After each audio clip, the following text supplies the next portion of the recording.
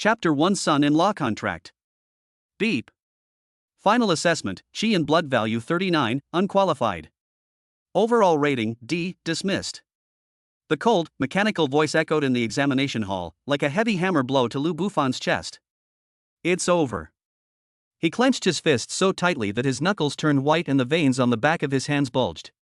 Having transmigrated to this world where martial arts reigned supreme for 18 years, he gave it his all, only to receive this result. Lu Bufan. A cold voice rang out. Wang Tianming, the Dean of Academic Affairs, pushed up his gold-rimmed glasses, his eyes behind the lenses filled with undisguised contempt. According to the Academy's regulations, expulsion takes effect immediately. You must repay the 300,000 yuan in student loans accumulated during your time at the Academy within 1 week. Otherwise, the martial arts enforcement team will enforce it. 300,000. Pay it off in a week? Lu Bufan felt a sudden dizziness. The parents are ordinary wage earners who emptied their savings to scrape together the down payment for the school credits, and now they are completely broke. Where can we find such an astronomical sum within a week? Seeing Lu Bufan's pale face, Wang Tianming's lips curled into a playful smile. He took a document from the drawer and threw it on the table. Of course, the Academy isn't heartless. This is your last resort. It was a contract, and the large, gold-embossed words on the title stung Lu Bufan's eyes. Family Talent Support Agreement. What is this? Lu Bufan's voice was hoarse and dry. A husband-to-be contract. Wang Tianming uttered 4 words casually, but the contempt in them was like steel needles. You know the Su family of Jiangcheng, right? The head of the Su group, the eldest daughter of the Su family, Su Qingxue, needs a husband in name only. He will pay off all your debts and provide you with a leisurely job with an annual salary of 100,000. Su Qingxue. This name is known to everyone in Jiangcheng. A prodigy, a business genius, and a young martial arts prodigy with exceptional talent, she is already a near grandmaster at the age of only 24. Would a person like that need a good-for-nothing who was expelled from the martial arts academy as her husband? Lu Bufan wasn't stupid, he immediately understood the key to it. A powerful family might need a shield to ward off evil in its internal power struggles. And he, Lu Bufan, a penniless, weak, and debt-ridden ant, was undoubtedly the easiest tool to manipulate. Wang Tianming watched his changing expressions and sneered. What? Feeling wronged? Lu Bufan, you need to face reality. On the path of martial arts, talent determines everything. Without talent, you're just trash. Being able to serve the Su family as a dog is the greatest blessing of your life. Countless people want to kneel before you but don't even have the chance. Sign it. Wang Tianming tapped the contract with his pen, and your life can go on.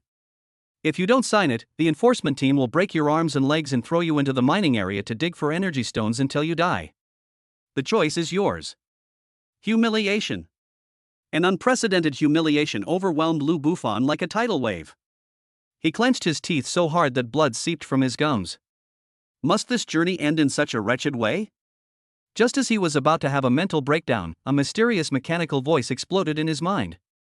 The system has detected that the host is facing a critical decision, meeting the activation requirements. Congratulations, host. The many children, many blessings system has been successfully bound. This system aims to help the host expand their family and continue their powerful bloodline.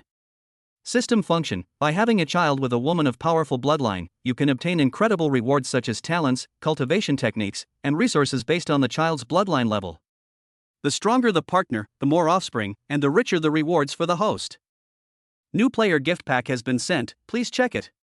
Lu Bufan was suddenly stunned, as if struck by lightning. System? It's the system. He suppressed his overwhelming joy and his consciousness quickly sank into his mind. A virtual panel suddenly appeared. Host, Lu Bufan. Realm, body tempering level 3 Chi and blood 39. Bloodline, mortal unranked. Cultivation technique, basic body tempering technique beginner. Partner, none. Offspring, none. New player gift pack, Divine Healing Pill X1 can heal all non-fatal injuries and chronic illnesses, bloodline detection technique X1. Lu Bufan's heart began to pound wildly. Many children and many blessings? Does having a child with a woman of strong bloodline make you stronger? His breathing became rapid instantly, and a crazy idea rose in his mind. Su Qingxue. She is a martial arts genius at the near grandmaster level. How powerful must her bloodline be? If I could be with her. Lu Bufan immediately used the bloodline detection technique on Wang Tianming in front of him. Target, Wang Tianming. Realm, 9th level of body tempering. Bloodline, mortal unranked. An unremarkable statistic. Lu Bufan suppressed his excitement and his gaze fell once again on the humiliating contract. At this moment, this contract was no longer a mark of shame in his eyes, but a ticket to the top. Rumors circulate that Su Qingxue is cold-hearted and ruthless, and that she remains single because she suffers from a hidden illness that prevents her from having children. That's why a marriage in name only is needed to silence the family elders. If the rumors are true.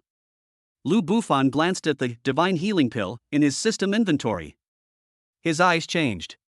Looking at the silent Lu Bufan, Wang Tianming impatiently urged, "Have you thought it through? Don't waste my time." He was ready to see Lu Bufan weep and wail as he humiliatedly signed the contract. However, Lu Bufan slowly raised his head, his face showing no sign of dejection or despair, but rather a calmness that Wang Tianming couldn't understand. "I'll sign." Lu Bufan picked up the pen and decisively signed his name at the end of the contract. The handwriting was bold and unrestrained, without the slightest hesitation. Wang Tianming was stunned. None of the scenarios he had envisioned had occurred. This kid seems to have gotten a huge bargain. "Humph, you're smart to know what's good for you." Wang Tianming put away the contract and made a call. "The assistant to the eldest daughter of the Su family? The person has been arranged, and you can come over to complete the formalities at any time." After hanging up the call, Wang Tianming waved his hand dismissively, as if shooing away a fly. "All right, you can get lost now. Remember, from today onwards, you are no longer a student of the martial arts academy, but a son-in-law of the Su family. In the future, don't say you are my student, Wang Tianming's student. I can't bear the shame." Lu Bufan ignored his sarcasm and turned to leave.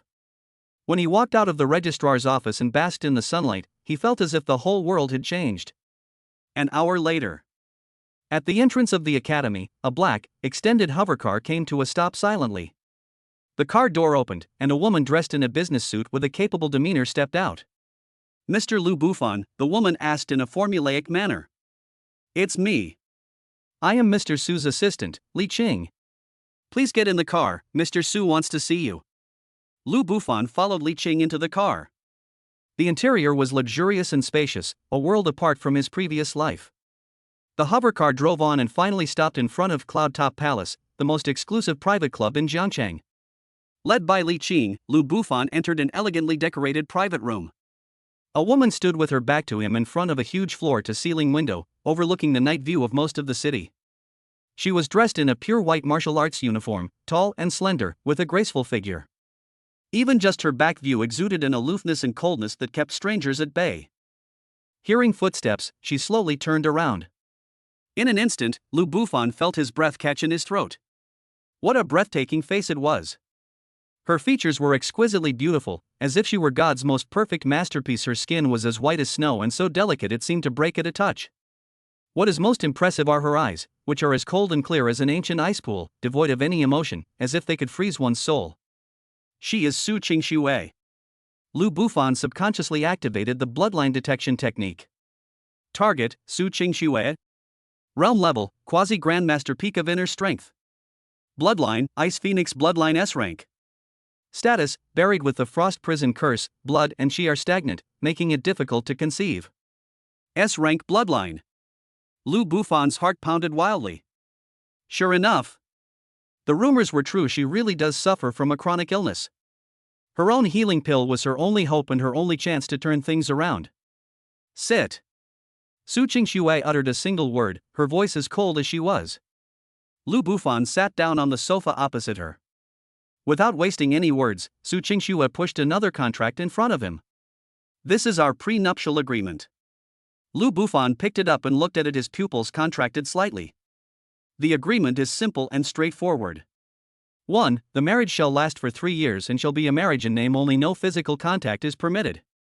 2. Lu Bufan must unconditionally cooperate with Su Qingxue in attending any necessary family and business occasions and play the role of a good husband. 3. Apart from public occasions, neither party shall interfere with the other's private life. 4. During the term of the agreement, Lu Bufan will serve as a security consultant for the Su Group, with an annual salary of 100,000 yuan, and shall not be absent without a valid reason. Fifth, after the 3-year period expired, the two divorced peacefully, and Su Qingxue paid Lu Bufan an additional 3 million as compensation. This is no prenuptial agreement, it's clearly a complete contract of servitude. Lu Bufan was merely a tool that Su Qingxue bought, a shield to deal with her family. If you have no objections, then sign it. Su Qingxue's tone left no room for argument. Lu Bufan looked at her stunningly beautiful face, which was devoid of any expression, and suddenly smiled.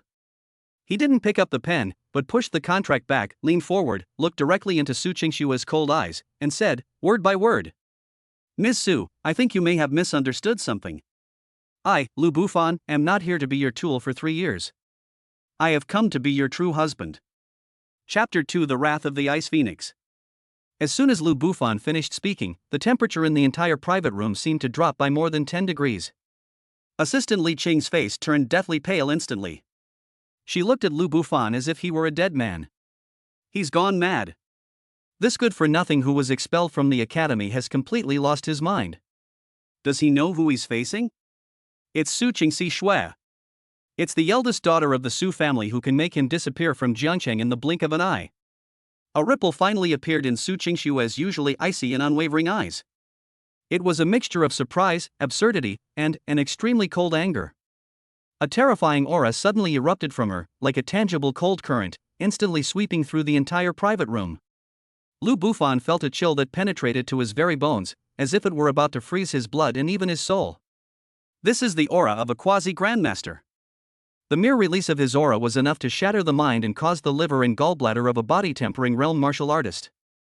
Lu Bufan's body trembled uncontrollably, his face turned deathly pale, and his teeth chattered. But he did not back down. He stared intently at Su Qingxue, his eyes burning with an unprecedented flame. He knew this was his only chance. If he backs down today and signs this agreement, then he will truly become a complete tool. Let alone having a child with Su Qingxue, even getting within 3 steps of her would probably be seen as a provocation. Want to activate the system? Maybe in your next life. Therefore, he had to take the gamble. Let's gamble on a 1 in 10,000 chance. What did you say? Su Qingxue spoke slowly, each word seemingly drifting from the deepest icy hell, carrying a chilling killing intent. She hadn't been this angry in a long time. The last person who dared to speak to her in that tone is now buried with grass 3 feet tall. I said, Lu Bufan roared, each word deliberate and strained, under the terrifying pressure that could freeze steel, I want to be your real husband.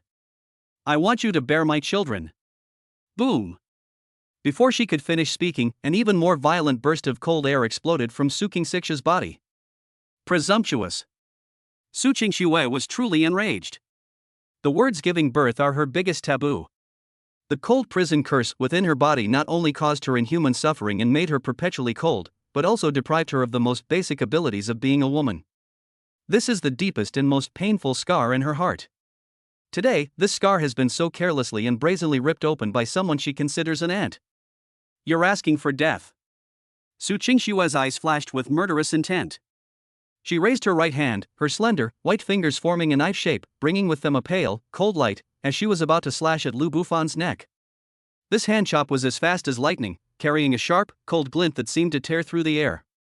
Let alone Lu Bufan being just a useless person at the 3rd level of body tempering, even a master martial artist at the 9th level of body tempering would absolutely not be able to dodge or block it. Li Qing, who was standing to the side, had already closed her eyes in fright. She seemed to have already seen the bloody scene of Lu Bufan's head falling to the ground. However, just as that cold hand blade was about to touch Lu Bufan's skin, Lu Bufan did something that no one expected. He neither dodged nor dodged. Instead, he used his last strength to roar out. The cold poison in your body flares up every full moon night, causing you unbearable pain, doesn't it? Your cultivation of the Ice Phoenix technique has reached a bottleneck. No matter what you do, you can't make any further progress, and there's even a risk of your blood and chi flowing backward, isn't that right? You've sought out renowned doctors and used every rare and precious herb, yet you still can't eradicate the stubborn ailment in your body, and you've even been told you'll never be able to have children, right? 3 questions in a row struck Su Qingxue's heart like thunderbolts. Her cleaving hand, which was about to strike, stopped abruptly less than a centimeter from Lu Bufan's neck. The sharp wind had already cut a thin bloodstain on Lu Bufan's skin. But Su Qingxue couldn't care less about any of that. For the first time, a look of shock appeared on her perpetually icy face. How could he have known? These are her biggest secrets. Aside from her closest grandfather and her personal physician, there could be no fourth person who knew. How did this man in front of me, this good-for-nothing who was just expelled from the academy, know all this? The murderous intent in her eyes slowly faded, replaced by endless surprise and scrutiny. She withdrew her hand, and the terrifying pressure subsided as well. The temperature inside the private room slowly rose.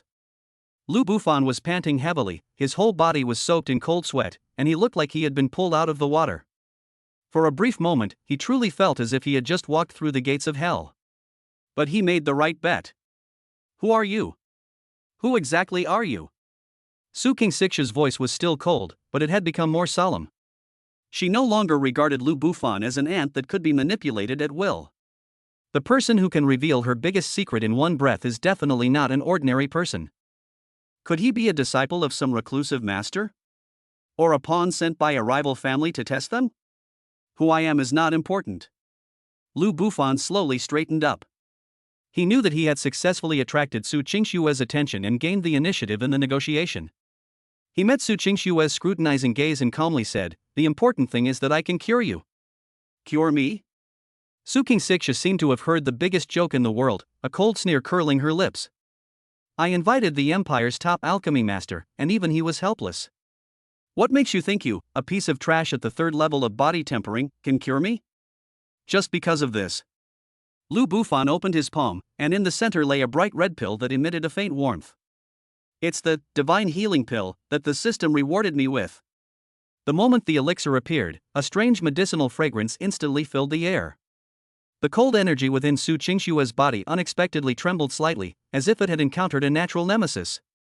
Her pupils contracted sharply. This is. She had seen countless rare and precious medicinal materials, but she had never seen such a strange elixir. Just smelling the aroma of the medicine brought a long-lost warmth to her perpetually cold body. What kind of pill is this? Su Qingshue's voice trembled slightly. Lu Bufan smiled slightly and put away the divine healing pill. It has no name. But it can eradicate the frost prison curse from your body, freeing you from pain, returning you to the path of martial arts, and even giving you the possibility of becoming a mother. Su Qing's breathing became completely disordered. Becoming a mother. These 4 words were like a key, unlocking her deepest desires and vulnerabilities. No matter how strong a woman is, no matter how cold and powerful she is, she cannot resist this instinct that comes from her blood and nature. She stared intently at Lu Bufan, her expression extremely complex. There was longing, doubt, vigilance, and a hint of desperate madness. What do you want? She asked in a deep voice. She doesn't believe in free lunches. Such a miraculous elixir must have come at a hefty price for the other party. My conditions have been made very clear from the beginning. Lu Bufan looked at her with an unprecedented seriousness in his eyes. I want you to be my wife willingly and to bear my children. You're dreaming. Su King Sikshu refused without even thinking. To force her to marry a good-for-nothing and have his child? That's worse than killing her. Then you can just stay with your incurable disease and be an infertile woman for the rest of your life. Lu Bufan shrugged, looking indifferent, and turned to leave. I think there must be quite a few wealthy families in Jiangcheng who want this pill. Stop. Su Qingxue called out to him. Her chest heaved violently, clearly indicating an internal struggle. On one side is her pride and dignity. On the other hand, there is the hope of curing her incurable disease, regaining the pinnacle of martial arts, and even becoming a complete woman. A long time. She seemed to use all her strength to squeeze out a few words through clenched teeth. Why should I believe you? Because you have no other choice. Lu Bufan turned around, his smile playful.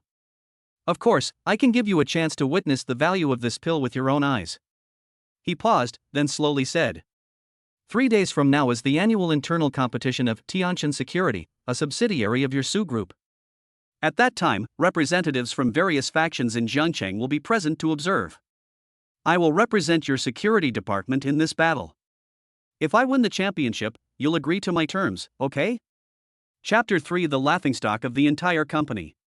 When Lu Bufan uttered the words win the championship, not only was Su Qingshuo stunned, but even his assistant Li Qing looked at him as if he were an idiot.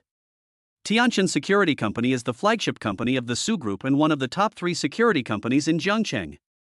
The security personnel inside are all martial artists at least at the 5th level of body tempering, and the captains are elites at the 7th or 8th level of body tempering.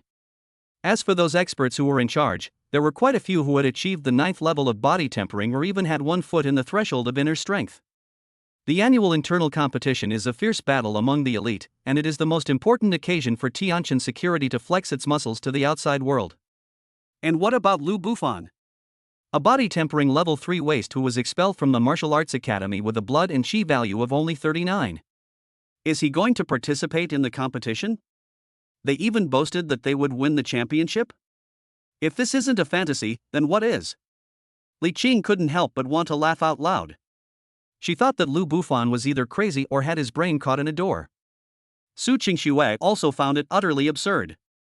But as she looked into Lu Bufan's confident, seemingly genuine eyes, her suspicions grew stronger. This man is strange in every way. What are his trump cards? Could that pill not only cure illness, but also greatly enhance strength in a short period of time? Countless thoughts flashed through Su Qingxue's mind, and finally, she slowly nodded. Okay, I promise you.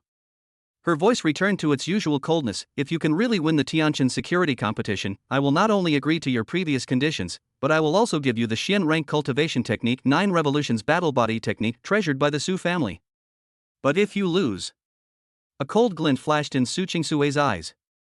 I want you to hand over the pills, and then I will personally cripple your cultivation, so that you will never be able to set foot on the path of martial arts again. It's a deal. Lu Bufan agreed without hesitation. For him, this bet was a sure win. The next day, the news that Lu Bufan had joined the Su Group spread like wildfire throughout the entire Su building. Of course, his official position upon joining the company was not that of a security consultant, but rather, as everyone knew, he was President Su's son-in-law. The entire company was in an uproar. Have you heard? Our perpetually icy CEO Su has actually found a man. What kind of man is he? He's just a live-in son-in-law. I heard he's a good-for-nothing who was expelled from the martial arts academy. Holy crap! Really? What's President Su after? Is it for poverty alleviation? Who knows? She's probably a victim of a family marriage. What a pity that someone as stunning as our CEO Su ended up with such a good-for-nothing. The break room, the corridors, and the offices of various departments were filled with employees whispering among themselves. Their gazes toward Lu Bufan were filled with contempt, jealousy, and schadenfreude. Lu Bufan didn't care at all. He went straight to the Tianjin Security Department, located on the basement floor of the building, to report for duty. As soon as I stepped into the training hall, all eyes turned to me. The dozens of burly, imposing security personnel in the hall all stopped their training and stared at Lu Bufan as if he were a monkey. A burly man, nearly 2 meters tall, with muscles bulging like a brown bear, blocked Lu Bufan's path.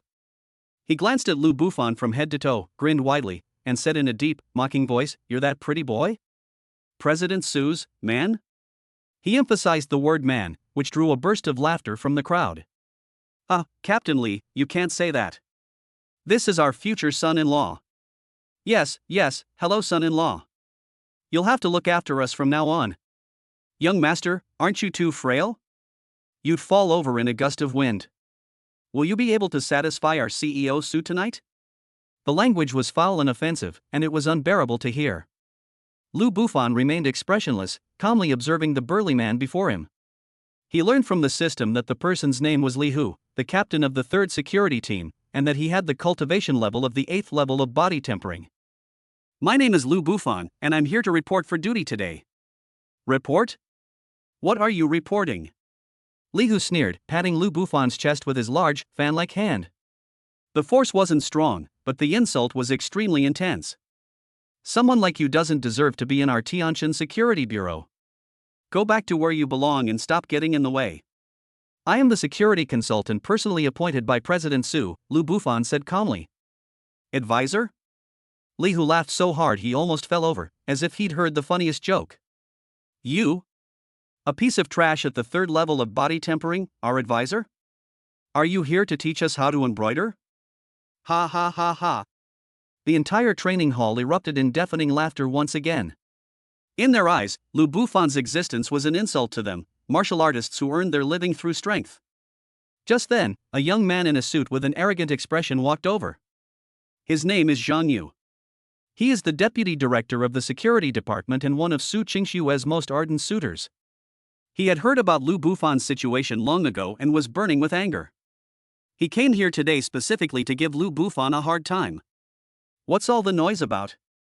What are you all doing gathered here? Don't we need to train anymore? Zhang Yu scolded sternly. Everyone immediately fell silent. Zhang Yu walked up to Lu Bufan, looking down at him with undisguised contempt and hostility in his eyes. You are Lu Bufan? It's me. I can't refuse President Su's request. Since you're here as an advisor, you should at least show us what you're capable of, right? Zhang Yu said sarcastically. How about this? The company's big competition is in 3 days, you should sign up too. If you can last 3 moves in the competition, I'll acknowledge your advisory status, how about that? Upon hearing this, everyone looked at Lu Bufan with expressions of anticipation, as if they were watching a good show. Everyone knows that in the Tianqian security competition, fists and kicks are merciless, and every year someone is seriously injured. If we send Lu Bufan, a piece of trash at the 3rd level of body tempering, up there, let alone 3 moves, he probably wouldn't even last 1 move. He'd be carried out on the spot. Zhang Yu clearly wanted to use the competition as an opportunity to legitimately cripple Lu Bufan. Everyone thought that Lu Bufan would be so scared that he would run away in a panic and make excuses to refuse. However, Lu Bufan met Zhang Yu's provocative gaze and calmly uttered 3 words. I'll participate. He not only wants to participate, he wants to win the championship. However, Lu Bufan changed the subject, his gaze sweeping over everyone present. I have one condition. Oh? Zhang Yu looked at him with interest. What are the conditions? I heard that the champion of the competition, in addition to the prize money, will also have the opportunity to enter the company's S-level armory and choose a martial arts technique, is that right? That's right. Zhang Yu nodded, sneering inwardly. This good-for-nothing is already daydreaming before even stepping onto the field.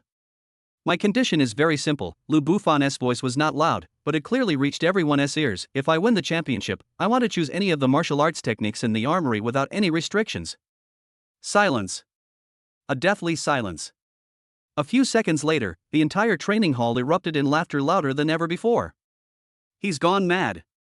This kid has completely gone mad. Who does he think he is? A martial arts master? He thinks he can choose all of them? I can't take it anymore, I'm dying of laughter. This is the funniest joke I've heard all year. Li Hu laughed until tears streamed down his face. Pointing at Lu Bufan, he gasped, Good. Good. I love it when you brag like this. I bet you. If you win the championship, I'll kneel down right now, kowtow 3 times, and call you Grandpa 3 times. I'll bet on him too. If he makes it into the top 3, I'll live stream myself doing a handstand and eating shit. Count me in. Immediately, public sentiment was outraged, and everyone regarded it as a huge joke. Zhang Yu also smiled, his eyes filled with pity as he looked at Lu Bufan. Okay, I agree, Zhang Yu said readily. I'd like to see how you're going to handle this in 3 days. He couldn't wait to see Lu Bufan get beaten up and dragged out like a dead dog during the competition. Lu Bufan ignored their mockery. He turned and went into the lounge that had been arranged for him, then closed the door. Even through the door, he could still hear the unrestrained laughter outside. Lu Bufan's face showed no anger or frustration, but rather a cold smile. Laugh to your heart's content. 3 days from now, I will make sure none of you can cry anymore. He sat down cross-legged and took out the divine healing pill from his robes. He did not swallow it immediately. This pill is meant to cure Su Qingshui. It's his biggest bargaining chip to gain the upper hand after winning the bet. What he needs to do is to elevate his strength to a whole new level within these 3 days. System, open my properties panel. Host, Lu Bufan. Realm, body tempering level 3 Qi and blood 39. Bloodline, mortal unranked. Cultivation technique, basic body tempering technique beginner. Partner, none.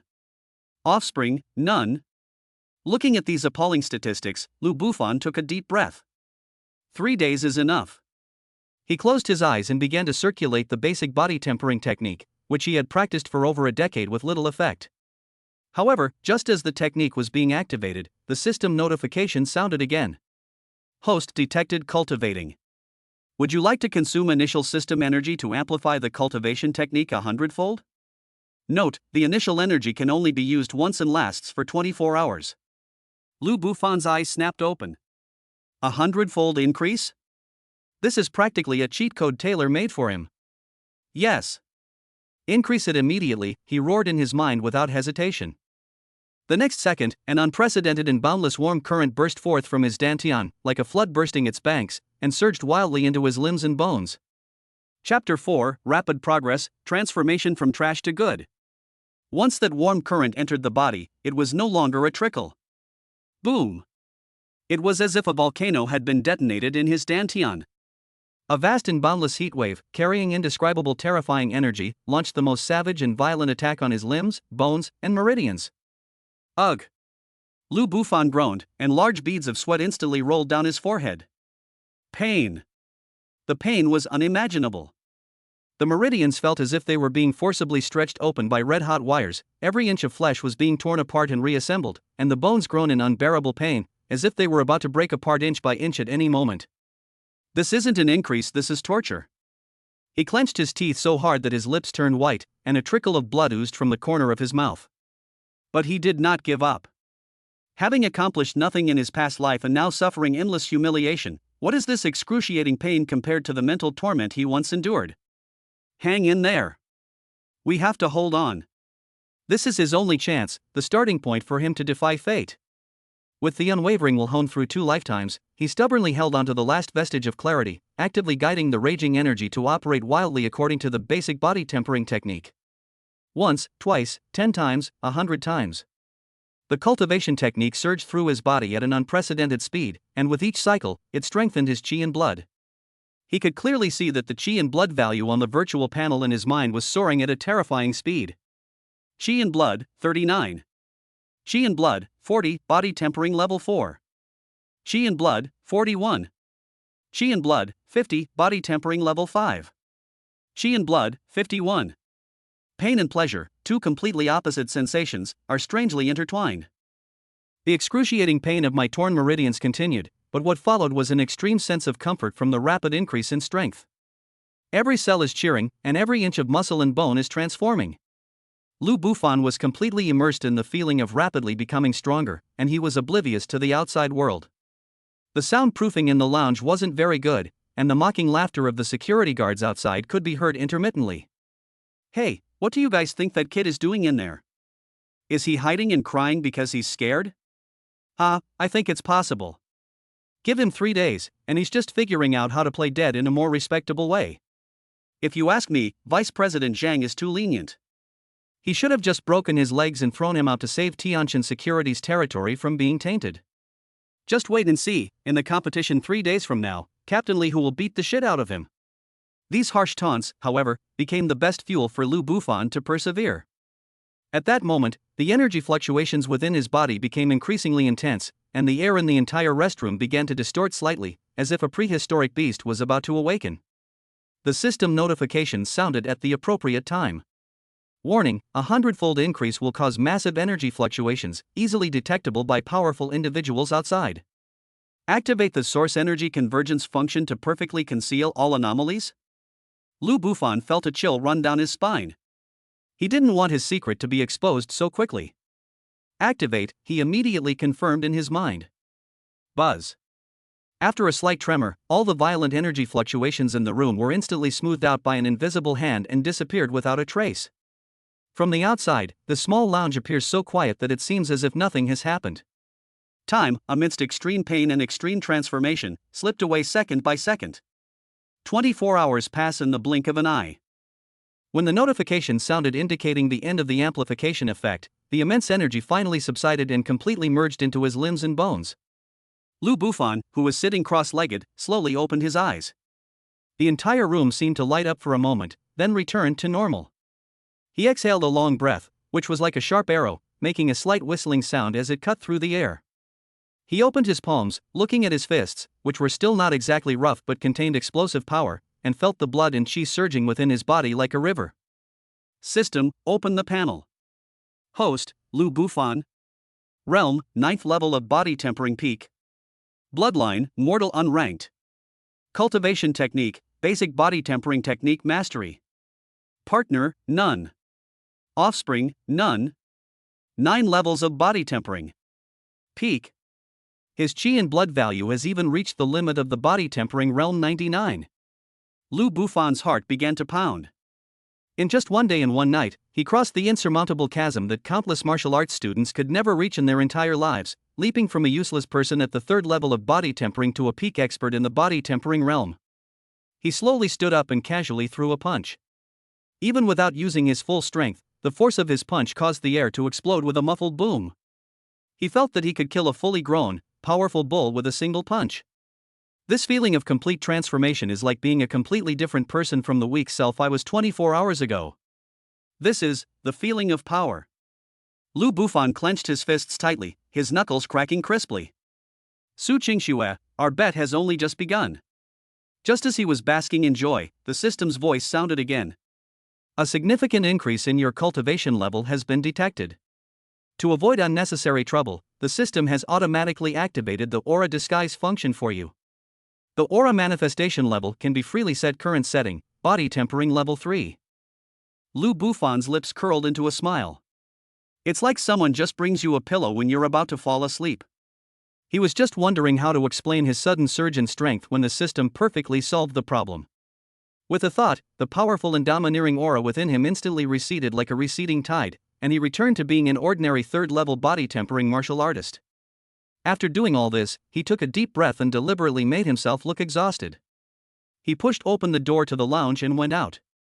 To make the performance more realistic, he deliberately made his steps appear unsteady and his face pale, as if he had overindulged in sex and his body had been drained.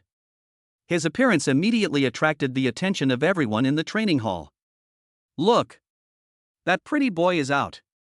But what's wrong with him? It's only been a day, how come he looks like he's been drained dry by a dozen female demons? Ha ha ha. That's hilarious. Looking like that, you think you can participate in the competition? Don't let the wind blow you over. Li Hu pointed at him without any politeness and burst into laughter. Lu Bufan ignored the taunts and simply walked silently toward his consultant's office with his head down. Just then, Deputy Chief Steward Zhang Yu walked over from the other end of the corridor. When he saw Lu Bufan's weak and feeble appearance, a hint of undisguised contempt and cruelty flashed in his eyes. Very well, it seems this kid has been scared out of his wits and is even listless. A sinister smile curled at the corner of Zhang Yu's mouth. He exchanged a glance with Li Hu, who was not far away, and suddenly gave him a meaningful look. Li Hu immediately understood. He grinned, revealing a set of gleaming white teeth, and nodded emphatically at Zhang Yu. He understood what the Deputy Chief Steward meant. In tomorrow's live fire sparring, don't hold back, go all out. Lu Bufan took in all of this out of the corner of his eye. His heart was filled with coldness. Well done. Unfortunately, you'll never know that the ant you could crush at any moment has quietly transformed into a dragon that's about to devour you all. Tomorrow is the company's internal practice drill. The humiliating feast that Zhang Yu and Li Hu had meticulously prepared for him was about to officially begin. Chapter 5: A carefully planned accident. The next morning, the atmosphere in the training hall of Tianshan Security Department was exceptionally lively. Deputy Chief Zhang Yu gathered all the security team members together, cleared his throat, and put on a fake, businesslike smile. Colleagues, I've called you all here today because I have some good news to announce. He paused, his gaze lingering on Lu Bufan in the crowd for 2 seconds. As you all know, we have a new consultant in our security department, Mr. Lu Bufan. In order to help Consultant Lu get familiar with our work as soon as possible and integrate into our Tianshan security family, I have decided to arrange some friendly practical training exercises from time to time, starting today. He spoke grandly and politely, his words full of deep concern for the newlyweds. This will not only enhance the relationship between colleagues, but also give Consultant Lu a more intuitive understanding of our security personnel's daily training. It's a win-win situation. As soon as he finished speaking, a suppressed chuckle rose from the crowd. Everyone knew perfectly well that this was no friendly practice match at all, it was clearly a trap set up long ago. Zhang Yu was satisfied with everyone's reaction. He pushed up his gold-rimmed glasses and continued, so, for today's first sparring session, who should we choose as advisor Lu's partner? We need to be careful about this choice. He pretended to scan the crowd, and finally, as if after careful consideration, pointed his finger precisely at the giant at the front of the line. Li Hu. As the captain of our strongest team, the third team, you are experienced and have the best control over your strength. You'll be in charge.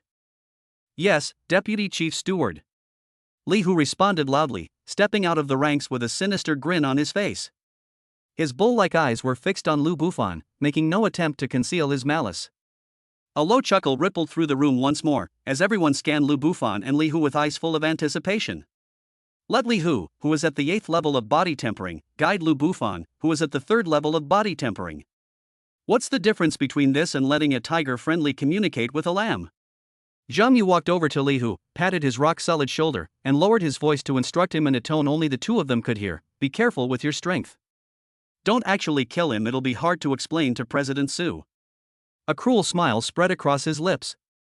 Break an arm or a leg, and let him lie quietly in the hospital for a few months, that will be enough. Understood. Li Hu nodded with a sinister grin, his two iron fists clenching so tightly they cracked. Top floor, CEO's office. Assistant Li Qing walked in quickly, her delicate brows furrowed tightly. President Su, downstairs at the security department. Zhang Yu has arranged a live fire sparring session, specifically assigning Li Hu to deal with Lu Bufan. Li Qing's tone carried a hint of worry.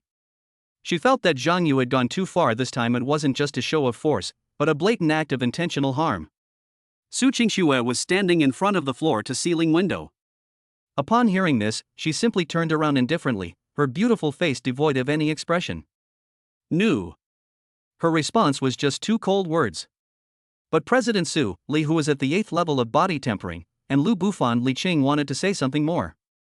Su Qingxue raised her hand to interrupt her. Watch. Two words, devoid of any emotion, yet exuding an unquestionable authority. Li Qing opened her mouth, but ultimately swallowed her words and bowed as she left the office. She didn't understand why President Su was indifferent to this. Could it be that she also wants to use Zhang Yu to teach that arrogant son-in-law a lesson? For the first time, Li Qing felt a subtle sense of sympathy for Lu Bufan. Although she also looked down on this man who climbed the social ladder through a marriage contract, Zhang Yu's behavior of using public office for private gain and his despicable methods made her even more disgusted. She returned to her office and pulled up the live feed of the training hall. No matter what, she had to see it with her own eyes, so that if something truly irreversible happened, she could take immediate action. A large open space had already been cleared out in the center of the training hall. Dozens of security personnel formed a large circle, craning their necks as if watching a gladiatorial contest about to begin. The atmosphere has been built to its fullest potential. Li Hu stood in the center of the field, freely moving his explosive muscles, his bones emitting a series of terrifying popping sounds. He walked step by step to Lu Bufan, his tall figure casting a shadow that almost completely enveloped Lu Bufan. He leaned down, brought his ear close to Lu Bufan's, and said in a sinister voice that only the two of them could hear, "Kid, if you have someone to blame, blame yourself for touching a woman you shouldn't have. Today, I'll teach you for free, the most important thing in being a person is to have self-awareness." Lu Bufan's expression remained calm, as if he hadn't heard the threat at all. He didn't even bother to lift his eyelids, and simply spoke in a flat tone. Can we begin? I'm in a hurry. This extreme disregard was like a resounding slap across Li Hu's face. You're asking for it. Li Hu's anger was completely ignited, and the muscles in his face twitched violently with rage. Good. Very good. Zhang Yu, standing on the sidelines, was amused by Lu Bufan's reckless attitude. He took 2 steps back, raised his hand high, and then swung it down sharply. Sparring, begin. A sneer of absolute certainty had already appeared on his face. He had even already prepared his words for later. Oh dear, what a pity. Captain Li Hu made a mistake on impulse. I didn't expect Advisor Lu to be so easily defeated. Roar. Before Zhang Yu's voice had even finished, Li Hu let out a wild roar. The alloy floor beneath his feet slammed with a loud thud, and he charged toward Lu Bufan like a runaway heavy truck.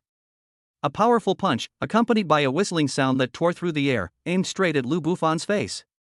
He used a full 80% of his strength in that punch. He's going to punch me. Let this clueless pretty boy become a bedridden cripple. The force of the punch hit his face, causing the stray hairs on Lu Bufan's forehead to dance wildly. The security guards around him seemed to already see the gruesome scene of Lu Bufan's facial bones shattering and flesh flying everywhere in the next second.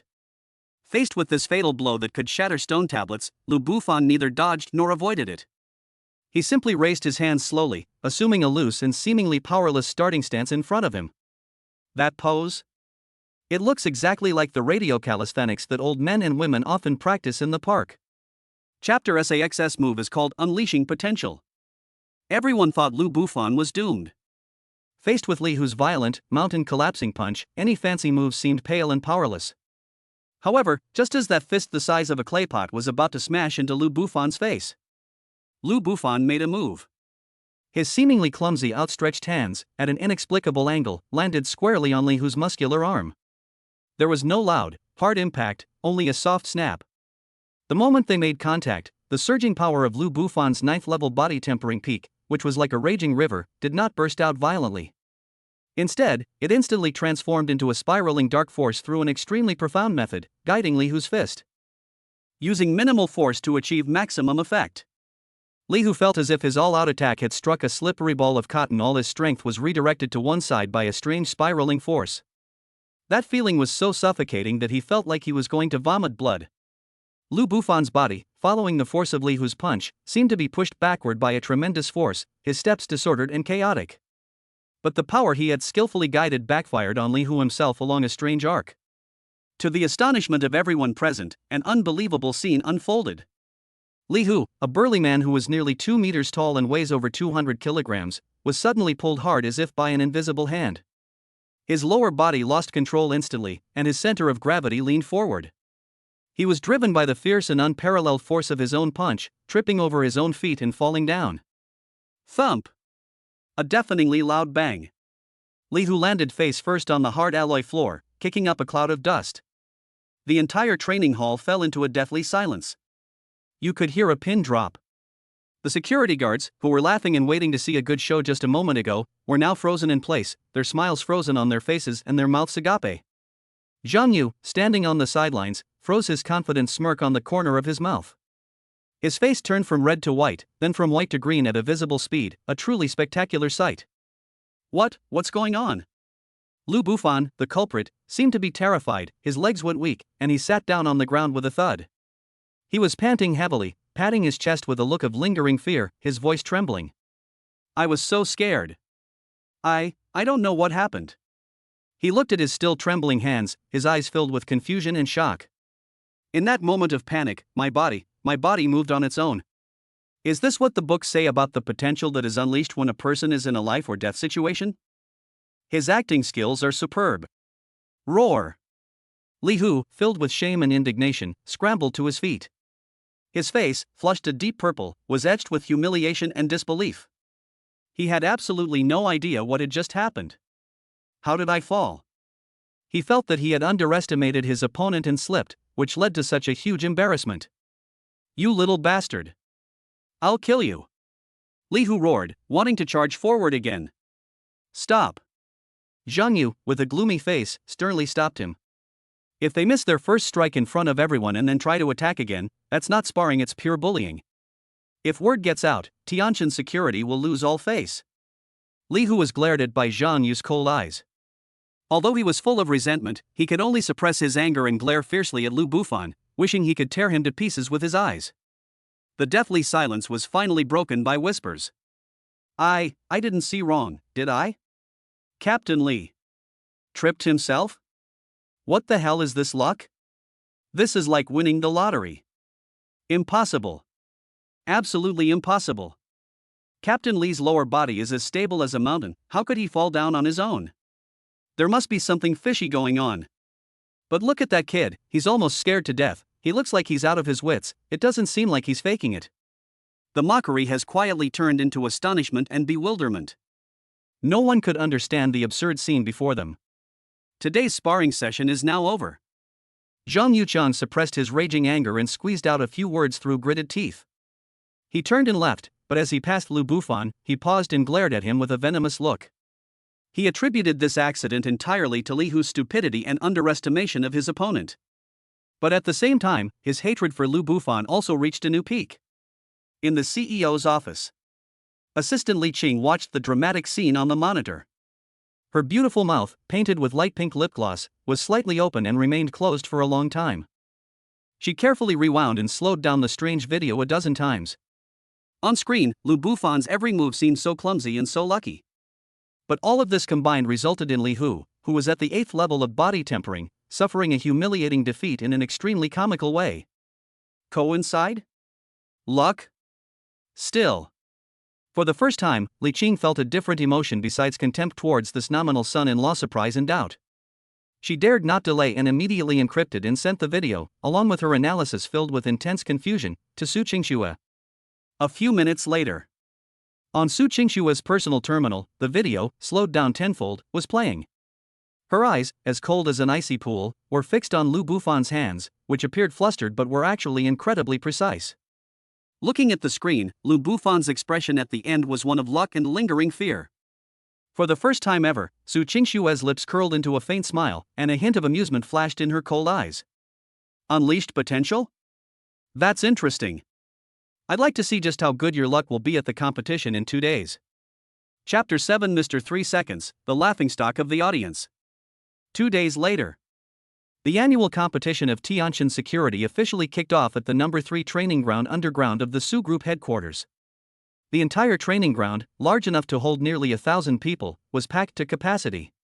The gleaming alloy floor reflected the light from the dome's matrix lights, creating a solemn and tense atmosphere. In the front row of the viewing platform sat none other than prominent figures of Jiangcheng. Representatives of the city guard, spies from the other major security companies, and several rarely seen elders of the Su Group all scrutinized the audience with varying expressions. When Su Qingshuo entered the venue surrounded by a group of senior executives, the previously noisy environment instantly quieted down. She was still dressed in a pristine white martial arts uniform, her unadorned face covered with a layer of icy coldness that seemed to have stood the test of time. She walked straight to the head seat and sat down, her powerful aura causing the surrounding temperature to drop several degrees. Her gaze, like a sharp ice blade, slowly swept across the entire arena, finally pausing almost imperceptibly for less than a second on the languid figure at the very end of the contestant queue. At this moment, Deputy Manager Zhang Yu, holding the newly printed match schedule, curled his lips into a smug, sinister smile. He walked to the referee's table, discreetly handed over a slip of paper, and whispered a few words to them. The chief referee looked up at him, then at Su Qingshuo on the viewing platform. After hesitating for a moment, he finally nodded helplessly. Soon, the first round of matchups appeared scrolling on the huge holographic screen. Match 1, Lu Bufan vs. Wang Wu. The moment the list was announced, the entire venue was first deathly silent, then erupted into chaos as if a bucket of cold water had been poured into boiling oil. Put. Am I seeing things? Wang Wu? That Wang Wu with a chi and blood value in the 40s, who has been at the bottom of the rankings for years and is about to be fired. Ha ha ha, that's hilarious. Are they afraid their son-in-law will be eliminated in the first round, so they arranged for him to be the weakest one to get a guaranteed spot? That's such a shameless act. A waste of resources paired with another waste of resources, a match made in heaven. It's just a pity for Wang Wu, now he's become a stepping stone known to the whole company. A complete cover-up. A blatant cover-up. A thorough investigation is recommended. Hey, what do you know? This is called the self-cultivation of a live-in son-in-law. You have to give him some face in the first round, right? In the audience, harsh laughter and boos rose and fell in waves. On the viewing platform, an elderly man with white hair and beard, dressed in a tang suit, frowned deeply. He turned his head and said to Su Qingshuo beside him in a deep voice, "Qingshuo, what's going on? This is ridiculous. Our Su family is going to lose all face because of this farce." This person is none other than Su Changhe, the second elder of the Su family, who enjoys extremely high prestige within the group. Su Qingshue's expression remained unchanged. She simply replied calmly, "Second grandfather, just keep watching." Her voice wasn't loud, but it carried an undeniable calmness. Su Changhe snorted coldly and said no more, but his face was extremely ugly. Off the field, the game bell rang. The tall and burly Wang Wu stepped onto the stage, his face flushed, unsure of what to do with his hands and feet. He knew he was cannon fodder, specially arranged to be a stepping stone for that pretty boy, which was a great humiliation to him. But he still wanted to struggle. What if that good-for-nothing was even worse than him? Aha! Wang Wu nervously assumed a fighting stance. To bolster his courage, he let out a loud, incomprehensible roar, then suddenly exerted force with both legs, charging towards Lu Bufan like a mad bull. He wanted to vent all his humiliation and anger on this punch. However, Lu Bufan stood in the same spot the whole time, without even changing his posture. He watched as Wang Wu charged towards him menacingly, and even took the time to survey his surroundings, as if none of it concerned him. Just as Wang Wu rushed in front of him, his fist, brimming with power, was about to be thrown. Lu Bufan made a move. He simply and casually extended his right foot and gently placed it in Wang Wu's path. Yes, I just left it there for a moment. The movement was so casual, as if one were afraid of stepping on an ant while walking. Wang Wu's momentum was too strong, all his attention was focused on his upper body, and he didn't notice the insignificant change in his footing. His left foot landed squarely on Lu Bufan's ankle. In that instant, he felt like he had crashed into a train with a crowbar. The body's balance collapsed with a crash. Ah! A scream, longer and more piercing than before, echoed throughout the entire arena. Wang Wu was thrown through the air like a sack of potatoes by a catapult, tracing a messy parabola before landing face down on the floor outside the arena with a thud, kicking up a cloud of dust. The referee's hand holding the timer froze in mid-air, his mouth agape, and he remained stunned for a full 3 seconds before blowing the whistle as if he had just come to his senses. In the first match, Lu Bufan wins. He glanced at the numbers on the timer and recited them in a dreamlike tone. Time taken, 3 seconds. An eerie silence fell over the entire room once again. Immediately afterwards, a burst of laughter erupted, louder and wilder than ever before. Ha ha ha ha. I can't take it anymore, I'm going to laugh myself to death. 3 seconds. He tripped himself and flew off? What kind of comedy is this? Mr. 3 seconds. I hereby declare that from today onwards, he is our Tiantian Securities Mr. 3 seconds. This time, even the bigwigs on the viewing platform who were pretending to be reserved couldn't help but laugh out loud.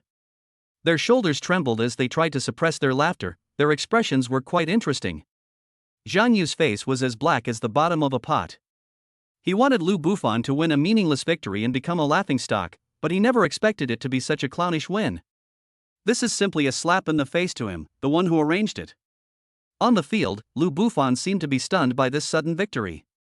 He scratched his head blankly, looking at his foot that had caused the accident, then shouted loudly in a concerned yet innocent tone to Wang Wu, who was lying motionless on the ground outside the field. Dude, why are you running so fast? The floor is slippery. This sentence became the last straw that broke the camel's back. Wang Wu, already filled with shame and indignation, felt a sweet taste in his throat and his vision went black upon hearing this final, utterly defeated. He fainted on the spot without even uttering a sound. In a corner of the viewing platform, a spy from a rival company was silently and rapidly scribbling a line in his notebook. Lu Bufan, the son-in-law of the Su family, won his first battle in 3 seconds. He seems to be mentally challenged. His fighting style is unknown. He advanced by relying on his opponent's self-destruction. Overall assessment, no threat whatsoever, can be ignored. The first fatal misjudgment of information thus occurred. There was only one person in the entire room who didn't laugh. Su Qingxua quietly looked at the innocent-looking man on the field.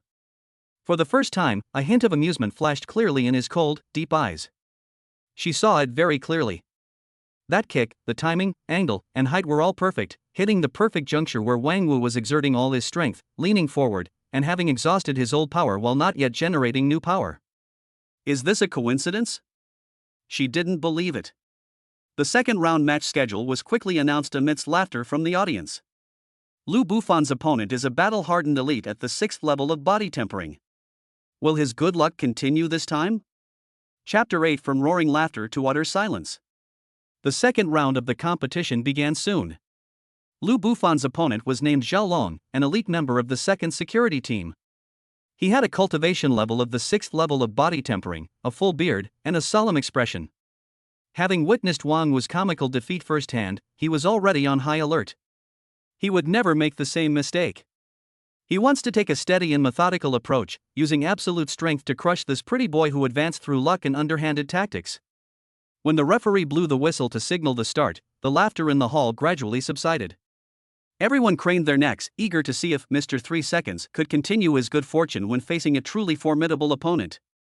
Zhao Long bent his knees slightly, lowered his center of gravity, and like a tiger about to pounce on its prey, slowly approached Lu Bufan step by step. With each step he took, the alloy floor beneath his feet emitted a soft thud, exuding an imposing aura. In contrast, Lu Bufan remained as lazy as ever, standing motionless in the same spot. He even yawned long in front of everyone, oblivious to everyone else, squeezing out a few physiological tears from the corners of his eyes, appearing extremely nonchalant. This completely ignited Zhao Long's anger. What utter contempt!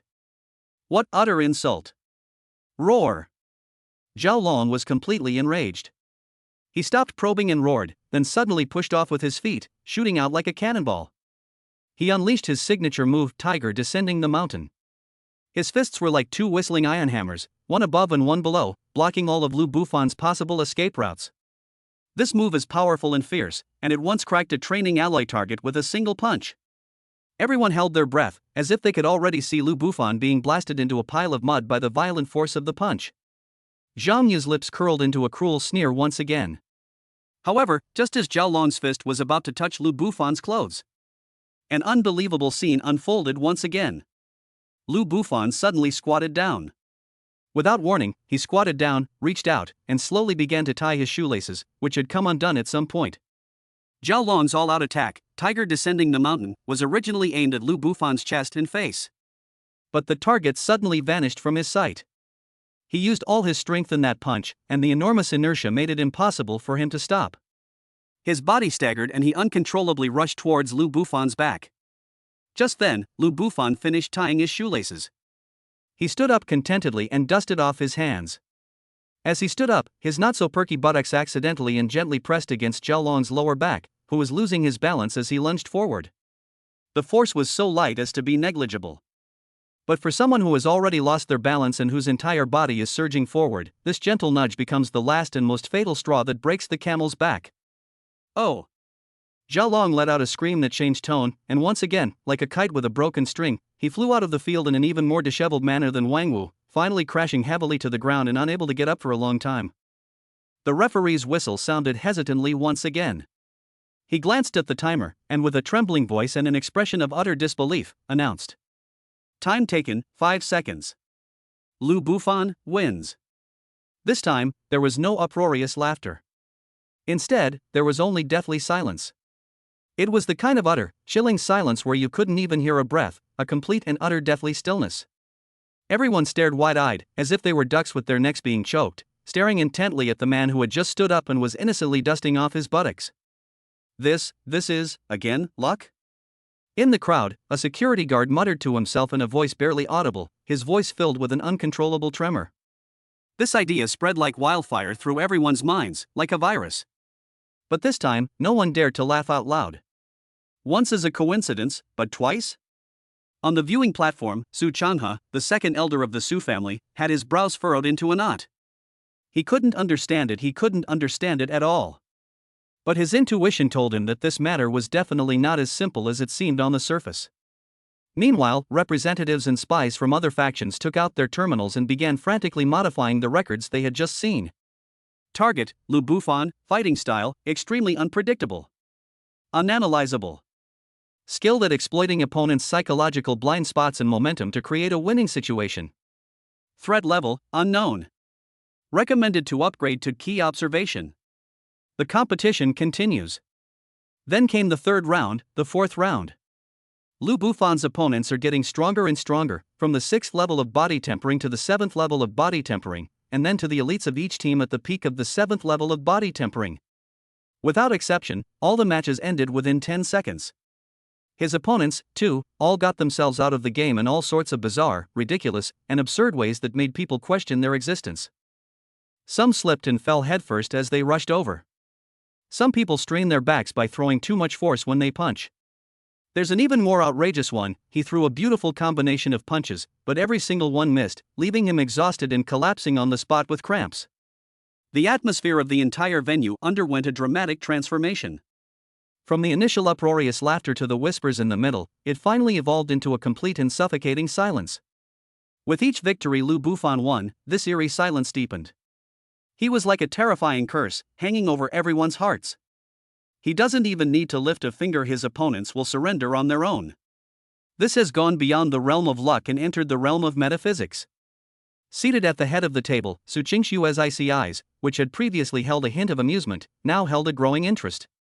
She finally turned her head and, in a very low voice, instructed her assistant Li Qing, who was already speechless with shock. Go check. Get all his competition videos and martial arts evaluation data from when he entered martial arts high school, without missing a single one. I need to see them immediately. Yes, yes. President Su.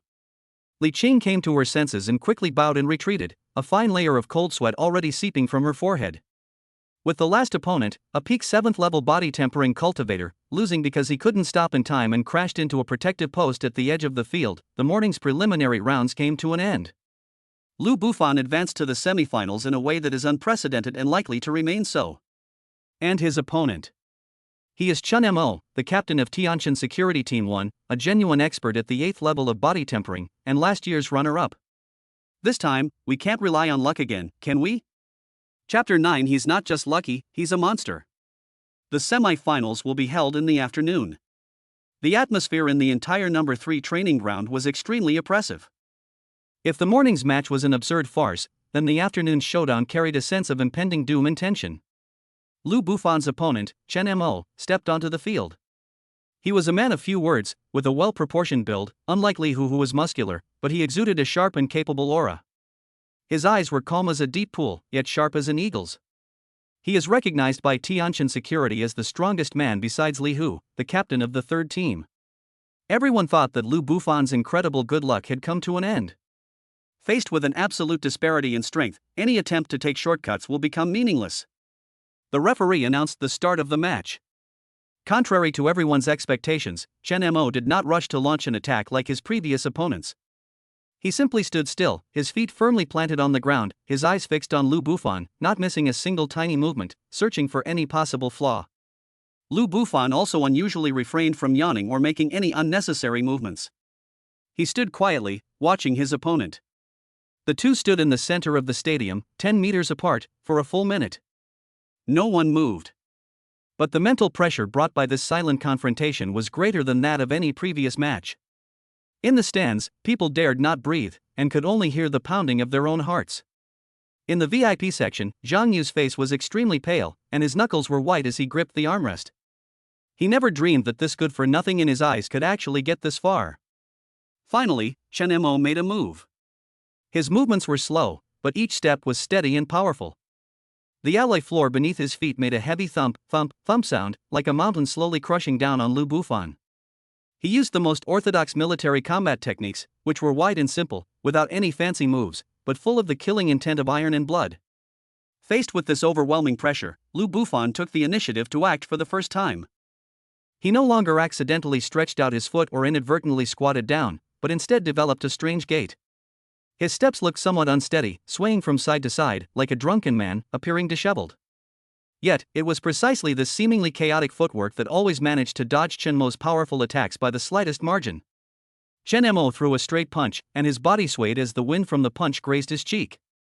Chen Mo swept his leg, and as he shifted his footing, the gust of wind from the leg grazed past his trouser leg. This is... On the viewing platform, the city guard representative, who had been resting with his eyes closed, a retired military leader, suddenly opened his eyes, leaned forward, stared intently at Lu Bufan on the field, and exclaimed in shock. Is this the Drunken 8 Immortals footwork, a long-lost technique from an ancient martial arts school? No, it seems similar, but its essence appears to surpass even the legendary version. His words were like a thunderclap, exploding in the silent viewing platform. On the field, Chen Mo has launched a full 30 attacks in a row. His punches became faster and faster, and the force became stronger and stronger. Not to mention injuring Lu Bufan, he couldn't even touch the corner of the other's clothes. Sweat trickled down his forehead. A tremendous storm was raging within him. He finally understood. The man in front of me didn't rely on any bullshit luck at all. He completely overwhelmed him, like a dimensional reduction attack, through his combat intuition, timing, and the exquisiteness of his movements. Those seemingly comical victories this morning were no coincidence at all. Instead, this man, in a way they couldn't comprehend, precisely calculated and exploited the weaknesses of each opponent, manipulating them at will. He treated everyone like fools. Having figured this out, Chen Mo's attacks gradually ceased. He stood there, his chest heaving violently, panting heavily. Looking at Lu Bufan across from him, who remained calm and composed, his breathing perfectly steady, his eyes lost all fighting spirit, replaced by deep shock and a hint of bitterness. He took a deep breath and did something that surprised everyone in the room. He solemnly clasped his hands in a fist salute to Lu Bufan. I lost. He actually admitted defeat right away. The entire audience erupted in uproar. Admitting defeat voluntarily? This is more shocking than any other way of being blasted away. This means that, in the mind of Chen Mo, a powerful expert at the 8th level of body tempering, the gap between him and Lu Bufan has become so large that there is no need to continue fighting. Ignoring the surrounding noise, Chen Mo turned around, walked off the stage, and returned to his team. One of the team members asked, puzzled, Captain, why are you giving up? You haven't even used your full strength yet. Chen Mo shook his head and said in a hoarse voice, it's no use.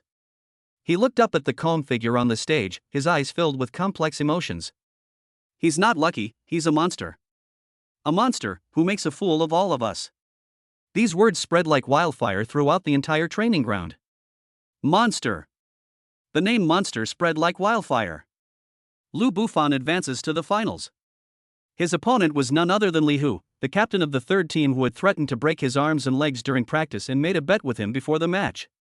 Li Hu stood in the waiting area, looking at Lu Bufan on the stage, who was receiving the awe-inspiring gazes of the entire audience, and the muscles on his face twitched uncontrollably. For the first time, a trace of fear appeared in his eyes, besides overwhelming anger and humiliation. The night before the final, Zhang Yu found Li Hu, who was drinking alone in the lounge, his face pale, with a gloomy expression. He slammed a brocade box heavily onto the table. The brocade box was opened, and inside lay a pill that was entirely crimson and exuded an ominous and violent aura. This is the blood frenzy pill, which can make your strength increase by 1 level within half an hour, directly approaching the peak of the 9th level of body tempering. Zhang Yu's voice was like a venomous snake from hell. This is your only chance, and the last chance I'm giving you. Chapter 10: Forbidden Drugs and the Final Madness. The air in the lounge the night before the final was as still as lead. Li Hu sat alone on the cold bench, several empty bottles on the table in front of him. The alcohol hadn't numbed his senses, instead, it had made the fear in his eyes even clearer. The scene of Chen Mo's voluntary surrender that afternoon was like a poisonous thorn, deeply embedded in his heart. That man wasn't just lucky. It's a monster. He kept replaying Chen Mo's hoarse comment in his mind, and his body began to tremble uncontrollably. Squeak! The door to the lounge was pushed open, and a cold draft blew in.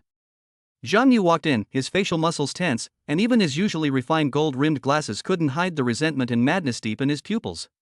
He didn't speak, but simply slammed an exquisite ebony brocade box heavily onto the table in front of Li Hu. A muffled thud made Li Hu's body tremble violently. Zhang Yu slowly opened the brocade box, and a bright red pill lay quietly on a velvet cushion. The surface of the pill seemed to have flowing light swirling around it, emanating an ominous and violent aura. Just looking at it made one's heart race and blood boil.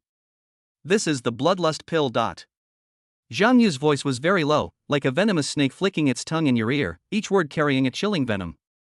It can make your strength increase by 1 level in half an hour, approaching the peak of the 9th level of body tempering.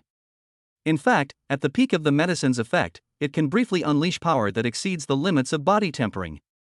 Li Hu's breathing suddenly quickened. He stared intently at the pill, his eyes filled with a mixture of greed and fear. Peak of the 9th level of body tempering. That was the level he dreamed of reaching. Eat it, Zhang Yu leaned down and whispered in Li Hu's ear, his face contorted in a ferocious grimace. Tomorrow in the arena, I want you, at any cost, to cripple him. He practically squeezed out the last 3 words through gritted teeth. This is a banned drug. Li Hu's voice trembled, his lips quivered, and his face was deathly pale. He certainly knew what the bloodlust pill was.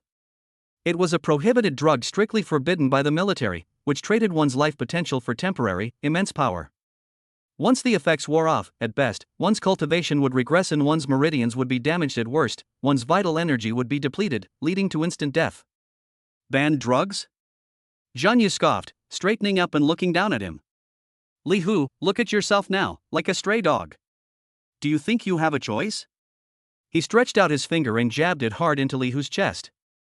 If you lose tomorrow, not only you, but the entire third team will become the biggest joke in Tianshan security. Do you still want to be the captain? Do you still have the face to show your face in Zhangcheng? Think about how that pretty boy humiliated you. Think about how everyone in the company sees you. Are you willing to accept this? Every word Zhang Yu said was like a red-hot branding iron, searing into Li Hu's heart. Humiliation, anger, resentment, all sorts of negative emotions surged like a flood, instantly overwhelming his last line of rational defense. He recalled Lu Bufan's leisurely strolling figure during the day. I recalled the awe and respect that the entire audience showed to Chen Mo when he voluntarily conceded defeat. He even recalled how confidently he had vowed to beat the other person to a pulp outside the lounge. Li Hu's eyes gradually turned red. His trembling hand slowly reached for the brocade box. The moment his fingertips touched the pill, a scorching heat seeped into his body through his skin, causing his blood to boil. Strength. This is the allure of power. Finally, he grabbed the bloodlust pill and clenched it tightly in his palm, his nails digging deep into his flesh. He raised his head, his bloodshot eyes fixed on Zhang Yu, and gritted his teeth as he said, word by word, fine. I'll eat. I want him, dead. A satisfied, cruel smile finally appeared on Zhang Yu's face. He patted Li Hu on the shoulder, his tone softening again, that's right. Don't worry, after it's done, I'll give you a large sum of money, enough for you to go to the best medical center abroad to recuperate. I'll also help you take care of President Su.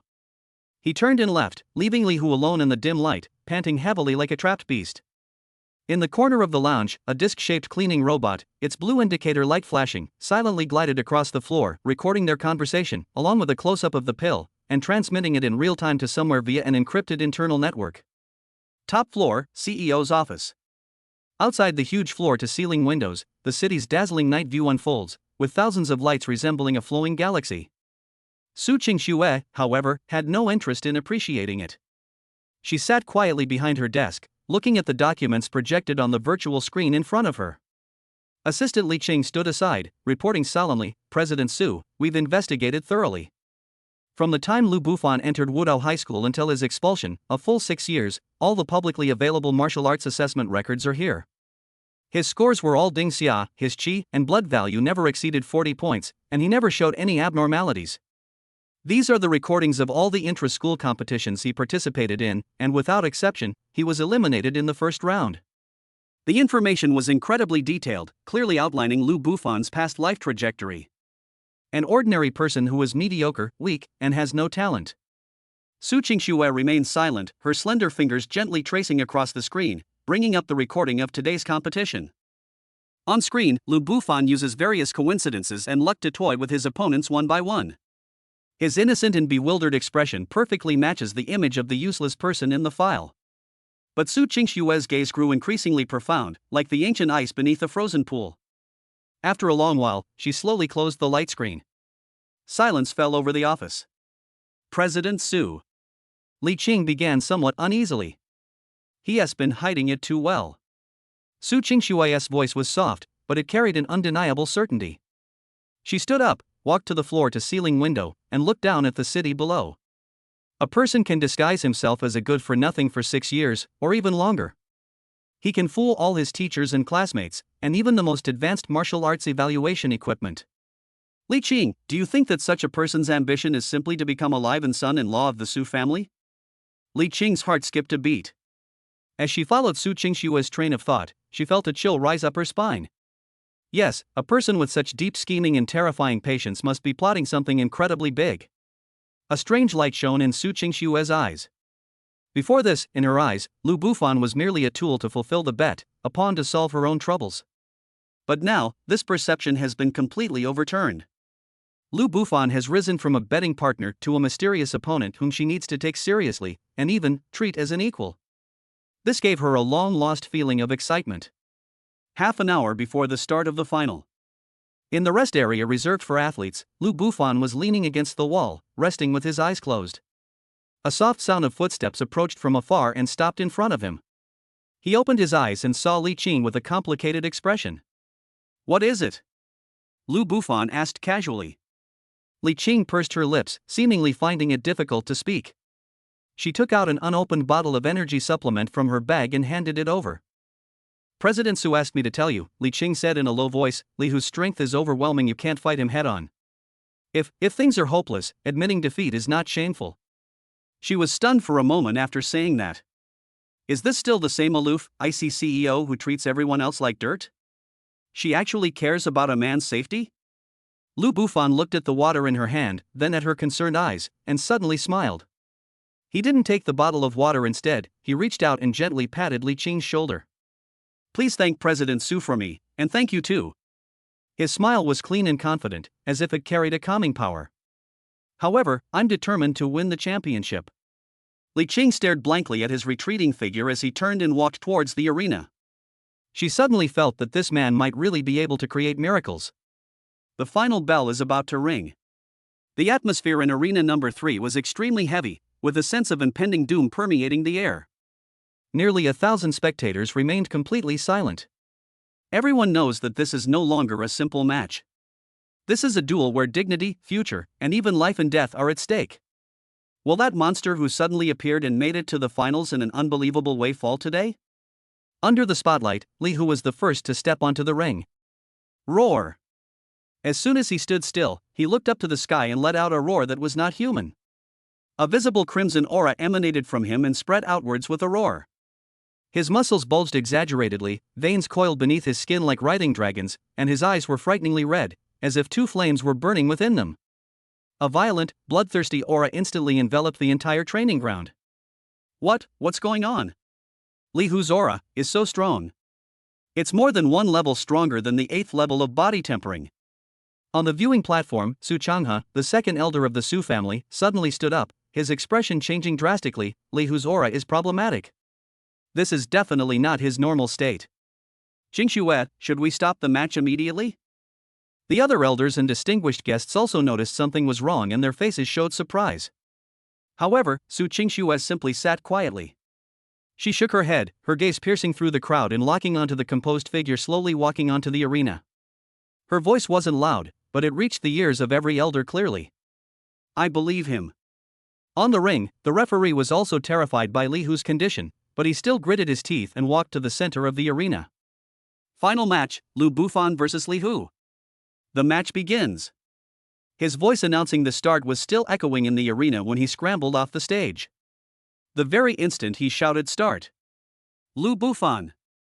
Die. Li Hu let out a deafening roar, and the special alloy arena beneath his feet was stomped into a clear footprint by his violent force. Boom. A loud bang. He charged towards Lu Bufan like a cannonball, leaving a blurry afterimage as he charged forward with a terrifying aura that seemed to want to destroy everything. That speed and that power have completely exceeded the limits expected of a body-tempering realm martial artist. Chapter 11 Cat plays with mouse, strolling leisurely. Li Hu has arrived. It carried crimson shockwaves and a piercing shriek that tore through the air, like a primordial beast that had broken free of all its shackles. His fist, as big as a clay pot, drew a long white wave of air. Before the fist even arrived, the violent wind from the punch made Lu Bufan's clothes flutter and his black hair dance wildly on his forehead. The power of this punch absolutely surpasses the level of the 8th level of body tempering, and is infinitely close to the peak of the 9th level. From the audience, gasps of surprise rose like a tidal wave, forming a continuous chorus. My God! This power! It's terrifying! It's over! That Lu Bufan is dead for sure! Who can withstand that punch? Get out of the way! Li Qing held her breath in nervousness, her hands unconsciously clenching the hem of her clothes, her heart pounding in her throat. Even the elders of the Su family on the viewing platform subconsciously leaned forward, ready to step in and save people at any moment. However, Lu Bufan, who was at the center of the storm, remained as calm as an ancient well. Just as that fist, powerful enough to shatter stone, was about to strike his face, he moved. There was no earth-shattering counterattack, no dazzling moves. He simply shifted his body slightly to the left and took a half step back with his left foot. A very simple and basic side step. The movement was so small and light that it seemed as if it were just to brush off some dust from one's shoulder. But this seemingly insignificant movement caused him to slide out of Li Hu's fists, locking range like flowing water. Li Hu's ferocious punch grazed his nose and, with devastating force, slammed into the empty space behind him. Boom! A deafening explosion. The hard, special alloy arena was smashed by this punch, leaving a clear fist mark several inches deep. Debris flew everywhere. Lu Bufan stood right next to that terrifying fist imprint, no more than 3 inches away. He even had the leisure to reach out and gently pat the corner of his clothes that had been ruffled by the wind from the punch, as if it had been covered with some non-existent dust. The entire training ground fell into a moment of deathly silence. Everyone was stunned by this incredibly thrilling yet breathtaking scene. You dodged it? Are you kidding me? At such close range and at such speed, how could he possibly dodge? Li Hu's punch missed its mark, the immense force causing him to stagger. He whirled around, his bloodshot eyes fixed on Lu Bufan, who was standing right in front of him, filled with rage and disbelief. Roar! He didn't give Lu Bufan any chance to catch his breath, roaring as he pounced on him again. Sweep kick. Straight punch. Elbow strike. Knee strike. After consuming the bloodless pill, he seemed to have become a tireless killing machine, putting all his strength into every strike and making every move powerful and heavy, stirring up a violent storm of attacks on the arena. His punches and kicks rained down, creating sonic booms that echoed throughout the arena, causing the entire ring to tremble slightly under his relentless onslaught. However, Lu Bufan was like a fallen leaf in a raging storm, or a butterfly in a tempestuous storm. No matter how ferocious or dense Li Hu's attacks were, he could always dodge them with the smallest amplitude and the most unbelievable angle at the most dangerous moments. His footwork was even more graceful and ghostly than when he faced Chen Mo in the semi-finals. Sometimes it moves like a willow swaying in the breeze, sometimes like a nimble ape climbing a branch, and sometimes like a drunkard staggering. He strolled leisurely and with ease through that storm of attacks powerful enough to tear steel apart. From beginning to end, Li Hu didn't even manage to touch the hem of his clothes again. This scene completely overturned everyone's understanding. If the morning's matches were bizarre, and the semifinals were monstrous, then this is beyond words. This is not even in the same league. Li Hu became increasingly alarmed and irritable as the fight progressed. He felt like a burly man wielding a massive hammer, chasing after a ghost he couldn't even lock onto. He possessed devastating power, yet he couldn't even catch a glimpse of his opponent. This feeling of powerlessness and frustration drove him almost to madness. The drug was consuming his reason and life force. Hide. Hide. Hide. You're just a fucking coward who only knows how to hide. Li Hu roared madly, the blood in his eyes growing thicker and thicker, his attacks becoming more chaotic and disorderly, revealing only the most primal savagery and ferocity. A cold smile curled at the corners of Lu Bufan's lips. Idiot. I'm waiting for the moment when the medicine wears off and your blood and chi flow backward. In his vision, the whole world seemed to have entered slow motion. The microscopic observation ability granted by the system was fully activated, and every wisp of blood in Chi in Li Hu's body, every uncoordinated tremor of muscle fibers, and even every overloaded beat of his heart were clearly presented in Lu Bufan's mind, forming a complete data model. Li Hu's next move, his next intention, every limit and weakness of his body will be exposed. He can accurately predict Li Hu's every move within 0.5 seconds. This is his true trump card. On the reviewing stand, the military leader who had been silently watching the battle trembled slightly with excitement. He exclaimed in surprise again, his voice trembling. No! This is no longer footwork. This is prediction. Absolute combat prediction. He saw through all of his opponent's attacks. This is a combat awareness that only a master who has been through countless battles and whose fighting instincts are ingrained in his bones could possess. Grandmaster level combat awareness. These words struck everyone's hearts like a thunderbolt from the heavens. A young man under 20 years old possesses master-level combat awareness? How is that possible? Su Qingshua's body had leaned slightly forward without her noticing, and her eyes, which had been like an icy pool for millennia, were now filled with unprecedented turmoil.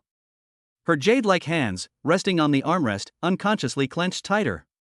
He not only concealed his strength, but also possessed a master-level combat awareness. Who exactly is he? How many secrets does he still hold? The games on the field continued. While easily dodging, Lu Bufan still had the leisure to speak. His voice wasn't loud, but it clearly drowned out Li Hu's furious roar and echoed throughout the entire venue.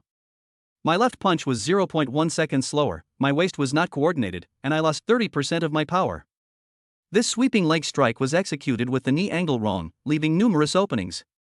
Fool, your blood and chi are already surging wildly in your body, and you still dare to use such wide and sweeping moves? Lu Bufan's comments were like the sharpest scalpel, precisely dissecting Li Hu's every move and every mistake. These words were like poisoned daggers, stabbing deeply into Li Hu's already fragile heart, driving him even more insane and reckless. Shut up! Shut up! Li Hu, acting like a madman, recklessly squeezed out the last bit of medicinal power from his body and launched a final, desperate attack. But he felt his body getting heavier and heavier, and a tearing pain came from his meridians. A violent force was rampaging through his body, as if it was about to burst out at any moment. He wanted to stop, but his body, under the influence of the drug, was completely out of his control. Time passed second by second amidst Li Hu's frenzied attacks and Lu Bufan's leisurely stroll. Finally, Li Hu's movements showed a barely perceptible stiffness. Now! Lu Bufan's ever-elegant and evasive figure suddenly stopped. He stood quietly in front of Li Hu, watching the giant man who was panting heavily due to exhaustion and the backlash from the medicine, unable to even stand steadily, his eyes calm without a ripple. He spoke softly, his voice like that of a final judgment. The game is over. Chapter 12, Defeating the Enemy with a Single Finger, Exonerating Him from Conspiracy. When the words "game over" were clearly heard by everyone, the entire training ground fell into an eerie silence. Everyone's heart was in their throat. They knew that the man who had been dodging like a ghost for so long was finally about to fight back. Li Hu heard it too. His consciousness, somewhat blurred by the effects of the drug, instinctively sensed a deadly danger. He wanted to retreat, to defend himself, but his blood and chi were flowing in reverse, and the violent energy was raging through his meridians like a runaway horse, making even moving a finger incredibly difficult. The old forces have been exhausted, and the new forces have not yet emerged. The pain from the drug's backlash and the feeling of exhaustion left him in a state of unprecedented weakness. In this fleeting moment, Lu Bufan's figure moved. There was no afterimage and no sonic boom. He simply took a step forward in an ordinary way, yet it seemed as if he had traversed a distance in space and appeared in front of Li Hu in an instant. Quick! It's almost at its limit. The pupils of the entire audience contracted sharply at that moment. Facing Li Hu, who was as burly as a small mountain, Lu Bufan did not use his fists or palms.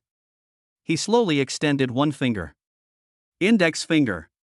That finger was fair and slender, and looked completely devoid of strength. Just like that, seemingly lightly, he touched the Shanzhong acupoint right in the center of Li Hu's chest. This gesture didn't even stir up a wisp of wind. This gesture was extremely simple and unadorned. But to the military leader on the reviewing stand, it was as if he had witnessed a miracle. Because the timing, angle, and force of this finger strike were all exquisite, as if they had been calculated millions of times, precisely capturing the only flaw in the flow of energy around Li Hu's body. Puff! A faint, almost inaudible thud. Lu Bufan's finger touched Li Hu's chest. The next second, Li Hu's massive body was struck as if by lightning. He jolted violently, the bloodshot in his eyes instantly vanishing, replaced by extreme terror and pain. Lu Bufan's finger strike contained the peak power of the 9th level of body tempering. Like the most precise scalpel, it penetrated the acupoints and directly detonated the already violent and uncontrollable medicinal power within his body. Boom! An invisible energy exploded within Li Hu's body. Wow!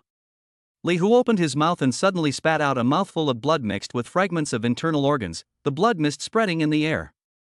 His body, weighing over 200 pounds, was as if he had been hit head-on by a speeding truck, and he was sent flying backward like a kite with a broken string. It arced awkwardly through the air, covered a distance of more than 10 meters, and crashed heavily onto the hard ground beneath the ring. Bang! Another loud bang. After landing, Li Hu's body twitched twice and then remained completely still. His eyes rolled back, he foamed at the mouth, and he fainted on the spot. Anyone with expertise could see that all his meridians were severed and his dantian was shattered. His cultivation at the 8th level of body tempering was completely destroyed. From now on, he will be a useless person who was even worse than an ordinary person. The entire venue was deathly silent. You could hear a pin drop. Everyone was stunned into a blank mind by this dramatic and shocking reversal. One finger. Just one finger. They completely crippled a powerful individual who had taken a banned drug and whose strength had skyrocketed to the peak of the 9th level of body tempering. This strength and these methods have completely exceeded their expectations. The silence lasted only 3 seconds. 3 seconds later, the entire training ground erupted in thunderous applause and cheers, like a landslide and a tsunami. We won! We won! My God! That's incredible! This is a true monster! Champion! Champion! Champion! No matter how strange or bizarre Lu Bufan's behavior had been before, at this moment, he conquered everyone present with his undeniable absolute strength. He is the strongest champion of this competition. In the center of the arena, Lu Bufan stood quietly, the spotlight shining on him, casting a long shadow. He did not celebrate, nor did he heed the deafening cheers around him. His gaze, like two sharp swords, pierced through the noisy crowd and shot straight at the figure in the VIP section who was already pale and trembling like a leaf. Zhang Yu. Lu Bufan slowly raised his hand, signaling for silence from the audience. Surprisingly, the deafening cheers gradually subsided at his signal. All eyes were on him. He spoke in a loud voice, which clearly resonated throughout every corner of the training ground. Captain Li, who is exceptionally strong and incredibly brave, I admire him greatly for that. But I have a question. Why did his strength suddenly surge to such an extent in the finals? And why did he suffer such a miserable fate at the last moment, with his blood and chi flowing backward and his meridians ruptured? His voice paused, and his eyes grew even colder. I think this is inextricably linked to certain individuals who, for their own selfish desires, are willing to illegally use banned drugs and ruin the futures of their subordinates. The moment he finished speaking, the entire audience erupted in uproar. Everyone's gaze followed Lu Bufan's and turned to Zhang Yu. Just then, the huge holographic screen above the arena suddenly lit up. The screen flickered briefly before a crystal-clear video began playing. The scene in the video was the lounge on the night before the final. In the video, Zhang Yu's distorted and ferocious face is clearly visible to everyone. This is the bloodlust pill, I want you to cripple him at all costs. His sinister and vicious voice was clearly broadcast through the sound system of the training ground. The evidence is irrefutable. The truth has come out. After a brief moment of deathly silence, the entire training ground erupted in chaos. Shameless. Utterly shameless. They actually used banned drugs. And they even tried to kill him. How did this scum become the deputy chief steward? To suppress a newcomer, they actually did something so damaging to the company's reputation. It's a disgrace to Tianjin security. Angry denunciations and contemptuous curses surged towards Zhang Yu like a tidal wave. Zhang Yu felt dizzy and his vision went black. His legs buckled, and he slid off the chair and collapsed to the ground. No. It wasn't me. It's a setup. This is a fake video. It's a setup, he stammered, his voice trembling with despair. But no one believed his nonsense anymore. On the main seat, Su Qingshue's face was covered with a thick layer of frost. She slowly stood up, her icy voice like a judgment from the deepest hell. Enforcement team. Take Zhang Yu down and, in accordance with the company's highest regulations, treat him as a traitor. Before he could finish speaking, two black figures appeared behind Zhang Yu like ghosts. They exuded a powerful aura far exceeding that of the body-tempering realm.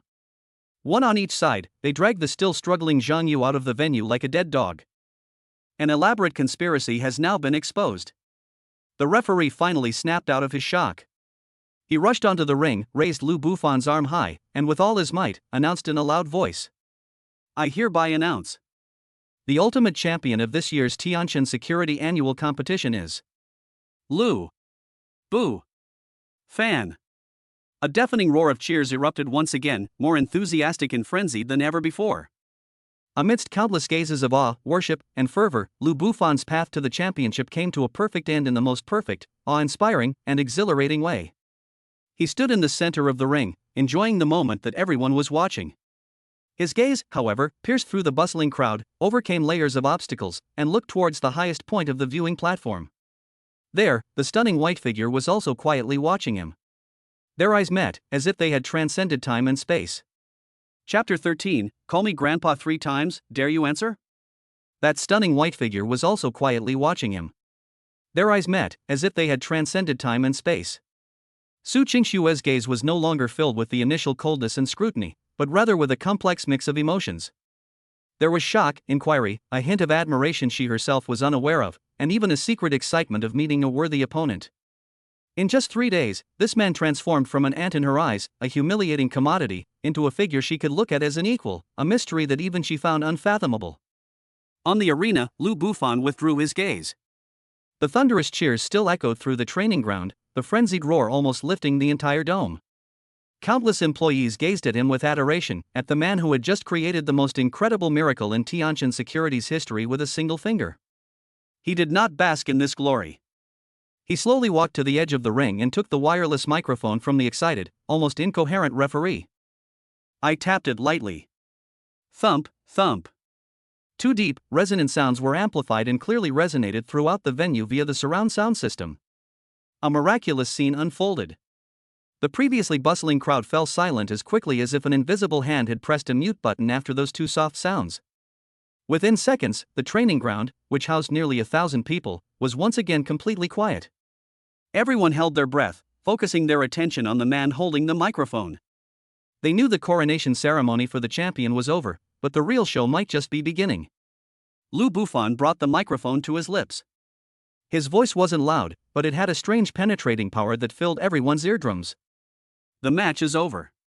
He paused, looked around the entire area, and finally his gaze fell on the formation where the security personnel were, a playful smile curving his lips. But it seems, there are still some things that haven't been resolved. Boom! This statement is like throwing a red-hot iron into a calm pan of oil. All eyes in the room instantly followed Lu Bufan's gaze and focused on the security department's formation. The security guards who had previously participated in the gambling and clamored to make Lu Bufan kneel down and call him grandpa suddenly turned ashen-faced. Especially the third team's deputy captain who was in charge, and several other captains who usually acted arrogantly, felt their blood freeze in an instant. Their bodies began to tremble uncontrollably. Fear. It was an uncontrollable fear that seeped from the depths of one's bones. They wanted to slip away. Some people instinctively turned around, trying to blend into the crowd and slip away through the back door. But the moment he moved, he found that everyone's gaze was like a knife fixed on him. Those gazes were filled with contempt, mockery, and schadenfreude. There's nowhere to escape. Under the gaze of nearly 1,000 eyes, they were like stage clowns locked in by spotlights, every tiny movement magnified infinitely. What's wrong, captains? Is it that your legs aren't strong enough, or are you just getting old and your memory is failing? Lu Bufan's voice rang out again, tinged with a lazy, mocking tone. Do you want me to help you remember who was blocking the door to the lounge 3 days ago, saying they would break my arms and legs and make me kneel on the ground and call them grandpa?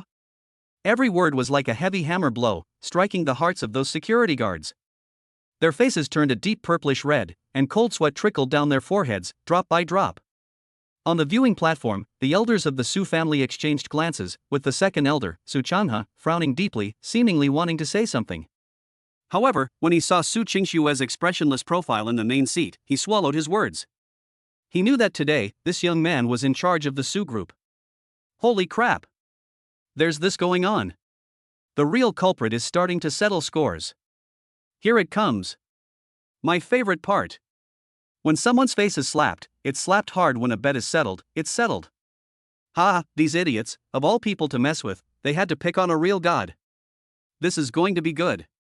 Selling sunflower seeds, peanuts, and bottled water in the front row. Anyone want a small stool? The oppressive atmosphere in the audience was broken, replaced by a chorus of cheers and jeers, as if they didn't want the drama to get out of hand. Under the intense gaze of thousands of eyes and amidst the undisguised laughter of his colleagues, the deputy captain of the third team finally succumbed to the overwhelming pressure. His legs went weak, and he was the first to step out. Every step he took felt like stepping on a red-hot knife tip, heavy and humiliating. From the square formation to the foot of the arena, a mere 20 meters, it felt like an eternity to him. Finally, he moved to the front of the ring. Under the watchful eyes of the entire audience, he looked at the indifferent young man on the stage and bent his knees. Thump! A muffled thud. This deputy team leader, who usually acted arrogantly in front of ordinary employees, knelt down straight down. His head was buried deep, as if he wished he could find a crack in the ground to crawl into. Once there's a first, there's a second, a third. Thump! Thump! Thump! One by one, the security guards who had participated in the betting and mocked Lu Bufan all came out like dominoes being toppled, kneeling humiliatedly in front of the arena. In the blink of an eye, a large group of 30 or 40 people knelt down below the arena. These men, who were usually strong and arrogant, were now like defeated roosters, hanging their heads and not daring to look at anyone. The scene was both comical and shocking. Everyone was so shocked by this scene that they were speechless. They knew that from this moment on, the world of Tianshan security was about to change. Lu Bufan looked down at them, his eyes showing no pleasure, only calmness. He picked up the microphone again. Let's begin. 3 simple words, yet they sound like a final judgment. The vice captain kneeling at the front was trembling violently, his face flushed red, and his lips trembled for a long time before he finally managed to squeeze out a sound from his throat that was softer than a mosquito's hum. Grandpa, Grandpa. The voice was so soft it was almost inaudible, filled with endless humiliation and resentment. What did you say? The wind is too strong, I can't hear you. Speak louder. Haven't you eaten? Before Lu Bufan could even speak, some people in the audience had already started to jeer. One sarcastic remark after another lashed out like whips at the kneeling security guards. The vice captain closed his eyes, as if resigned to his fate, and with all his might, he screamed at the top of his lungs. Grandfather! That cry was as mournful as a cuckoo's lament. With him taking the lead, the others followed suit and started shouting. Grandfather! Grandfather! Dozens of burly men shouted in unison. The sound, like a torrent of humiliation, echoed throughout the entire training ground. Lu Bufan listened expressionlessly. Not enough, he said calmly. It was agreed that it would be 3 times. Those people froze, and the last trace of color drained from their faces. Finally, witnessed by nearly 1,000 people, they gritted their teeth, held back their tears, and shouted in unison 3 times.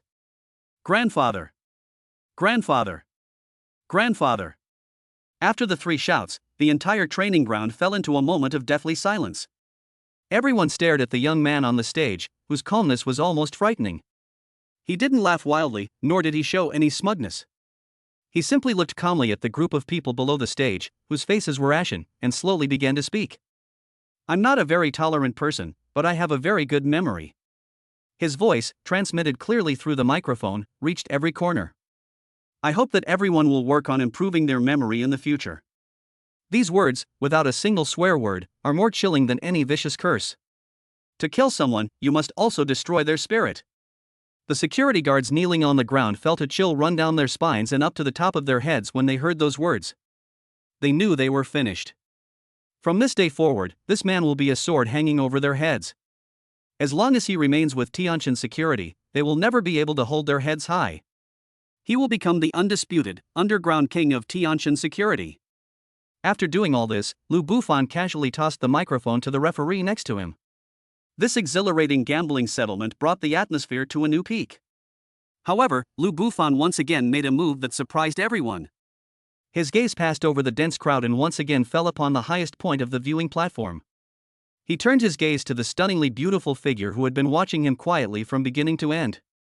Everyone in the room instinctively held their breath. A strong premonition welled up in their hearts. The real show is about to begin. Under the watchful eyes of everyone, Lu Bufan looked at Su Qingxue and a smile suddenly appeared on his face. That smile was radiant, yet carried a hint of something indescribable.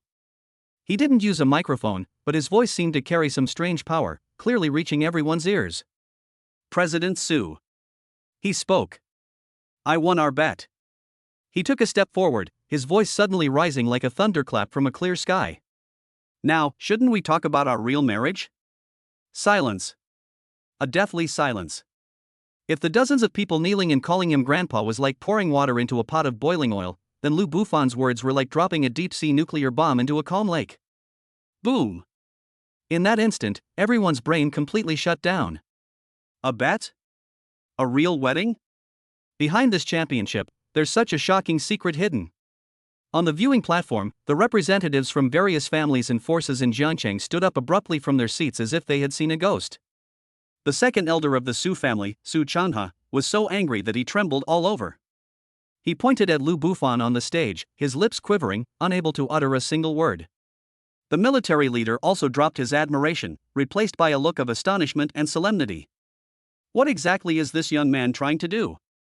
Is he trying to force the Su family's icy empress to abdicate in front of the entire Jiangcheng high society? All eyes turned to Su Qingxue. They wanted to see how this legend of Jiangcheng would deal with this devastating blow. At the eye of the storm, Su Qingxue stood quietly, her face expressionless. No one knew that, hidden beneath her pristine white martial arts uniform, her delicate hands were clenched tightly. That night, at the summit of Jiangcheng, a heavenly palace stands atop the clouds. Inside the private suite on the top floor, huge floor-to-ceiling windows offer a dazzling view of the city at night, making it feel as if the entire galaxy is beneath your feet. Beside the expensive rosewood table, Su Qingxue silently watched the man opposite her. The atmosphere in the room was completely different from when they signed the son-in-law contract 3 days ago. Chapter 14 Elixirs as Dowry, the World as Gift. The top-floor suite at the Cloud Top Palace was so quiet that you could hear the faint sound of the wind outside the window. It was the same private room, the same rosewood table, and the same two people. But this time, everything changed. Su Qingxue sat opposite Lu Bufan. The disdain and indifference of 3 days ago were no longer visible in her icy blue eyes. In their place was a bottomless inquiry, a struggle, and a trace of fear that even she herself was unwilling to admit. For the first time, she felt that she couldn't see through a man at all. He is like an abyss. You stare at him, thinking you've seen the bottom, only to find it's just another, deeper darkness. How much strength has he been hiding? Where did his master-level combat awareness come from? What was he planning to achieve by enduring for 6 years? These mysteries, like chains, entangled Su Qingxue's mind. Assistant Li Qing stood respectfully behind Su Qingxue like a statue, not daring to even breathe loudly. Out of the corner of her eye, she would occasionally glance at the man who was leisurely sipping a top-quality De Hong Pao tea. Her gaze had completely transformed from initial disdain and contempt to awe. 3 days. In just 3 short days, this man went from being the laughingstock of the entire company, a useless son-in-law who needed the president's behind-the-scenes connections, to becoming a terrifying figure who crippled Zhang Yu, suppressed everyone, and even dared to force the president into marriage in public. This earth-shattering change made her feel like she was dreaming. After a long silence, Su Qingxue broke it first. Her fingers, resting on the table, tapped lightly and unconsciously, producing a rhythmic, soft sound. Your strength is more than just the 9th level of body tempering. Her voice was flat, without the slightest fluctuation, and she used declarative sentences rather than interrogative sentences. In the final of the competition, although Lu Bufan only used one finger, the terrifying penetrating power and precise control of energy contained in that finger far exceeded the scope of the body tempering realm. More importantly, from beginning to end, she felt a subtle yet unsettling threat emanating from Lu Bufan. It was a sense of oppression on a life level. Lu Bufan put down his teacup, the bottom of which collided with the table, making a crisp, light sound. He smiled, a hint of something unreadable on his face, and said noncommittally, "How strong I am is not important. What is important is that from now on, you will gradually find out." His tone was calm, yet it exuded an undeniable confidence. He steered the conversation back on track. "Now, shouldn't we talk about fulfilling the bet?" Su Qingxue's gaze sharpened slightly. She knew that the real confrontation was only just beginning. Lu Bufan didn't say anything more. He simply reached out and slowly slipped his hand into his robes, taking out the warm, smooth white jade bottle that he always kept close to his body. He placed the jade bottle on the table and gently pushed it with his slender fingers. The jade bottle traced a graceful arc across the smooth rosewood table surface and silently slid to Su Qingxue's feet. The bottle stopper was not opened, but a strange, warm scent was already wafting out from the bottle opening.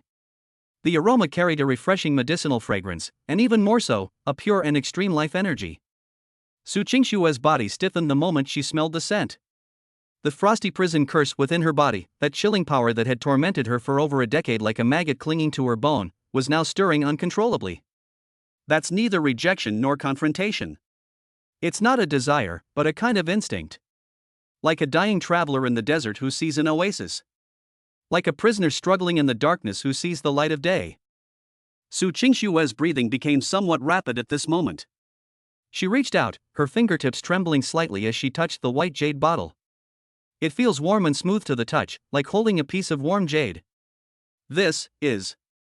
Her voice trembled uncontrollably for the first time. Lu Bufan leaned back in his chair, his hands clasped in front of him, looking at her calmly, as if what he had just taken out was not a peerless elixir that could drive the entire martial arts world crazy, but an ordinary candy. Curing your chronic illness and freeing you from the torment of the cold prison curse is just the beginning of our marriage. His voice was soft, yet it resonated like thunder in Su Qingxue's heart.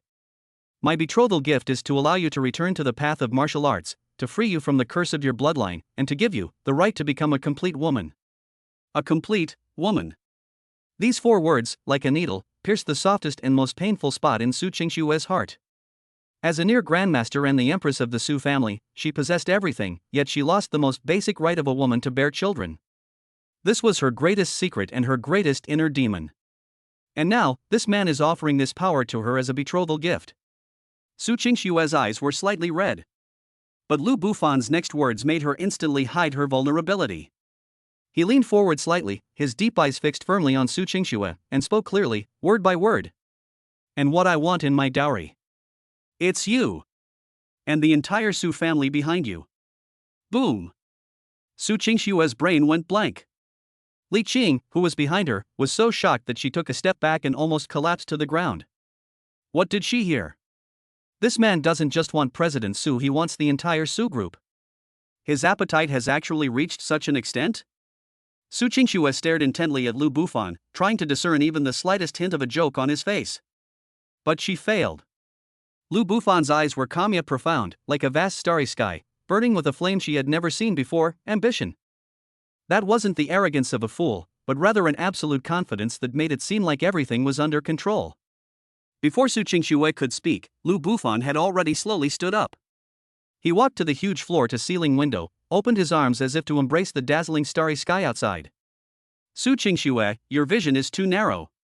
His voice carried a majestic air of looking down upon all living beings. Your goal may simply be to preserve the Su family's legacy and become the number one in Jiangcheng. But my goal has never been merely Jiangcheng. He turned around abruptly, his gaze sharp as lightning, piercing straight into Su Qingxue's heart. I want the Su family to break out of Jiangcheng and go global. I will make this entire world tremble because of my descendants, Lu Bufan's offspring. These words, like a divine pronouncement, carried an air of domineering arrogance and an ambition that declared himself invincible, and they fiercely impacted Su Qingxue's soul. She was completely stunned. She gazed at the man's retreating figure by the window.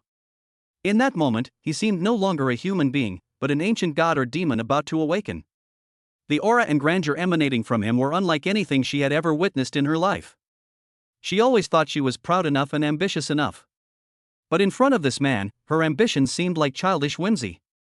After the initial shock, an unprecedented flame was ignited in Su Qingxue's heart. Yes, what is a mere Jiangcheng?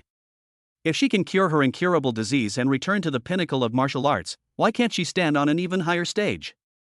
This man not only healed her body, but he also seemed to be able to lead her and the entire Su family to see a broader landscape she had never imagined. Su Qingxue looked at the man in front of her, then looked down at the pill on the table that could change her life. After a period of intense swaying, the scales in her heart finally tipped completely. She slowly reached out her hand. The hand that once wielded a multi-billion-dollar conglomerate and signed countless contracts that determined the fate of others was now trembling almost imperceptibly.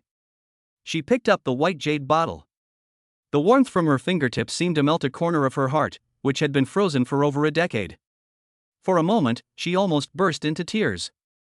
She raised her head, her icy blue eyes brighter than ever before, and gazed at Lu Bufan, about to reveal her final decision. Chapter 15: The Qualification to Break the Curse, Pure Yan Bloodline. I promise you. 3 words were softly uttered from Su Qingxue's lips. The sound wasn't loud, but it seemed to carry immense weight, resounding loudly in the quiet private room. The gamble has come to an end. This gambling game, which began with a humiliating contract to become Aliven's son-in-law, swept through the entire Tianjin Security Bureau and even shook half of Jiangqing's high society. In the end, it ended with Lu Bufan's great victory. He not only won the championship and dignity, but also Su Qingxue's promise, and the future of the entire Su family. Li Qing, who was standing to the side, breathed a long sigh of relief, feeling that her back was already soaked with cold sweat. She knew that from this moment on, the landscape of the Su group, and even the entire Jiangcheng, would be completely changed because of this man. A knowing smile appeared on Lu Bufan's face. He sat back down in his chair, poured himself a cup of tea, and moved with unhurried ease, as if his declaration, which was enough to overturn the world, was nothing more than a casual remark to him. However, Su Qingxue's next action made him raise an eyebrow slightly. She gripped the jade bottle tightly, but instead of immediately uncorking it and swallowing the pill as Lu Bufan had expected, she simply looked at Lu Bufan, her beautiful face now displaying an unprecedentedly solemn expression. There is one more thing I must tell you before we fulfill our agreement. Lu Bufan realized that things were not as simple as he had thought. He put down his teacup and gestured for him to enter. This pill is indeed the only hope to cure my frost prison curse, Su Qingxue said in a deep voice, each word spoken very slowly and clearly. But the frost prison curse in my body is not an ordinary cold poison, nor is it a common martial arts ailment. Her gaze became distant, as if she were lost in some ancient memory. It originates from an ancient curse. It was a vicious curse planted on my ancestor while he was exploring an ancient ruin. This curse is passed down through the Ice Phoenix bloodline from generation to generation, and it becomes more and more domineering with each generation. In my generation, it has become deeply entangled with my bloodline and my soul. For the first time, Lu Bufan's brows furrowed slightly. An ancient curse? A bloodline inheritance?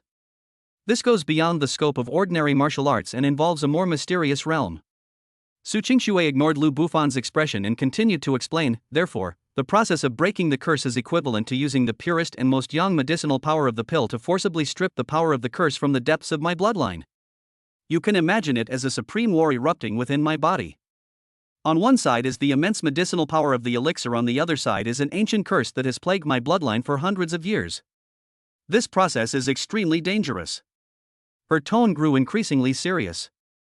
The two forces will clash most fiercely in my meridians in Dantian.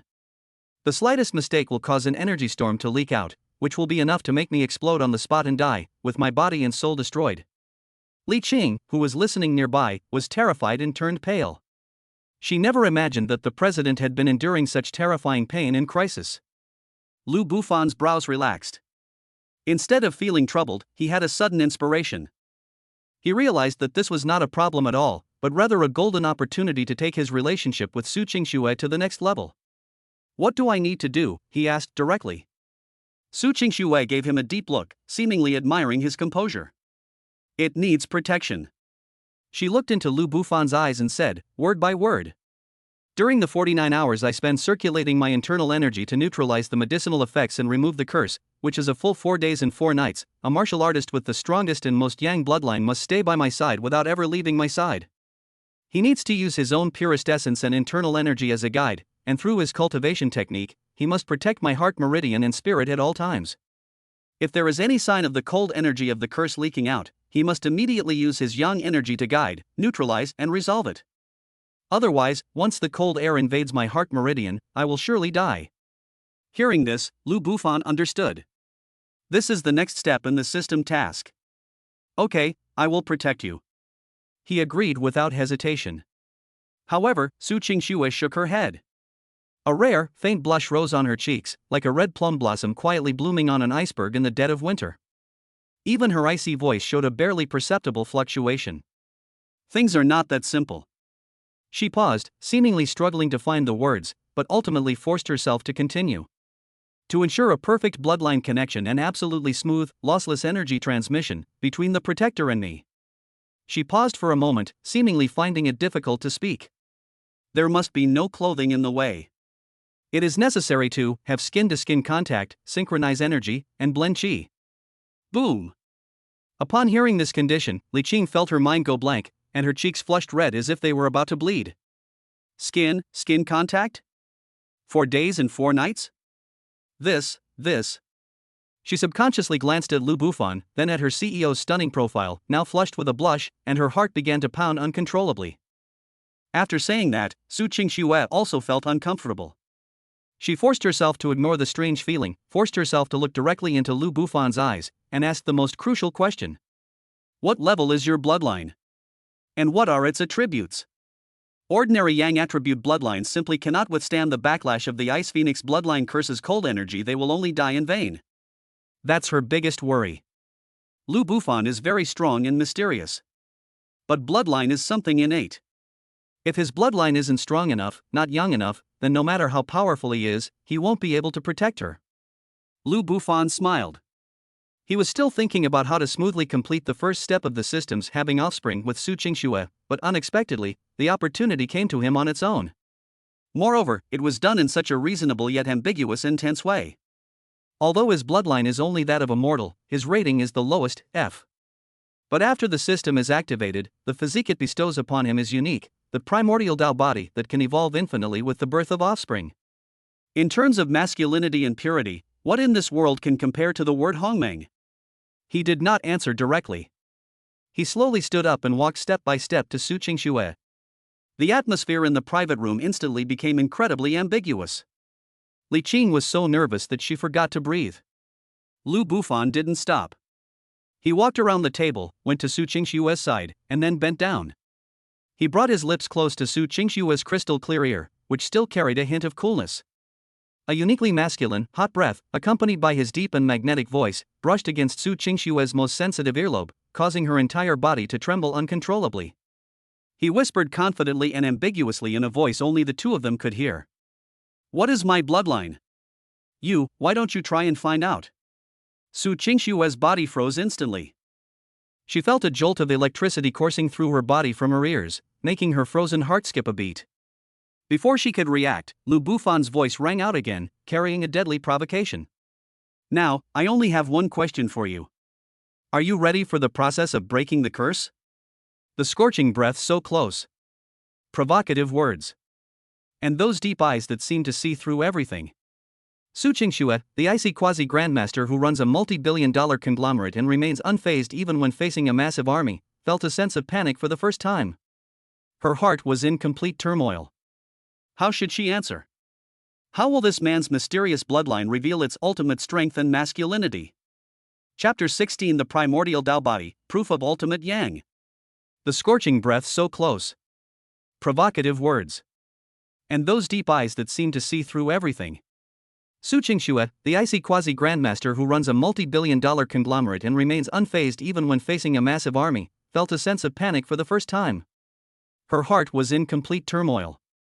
That uniquely masculine scent, with a domineering and aggressive quality, brushed against her sensitive earlobe, causing her entire body to tremble uncontrollably, a strange, tingling sensation spreading from her earlobe throughout her body. She instinctively wanted to back away, to create distance, and to regain control of her own coldness and initiative. But Lu Bufan didn't give her that chance. Before she could react, Lu Bufan straightened up, a playful smile in his deep eyes, and reached out to gently grasp her wrist, which was resting on the table. You! Su Qingxue's body tensed instantly, like a startled female leopard, and the icy internal energy within her body was about to erupt instinctively. However, just as she was about to break free, a warm and pure masculine aura, unlike anything she had ever felt before, flowed continuously from Lu Bufan's seemingly ordinary palm. This aura is neither as scorching and explosive as flames, nor as warm and gentle as sunlight. It's more like a source. A kind of energy that is the most primal, purest, and most masculine of life.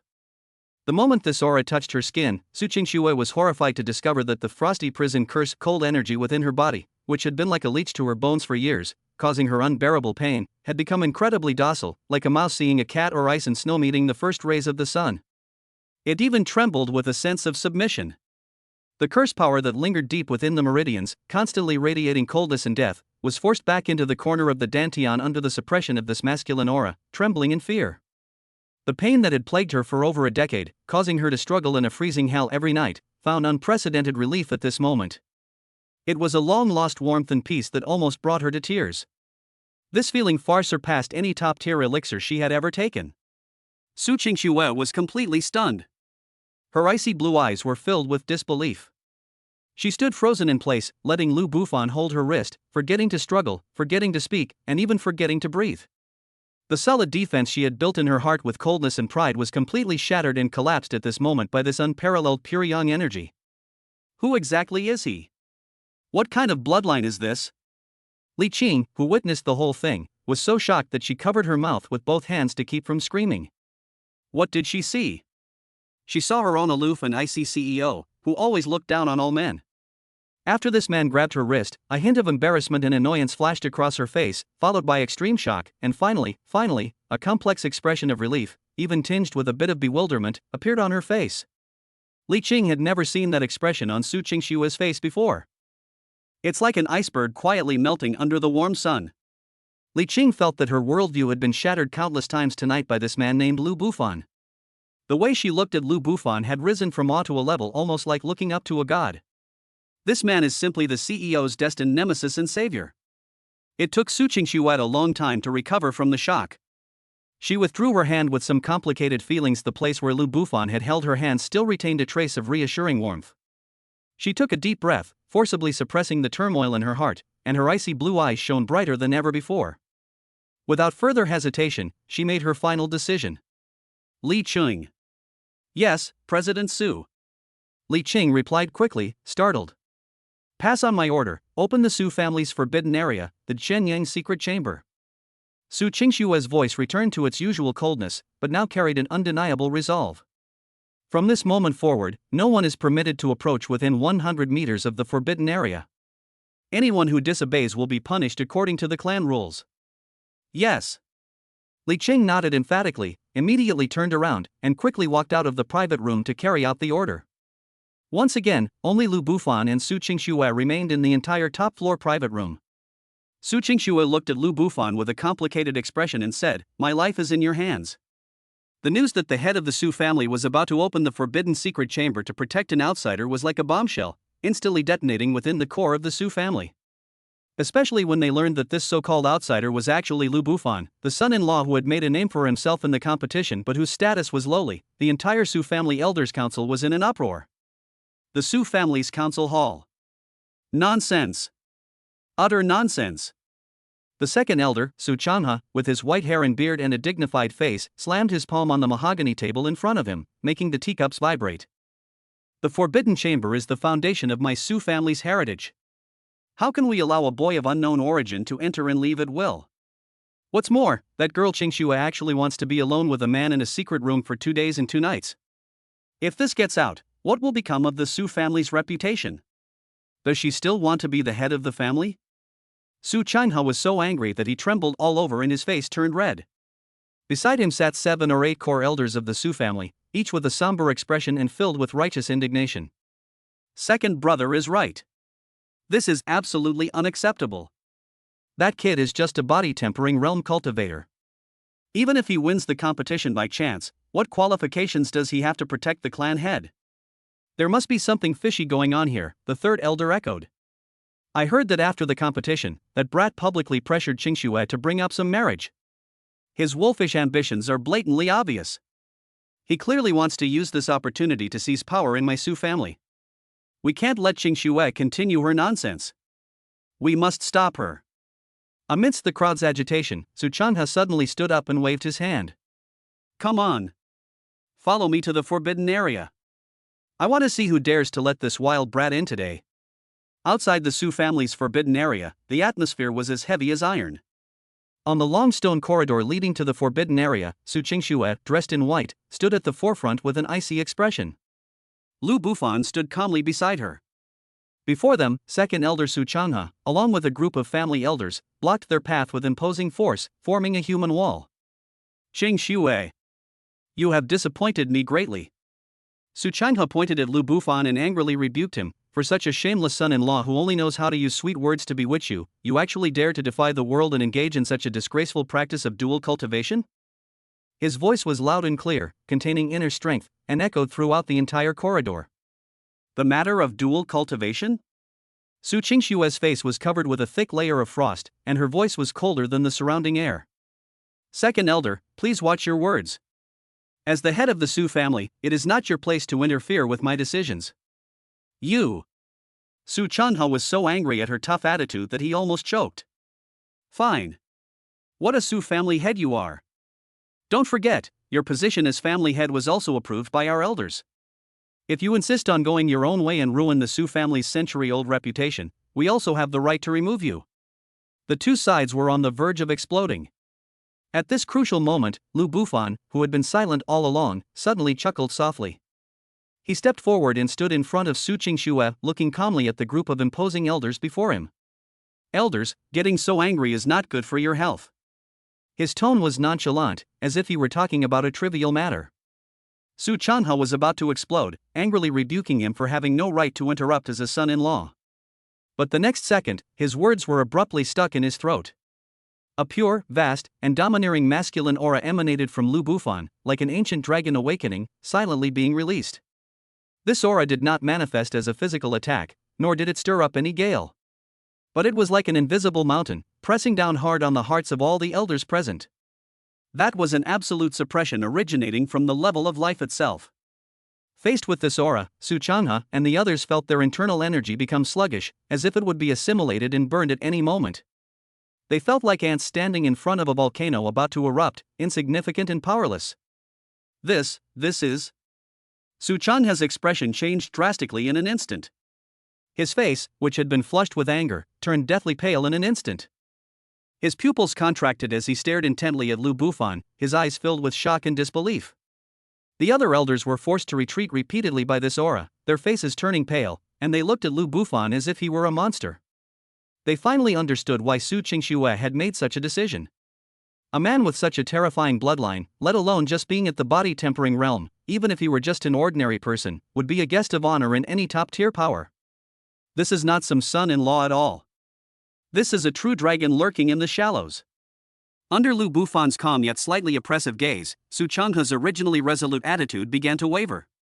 Finally, he gritted his teeth and squeezed out a few words. "Humph. I hope you won't regret this."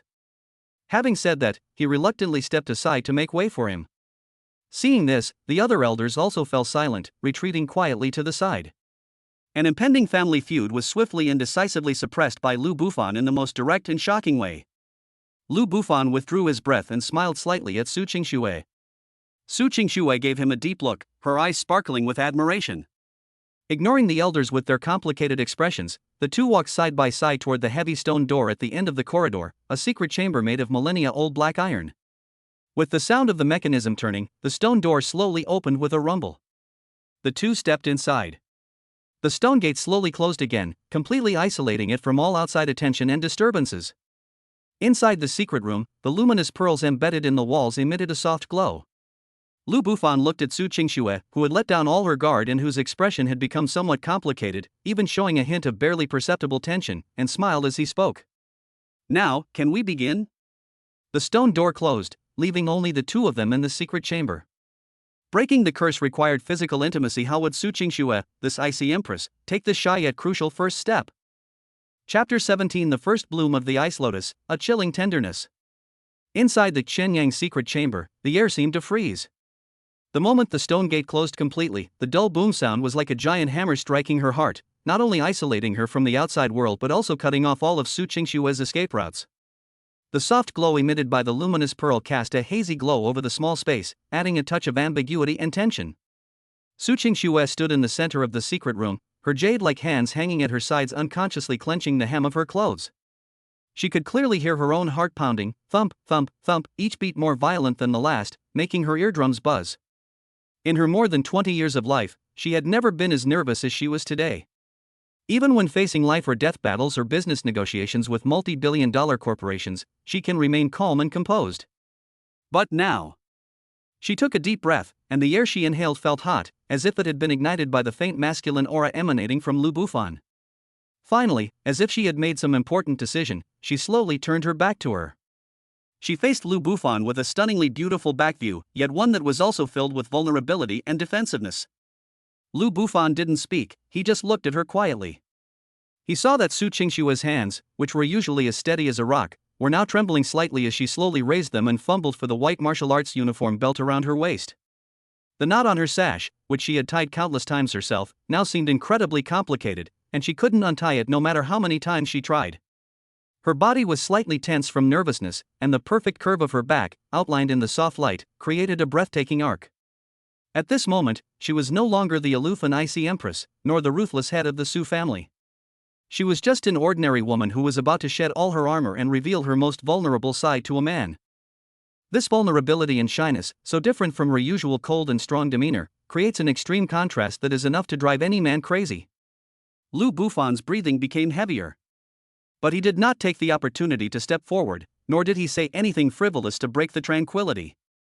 His eyes were clear yet solemn. He knew the intense inner struggle Su Qingxue was going through at that moment. What she was giving up was not just control of her body, but all the dignity she had built up with coldness and pride over the past 20 years. This delivery was incredibly heavy. He must be given sufficient respect. Finally, the sash was untied by trembling fingers. Her pristine white martial arts uniform slid slowly down her smooth, rounded shoulders. Sensing Lu Bufan's silent respect, Su Qingxue's wildly beating heart miraculously calmed down. A warm current surged through her heart, and her nervousness and shyness seemed to be diluted somewhat. This man, though domineering, was not rude. He understands her. Without further hesitation, she removed all her clothes and then sat cross-legged on the jade futon in the center of the secret room. She took out the white jade bottle from her bosom, uncorked it, and put the bright red, divine healing pill, which exuded boundless life force, into her mouth. The elixir melts instantly upon entering the mouth. Boom! A terrifying heat, seemingly capable of burning mountains and boiling seas, exploded within her body. That immense medicinal power, like volcanic lava bursting its banks, instantly surged into her limbs and every inch of her meridians. Su Qingxue's body instantly turned fiery red, and it seemed as if magma was flowing beneath her skin.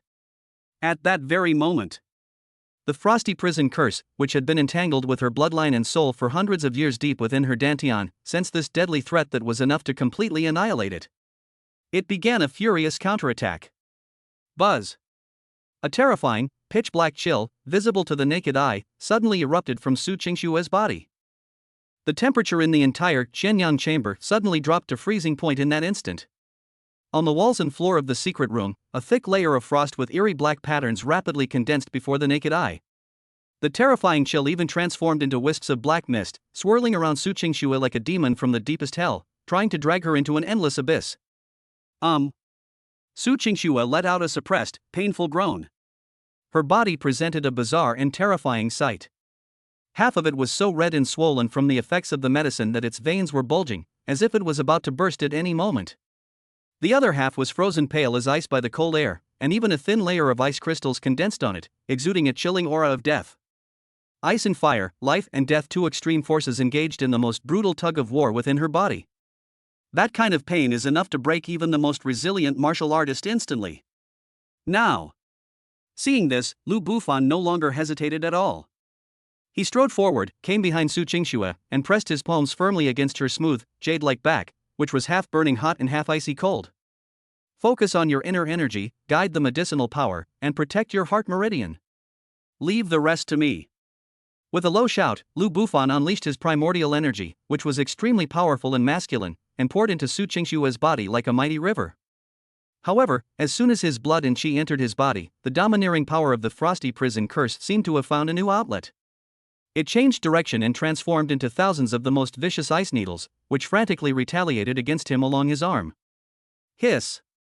Even with Lu Bufan's iron will, the excruciating pain made him gasp. That chilling power was domineering and all-pervasive. It traveled against the flow of his meridians, freezing and tearing them apart wherever it passed. Lu Bufan's face turned pale instantly. A thin layer of frost began to condense on his arm at a speed visible to the naked eye, and it was spreading rapidly upwards. Su Qingxue, who was enduring immense pain, immediately sensed Lu Bufan's condition. She could feel the masculine energy that had entered her body being eroded and consumed by the cold poison at an alarming rate. She knew all too well how terrifying this cursed power was. Once it invaded the heart meridian, even a true grandmaster would surely die. She was extremely anxious. This man did it to save her. She couldn't just stand by and watch him die. Stop right now.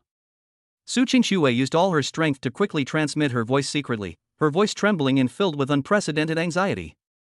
This curse is stronger than I thought. You will be consumed by it. You will die. However, what she received in response was a grin from Lu Bufan that was tinged with pain, yet also filled with boundless domineering and determination. He endured inhuman pain, yet his eyes shone with an astonishing light, as if two flames were burning within them. He used the same method to clearly transmit his will into Su Qingshue's mind. My wife's life is more important than mine. Don't get distracted, stay focused, and trust me. Boom! These domineering and arrogant words, yet filled with boundless responsibility, struck Su Qingshue's most tender heart like a thunderbolt from the heavens. At that moment, her heart was completely struck. A hot tear rolled down her cheek uncontrollably from the corner of her eye. But at that moment, the backlash of the cold poison became even more violent. Lu Bufan's life force was being rapidly eroded. He had underestimated the power of this ancient curse that had been passed down for hundreds of years. Faced with this life or death crisis capable of freezing everything, could his newly awakened mortal bloodline truly withstand it? Chapter 18. The dragon blood cries out, mortal body forges godhood. The cold poison, like the most greedy venomous snake, spread wildly upwards along the meridians of Lu Bufan's arms. Wherever it goes, blood congeals, veins freeze, and life is cut off. Click. Click. A layer of eerie black ice crystals began to spread rapidly from his arm, covering his shoulders and chest. The shadow of death was engulfing him at an unprecedented speed. Lu Bufan felt as if his consciousness was being dragged into an endless, cold abyss. The senses of the body gradually faded, the mind became sluggish, and the light before my eyes began to dim. He's about to give up. No. Don't. Sensing Lu Bufan's life force rapidly fading away, Su Qingshue's heart felt as if it were being gripped tightly by an invisible hand, causing her unbearable pain. She was extremely anxious and wanted to forcibly stop her cultivation and push away the man who had given everything for her. But she couldn't do it. The immense medicinal power of the divine healing pill and the domineering curse of the frost prison curse had transformed her body into a terrifying battlefield. The two forces held her captive, making even the slightest movement of a finger a luxury. She could only watch helplessly as Lu Bufan's body was gradually frozen, as the color drained from his face, and as the light in his eyes slowly faded. Helpless. Despair. Remorse. A flood of emotions, like a burst dam, instantly overwhelmed her reason. Ah! A silent lament escaped Su Qingshue's heart. Two streams of hot, clear tears uncontrollably slid down from the corners of her tightly closed eyes. This man was the first man to make her heart flutter. He was the first man to make her feel warm and at ease. He was also the first man willing to give his life for her. But she could only watch helplessly as he walked toward his death. Just as Lu Bufan's consciousness was about to be completely swallowed by darkness, and Su Qingshue's heart sank into the abyss of despair, an unexpected change occurred. Deep within his body, the unique primordial Tao body origin, which had been dormant after its activation, was completely reactivated by this extreme crisis of death. Ice is the ultimate in cold and icy. Fire is the ultimate explosion. These two top-tier powers, originating from the divine healing pill and the frosty prison curse, formed a perfect closed loop within Lu Bufan's body. They are no longer just destroyers, but rather like the quenching ice and burning flames during the forging of divine weapons. They were like two invisible giant hammers, smashing heavily onto the shackles of Lu Bufan's mortal bloodline. Boom! A barely audible dragon's roar, yet seemingly echoing deep within his soul, suddenly resounded from the very depths of his bloodline. Chant! That voice was ancient and desolate, filled with endless domineering power and majesty. The next second, his blood, which was about to be completely frozen, began to boil. No, that's not boiling. That's burning. A new, scorching, and violent power, seemingly capable of incinerating the heavens, suddenly awakened from the source of his bloodline. The domineering and incomparable frost prison curse poison that had invaded his body was like encountering its natural enemy in the face of this new power. It let out a mournful cry and was instantly burned to ashes, turning into nothingness. Almost at the same time, a cold, mechanical voice rang in Lu Bufan's mind. System notification: the system has detected that the host has successfully broken through the bloodline shackles under the extreme environment of being tempered by ice and fire. A mortal's bloodline has mutated. Congratulations, host. Your bloodline level has been upgraded to C rank, Flame Dragon Bloodline. The consciousness that had been plunged into darkness was instantly reignited by this newfound power. Lu Bufan suddenly opened his eyes. In his eyes, it seemed as if two clusters of golden dragon flames were burning fiercely. Ha ha ha. Well done. Lu Bufan was overjoyed. He could clearly feel that the blood in his body was no longer ordinary red, but had taken on a faint, yet infinitely majestic, crimson gold hue.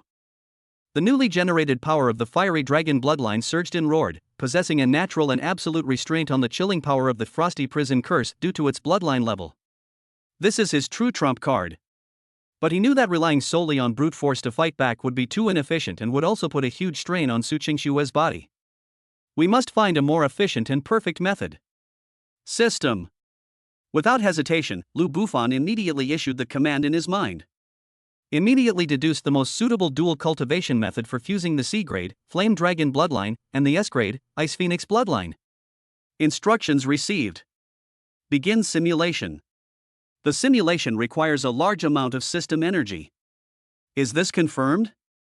Confirm. Demonstration in progress. Data model established. Cultivation path optimized. Deduction complete. Obtained a low-grade heaven-ranked dual cultivation technique, 9 revolutions of ice and fire. In an instant, a vast and profound torrent of information surged into his mind.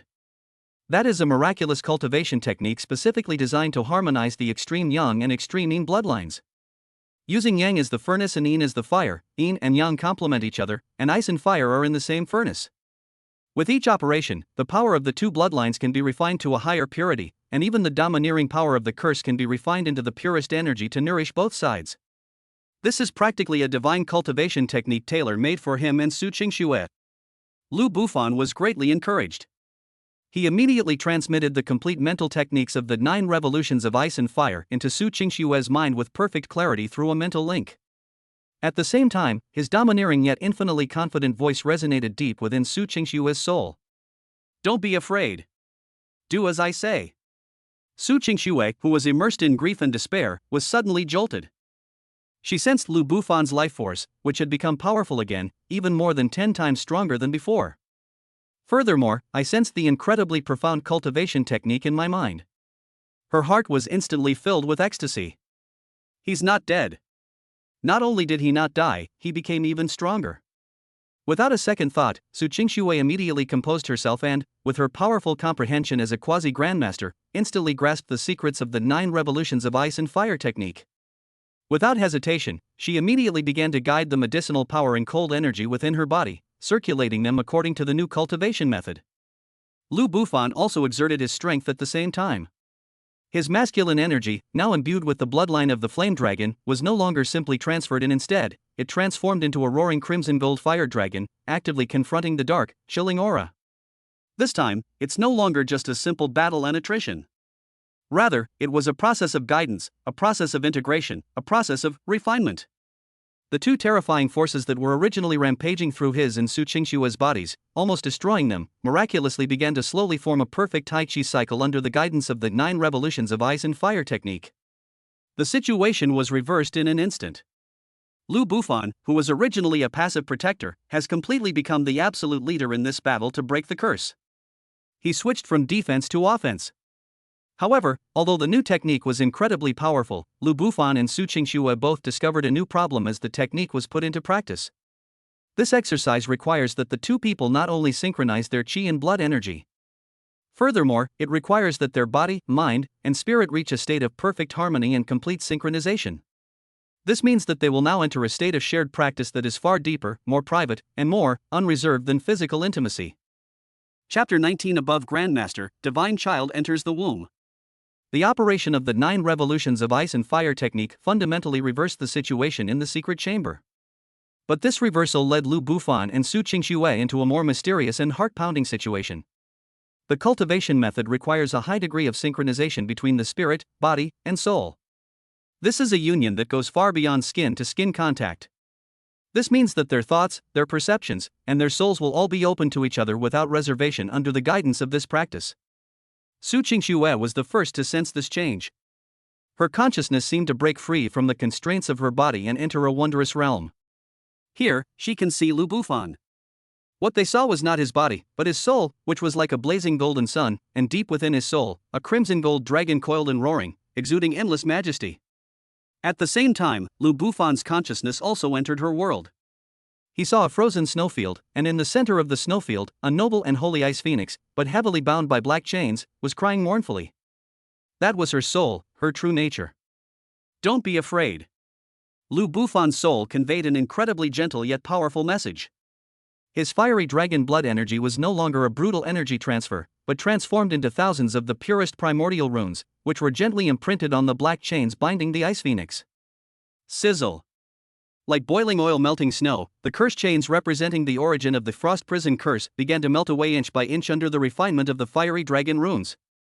They did not disappear into thin air, but were transformed by the profound techniques of the 9 revolutions of ice and fire into streams of the purest, strange energy between yin and yang, which in turn nourished the ice phoenix and the flame dragon.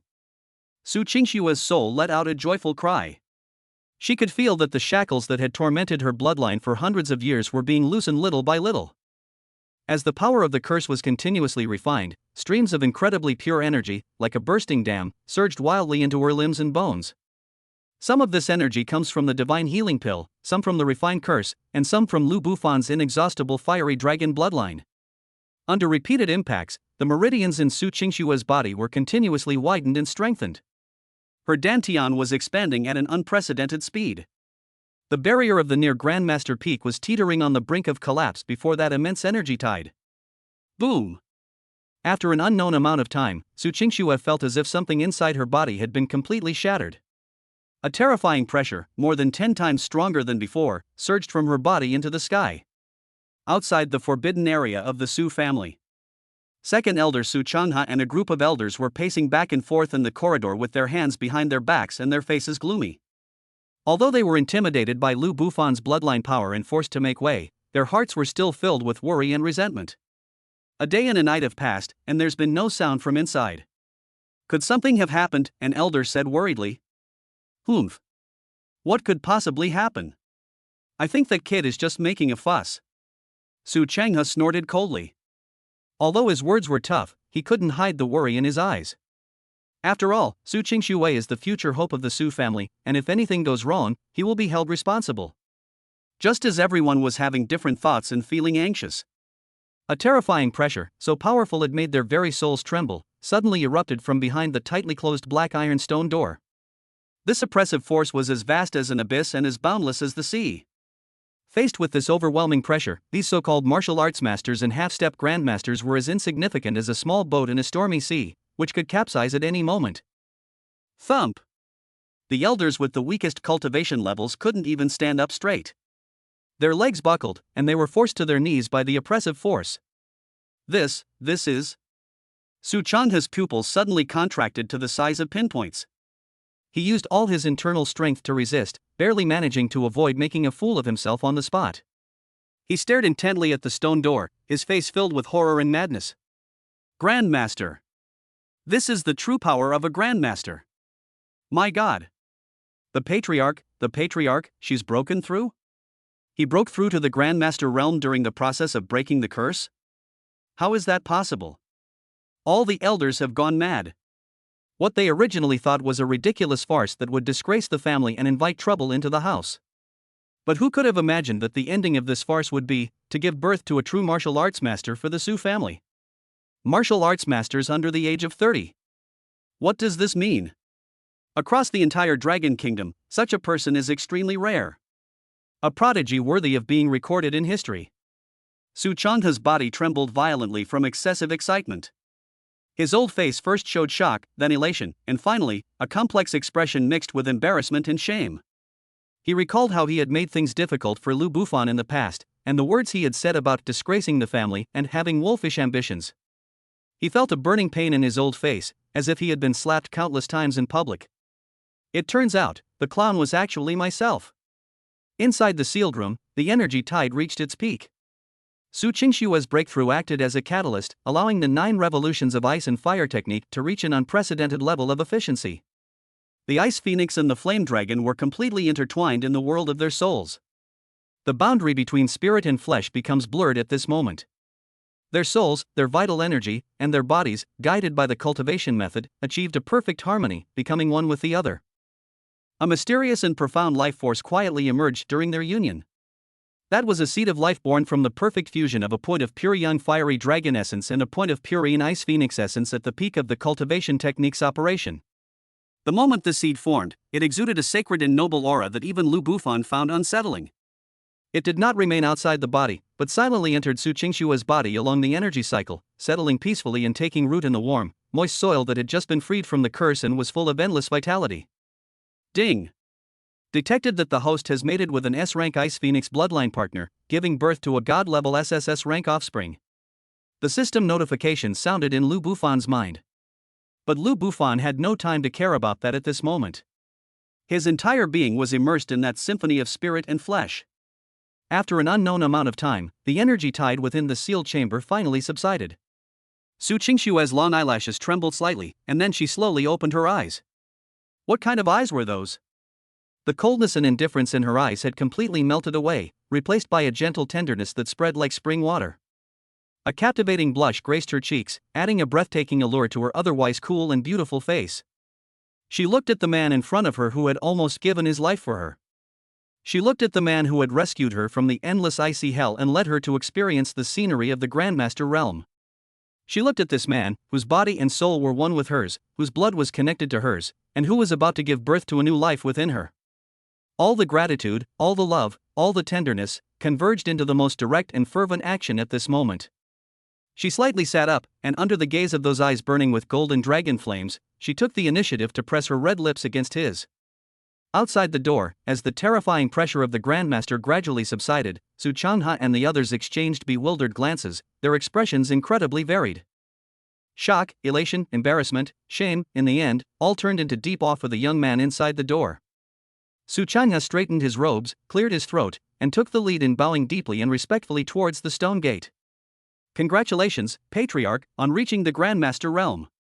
Congratulations to the Su family on the addition of another Grandmaster. A loud and joyful voice echoed through the corridor for a long time. Inside the secret room, their lips parted. Lu Bufan felt Su Qingshue's unprecedented tenderness, and his heart was filled with boundless pride. The curse was successfully broken, the beauty fell in love with him, and they even conceived a divine offspring. So what kind of incredible reward will the system give me next? Chapter 20, The Record of the Heaven-Burning Battle. An incredible reward from the system. After Su Qingxue broke through, she did not get up immediately. She needs time to solidify her newly acquired Grandmaster status and to adapt to the surging new power within her. Those eyes, once as cold as frost, now gazed tenderly at Lu Bufan, the affection within them seeming to melt even steel. Taking advantage of this break, Lu Bufan focused his mind and began to take stock of his gains. The notification sound of divine offspring that he had just heard had filled him with immense anticipation. System, settle the reward. Lu Bufan silently recited in his heart. The next second, a series of melodious mechanical prompts exploded in his mind. Ding! Congratulations to the host for successfully uniting with Su Qingxue, an S-rank Phoenix bloodline partner. Testing has confirmed that Su Qingxue, the partner, has successfully conceived the potential for offspring is being assessed. Judgment complete. The offspring's bloodline is the Ice Flame Holy Dragon body, with a potential level of God level SSS level. Successfully triggered the Divine Child's Conception 100x critical hit reward. Rewards being processed. It's here. Lu Bufan's heart skipped a beat. 100x critical hit. This was the highest reward he had ever received since he got the system. Reward 1, Cultivation Enhancement. The host's current cultivation level will be directly raised to Grandmaster Level 3. Boom! The moment the system's voice fell, a terrifying energy, even more vast and pure than that of Su Qingxue during her breakthrough, appeared out of thin air within Lu Bufan's body. This energy seemed to come from the void of another dimension, appearing out of nowhere without any warning. Peak of the 9th level of body tempering. Half-step Grandmaster. Grandmaster Level 1. Grandmaster Level 2. Grandmaster Level 3. The barriers within Lu Bufan's body were as fragile as paper in the face of this unreasonable torrent of energy, and were broken through one after another with overwhelming force. His blood and chi were transforming, his bones were rumbling, and his dantian was expanding at a crazy speed. In just a few breaths, he crossed the insurmountable chasm that countless martial artists could not reach in their entire lives, leaping from a minor cultivator in the body-tempering realm to a Grandmaster Level 3 expert who could be considered a powerful figure even in the entire Dragon Kingdom. That's not all. Reward 2, Cultivation Technique Gift.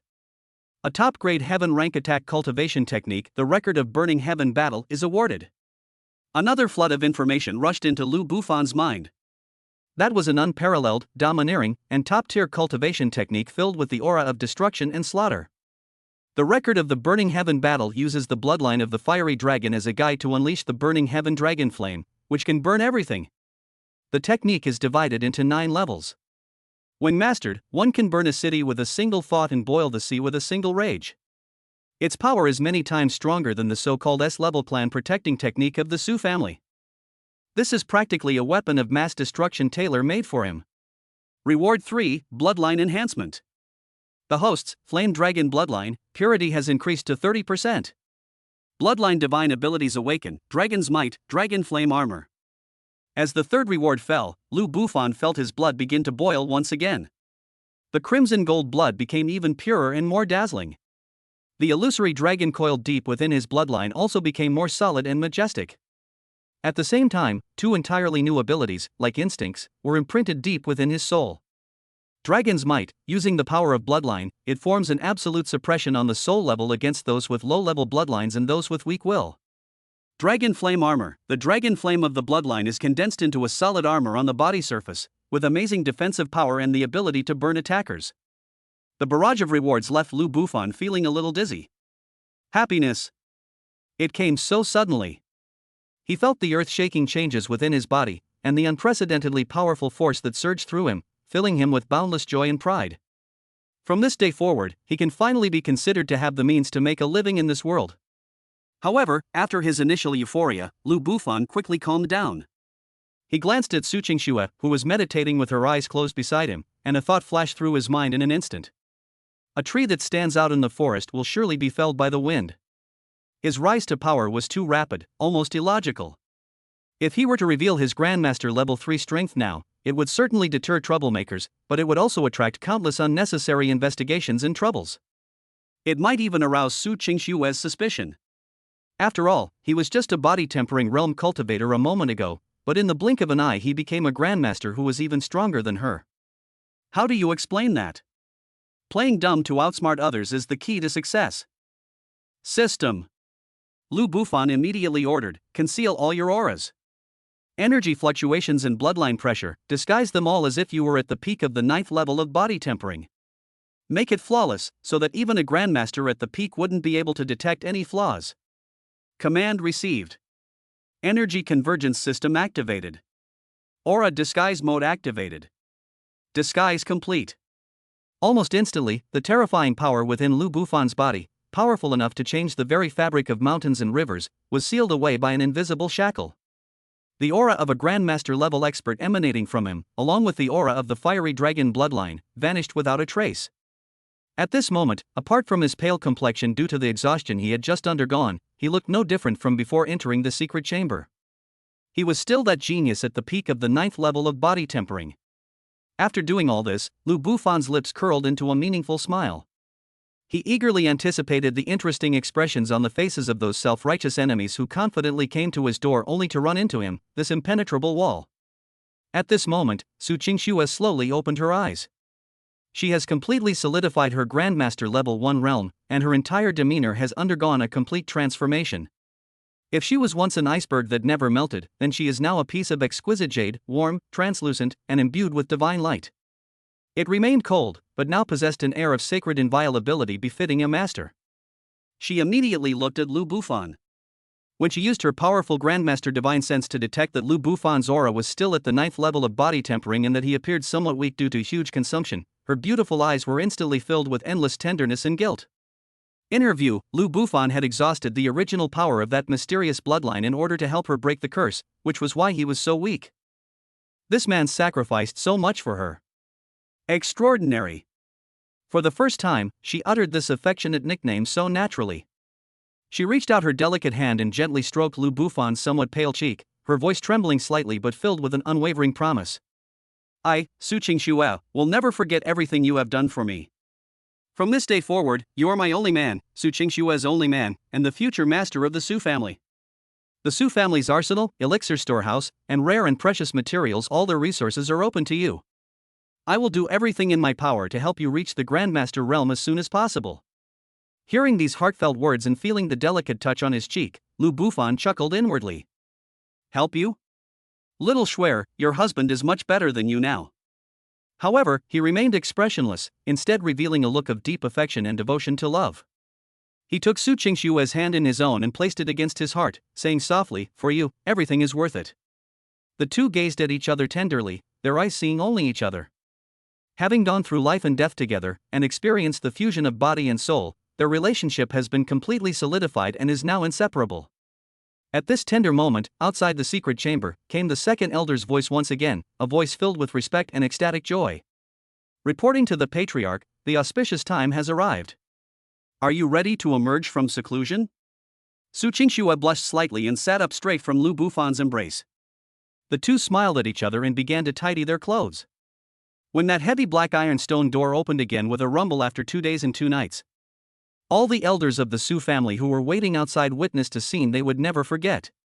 The newly promoted Grandmaster Su Qingxue, dressed in white, looked both sacred and majestic. Meanwhile, Lu Bufan, the son-in-law they had once looked down upon, walked out with a smile on his face, standing shoulder to shoulder with the head of the family. What shocked them most was the way the patriarch looked at that man, his eyes filled with a tenderness they had never seen before. The Su family is about to undergo a major upheaval. The news of Su Qingxue's breakthrough to Grandmaster spread like wildfire throughout Jiangcheng. The Su family has decided to hold an unprecedented grand banquet for Grandmasters 3 days from now, inviting celebrities from all walks of life to join in the grand event. The entire city of Jiangcheng was in an uproar. But none of them knew that a huge crisis targeting the Su family and the newly promoted Grandmaster Su Qingxue was quietly approaching from the distant capital of the empire. Chapter 21: Two Grandmasters from One Family? Jiangcheng shakes. A new Grandmaster has been born in the forbidden area of the Su family. This news was like a nuclear bomb that exploded, completely shaking the entire Jiangcheng high society within just half a day. Martial arts masters under the age of 30. What an earth-shattering concept! For nearly 50 years, no such young grandmaster has appeared in the entire Jiangcheng. The Su family's status was already firmly established as the #1 family in Jiangcheng because of Su Qingxue, a quasi-grandmaster. Now, with her breakthrough, the Su family is no longer just the #1 in Jiangcheng, but has become a top-tier power that ranks among the top 3 in the entire Jiangnan province. For a time, the Su family's gate was bustling with activity, a veritable marketplace. The heads of major families, enterprises, and martial arts schools in Jiangcheng prepared generous gifts and were eager to pay a visit, hoping to see this legendary female grandmaster in person and, incidentally, to sound out the Su family's future intentions. Boxes of precious medicinal herbs, truckloads of rare metals, and astronomical sums of bank drafts were delivered to the Su family's door like a flowing river. The threshold of the Su family's house was almost worn down by the overly enthusiastic guests.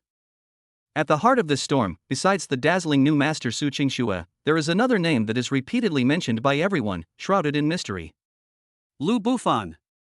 That useless son-in-law who was once the laughingstock of the whole city. Nobody is a fool.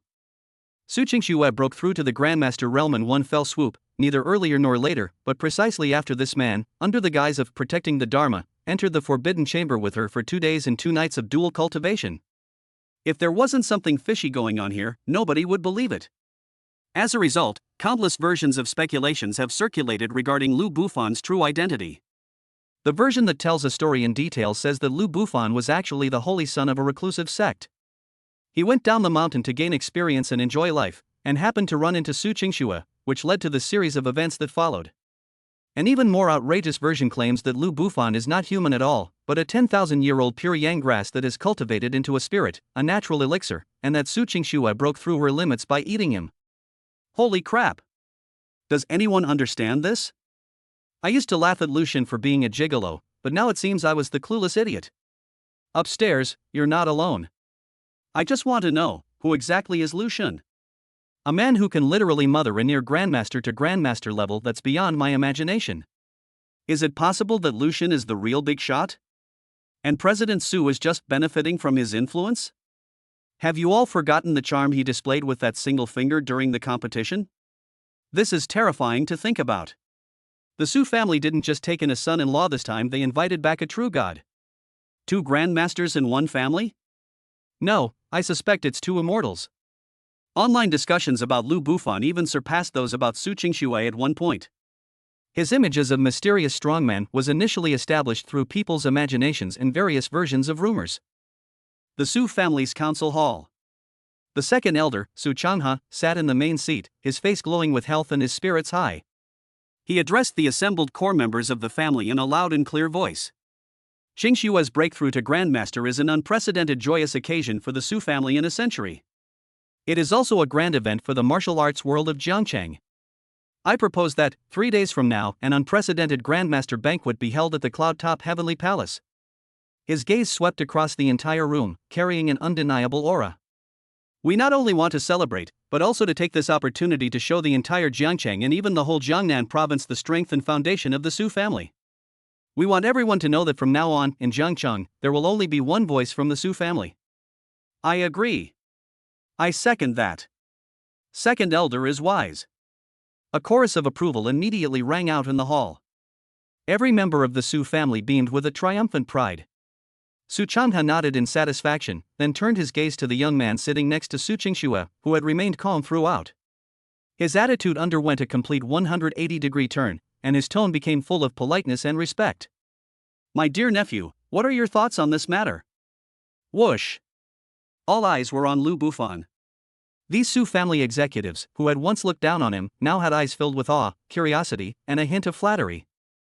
They all knew that this young man's current status in the Su family was, to some extent, equivalent to that of the family head, Su Qingxue. Su Qingxue also turned her head, looking at him with a smile in her beautiful eyes, the meaning of which was very clear, you decide. Lu Bufan understood. He knew that Su Qingxue was taking the initiative to hand over power to him, helping him establish true authority within the Su family. Of course he wouldn't refuse. Lu Bufan cleared his throat and slowly opened his mouth. His voice was not loud, but it clearly reached everyone's ears. A banquet must be held, of course. And it must be a grand and special one. He stood up, his gaze sweeping across the entire room, and an invisible aura of leadership emanated naturally from him. However, just having a grand display is not enough. He held up one finger. We have 3 objectives for this banquet. First, to establish our authority. To let everyone know the power of the Su family. Second, to consolidate. To bring all usable resources and connections in Jiangcheng into the Su family's system. Third. He paused, a playful smile curving his lips. Screening. Look around this Jiangcheng, who are our friends, and who are just opportunists. These words stirred the blood of all the Su family members present, yet also sent a chill down their spines. Good heavens! What a bold spirit this young man has! And what a deep and calculating mind he possesses! He turned a celebratory banquet into a strategic plan to reap the benefits of Jiangcheng's resources. Su Changhe nodded repeatedly as he listened, his eyes filled with admiration as he looked at Lu Bufan. With such skill and vision, given time, he will surely become a great hero. Qingxue is such a lucky girl. Su Qingxue looked at Lu Bufan, who was speaking eloquently and confidently in the crowd, her beautiful eyes sparkling with admiration, and her heart filled with pride and love. This is the man she chose. Ultimately, under Lu Bufan's leadership, the preparations for the Grandmaster's banquet proceeded smoothly. Su Qingxue made all the information and network of contacts of the Su group available to Lu Bufan. Taking this opportunity, Lu Bufan absorbed knowledge like a sponge, frantically familiarizing himself with the vast business empire that would one day belong to him. One after another, gold-embossed invitations were sent to prominent figures in Jiangcheng and even major cities in the surrounding areas. Everyone who received the invitation felt honored and said they would definitely attend on time. In an instant, the entire Jiangcheng was in turmoil, and everyone's attention was focused on the heavenly palace on the cloud top 3 days later. However, just as Jiangcheng was thriving and everyone was immersed in the joy of the upcoming feast. The distant capital of the empire. Within a magnificent estate covering thousands of acres, with pavilions and towers resembling an ancient imperial palace. The Wang family. This colossal entity stands atop the power pyramid of the Dragon Kingdom. Inside the study, a handsome young man dressed in white robes, with a somewhat effeminate air, was playing with a jade thumb ring in his hand. On the table in front of him was a coded report from Jiangcheng. The secret report was simple: Su Qingxue of the Su family broke through to the Grandmaster realm yesterday. He, Grandmaster. The elegantly dressed young man let out a soft, enigmatic laugh. He slowly raised his head, and a cold, possessive glint flashed in his narrow, phoenix-shaped eyes. After waiting for you for so many years, you finally haven't disappointed me. The time is almost here. He spoke softly into the shadows of the study. Pass down the word to prepare the Phoenix Blood Jade as a congratulatory gift. It's time to bring her back and fulfill the marriage agreement between our Wang family and the Su family. The night before the Grandmaster's banquet. Above the city of Jiangcheng, above the clouds. A private airship, entirely black and shaped like a hawk with outstretched wings, silently pierced the night sky. It did not pass through any waterway declarations, nor did it alert any radar. It landed silently in an abandoned manner on the outskirts of Jiangcheng. The hatch opened. A group of guards dressed in black, exuding a cold aura, escorted an elderly man holding a red brocade box as they quickly descended the stairs. The old man's gaze drifted towards the brightly lit city center of Jiangcheng in the distance, a hint of disdain and arrogance flashing in his cloudy eyes. A grandmaster from a mere border town dares to make such a big show of himself? They really don't know their own limitations. Hopefully, when this newly promoted Grandmaster Su sees our Wang family's gift tomorrow, he will still be able to smile. Chapter 22, the focus of attention. Who was this gentleman? 3 days passed in the blink of an eye. Jiangcheng, cloud-top heavenly palace. This banquet hall, suspended atop the city's tallest building, is entirely made of reinforced glass, resembling a crystal palace floating between the starry sky and the city lights. Tonight, this is the center of the entire Jiangnan province. Luxury private airships, like weary birds returning to their nests, glided silently across the night sky and landed on their exclusive helipads. The car door opened, and those who stepped out were all big shots whose mere presence could make the Jiangcheng business world tremble. Dressed in the finest formal attire, with perfectly measured smiles on their faces, and carrying carefully prepared gifts, they exchanged pleasantries as they walked into the dazzling array of lights. Inside the banquet hall, the dome is a vast projection of the starry sky, and the floor is transparent, offering a panoramic view of the city's dazzling nightscape. Melodious classical music flows in the air, and elegantly dressed waiters carry trays filled with fine wines and delicacies, moving among the crowd. The atmosphere was lively, yet it maintained the unique reserve of high society. Everyone's conversation, whether intentional or not, revolved around the two main characters of the evening: the newly appointed master, Su Qingxue, and that mysterious man, Lu Bufan. Have you heard? That person from the Su family broke through to a higher realm after 2 days and 2 nights of seclusion in the forbidden area. That's not all. I heard from a friend of mine who works in the security department of the Su group that the person protecting Master Su at the time was none other than Lu Bufan. He's the key. Hiss. Just who is this Mr. Lu? I only heard that he was a gigolo before, but now it seems that the rumors misled me. It's not just misleading you, it's downright blind. To be able to turn a near Grandmaster Peak Protector into a true Grandmaster, such a method is unheard of. In my opinion, he himself is at least a Grandmaster, and the kind who is hiding his true abilities. The discussions were filled with awe and curiosity. In an inconspicuous corner of the banquet hall, several young men in security uniforms, responsible for perimeter security, were looking at the important figures inside, chatting and laughing, with an incredibly complex expression.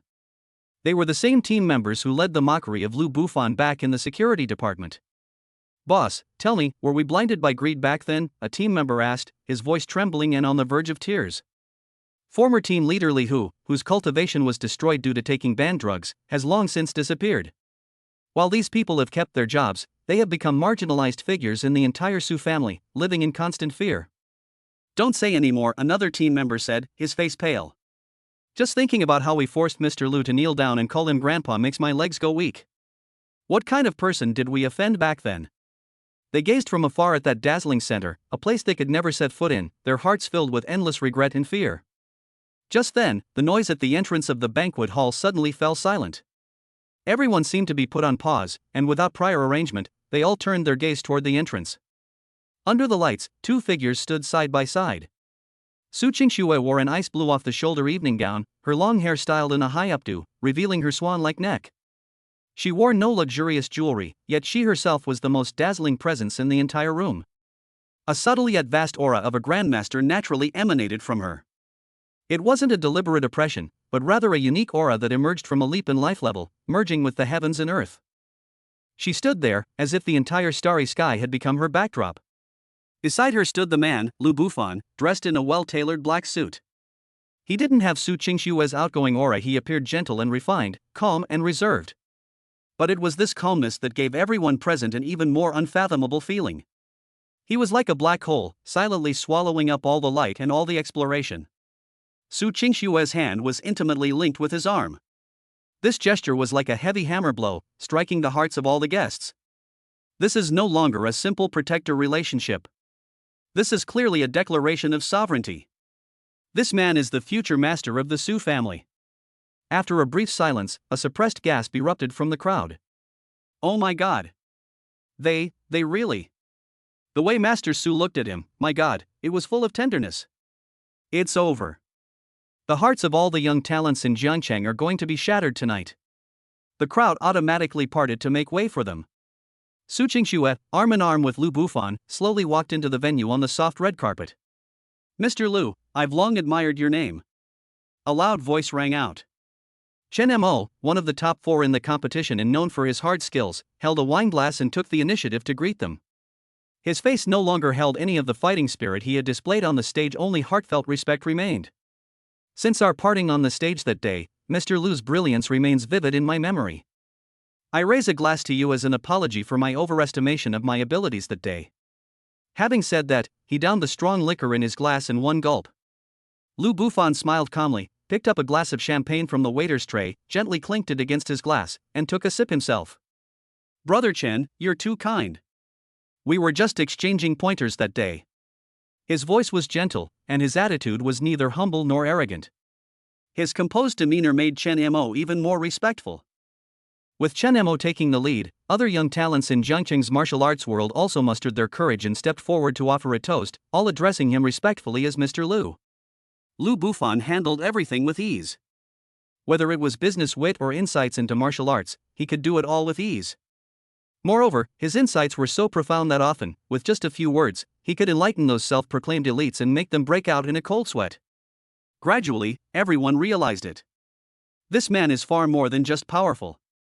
His knowledge, his vision, and his eloquence far exceed what one would expect for someone his age. He didn't seem like a young man in his early 20s at all. Instead, he seemed like an old monster who held sway over the world and looked down on the ups and downs of life. Son-in-law? This word was utterly shattered in everyone's minds, leaving not a trace. Instead, a title filled with mystery and awe was given Mr. Su. Ah, everyone. Second Elder Su Changha was also beaming, holding a wineglass as he weaved through the crowd, his face as radiant as a blooming chrysanthemum.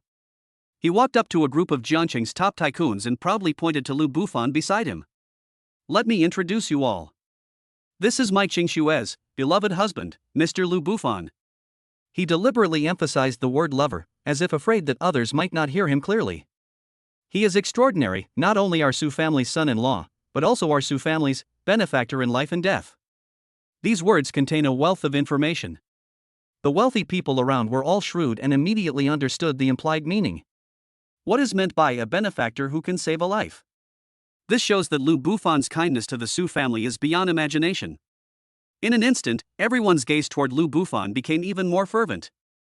Su Qingxue stood not far away, watching Lu Bufan surrounded by the crowd, chatting and laughing. Her beautiful, icy blue eyes sparkled with excitement. She knew he was excellent, but she never imagined he could be this excellent. He is like a diamond covered in dust. Once the dust is brushed away, he will shine with a brilliance that eclipses the entire world. An unprecedented surge of pride and love welled up in her heart. This is my man. As time went on, the atmosphere of the banquet gradually reached its peak. Su Qingxi raised his wine glass, walked up to the main stage, and prepared to address all the guests. The entire room fell silent instantly. Everyone wore smiles, ready to listen to the newly crowned female grandmaster's speech. At that very moment, when the heavy alloy doors of the banquet hall were violently pushed open from the outside in an extremely rough manner. The loud crash interrupted Su Qingxue's words and caused all the guests to frown. Who is this? Such a lack of manners. Under everyone's gaze, a master of ceremonies dressed in a black tuxedo, with an arrogant expression, stood at the door and, drawing out his words in an almost declarative tone, loudly proclaimed. Lord Wang Lang, the special envoy of the Kyoto royal family, has arrived. That short sentence was like a thunderclap from the heavens, exploding in everyone's ears. Kyoto, the royal family? That colossal being that exists only in legends, standing atop the pinnacle of power in the Dragon Kingdom? Why did they come? And, at this time, in this way? All the guests were stunned, and an ominous premonition enveloped everyone's hearts. They had a vague feeling that something big was about to happen at tonight's grand feast. Chapter 23: A marriage contract leads to the public theft of a wife. The four characters Kyoto royal family seemed to carry an invisible magic. The moment it was uttered, the lively and bustling atmosphere of the entire heavenly palace instantly plummeted to freezing point. The air seemed to have been sucked out. The smiles on all the guests' faces froze, replaced by deep shock and confusion. Even the second elder Su Changha, who had just been full of vigor, lost most of the color from his face in an instant. In the Dragon Kingdom, there are numerous powerful families and countless wealthy clans. But there is only one Wang family. That is the true being standing at the top of the pyramid, looking down upon all living beings. Their power has long surpassed the realm of ordinary commerce and martial arts. They are behemoths capable of influencing national policies and shaping the rise and fall of a province. The Su family of Jiangcheng was as insignificant as an ant at the feet of an elephant compared to them. Why would such an entity send a special envoy to a border town like Jiangcheng? Under the astonished and uncertain gazes of everyone, the group walked in with steady steps from outside the door. The leader was an elderly man, about 50 years old, dressed in a dark gold tang suit. His face was thin and refined, his eyes gleamed with a sharp light, and his temples bulged high. A powerful aura belonging to a grandmaster was released without any concealment, like an invisible tide that instantly swept through the entire banquet hall. Grandmaster Level 1. Another grandmaster. All the guests present felt a tightness in their chests and difficulty breathing due to this overwhelming aura. Some of those with weaker cultivation even turned pale and their legs began to tremble. This is Wang Lang, the special envoy of the royal family. Behind him followed 8 guards dressed in black. These 8 people exuded a calm and focused aura, their steps were synchronized, and each of them emanated a fierce and bloodthirsty aura honed through countless battles. They are all half-step grandmasters. 8 half-step grandmasters will serve as guards. What a terrifying spectacle! Wang Lang's gaze swept indifferently across the entire room. His gaze did not linger on any of Jiangqing's celebrities for more than half a second. It was a kind of indifference towards inferior beings that came from his very bones. He ignored Su Qingxue on the main stage, and also ignored the Su family elders whose expressions changed drastically. He led his men straight to the center of the banquet hall, as if this were not the Su family's home ground, but his Wang family's backyard. This extreme arrogance and rudeness made the faces of all the Su family members turn extremely ugly. Special Envoy Wang, it is an honor to have you here. I am sorry for not welcoming you properly. In the end, it was second elder Su Changhe who, steeling himself, forced a smile that looked more like a grimace and stepped forward to bow. However, Wang Lang didn't even glance at him, only letting out a contemptuous snort from his nostrils. He finally turned his gaze to Su Qingxue on the main stage. That look didn't seem like he was looking at a master of the same level. It was more like he was examining a piece of his own collection that he was fairly satisfied with. He slowly raised his hand. One of his guards immediately stepped forward and respectfully handed him a brocade box carved from sandalwood. Wang Lang opened the brocade box. Everyone's attention was drawn to it. Inside the brocade box lay a piece of ancient jade, entirely blood red, carved with the simple character king. The ancient jade emitted a faint warmth, as if it were alive. Su Qingxue. Wang Lang spoke, his voice not loud, but carrying an unquestionable tone of command. 23 years ago, your father, Su Jinan, traveled to the capital to seek a drop of dragon blood essence from my Wang family's ancestor in order to break through to the Grandmaster realm. Our ancestor cherished his talent and bestowed upon him the essence. In return, Su Jinan made a verbal agreement with my Wang family that after you come of age, you will marry into my Wang family and marry my eldest grandson, Wang Teng. This phoenix blood jade is the token from back then. Boom! Wang Lang's words were 10,000 times more domineering than his grandmaster aura. Every word was like a heavy hammer, slamming into everyone's hearts. The entire banquet hall erupted in chaos. Everyone was stunned by this shocking revelation. This is not an arranged marriage. This is not a marriage alliance. This was a blatant robbery at the celebration banquet for the newly promoted grandmaster of the Su family, in front of all the celebrities in Jiangcheng. He openly stole her away in front of her husband. Overbearing. Arrogant. This is utterly unreasonable. This is impossible. Master Su, he actually has such a marriage agreement? It's over. What should the Su family do now? On one side is the newly appointed sect leader and his wife, and on the other side is the Wang family of Kyoto. They have no choice at all. The guests were talking amongst themselves, their eyes filled with sympathy and pity as they looked at the Su family. The elders of the Su family, on the other hand, all looked ashen-faced. Especially the second elder, Su Changhe, swayed and almost fell to the ground. The older generation all know about this. Su Jinan did indeed go to Kyoto back then, and he did bring back an opportunity that could help him break through. But they all thought it was just a verbal agreement, and that the high and mighty Wang family would never remember a small place like Jiangcheng, let alone this marriage. Who would have thought that they would come knocking on our door so soon after Su Qingxue broke through to the Grandmaster level? Their purpose is obvious. What they're after isn't Su Qingxue herself, but rather this promising new Grandmaster under 30 from the Su family. Wang Lang took in everyone's reactions, a mocking smile curving his lips. He continued, his voice carrying a hint of seduction. I know that you, Patriarch Su, were once afflicted with the frost prison curse. I might as well tell you that the mysterious force that cursed your Su family bloodline happens to be a mortal enemy of my Wang family. They will come knocking on our door sooner or later. Only by marrying into my Wang family and becoming a member of my Wang family can you, and the entire Su family, receive the protection of the Wang family and completely get rid of the entanglement of this curse. These words were half a threat and half an attempt to win him over.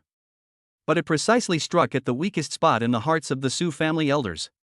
That mysterious curse-casting force is the sword of Damocles hanging over the Su family for hundreds of years. If we can get close to the Wang family, this mighty tree, we can not only solve this major problem, but also allow the Su family to rise to prominence overnight. This seems like a good deal. A struggle flashed across the eyes of the second elder, Su Changhe, but in the end, he actually showed a hint of being tempted.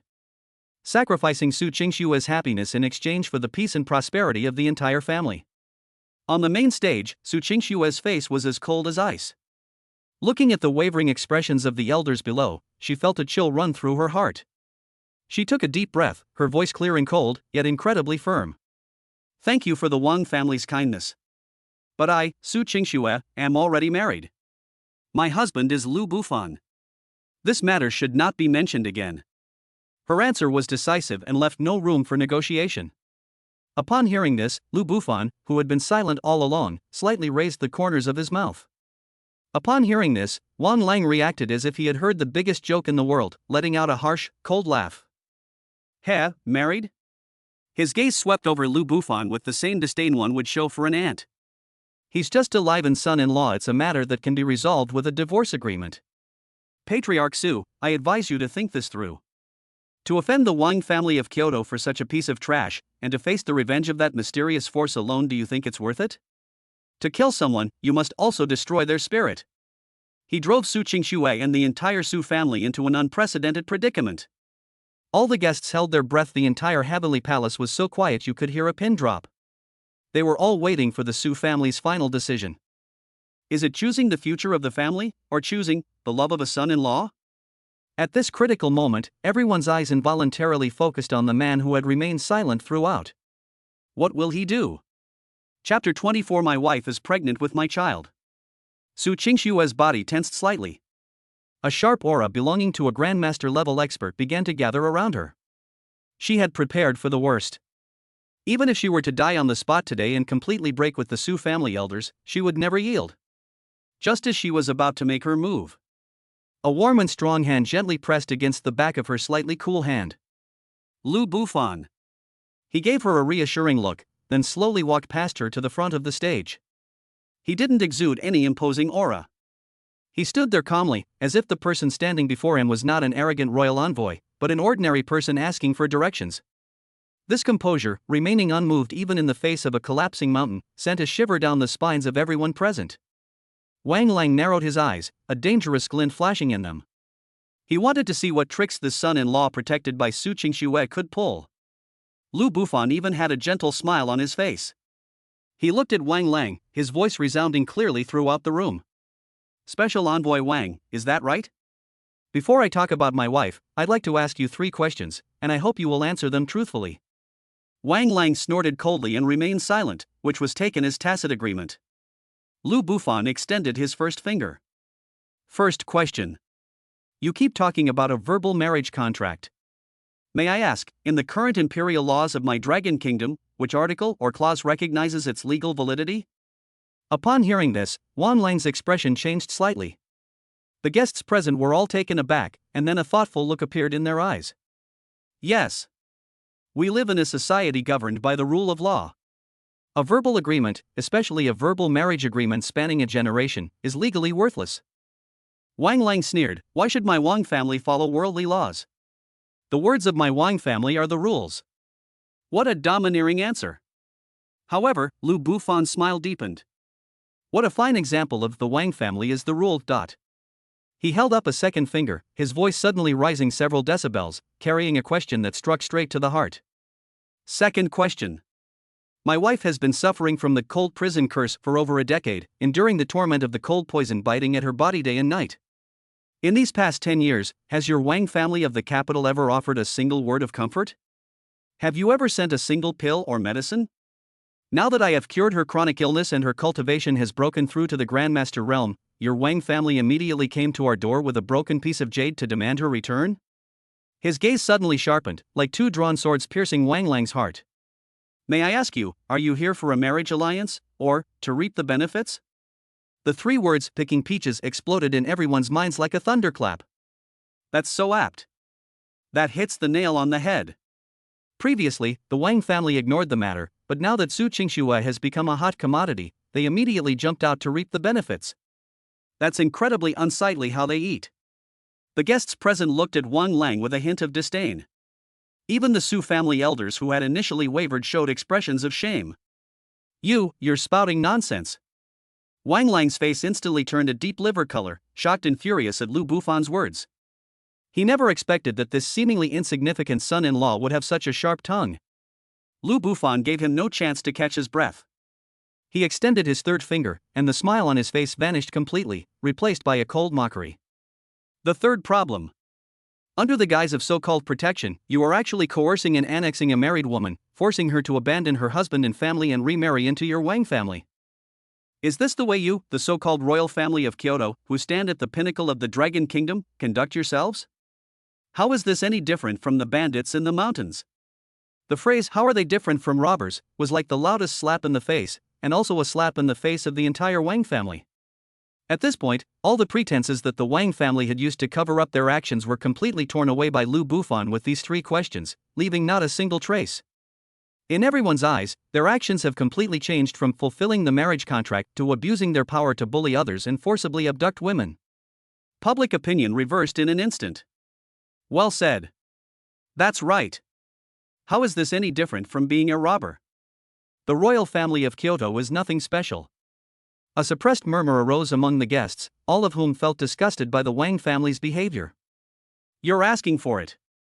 Wang Lang was utterly enraged. Unable to win the argument logically, he prepared to resort to the most primitive and direct means. Force. You sharp-tongued little beast. Today, I'll cripple you first, then take Su Qingxue away. Before he finished speaking, a terrifying aura belonging to a Grandmaster-level expert soared into the sky. The glass walls of the entire banquet hall creaked under the oppressive weight of this atmosphere. A major battle is about to break out. Su Qingxue immediately stepped forward and stood shoulder to shoulder with Lu Bufan, ready to join forces against the enemy. However, despite Wang Lang's overwhelming killing intent, Lu Bufan's face remained calm and composed. He didn't even glance at the enraged Wang Lang. He simply turned around and, with an incredibly gentle gesture, softly pulled Su Qingxue into his arms. This possessive gesture made Su Qingxue's pretty face blush slightly, but it also completely calmed her tense heart. Lu Bufan's gaze slowly swept across the entire room. The gaze swept over the horrified guests, over the wavering elders, and finally settled on Wang Lang, who was about to make his move. He slowly announced a message that silenced the entire world. I'm sorry, Special Envoy Wang, I'm afraid your plans are going to fall through. Because. He paused, then gently and tenderly placed one hand on Su Qingxue's flat stomach. His voice, filled with boundless pride and love, clearly reached everyone's ears. My wife, Su Qingxue, is pregnant with my child. Chapter 25 The Eve of the Storm, the Wang family's revenge. That sentence was spoken very softly. It was so light it sounded like a whisper between lovers. But falling into the deathly silent banquet hall of the heavenly palace on the cloud top was no less than a nuclear bomb detonating deep in everyone's soul. She's pregnant? The minds of all the guests went blank for a moment. Their eyes widened, their mouths agape, staring intently at Lu Bufan's hand that was resting on Su Qingxue's lower abdomen. There, the land remains flat.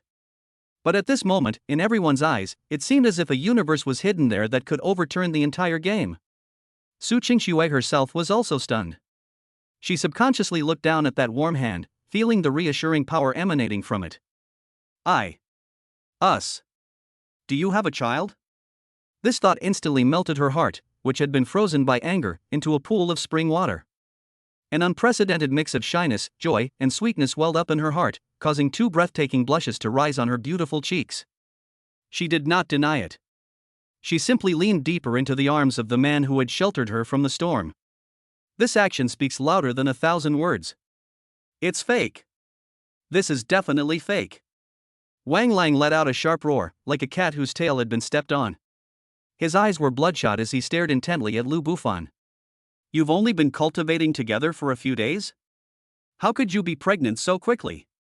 Kid, you're just stalling for time, you're courting death. His aura as a grandmaster surged once more, as if he were about to make a move at any moment. Lu Bufan didn't even bother to lift his eyelids. He simply held his wife and glanced at Wang Lang with an expression as if he were looking at an idiot. Do I need to explain my relationship with my wife to you? Or perhaps. His voice suddenly turned cold, carrying a chilling aura. Your Wang family wants to kill my Su family's pregnant patriarch in front of all the celebrities in Zhangcheng? Try moving it? Just wait and see tomorrow whether the reputation of your Kyoto royal family will be even more stinking than the sludge in the sewers. The icy words, like a chilling wind from the depths of hell, instantly extinguished all the anger in Wang Lang's heart. His body stiffened, and the momentum that had reached its peak was abruptly swallowed back. Should we take action? He dares not. He can use coercion, bribery, or even assassination. But he would never dare to lay a hand on a female grandmaster who had just announced her pregnancy today, here, in front of so many eyes. That's not upholding the dignity of the Wang family, that's putting the Wang family in a very difficult position. Okay. Wang Lang was so angry that he trembled all over and said good 3 times in a row. His thin face turned from red to green, then from green to purple, and finally turned into a dark gray. He knew that he had lost today. They suffered a crushing defeat. He lost to the son-in-law whom he had never taken seriously from beginning to end. He glared at Lu Bufan with venom, his eyes seeming to want to devour him alive. The Wang family will remember this debt. Boy, and your Su family, you will regret this. After uttering this threatening remark, Wang Lang could no longer stay. He abruptly flicked his sleeves, and with the 8 equally grim-faced guards, he left in a disheveled state without looking back. That hasty retreat, in stark contrast to the arrogance and domineering attitude he had displayed upon arrival, formed an incredibly sharp and ironic contrast. As the Wang family disappeared through the doorway. Inside the banquet hall, the string that had been stretched to its limit finally snapped with a snap. Dead silence. After a deathly silence lasting 3 seconds. Slap. Slap slap. Slap slap slap slap. Someone, I don't know who, was the first to start clapping. Immediately afterwards, thunderous applause, like a mountain collapsing and a tsunami crashing, instantly engulfed the entire Cloud Palace. Mr. Lu is awesome. That was awesome. With just a few words, without shedding a drop of blood, he forced the Wang family's special envoy to back down. This is no ordinary son-in-law, he's clearly a brilliant strategist. Courageous and resourceful, loyal and righteous. Master Su, what a discerning eye. We admire you wholeheartedly. All the guests spontaneously stood up and gave the most enthusiastic applause to the couple on the main stage, paying them the highest respect. There was no longer any doubt or contempt in their eyes, only a deep and heartfelt awe. If, in their eyes, Lu Bufan was previously just a powerful, mysterious expert. At this moment, his image has been completely elevated. He became the head of the Su family, a man of courage and wisdom, adaptable and resourceful, capable of turning the tide in the blink of an eye. Among the crowd, Su Changhe, the second elder of the Su family, had his old face flushed red. Hearing the overwhelming praise around him, he felt as if every word was a resounding slap across his face. I am so ashamed, I want to disappear. He recalled his earlier wavering, and how he almost sacrificed Su Qingshue's happiness for the sake of his family's interests. And look at that young man on the stage, who stood alone against the Wang family's grandmaster, unfazed, all to protect the Su family and his wife. He wished he could disappear into a crack in the ground. Thump! Under everyone's astonished gaze, the second elder, who held a high position and was highly respected in the Su family, suddenly collapsed to his knees and knelt down straight towards the main stage. Master! Mr. Lu! Su Changhe was overcome with tears, his voice filled with endless regret and guilt. I am guilty. It was my short-sightedness that nearly led to this terrible mistake. I begged the patriarch and Mr. Lu to punish me. His kneeling gesture clearly demonstrated the attitude of the Su family elders' council. This also put the minds of all the Su family members who still had doubts at ease. Lu Bufan looked calmly at Su Changhe kneeling on the ground. He didn't immediately help her up, nor did he reprimand her. He knew that kneeling was necessary. This is both a way to win over people's hearts and an opportunity to establish authority. Only when these people feel awe from the bottom of their hearts can the Su family truly unite as one. In the end, Su Qingxue couldn't bear it any longer and said softly, "Second elder, please rise. Today's matter is over." Lu Bufan then stepped down from the stage, personally helped Su Changhe up, and said gently, "Second elder, you are too kind. You are only thinking of the family, and Qingxue, and I can understand. He employs both kindness and severity, and knows when to give and when to take control." This move was executed with unparalleled skill. Su Changhe was moved to tears.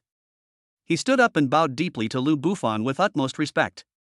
From this day forward, I, Su Changhe, will obey only the orders of the patriarch and Mr. Lu. Anyone in the Su family who harbors disloyalty will be the first to face my wrath. At this moment, the Su family was more united than ever before. The banquet concluded in a warm and harmonious atmosphere. After seeing off all the guests, only Lu Bufan and Su Qingxue remained in the vast Cloud Palace. Su Qingxue could no longer hold on, and her whole body slumped into Lu Bufan's arms as if she had no bones. The tip of her nose was surrounded by his masculine aura that gave her immense peace of mind. I could still feel his strong, powerful heartbeat in my ear. "Thank you." Her voice carried a hint of languor and weariness, as if she had survived a catastrophe. This was the first time in her life that she had felt so at ease. Even if the sky falls, this man will hold it up. This feeling captivated her. Lu Bufan put his arm around her soft waist, lowered his head and gently kissed her smooth forehead. "Fool, we are husband and wife." He looked at the blushing face of the woman in his arms, then suddenly grinned mischievously and whispered in her ear, "But, you really don't blame me for taking it upon myself to say you were pregnant?" Su Qingxue's face flushed red instantly, down to her ears. She buried her head even deeper, her voice barely audible. "No. It's not my fault. Anyway, it'll happen sooner or later anyway." Feeling the shyness of the beauty in his arms, Lu Bufan felt a surge of passion in his heart. However, he quickly regained his composure and his expression became serious again. "Qingxue, this matter is not over yet. Although Wang Lang is gone, the Wang family's revenge will come soon. And it will be 100 times more intense than today." Su Qingxue lifted her head from his embrace, and a hint of solemnity appeared in her beautiful, icy blue eyes. "I understand." They won't dare to act recklessly with force for the time being. "So, what's next is business." Lu Bufan uttered 2 words. As expected. The sun rose as usual the next day. But what hangs over the Su group is a dark cloud that never sees the light of day. 9 o'clock in the morning. The headquarters of the Su group, the president's office. Assistant Li Qing rushed in, her face pale, carrying a series of urgent documents. "President Su. Something terrible has happened. Our 3 largest raw material suppliers have simultaneously and unilaterally announced the termination of all cooperation with us." "What?" Su Qingxue frowned. Before he could finish speaking, the manager of another department also tumbled in. "President Su. Something terrible has happened. Our group's stock price was hit by a massive short-selling attack from unknown funds within 10 minutes of the market opening, and it has already hit the daily limit down. Besides, President Su, more than a dozen partner banks in Jiangnan province have simultaneously sent us letters demanding that we repay all our loans in advance." One bad news after another, like snowflakes, came flying in from all over the country. Partners collectively breached the contract. The core supply chain has been undermined. The stock price has plummeted, and the cash flow is facing a crisis. This is a fast, accurate, and ruthless combination of punches.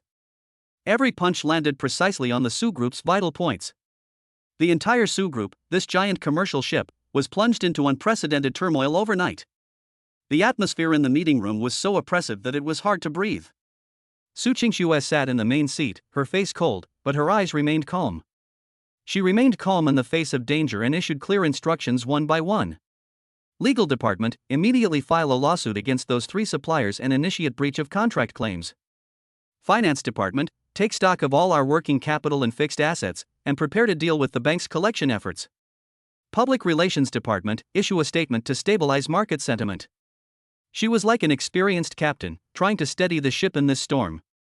But everyone knew that, faced with the behemoth that was the Wang family, everything they did was like a mantis trying to stop a chariot. In the business world, the Su family was defeated by a lower-level attack. Outside the conference room, Lu Bufan looked through the glass wall at the woman inside, who was overwhelmed with worry but still bravely holding on to everything, and a pang of heartache flashed in his eyes. But he didn't go in.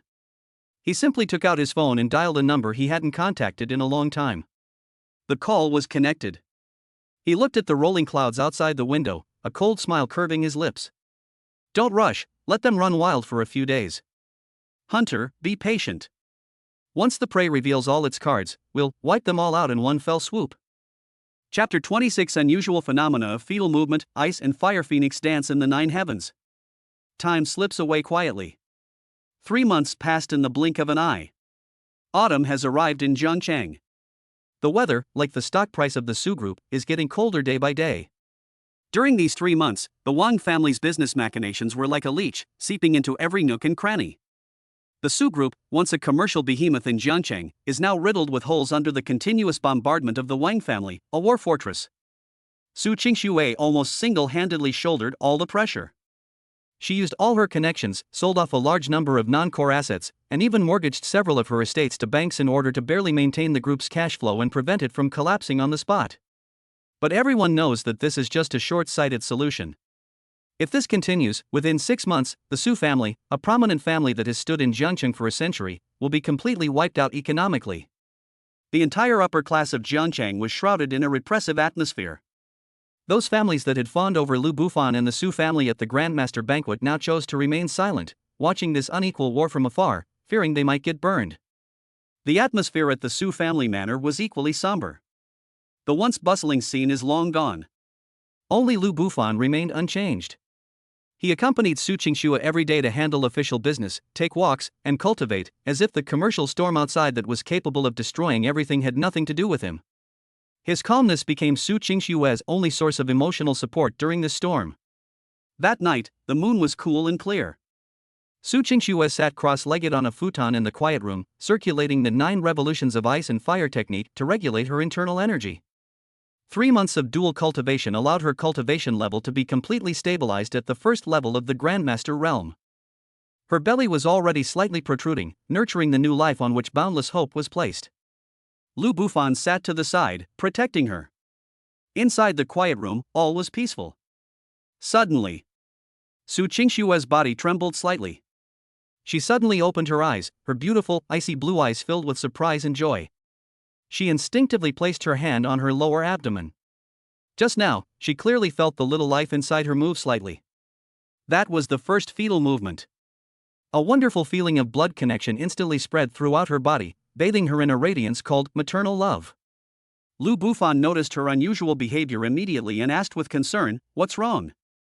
A gentle smile, unnoticed even by herself, graced Su Qingxue's face. He moved. The moment she uttered those words, boom! The whole world seemed to shake violently at that moment. Outside the Su family manor, in the night sky, the once clear starry sky suddenly changed color without warning. Within a radius of 100 miles, all the spiritual energy of heaven and earth seemed to be summoned by some supreme being, and in an instant, it completely erupted. They transformed into visible, multicolored torrents of energy, frantically converging on the sky above the Su family manor from all directions. A massive, sky-covering vortex of spiritual energy slowly formed directly above the manor. At the center of the vortex, pitch black and bottomless, it seemed to connect to another unknown dimension. What is that? Within Jiangcheng, countless people were awakened by this earth-shattering phenomenon, rushing out of their homes in horror to look up at the sky. Oh my God! Is this the end of the world? No! Look! The direction where the spiritual energy is gathering is the Su family. All eyes were focused on the area shrouded in endless spiritual energy. At this moment, all the martial artists in Jiangcheng, regardless of their cultivation level or where they were, felt a kind of throbbing originating from the depths of their blood at the same time. It is the soul-searching submission and worship of a lower life form when facing a higher deity. Under the influence of this throbbing sensation, the internal energy within their bodies began to circulate uncontrollably at an accelerated pace. Inside a martial arts school in the west of the city, an old master who had been stuck at the half-step Grandmaster realm for more than 10 years and had long been disheartened was staring blankly at the strange phenomenon in the sky. He suddenly felt a crack appear in his stagnant dantian, which had been like a pool of still water. The bottleneck that had plagued him for half his life has finally loosened.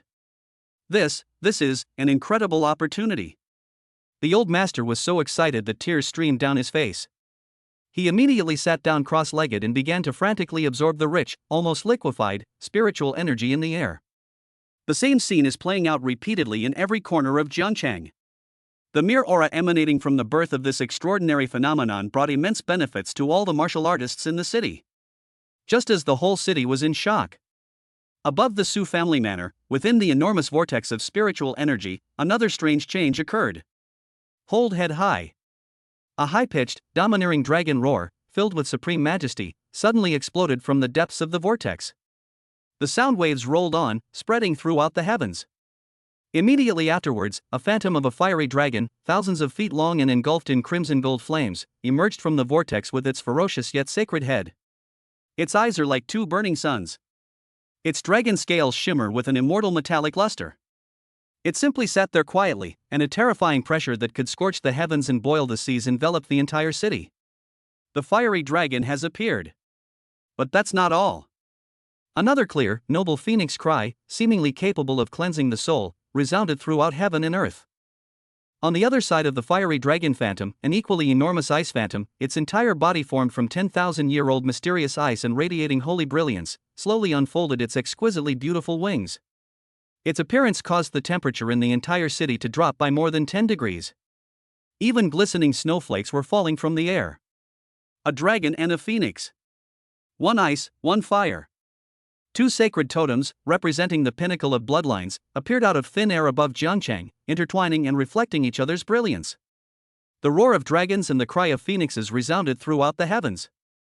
The extreme powers of ice and fire, instead of clashing, form a mysterious and perfect balance. Throughout Jiangcheng, everyone who witnessed this scene had the same thought pop into their head. Extraordinary celestial phenomena indicate the imminent arrival of a divine being. Inside the quiet room, Su Qingxue was so stunned by the sight outside the window that she was speechless. She stared blankly at the two enormous phantoms in the sky that shared the same bloodline as herself and Lu Bufan, her heart filled with turbulent waves. She finally understood. Just how extraordinary is the child in her womb. This is no ordinary bloodline. This is a divine child. Lu Bufan's gaze was equally solemn. He looked up at the phantom images of dragons and phoenixes in the sky, but felt no joy. Instead, he felt a strong sense of crisis. He knew that this was both the greatest honor and a death warrant that could bring him to his death. Such an earth-shattering phenomenon could not be hidden from anyone.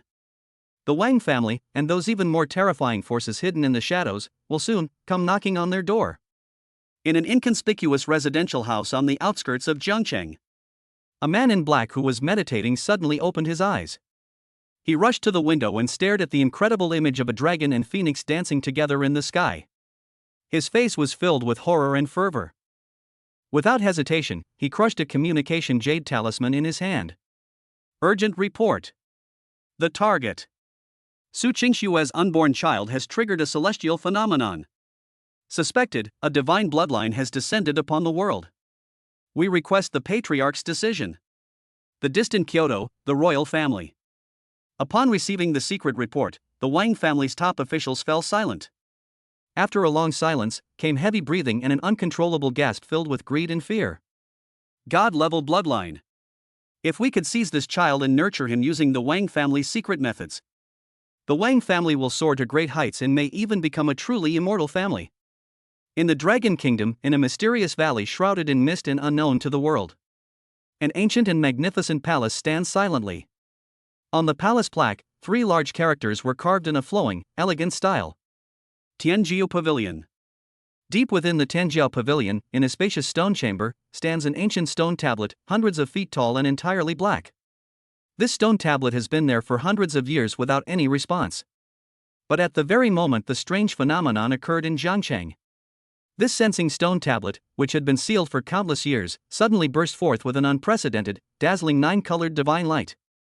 A beam of light shot into the sky, piercing the palace dome and stirring up the winds and clouds throughout the valley. Chapter 27 The Pride of Heaven. Your stage is not limited to Jiangcheng. The dragon and phoenix phenomenon lasted for a full quarter of an hour before slowly dissipating. However, the shock it brought was like a boulder thrown into a calm lake, stirring up towering waves throughout the entire martial arts world of the Dragon Kingdom.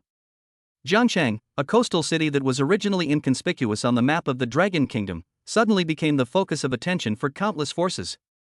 Countless gazes, some greedy, some wary, some curious, pierced through mountains and rivers, focusing on the small piece of land of the Su family manor. The Su family has been thrust into the spotlight. However, to everyone's surprise, for the next 3 days, Jiangcheng remained calm and peaceful.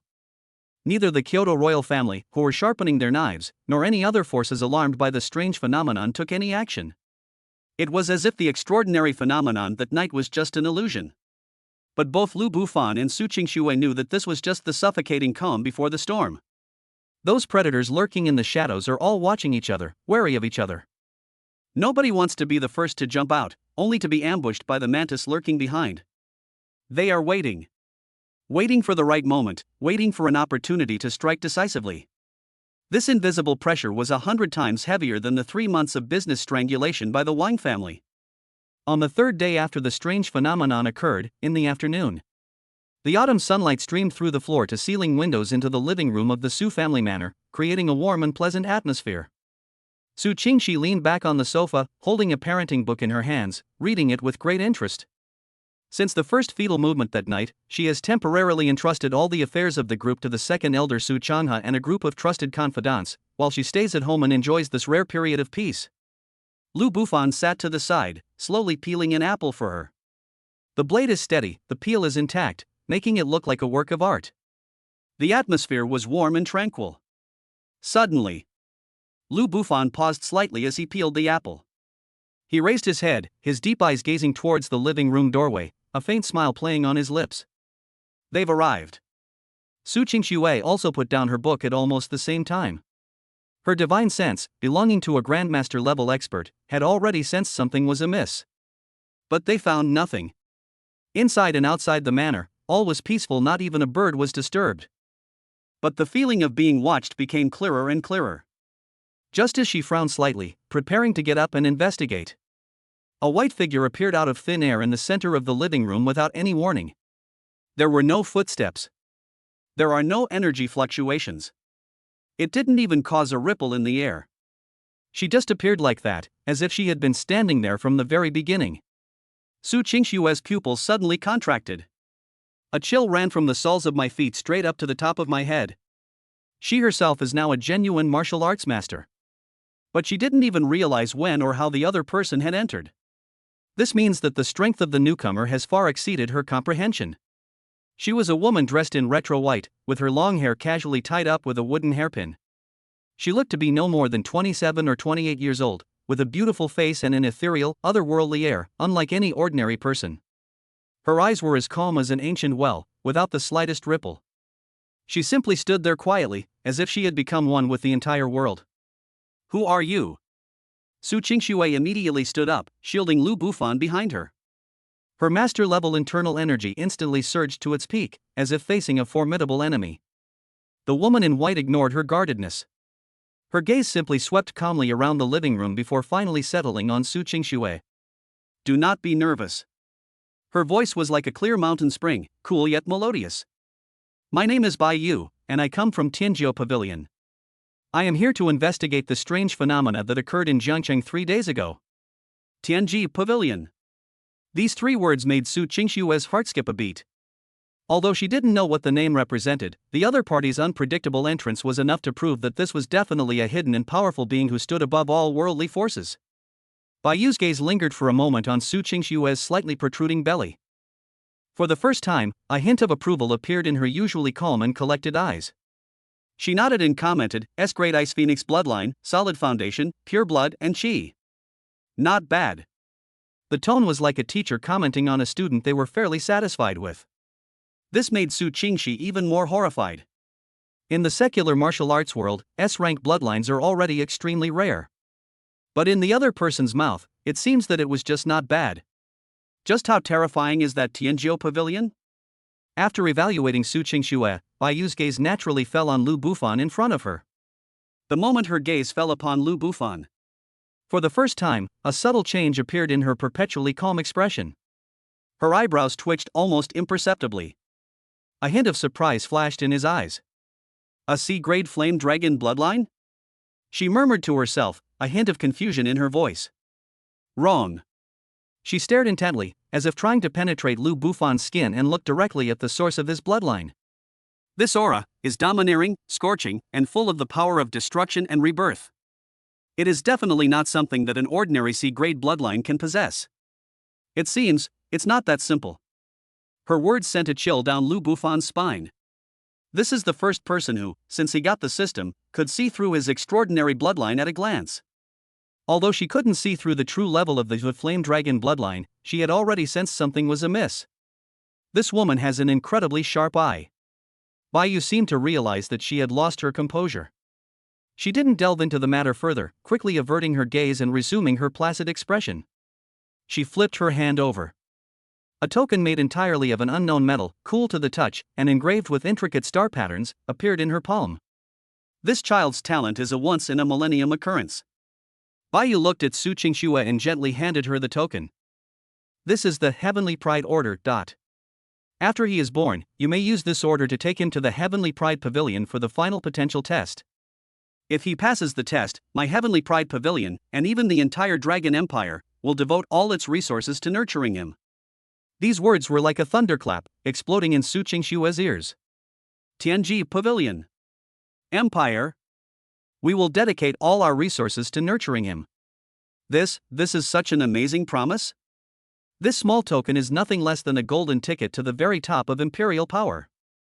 With this ticket, let alone a mere royal family in Kyoto, even a force 10 times stronger than the royal family would never dare to covet them again. Su Qingshue's fingertips trembled slightly with excitement as she carefully accepted the heavy heavenly pride token. The biggest crisis for the Su family seems to have been resolved so easily. After giving her instructions, Bai Yu prepared to turn and leave. She came suddenly, and she left just as abruptly. But the moment she turned around, her steps faltered slightly. She gave Lu Bufan a deep look. This time, she didn't speak, but instead used a method that only Lu Bufan could hear to directly transmit a thought into his mind. The blood of the fiery dragon is unparalleled in its domineering power and should not be bound by the mortal world. Your stage extends far beyond this small river city. Take care of yourself. The words fell. Her figure vanished into thin air, just as it had appeared. It was as if it had never existed. Only the pride token, radiating a faint starlight, remained, proving that everything that had just happened was not an illusion. A long silence fell over the living room. Su Qingxue was still immersed in immense joy and shock. Lu Bufan, meanwhile, stroked his chin, his eyes becoming more profound than ever before. Tianjiu Pavilion. And the last words left by the woman in white. It seems that behind my C-grade, flame dragon bloodline, lies an even greater secret, one that even the system has not fully revealed. This world is much more interesting than he imagined. Chapter 28 10 months of pregnancy, the Emperor Dragon Scripture. The air in the living room still seemed to retain the cool, aloof feeling brought by Bai Yu's white dress. Su Qingxue held the talisman, which was cold to the touch but seemed to carry the future of the entire family, her palms slightly sweaty. A profound sense of joy and unreality still enveloped her. She looked at Lu Bufan, hoping to see the same excitement on his face, but all she saw was a deep calm, as calm as the sea before a storm. Lu Bufan rubbed his chin, his mind still replaying Bai Yu's last words. The blood of the fiery dragon should not be bound by the mortal world. His stage extends beyond Jiangcheng. This is a lot of information. This indicates that Tianjiao Pavilion, or rather Bai Yu himself, has already noticed the abnormality in his bloodline. The secrets hidden behind his C-grade, flame dragon bloodline, are probably not even fully revealed by the system that granted him all of this. This world is far larger and more complex than he knew when he was reborn. Bufan, what are you thinking about? Su Qingshue's voice pulled him back from his thoughts. Lu Bufan snapped out of his reverie, looked at his wife's worried face, smiled gently, reached out and pulled her into his arms, patting her back softly. I'm thinking about what an extraordinary life our son will have in the future. He didn't voice his worries, but simply took the heavenly pride token from Su Qingshue's hand and placed it on the table with a soft click. The voice wasn't loud, but it acted like a reassuring pill, instantly easing the tension in the entire Su family. The appearance of Tianjiao Pavilion was like an invisible mountain, suppressing the turbulent land of Jiangcheng. The first to feel this pressure were the royal family of Kyoto.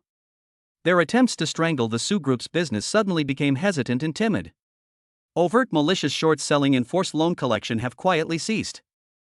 They dared not use those ruthless methods that could have annihilated the Su family, for fear of angering the mysterious and unpredictable Tianjiao Pavilion and bringing annihilation upon the Wang family. However, their underhanded tactics never ceased. They were like a group of venomous snakes in the gutter. Although they dared not jump out to bite directly, they were still releasing venom in the dark, trying to slowly and bit by bit wear down the Su family, this fledgling phoenix, by using various tricky business barriers and resource interception.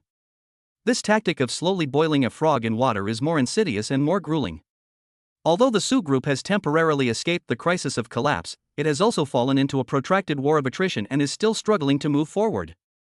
Inside the study of the Su family manor, Su Qingshuo frowned as she looked at the latest quarterly financial statements. The Wang family has cut off our trade routes to 3 rare ores in the Northern Territory, which are the core materials for the next-generation hovercraft engine of our group's Tiangong technology. Now the entire project has come to a standstill. Furthermore, they spread negative news about us in the media circles of Jiangnan province, causing our brand value to evaporate by nearly 30 billion in 3 months. She rubbed her throbbing temples, her face etched with exhaustion. Lu Bufan sat to the side, analyzing a complex network of business relationships using the system panel, and asked without looking up, which family is the Wang family's representative in Jiangnan province? It's the Li family of Yunqing, Su Qingxue replied. They control more than 70% of the media channels in Jiangnan, and many of the dirty jobs for the Wang family are done through them. The Li family. Lu Bufan's fingertip lightly tapped the system screen. Target, Yunqing Li Group. A comprehensive vulnerability scan is underway. Scan complete. 3 fatal weaknesses were discovered. 1. Li Weiguo, chairman of the Li Group, possesses secret assets overseas worth over 50 billion yuan and has serious tax issues.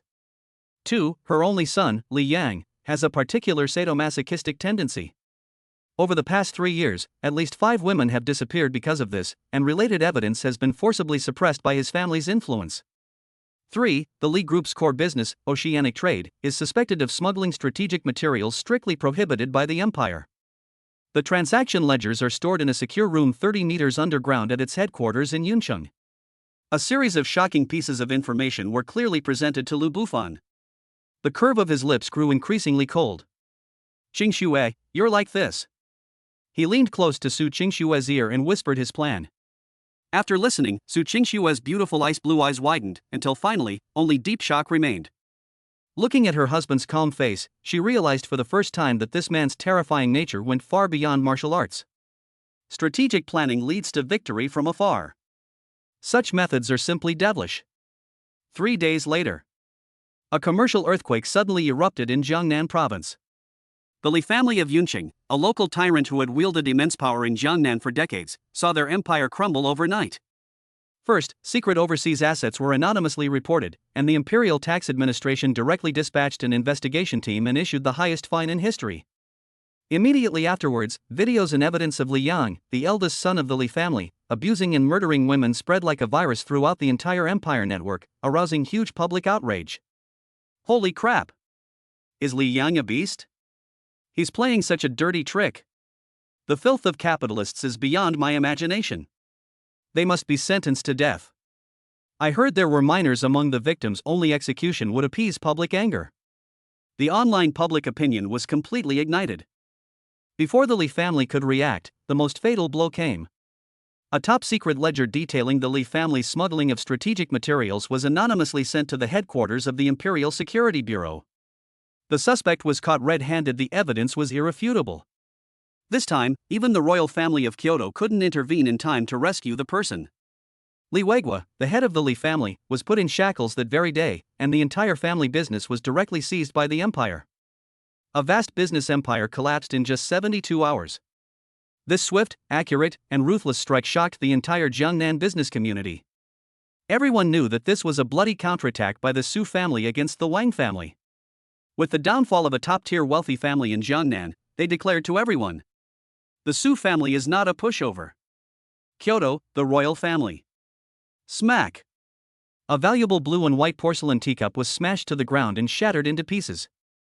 Wang Beixian, the current head of the Wang family, trembled with rage upon seeing the tragic outcome reported in the secret report. Useless. A bunch of useless trash. The Li family was wiped out so easily. Our Wang family's plans in Jiangnan have also been destroyed. Inside the study, the Wang family elders remained silent, trembling with fear. They couldn't understand where the Su family got their hands on those top-secret intelligence reports that even they didn't know about. Patriarch, what do we do now? An elder asked cautiously. Wang Beixuan's chest heaved violently, and finally, he slumped back into the armchair. Stop. He waved wearily. Until the attitude of the Tianjiao Pavilion becomes clear, all actions against the Su family shall be suspended. That Lu Bufan is too strange. This business war, which lasted for several months, finally came to an end with the Wang family withdrawing voluntarily. Lu Bufan, this name, once again shocked everyone who was following this struggle in a completely different way. He proved to the entire Su family and the entire Jiangcheng that his value went far beyond his unfathomable martial arts prowess. His wisdom and methods are equally unfathomable. Time flies like an arrow. Autumn goes and winter comes, spring arrives and flowers bloom. In the blink of an eye, she was already 10 months pregnant and nearing her due date. The Su family manor is no longer as peaceful as it once was. An invisible tension hung over everyone's hearts. Everyone knows what the unborn child means. That was not just a new life, but the future hope of the Su family, a divine child capable of stirring up the entire empire. For the past 10 months, Lu Bufan has stayed by Su Qingshue's side almost every step of the way. But he wasn't idle either. The core area of the manor, around the villa that belonged to him and Su Qingxue, had been transformed into an impregnable fortress. He used up nearly half of the rare materials in the Su family's treasury, and with his own powerful internal energy at the third level of the Grandmaster realm as a guide, he personally set up one powerful array after another. The main defensive Ice Phoenix Guardian array, once activated, can form an ice crystal barrier, strong enough to withstand a Grandmaster's full force attack. The main attack technique, Flaming Dragon Locking Heaven Formation, draws upon the power of Earth Fire, transforming an area within 1,000 meters into a fiery inferno. There's also the 9-bend Exquisite array, primarily for illusion, and the Void Shadowless array, primarily for concealment. Layer upon layer, interlocking. He knew very well that the moment his child was born would inevitably trigger another extraordinary phenomenon in the heavens and earth. At that time, who knows how many petty villains will be unable to suppress their greed and take the opportunity to cause trouble. Only by planning ahead can one remain invincible. Not only that, he also simplified the divine-level cultivation technique Burning Heaven Battle Record that he obtained from the system, a technique capable of causing bloodshed. He removed the most core and domineering parts, and taught some basic body tempering methods and combined attack techniques to the second elder Su Chang'e, as well as the Su family's most core 36 guards. These guards were selected from among the best. Having obtained a simplified version of this divine technique, they were all transformed, their strength increasing by leaps and bounds in just a few months. The Su family's defensive capabilities have been upgraded by more than one level. Everything is ready. All that remains is the arrival of that new life. The night before giving birth. The moonlight, like a veil, streamed through the window and into the quiet bedroom. Su Qingxue leaned against the headboard, her belly high and protruding, her face glowing with maternal warmth as she gently stroked her stomach. Lu Bufan sat on the edge of the bed and gently pressed his ear against it. He could clearly feel a powerful and domineering life force thumping within the warm amniotic fluid. The heartbeat was steady and powerful, like a god beating a drum, subtly resonating with a certain rhythm between heaven and earth. He could even feel a sense of closeness and resonance originating from the depths of his bloodline. That was his child. It was a miracle he and the love of his life created together. He raised his head, looked into Su Qingshue's gentle, watery eyes, and held her soft hand in his palm. His eyes became incredibly gentle, yet they held a firmness that could support the entire sky. Don't worry, go to sleep. Dad will protect you. Everything is ready, except for the east wind. This divine offspring, who carries the hopes of everyone and is destined to rewrite history, will bring about a world-shaking and unprecedented spectacle upon his birth. Chapter 29: The Descent of the Divine Child, the True Dragon of the Sun. At dawn, the first rays of sunlight pierced through the clouds. The delivery room at the Su family manor was brightly lit. The atmosphere was extremely tense. Su Qingxue lay on the delivery bed, her long hair soaked with sweat, her beautiful face pale from the pain, but her eyes remained resolute. Lu Bufan held her hand tightly, continuously channeling his gentle, pure young internal energy into her body to alleviate her pain and replenish her strength. Outside the door, second elder Su Chang'e, along with all the core members of the Su family, paced anxiously back and forth. Everyone held their breath, their palms sweating. Time passed, second by second. Finally, the moment the sun leaps above the horizon, casting its golden rays upon the earth. Wow! A baby's cry suddenly rang out from the delivery room. The cry was different from the hoarse cries of ordinary babies. It was clear, high-pitched, and full of energy. If you listen closely, the tone at the end of the sound carries a hint of the might of a dragon's roar that can pierce through clouds and split rocks. The moment the cry rang out, rumble! The whole world seemed to freeze for a moment. Immediately afterwards, heaven and earth resonated. Storms are brewing again over the Su family manor. Within a radius of 1,000 miles, all the spiritual energy of heaven and earth was 10 times more violent than when the fetus moved last time. They are no longer trickles, but have transformed into a mighty river, rushing in from all directions. A spiritual energy vortex, 100 times larger than the last one, obscured the entire sky above Jiangcheng. Hold head high. The sounds of dragons roaring and phoenixes singing once again resounded throughout the heavens. 1,000-foot-long fiery dragon burning with golden flames. 100-foot-long ice phoenix, imbued with 10,000 years of profound ice. The two sacred totem phantoms were hundreds of times clearer than before, almost solidified. They are no longer illusory light and shadow, but rather like two real deities descending to the mortal world. They circled and soared around the Su family manor, emitting joyful cries, as if celebrating the birth of a king. But this is just the beginning. At the center of the spiritual energy vortex, in that deep darkness, a golden crack suddenly appeared. Beyond the crevice lay what seemed to be the abode of gods and immortals, sacred, solemn, and too dangerous to look directly at. Splash! Golden specks of light rained down from the gap. That wasn't rain. That was the purest, liquefied spiritual energy of heaven and earth. Heaven sent down timely rain. Golden spiritual energy rain covered the entire Jiangchang. In the city, countless withered plants and trees are visibly rejuvenating, sprouting new branches and buds. In the park, hundreds of flowers bloom boldly in the autumn sun, vying for beauty. Countless residents of Jiangcheng felt refreshed and comfortable after being bathed in this golden rain. Many of their long-standing ailments were cured without medication. For all the martial artists in the city, this is an unprecedented opportunity. My God! My bottleneck, the 7th level of body tempering that I've been stuck on for 8 years, is finally broken. Ha ha ha! I broke through. I actually broke through to the 9th level of body tempering under these circumstances. Quickly! Everyone! Sit cross-legged. Absorb the spiritual rain. This is a miracle. This is the grace of the gods. Countless martial artists, wherever they were swept up in ecstasy. They all sat down cross-legged on the spot, frantically absorbing this once-in-a-lifetime opportunity.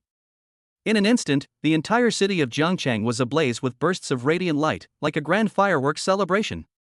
The whole city is bathed in blessings because of the birth of a baby. Inside the delivery room. In Lu Bufan's mind, the cold system notification sound exploded like a tsunami. Detection of the birth of the host's eldest son. Bloodline talent assessment in progress. Evaluation complete. Talent level, SSS. Mythical bloodline true sun dragon. Congratulations, host. You have given birth to an SSS level divine child. You have successfully triggered the highest level bloodline inheritance 10,000-fold critical hit reward. Rewards being processed. Lu Bufan's heart skipped a beat. SSS rank. A critical hit 10,000 times stronger. Reward 1, Bloodline Restoration.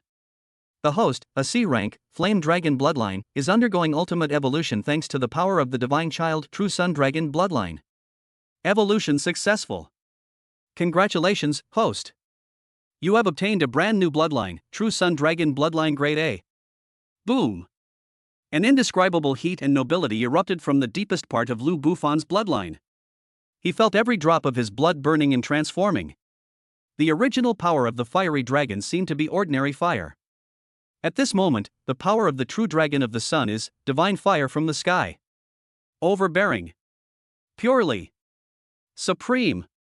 He even had the delusion that he could easily incinerate everything in the world if he wanted to. Reward 2, God-level cultivation technique. Congratulations, host.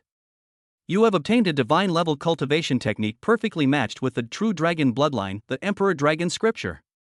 A vast and boundless torrent of information surged into Lu Bufan's mind. It was a scripture that he could not understand at all. Every word seemed to contain the ultimate truth about the birth and death of the universe. The general outline alone is 10,000 times more profound than the burning heaven battle record he had obtained before. This scripture cannot be practiced by anyone other than gods and demons. Reward 3, Special Building. Congratulations, host. You have obtained a special building, the Bloodline Altar. Bloodline Altar can be placed at the core of the family territory. It slowly absorbs the spiritual energy of heaven and earth, purifying and strengthening the bloodline power of all family members related to the host within the altar's coverage area. Lu Bufan's breathing became rapid. This is simply a family artifact. With it, the Su family, no, the future Lu family, will produce a continuous stream of bloodline geniuses. This lays the foundation for an immortal family. Reward 4, Innate Divine Ability. Congratulations, host. You have awakened your innate bloodline power, Dragon's Might. Dragon's Might, passive divine ability, capable of absolute soul and bloodline suppression against targets with bloodline levels lower than the host. Active activation can instantly strip the opponent of their fighting spirit, and may even cause their bloodline to collapse. The ultimate art of slaughter. This is simply the ultimate weapon for group battles and dealing with bloodline warriors. Because the host's offspring possesses talent exceeding the system's predicted limit, a special hidden reward has been triggered. Bonus reward, Realm Initiation. Congratulations, host. Your cultivation level has increased. Current realm, Grandmaster level 4. Grandmaster level 5. Grandmaster level 6. Boom. Boom. Boom. The chi within Lu Bufan's body surged wildly, like a floodgate opened. Originally at the 3rd level of the Grandmaster realm, he broke through 3 realms in just a few breaths, directly soaring to the terrifying 6th level of the Grandmaster realm. A power capable of destroying the heavens and the earth surged within his body. But with just a thought, he perfectly contained the terrifying aura that was about to burst out of his body using the general principles of the Emperor Dragon scripture that he had just obtained. His outward aura remained at the Grandmaster level 3, without revealing a trace of it. A series of incredibly generous rewards left Lu Bufan somewhat bewildered. Is this the joy of having a good son? Extraordinary, quick, look at our child. Su Qingshue's weak yet happy voice roused him from his shock. Lu Bufan took a deep breath, suppressing the turmoil in his heart, and strode forward. The midwife had already wrapped the newborn baby in soft swaddling clothes and carefully handed it to him. It was a very small, soft lump. Lu Bufan, an invincible 6th-level Grandmaster, was holding this little thing, and his arms were trembling slightly. He looked down. In the swaddling clothes, the little one opened his big, dark eyes and curiously looked around at this brand new world. His skin was fair and delicate, and his features were so exquisite that they looked as if they had been painted. He perfectly inherited all the advantages of Lu Bufan and Su Qingxue. Seemingly sensing his father's presence, the little guy didn't cry or fuss. Instead, he grinned at Lu Bufan with his toothless little mouth, revealing a pure and innocent smile. At that moment, Lu Bufan's heart completely melted. This is his son. It is a treasure he will protect for the rest of his life. His strength has once again achieved a tremendous leap, and with the addition of bloodline supernatural powers, a brand new era seems to be slowly unfolding before his eyes. Holding his child, Lu Bufan felt the unmistakable blood connection between father and son, and a surge of heroic emotion welled up in his heart. What name will he give to this child who is destined to be extraordinary and carries all his hopes? A name that matches his mythical talent and resounds throughout the heavens. Chapter 30 My Son Sishue, The Curse from Kyoto. The door to the delivery room was slowly pushed open. Warm sunlight streamed in, along with the expectant gazes of the people outside the door. Holding the swaddled baby, Lu Bufan walked step by step to the delivery bed. He carefully placed the tiny life into the arms of Su Qingshuo, who had regained some strength. Su Qingshue's movements were somewhat awkward, yet filled with an indescribable tenderness. She looked down at the little one in her arms, connected to her by blood, and her whole heart was completely filled with an emotion called happiness. Look, he looks just like you. Lu Bufan sat on the edge of the bed, reached out and gently touched the baby's pink cheek with his fingertips, his voice so soft it could melt water. The baby's eyebrows and eyes resembled Su Qingshue's, delicate and aloof, with an innate air of nobility. His high, straight nose and well-defined lips resembled Lu Bufan's, exuding a heroic air. Looking at the child, Su Qingshue's beautiful ice-blue eyes shone with maternal radiance, and her entire demeanor softened. Let's give him a name, she said softly, looking up at Lu Bufan. Lu Bufan pondered for a moment. He considered many powerful and unparalleled names, such as Outyan, Pajuan, and Lingxiao. But looking at this heartwarming scene before him, and at his wife's gentle smile, he suddenly felt that those names were all too cold. He wanted to give the child a name that would carry the emotions between them. Let's call her Lu Sishue. Lu Bufan spoke slowly, his voice extremely solemn. In remembrance of our meeting, I also hope that he can be as resilient, pure, and beautiful as ice and snow as you. Lu Sishue. As Su Qingshuo silently murmured the name, her eyes unexpectedly reddened. A layer of glistening mist spread across her beautiful eyes. This name lacks any domineering or murderous aura. But it was like a key that unlocked the softest door in her heart. Inside, it was filled with all her love and attachment to this man. Okay, let's call her Lu Sishue.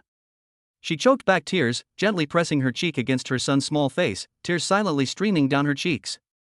Those were tears of happiness. Outside the door, second elder Su Chanha and the others could no longer contain themselves. Once permission was granted, a group of people immediately rushed in. When they saw the baby held in Su Qingshue's arms, so delicate and beautiful, neither crying nor fussing, and staring at them with big, curious eyes, everyone's hearts were almost melted by the cuteness. My God! Is this the prodigy of our Su family? He's so good looking. Look at his eyebrows, his eyes, his nose. He's got all the best features of the patriarch in Mr. Liu. Haha, in my 80+ years of life, I've never seen such a bright child. Our Su family is going to prosper. Prosper. Su Changhe was so excited that his face turned red and his beard trembled. He looked at the tiny baby as if he were looking at the bright future of the Su family. The entire room was immersed in an atmosphere of joy and peace. Everyone surrounded the child, offering words of blessing and planning for his bright future. Lu Bufan stood aside, watching all of this with a smile. Family, children, peace, happiness. Isn't this what he desperately sought but could not obtain in his previous life? Just then, a slight thought crossed his mind. A thought, uncontrollably, popped into my head. He developed a strong interest in his newly acquired innate divine power, Dragon's Might, which he had not yet had time to study in detail. The description states that Dragon's Might can suppress lower-level bloodlines and is more acutely sensitive to all energy related to bloodlines. What if you used it on your own son? His son, however, possesses the bloodline of an SSS-level sun dragon. What would it feel like for someone with an A-grade bloodline to sense an SSS-grade bloodline? Once the thought arises, it can no longer be suppressed. Lu Bufan's mind raced. He silently released a faint, almost negligible amount of Dragon's Might, which, like a gentle breeze, slowly enveloped his sleeping son, Lu Xixue. He didn't intend to do anything. He simply wanted to feel the power of his child's bloodline from another level, more deeply, and experience the wonderful connection between father and son. However, the moment his dragon might touched his son's bloodline, Lu Bufan's smile suddenly froze. His pupils contracted to the most dangerous pinpoints in an instant. A terrifying killing intent, powerful enough to freeze the soul, erupted from the deepest part of his body. Something's wrong. In his perception, he did not feel the pure, domineering, and radiant power of the solar dragon that he had expected. No. To be precise, I felt it. However, on the outer layer of that sacred bloodline power, like a maggot clinging to a bone, another power was also wrapped around it. That was an extremely cold, vicious, and cursed power filled with decay and resentment. It was like an invisible venomous snake, tightly coiling around the son's delicate and pure bloodline, constantly emanating an ominous aura, trying to pollute and even devour that sacred origin. The fluctuation of this force. A thought flashed through Lu Bufan's mind like lightning. He recognized this power. The fluctuation of this power is of the same origin as the cold prison curse that was planted on Su Qingshui and tormented her for more than 10 years. It's even 100 times more insidious than the cold prison curse. The cold prison curse is nothing but torture. And this power, its purpose is destruction. It's about destroying the future of a mythical bloodline from its very foundation. Lu Bufan's body began to tremble slightly due to extreme anger. He abruptly closed his eyes, unleashing the power of his A-grade sun dragon bloodline, which activated the Dragon Might, divine ability, running wildly. He followed the source of that cursed power upstream, piercing through endless space. His divine thoughts seemed to traverse thousands of mountains and rivers. Ultimately, it precisely locked onto one direction. Imperial Kyoto. Royal Mansion. Inside that gloomy, ancient shrine. The Wang family. Lu Bufan slowly opened his eyes. His once gentle black eyes had now turned into a cold, emotionless dark gold. The Wang family's revenge has arrived. They weren't coming for him, nor for Su Qingshui. They actually used such vicious methods that he had never heard of before to kill his newborn son, who hadn't even had a chance to properly see the world. Those who defy him shall die. Anyone who harms his wife and children shall have their entire family exterminated. The terrifying killing intent that flashed across his body caused the temperature in the entire room to drop by more than 10 degrees. The Su family elders, who had been laughing and chatting, suddenly fell silent, staring at Lu Bufan in shock, wondering what had happened. Only Su Qingshui keenly sensed her husband's suppressed anger. "Bufan, what's wrong?" she asked worriedly. Lu Bufan took a deep breath, suppressing the overwhelming killing intent back into his heart. He turned around, his face regaining its composure, but beneath that composure lay a volcano powerful enough to incinerate the entire world. He walked to the bedside, looked at his sleeping son, reached out, and stroked his cheek with an unprecedented gentleness. In his heart, he made the most solemn vow of his life. Si Shui, don't be afraid. Dad, we're going to Kyoto right now to get justice for you. The Wang family's revenge was so vicious, targeting his newborn son. Chapter 31 Midnight Crying, a curse from bloodline. The joyful atmosphere did not last long at the Su family manor. Like bubbles in the sunlight, dazzling, yet fragile. The unexpected event occurred on the third night after Lu Sishue's birth. The baby, who had been sleeping peacefully, suddenly let out a sharp cry without warning. Wow! The cry was no longer the clear and high-pitched sound of a newborn. It was hoarse and sharp, filled with endless pain and fear, like a cold awl, piercing the heart of everyone who heard it in the dead of night. Inside the bedroom, Su Qingxue was immediately awakened. She sat up abruptly, rushing barefoot to the crib without even putting on her shoes. With just one glance, her heart, which had just been melted by maternal love, was instantly gripped tightly by an invisible hand and frozen into ice. Little Sisue, in her crib, had her face turned blue from holding her breath. His eyes were tightly closed, his small body was convulsing violently, and his limbs were stiff, as if he were enduring some kind of unseen torture.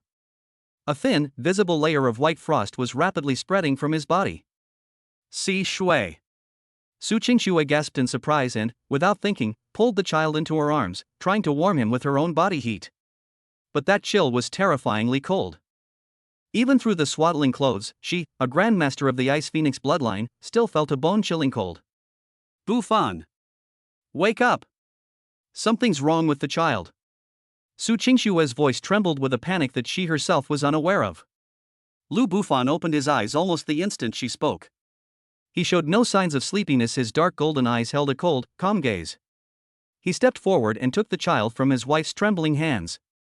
Upon handling it, it felt as cold as a piece of iron. Xiao Sishue's life force is visibly fading away at an alarming rate. Don't panic. Lu Bufan's voice was frighteningly calm, like a reassuring pill, forcefully stabilizing Su Qingxue's emotions that were about to collapse. He held the child in his arms, placing one hand on his back, and a gentle, pure power of the true dragon of the sun slowly flowed over him. The chilling aura, upon contact with this extremely yang and powerful energy, retreated swiftly, as if encountering a venomous snake that had met its nemesis. The bluish-purple discoloration on Xiao Sishue's face gradually faded. His convulsions stopped, and his breathing returned to normal, though still weak. The sharp cries turned into intermittent, heartbreaking sobs. Su Qingxue breathed a slight sigh of relief upon seeing this scene, but her heart sank to the bottom. It's the cold hell curse. Her voice was filled with endless self-blame and regret. It's my bloodline that's dragged him down, it's my fault. She believed that the remnants of the curse that had tormented her for over a decade, which remained within her body, had transferred to this more vulnerable life after the child's birth. It's none of your business. Looking at his wife's face, which was filled with pain, Lu Bufan embraced her and their child, gently comforting them. Trust me, I will cure him. His tone was gentle yet firm. But deep within his calm eyes lay mountains of corpses and seas of blood, and a raging inferno.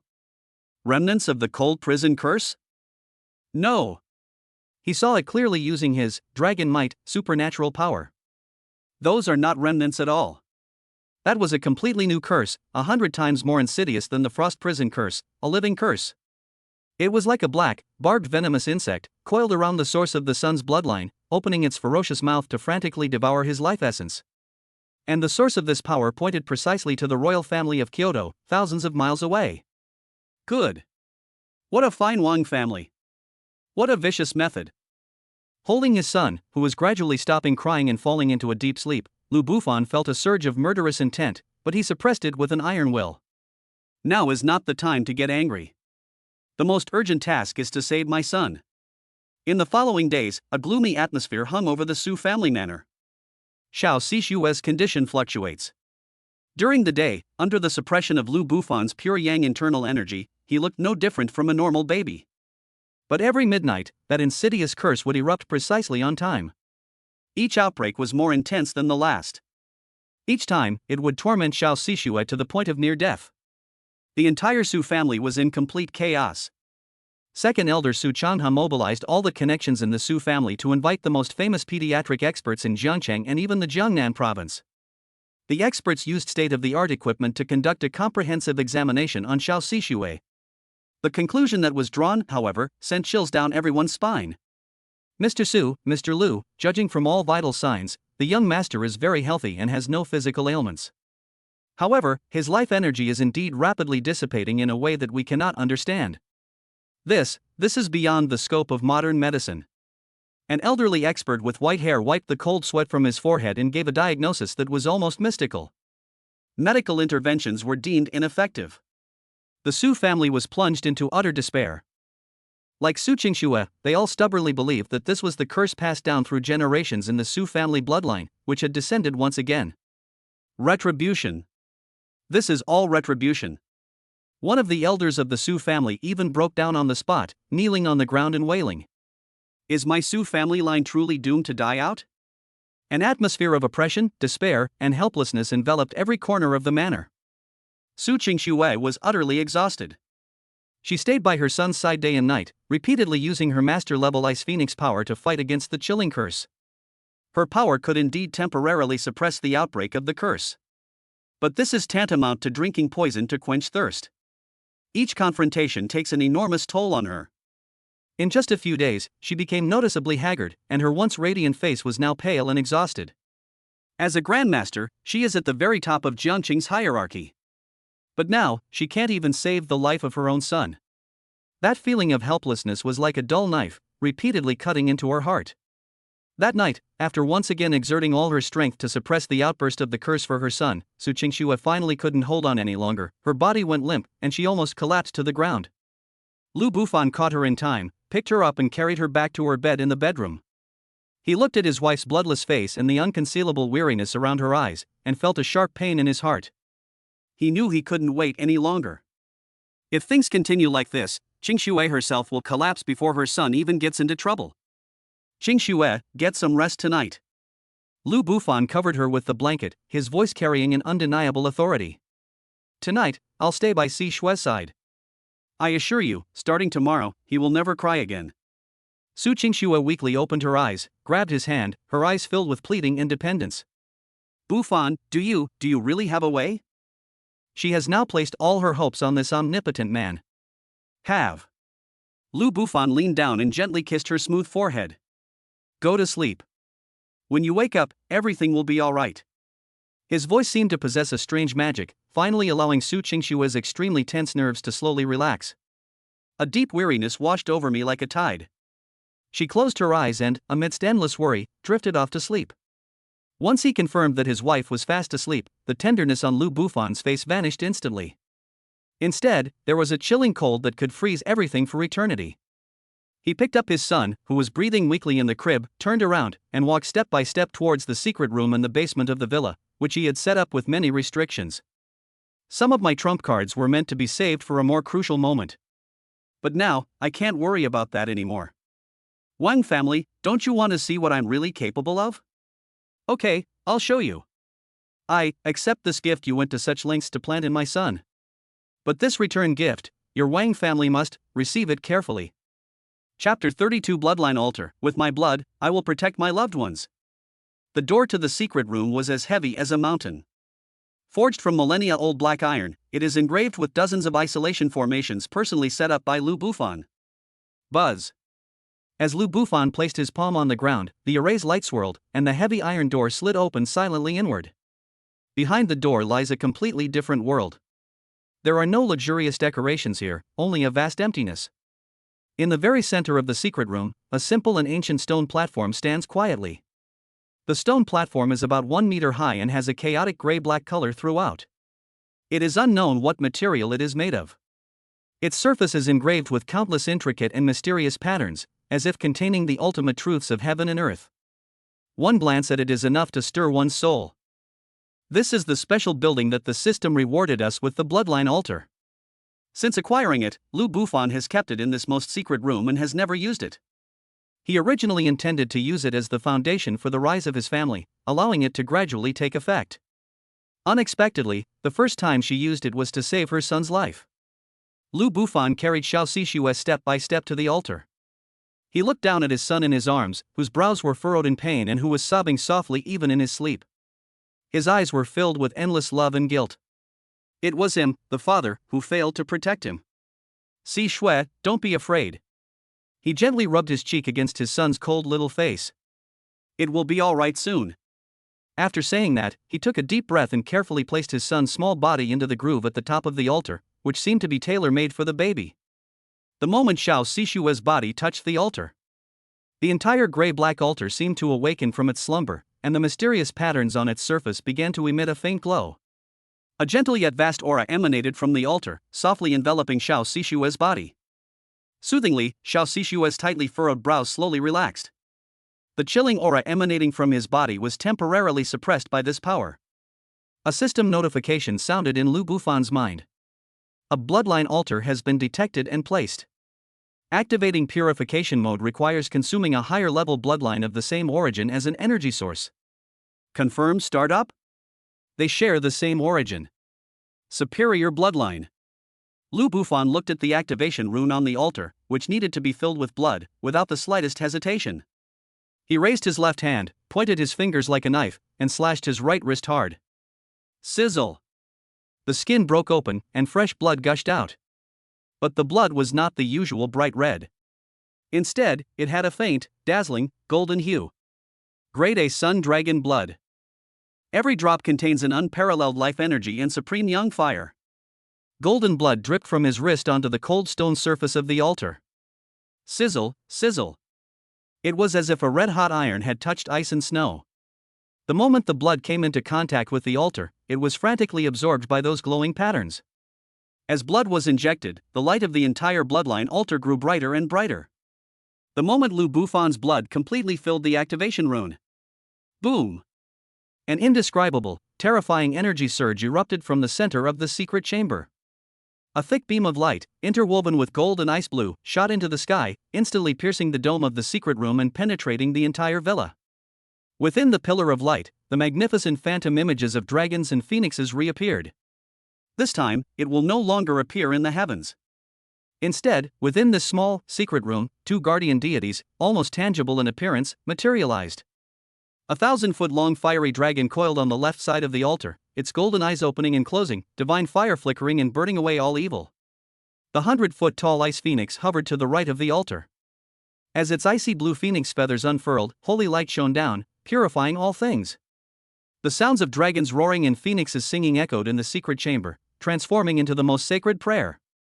Outside the villa, Su Qingxue, who should have been fast asleep, was so startled by the vast and boundless energy fluctuations that she jumped out of bed the moment the pillar of light shot into the sky.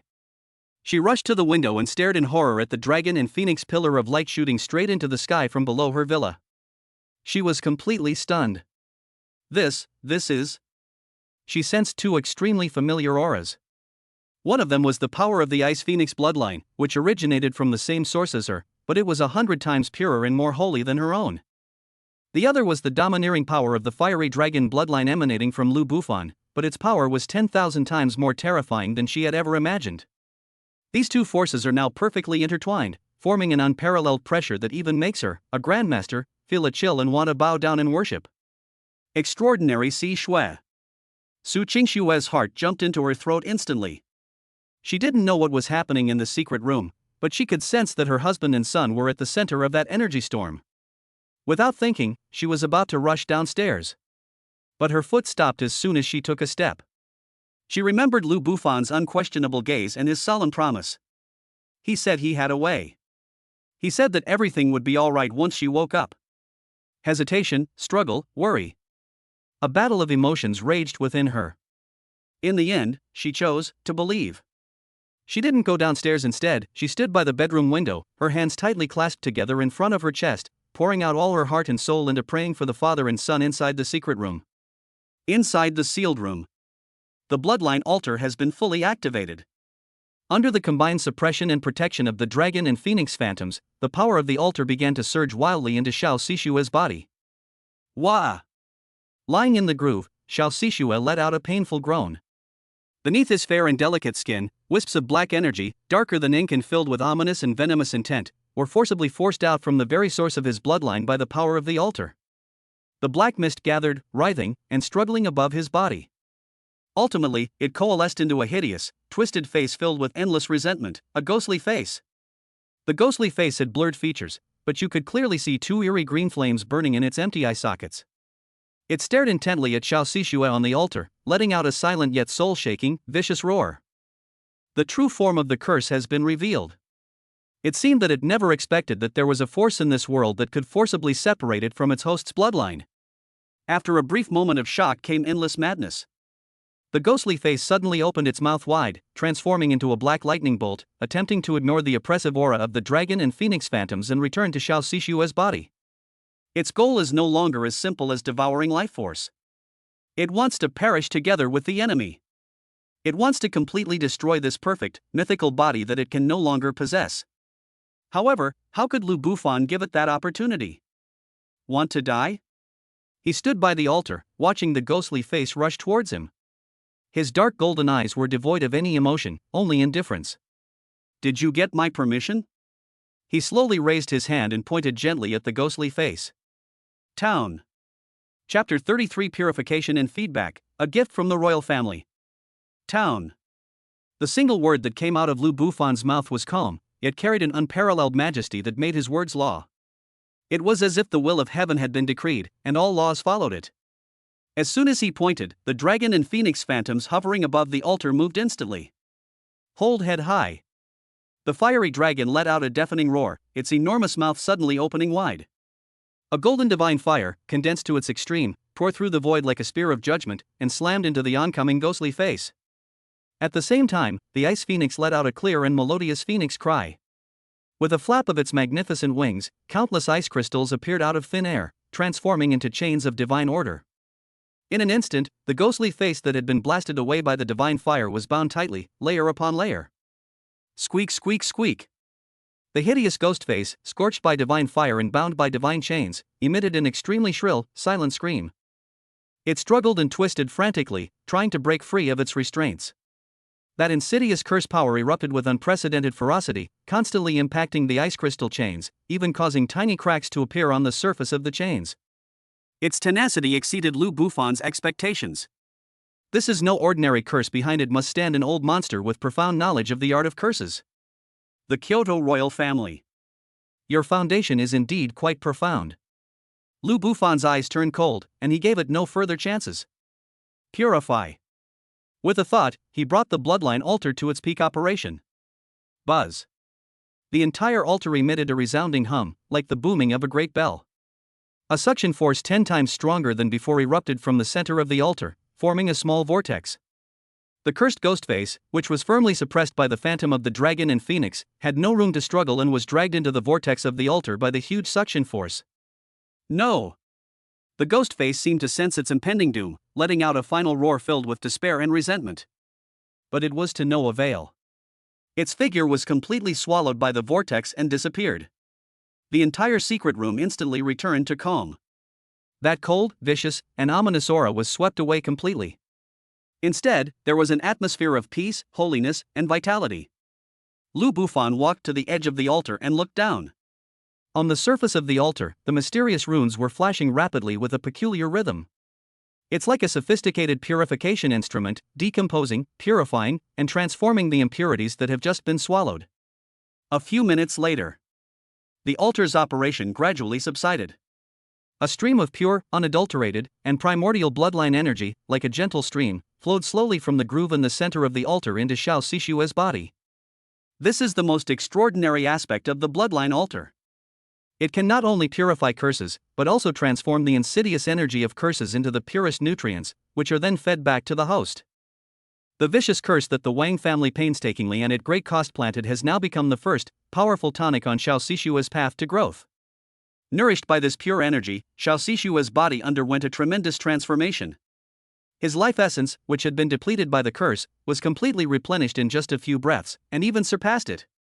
Within his body, the originally conflicting Solar True Dragon bloodline from Lu Bufan and the Ice Phoenix bloodline from Su Qingxue, under the harmonization of this energy, began to merge perfectly at an unprecedented speed. Ice and fire are no longer opposed.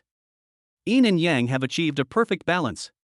A new, more powerful, more profound, and more incredible bloodline aura was slowly being born within him. A blessing in disguise. This life or death crisis did not destroy him. Instead, it was like the most rigorous tempering, allowing this rough gem to bloom with unparalleled divine light ahead of time. As Lu Bufan sensed the bloodline power within his son, which was several times stronger than when he was born, a genuine smile finally appeared on his face. He reached out and hugged his son, who had fully recovered and was sleeping soundly, back into his arms. This time, it feels smooth and full of vitality. He could clearly feel the unbreakable blood connection between father and son. The crisis has been resolved. He held the child, removed the protective array from the secret chamber, pushed open the door, and went out. Outside the door, Su Qingxue was waiting anxiously. Seeing Lu Bufan emerge unharmed, carrying the child, her heart finally settled. She quickly stepped forward and took the child from Lu Bufan's hands. When her hand touched her son's warm and strong body, when she saw his rosy and healthy little face, when she heard his steady, peaceful breathing, Su Qingxue could no longer hold back her tears, which streamed down her face. It's all better, it's really all better. She held her son, sobbing uncontrollably. All the fear, despair, and self-blame that had been building up in her heart over the past few days turned into tears of joy at this moment. She cried for a long time before she gradually calmed down. She raised her red, tear-streaked eyes to look at the man who had once again created a miracle for her, and asked in a hoarse voice, "Bufan, how did you do it?" Lu Bufan remained silent for a moment. He knew that this was an issue he couldn't avoid. He walked up to his wife, reached out, and gently wiped away the tears from the corners of her eyes. "Qingxue, do you remember when I told you about the extraordinary encounter I had when I was young?" He selectively delivered the prepared remarks. "During that fortuitous encounter, I not only awakened my bloodline, but also obtained a fragmented ancient secret technique concerning the power of bloodlines. This secret technique can set up a special altar to purify all curses and impurities in the bloodline. However, setting up the altar requires a great deal of effort, and it requires my own life essence as a catalyst. That's why I haven't told you before." These words are half true and half false. This explained the source of tonight's earth-shattering commotion while perfectly concealing the most crucial secret about the system. Su Qingxue listened quietly. She looked into Lu Bufan's eyes, which were filled with sincerity. She didn't press him to find out what that so-called adventure was. They didn't delve into the origins of that so-called ancient secret method. She simply reached out and gently stroked the wound on Lu Bufan's wrist, a wound that had healed but still left a faint white mark. Her eyes were filled with endless heartache and love. "You must not hurt yourself like this again." She gently rested her head on Lu Bufan's chest, her voice choked with lingering fear. "I don't care what secrets you have, and I don't care who you are. All I know is that you are my husband, Su Qingxue's husband, and the father of my child. That's enough." At this moment, the last trace of estrangement between the couple completely vanished. Their relationship was ultimately elevated after they went through this life or death crisis together. From then on, there was no more suspicion, only absolute trust. Lu Bufan held his wife and children tightly in his arms, savoring this hard-won warmth and peace. The crisis has only been temporarily averted. The culprit who orchestrated this behind the scenes is still safe and sound in Kyoto, 1,000 miles away. Passive defense is ultimately not a long-term solution. Only by taking the initiative to completely eliminate the threat at its source can we achieve true and lasting peace. The Wang family. It's time to pay the price for what you've done. However, the Wang family is powerful and has been entrenched in the capital for a century. Trying to move them is like a mayfly trying to shake a tree. The first issue that needs to be addressed is the intelligence problem. How can one accurately identify all the weaknesses of such a behemoth? Chapter 30 for the security consultant in Jiangqing's underground emperor. The night was as dark as ink, covering every corner of the Su family manor. Inside the bedroom, only a dim wall lamp was on, its soft light just enough to make out Lu Sishua's peaceful sleeping face in the crib. His breathing was even and long, his small chest rose and fell rhythmically, and his face had a healthy rosy glow. No longer can one see even a trace of the bruises and pain inflicted by the curse from a few days ago. Su Qingxue lay on her side on the bed, one hand resting on Lu Bufan's chest, sleeping soundly as well. These past few days have been the most restful night's sleep she's had since becoming a mother. Lu Bufan kept his eyes open, showing no signs of sleepiness. He quietly looked at his wife and children beside him, feeling the hard-won peace. His heart, which was about to explode with anger, was forcibly smoothed out by this warm scene. But beneath this calm lies a deeper, colder vortex. Passive defense cannot bring lasting peace. Only by completely eradicating the root of the threat can this warmth last forever. The Wang family. These two words weighed on his heart like a stone. To bring down a behemoth that has entrenched itself in Kyoto for a century, with deep roots and a network of connections throughout the empire, requires a scalpel sharp enough and precise enough. And the blade of this knife is intelligence. Lu Bufan slowly closed his eyes, and in his mind, a network of relationships belonging to Jiangchang was rapidly being built. The next morning, as usual, Lu Bufan prepared breakfast for Su Qingxue. Seeing his wife's face regain its former radiance, his mood improved somewhat. "I have to go to the company today," Lu Bufan said casually as he peeled an egg for her. "A company?" Su Qingxue was somewhat surprised. "Is it a business matter?" "About the Wang family." No, Lu Bufan smiled and put the peeled egg into her bowl. "You forgot, I'm still the honorary security consultant for the Su Group. I've been busy with home lately, but I should probably check on the security department." Su Qingxue then remembered that her husband had such an identity. That position was specially arranged for him after the competition, so that it would be legitimate. However, a series of major events occurred later, and the position became merely a formality. "All right," Su Qingxue nodded without thinking too much. "It's time to show your face, otherwise the people below will forget about you as their chief advisor." Little did she know that Lu Bufan's trip was not for showing off. He was going to truly take over the other side of the city. At 10 a.m., in the western district of Jiangchang, at a top-tier KTV called Golden Splendor. This is the territory of Brother Leopard, one of the leaders of Jiangchang's underground forces. In the most luxurious private room on the top floor, Brother Leopard was playing dice with several scantily clad women, his arms around two women on either side of him. The room was filled with the pungent smell of alcohol and perfume. Brother Leopard's real name is Li Bao. With a cultivation level of the 9th level of body tempering, he is considered a well-known figure in Jiangchang. "Brother Leopard, we got a call from the Su Group. They say their newly appointed security consultant is coming to inspect our work." A henchman in a black suit pushed open the door and reported cautiously. Upon hearing this, Li Bao downed the glass of foreign liquor in one gulp and scoffed disdainfully. "Security consultant? Isn't that just that gigolo from the Su family? What right does he have to come here for an inspection? Tell him I'm too busy, and tell him to get lost." In the entire Jiangchang underworld, who doesn't know Lu Bufan, the live-in son-in-law of the Su family? He's just a good-for-nothing who climbed to the top by relying on women. Although he won the competition by luck some time ago, Li Bao, a seasoned veteran who lives on the edge of danger, didn't take him seriously at all. This Brother Leopard, the other party said he's already downstairs. Cold sweat beaded on the underling's forehead. "What?" Li Bao frowned, pushed the woman in his arms away, and stood up. "Damn it, you're asking for it, aren't you? Brothers, come down with me and see. I want to see how much guts this pretty boy has." He led a dozen or so burly thugs, walking menacingly downstairs. In the lobby of the KTV, Lu Bufan sat quietly on the sofa, like an ordinary guest waiting for a friend. He was dressed casually, with a clean and refined air, which seemed out of place in the luxurious environment. "You're Lu Bufan?" Li Bao and his men surrounded Lu Bufan, looking down at him with eyes full of provocation and disdain. Lu Bufan raised his eyelids, glanced at him, and said nothing. He simply reached out and picked up a solid steel pipe, about the thickness of an arm, used for decoration, from the coffee table. "Kid, what the hell do you mean?" Li Bao's face darkened. Lu Bufan remained silent. He simply held the two ends of the steel pipe with both hands in front of everyone, and then gently applied force. Crunch, squeak. A sickening metallic creak echoed through the hall. That incredibly hard solid steel pipe, in his hands, was like a twisted rope, forcibly twisted into a bizarre U-shape. Bang! He casually tossed the piece of scrap metal at Li Bao's feet. The entire hall was deathly silent. Li Bao and his dozen or so men's eyes nearly popped out of their sockets. The arrogance and disdain on their faces froze instantly, replaced by endless horror and fear. This is fucking human power? Li Bao, who was at the peak of the 9th level of body tempering, knew that even if he tried his best, he could only bend the steel pipe at most. But the man in front of me did it so casually, as if he were twisting a noodle. This is not even in the same league. Grandmaster. He's definitely a grandmaster.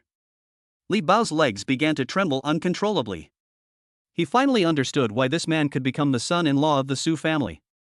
"Are you free now?" Lu Bufan finally spoke, his voice calm, yet it struck Li Bao's heart like a heavy hammer.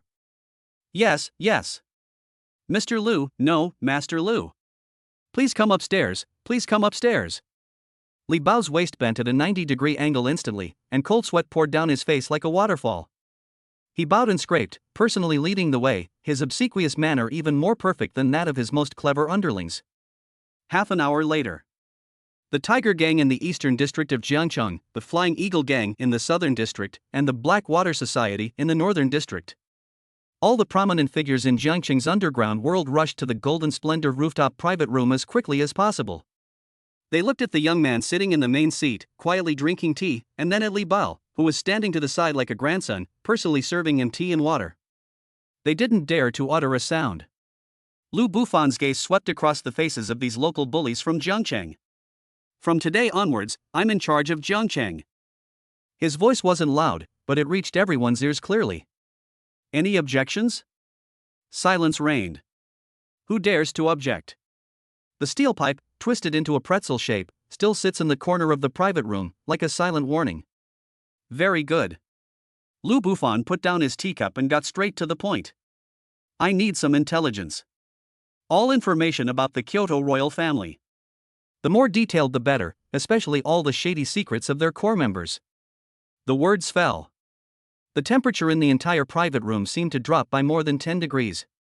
The group of bigwigs who had just been silent and trembling with fear now turned deathly pale, looking even worse than if their parents had died. Master Lu, Master Lu. The most senior hall master mustered his courage and spoke in a trembling voice. It's not that we don't want to help you, it's the Wang family, we can't afford to offend them. Yes, Master Lu. That's the Wang family of Kyoto. A behemoth whose every stomp of their foot can make the entire empire tremble. For a small fry to investigate them is like lighting a lamp in a latrine at suicide. Everyone echoed this sentiment, their faces filled with fear. Lu Bufan frowned slightly as he looked at their pathetic appearance. He knew that expecting this rabble to fight against the Wang family was truly a pipe dream. I didn't ask you to investigate. He said it calmly. I'm just asking you, where in Jiangcheng can I buy this intelligence? Upon hearing this, everyone looked at each other in bewilderment. In the end, it was the same old hall master who hesitated for a moment, lowered his voice, and said a name. Master Lu, in Jiangcheng, if there is really a place that can get this level of intelligence, then there is only one place. Baik Xiaolu. Bai Xiaolu? Lu Bufan repeated the name. Yes. The old hall master nodded, a hint of awe in his eyes. This is the most mysterious intelligence organization in Jiangcheng, known as knowing everything and trading everything. As long as you can afford the price, they can find out everything from imperial secrets to your neighbor's lost dog. However, the old hall master changed the subject. This 100 knowledge tower operates in an extremely strange manner. No one knows where their headquarters is, and no one has ever seen their leader. They only issue and receive missions through some special channels. It is said that their intelligence network has already infiltrated every corner of the empire, and even the top families in Kyoto are wary of them. Lu Bufan's eyes lit up.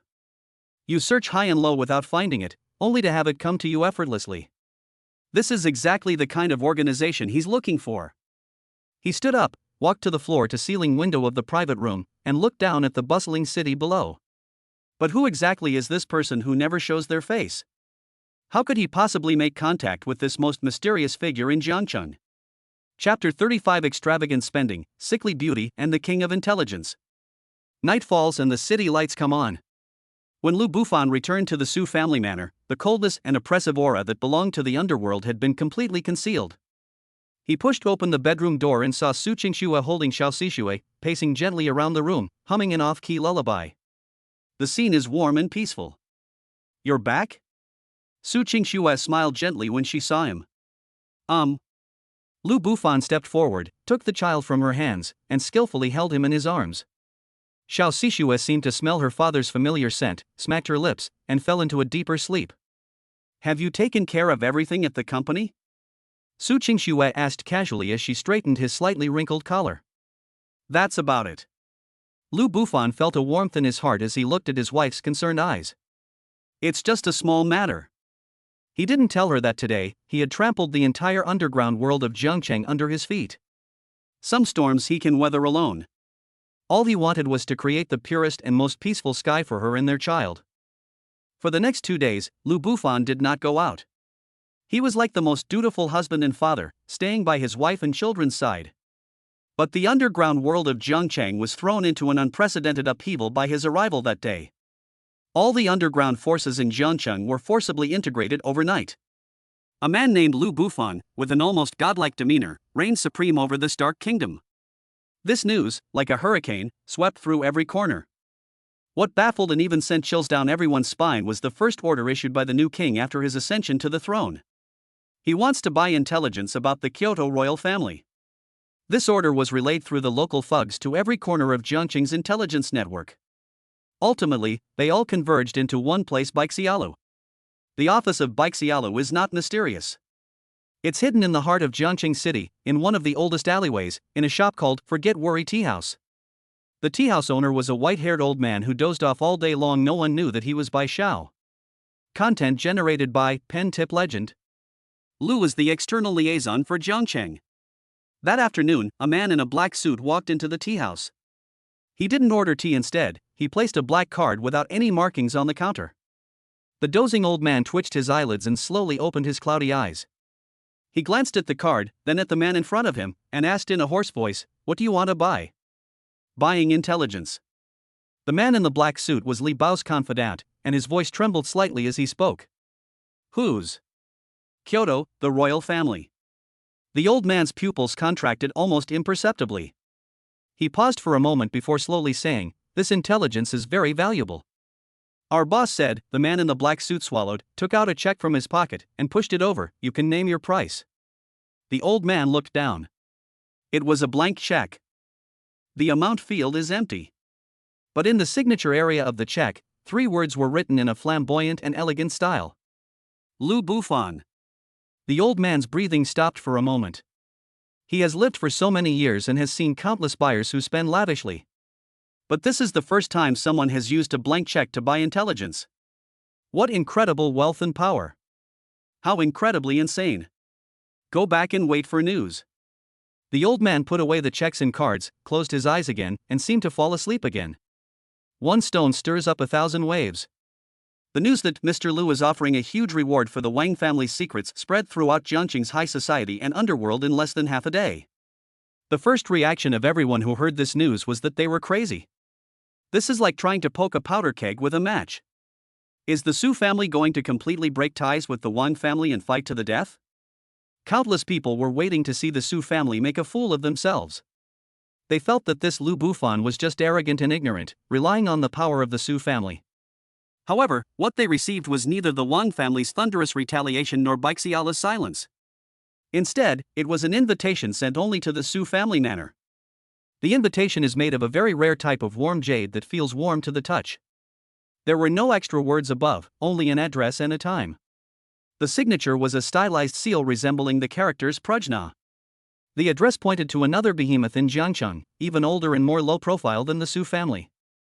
The Qin family, a renowned family of physicians. Lu Bufan held the invitation, a hint of amusement flashing in his eyes. He knew that the fish he had caught had taken the bait. The next day, in the evening, following the address on the invitation, Lu Bufan arrived at the Qin family's manor alone. Unlike the modern luxury of the Su family manor, the Qin family manor is as rustic as a Jiangnan garden that has traveled from ancient times. Pavilions and towers, small bridges and flowing water, and a faint, refreshing medicinal fragrance permeate the air. A solemn-faced middle-aged man dressed in a butler's uniform was already waiting at the door. "Mr. Lu, the host has been waiting for quite some time." The butler bowed slightly to Lu Bufan and gestured for him to enter. Instead of taking Lu Bufan to the magnificent reception room, he led him through the winding corridors towards the deepest part of the manor, to a heavily guarded building that was designated as a forbidden area. The closer you get to that small building, the stronger the medicinal fragrance in the air becomes. It wasn't the smell of a single herb, but rather a unique fragrance formed by the mixture of thousands of rare herbs, a fragrance so potent it could even cause a martial artist's blood to surge. Finally, the butler stopped in front of an elegant bedroom on the top floor of the building. "The host is inside." After saying that, he quietly withdrew. Lu Bufan pushed open the door. The sinister and authoritative presence that one would expect from an intelligence chief did not materialize. What comes into view is a room that is extremely simple and elegant. The room was sparsely furnished, containing only an old-fashioned desk and a hospital bed by the window. The afterglow of the setting sun shone through the window screen onto the hospital bed. A young girl was leaning against the bed. She was wearing a loose white silk nightgown, and her long, jet black hair was casually draped over her shoulders. Her skin was an almost transparent pale white, as if it had never seen the sun for years, and was as fragile as a piece of exquisite porcelain. Her features were exquisitely perfect, and her beauty was breathtaking. But that kind of beauty carries a morbid, fragile feeling, as if it could wither away at any moment. This is Qin Banruo, the legendary eldest daughter of the most powerful family in Jiangcheng, the apple of the eye of the Qin family, and also the most famous medicine pot in Jiangcheng. A poor soul who, it is said, has never left this hospital bed since birth and has been kept alive by countless rare and precious herbs. She seemed to hear the door open, and slowly, she raised her head. What kind of eyes were those? Clear and profound, it seems to see right through people's hearts. That look in her eyes didn't resemble that of a young girl who had been bedridden for a long time. Instead, it resembled that of a wise man who held the reins of power and had seen through the vicissitudes of life. You've arrived. Her voice was soft and gentle, carrying a hint of frailty, yet it reached Lu Bufan's ears clearly. Lu Bufan looked at her without saying a word. He is waiting. Let's wait for this most mysterious intelligence king in Jiangcheng to make the first move. Qin Banruo's gaze lingered on his face for a moment. She suddenly smiled softly, a smile that brought a touch of life to her pale face. Mr. Lu, that's quite a generous gesture. She didn't beat around the bush and went straight to the point. However, the secrets of the Kyoto royal family cannot be bought with money. Oh? Lu Bufan raised an eyebrow. Then what will we use to buy it? A sharp glint flashed in Qin Banruo's eyes, as if she could see right through him. She spoke slowly, word by word. I'd buy it with my life. A piece of intelligence that could bring the Wang family to their doom. Its price is also a life that could rival the Wang family. You're buying intelligence from me. It's not a transaction, it's an alliance. I'm curious, what gives you the confidence to think your life is worth this price? After she finished speaking, she coughed violently, as if those few words had exhausted all her strength. A maidservant quickly stepped forward and patted her back to help her catch her breath. Looking at the young woman before him, who, despite being on her sickbed, could still stir up the winds and clouds of the world with a few words, Lu Bufan felt a genuine sense of solemnity for the first time. This woman is no ordinary person. Her wisdom was even more terrifying than any of the old monsters he had ever seen. It seems I've found the right person. Lu Bufan smiled, a smile full of confidence. Since it's an alliance, shouldn't I at least know who my ally is? Qin Banruo stopped coughing, leaned against the pillow, and looked at him. Her deep eyes sparkled with wisdom and amusement. I am by Xiaolu. Chapter 36 The Divine Body of Medicine and S-Level Incurable Disease. I am by Xiaolu. The 6 simple words, spoken by that sickly girl, were more shocking than the pressure of any grandmaster. The air seemed to freeze at that moment. In the room, only Qin Banruo's slightly rapid breathing and the rustling of bamboo leaves in the breeze outside the window could be heard.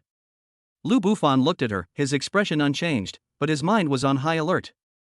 He considered countless possibilities. The owner of Baixiala might be an old monster with white hair and a youthful face, or he might be an ambitious middle-aged tycoon. But he never expected it to be this woman in front of him, who looked like she could be blown away by a gust of wind, the #1 sickly beauty in Jiangcheng. The contrast is too great. It was powerful enough that anyone who underestimated her would be utterly destroyed. Mr. Lu doesn't seem surprised? Qin Banruo looked at him with great interest, seemingly quite satisfied with his composure at that moment. A little. Lu Bufan admitted frankly. He pulled up a chair and sat down not far from the bed, looking her in the eye. I just didn't expect that the information about Baixiala would be leaked from this ward. His gaze swept across every corner of the room. This room appears simple and elegant, but in reality, it hides a secret. The materials of the walls, the texture of the floor, and even the medicinal fragrance in the air all subtly form a huge and intricate array. This formation serves both to prolong the life of the girl in the sickbed and to protect her from all outside prying eyes. This place is her prison, and also her kingdom. The most dangerous place is the safest place, isn't it? A self-deprecating smile appeared on Qin Banruo's lips. Who would have thought that a bedridden cripple would be the intelligence king of Jiangcheng's underworld? Her gaze sharpened again, like 2 invisible scalpels, ready to dissect Lu Bufan thoroughly, inside and out. Now, it's my turn to ask. Mr. Lu Bufan, the son-in-law of the Su family, with the third level of body tempering cultivation, made a name for himself in the Su group's annual competition and won the championship. Subsequently, in the forbidden area of the Su family, he assisted Su Qingshui in lifting the cold prison curse and helped her break through to the Grandmaster realm. Several months ago, with swift and decisive action, the Li family, the Wang family's agent in Jiangnan, was wiped out, forcing the Wang family to back down. 3 days ago, he forcibly integrated all the underground forces in Jiangcheng and became the new underground emperor of Jiangcheng. With each sentence Qin Banruo spoke, Lu Bufan's gaze grew more serious. Some of what she said were open secrets, but others, such as the specific methods she used to help Su Qingshui break through her limits and to destroy the Li family, were absolute secrets. This woman really knows everything. You are shrouded in mystery. Qin Banruo leaned forward slightly, her all-seeing eyes fixed on Lu Bufan. Your rise has been too fast to be reasonable. Your strength is also like a bottomless pit, no one knows just how strong you really are. You clearly have the ability to overturn the table, but you insist on wearing the mask of a son-in-law and lying low in the small city of Jiangcheng. Tell me, what exactly do you want to do?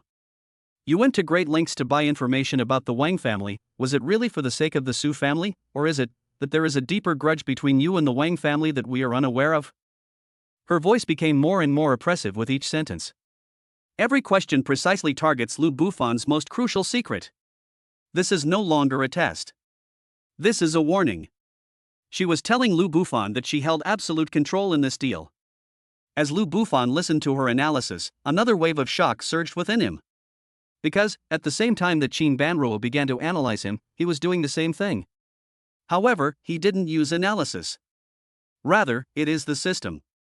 Target locked, Qin Banruo. In-depth bloodline exploration is underway. Exploration complete. A screen of light, visible only to him, slowly unfolded on his retina. Name, Qin Banruo. Age, 19. Cultivation level, non-meridian blockage. Bloodline talent, S-rank holy body of the medicine spirit. Status, physical awakening in progress 35%. Due to the inability of the mortal body to bear the power of the sacred body, the life essence is continuously being lost, the meridians are withering, and the 5 internal organs are failing. Estimated lifespan, 1 year and 3 months. Medicinal spirit body, one of the most superior physiques in the world. Naturally compatible with all plants and trees, able to identify, nurture, and fuse with all spiritual herbs. If fully awakened, it can refine the legendary immortal elixir, and even possess the heaven-defying ability to bring the dead back to life and heal flesh and bone. Awakening conditions requires guidance and harmonization with the purest and most yang bloodline power, supplemented by a vast amount of rare and precious natural resources, in order to reshape the physical body and rebuild from the ashes. The moment Lu Bufan saw the words S-rank medicine spirit saint body, his breath caught in his throat for half a second. Another one. Another S-class chosen one. No wonder. No wonder she possesses such terrifying wisdom at such a young age. The divine body of medicine not only has an affinity with plants, but also develops the brain, giving its owner near divine deductive and analytical abilities. She wasn't analyzing at all. She is predicting the future. But at the same time, Lu Bufan finally understood why she was in such a critical condition. This is a physique that would make even gods and demons envious. But this gift from heaven has also become the most vicious death warrant. Her body was like an ordinary glass cup, but it was forcibly filled with a vast ocean. The result can only be a ruined cup and spilled water. This is hardly a terminal illness. This is clearly divine retribution guarding a divine treasure vault, yet being burned alive by the divine light emanating from it. At that moment, both hunters simultaneously bared their fangs. Qin Banruo believed that she had grasped Lu Bufan's secret and had gained the upper hand. Little did she know, Lu Bufan had already seen through her deepest and most fatal trump card. This is a standoff between hunters. It seems that Miss Qin knows me very well. Lu Bufan slowly spoke, breaking the silence. His voice remained calm, but there was something new in his dark golden eyes that made Qin Banruo's heart tremble. That wasn't the panic of having one's secret exposed. Rather, it's a sense of sympathy, amusement, and an unwavering sense of control. Qin Banruo had only ever seen that look in one type of person. That is, the attending physician who was about to pronounce a death sentence on the patient. An absurd yet heart-pounding thought uncontrollably surfaced from the depths of her mind. Could it be? Did he know? He knows about my illness? No, impossible. My illness is incurable, even the Empire's top life scientists are helpless against it. How could he possibly? Actually, I'm also very curious about Miss Jean. Lu Bufan stood up and walked step by step to her bedside. He looked down at the genius girl, who, for the first time, showed an expression of surprise and uncertainty because of his approach. He reached out his hand, as if to touch her pale cheek. Jean Banruo's body tensed instantly, and for the first time, a look of tension appeared in her eyes. But Lu Bufan's hand stopped in mid-air. He looked at her with a gaze that seemed to see right through her soul, and then, word by word, spoke softly. A body that holds divine treasures has become a prison that could collapse at any moment. Miss Jean, tell me, is there anything more tragic than this in this world? Boom! These words struck Jean Banruo's mind like a thunderbolt from the heavens. Her pupils dilated to their maximum size in an instant. For the first time, that perpetually calm face revealed an expression of horrified. He knows. He really knew. Who exactly is this man? Chapter 37, Using the Wang family as a pawn, a life or death gamble. Horrifying. An unprecedented horror, like a spiritual tsunami, instantly destroyed all the dikes that Jean Banruo had built with her wisdom and illness over 19 years. For the first time, her eyes, which could see right through people, lost their focus. In his mind, only Lu Bufan's seemingly casual yet piercing words echoed wildly. A body that holds divine treasures has become a prison that could collapse at any moment. A cage. These two words, like a red-hot iron rod, pierced the deepest, most hidden pain in her soul. He knows. He really knew. This secret is a curse she was born with, a heavenly secret that the Qin family could not uncover even by exhausting their vast wealth.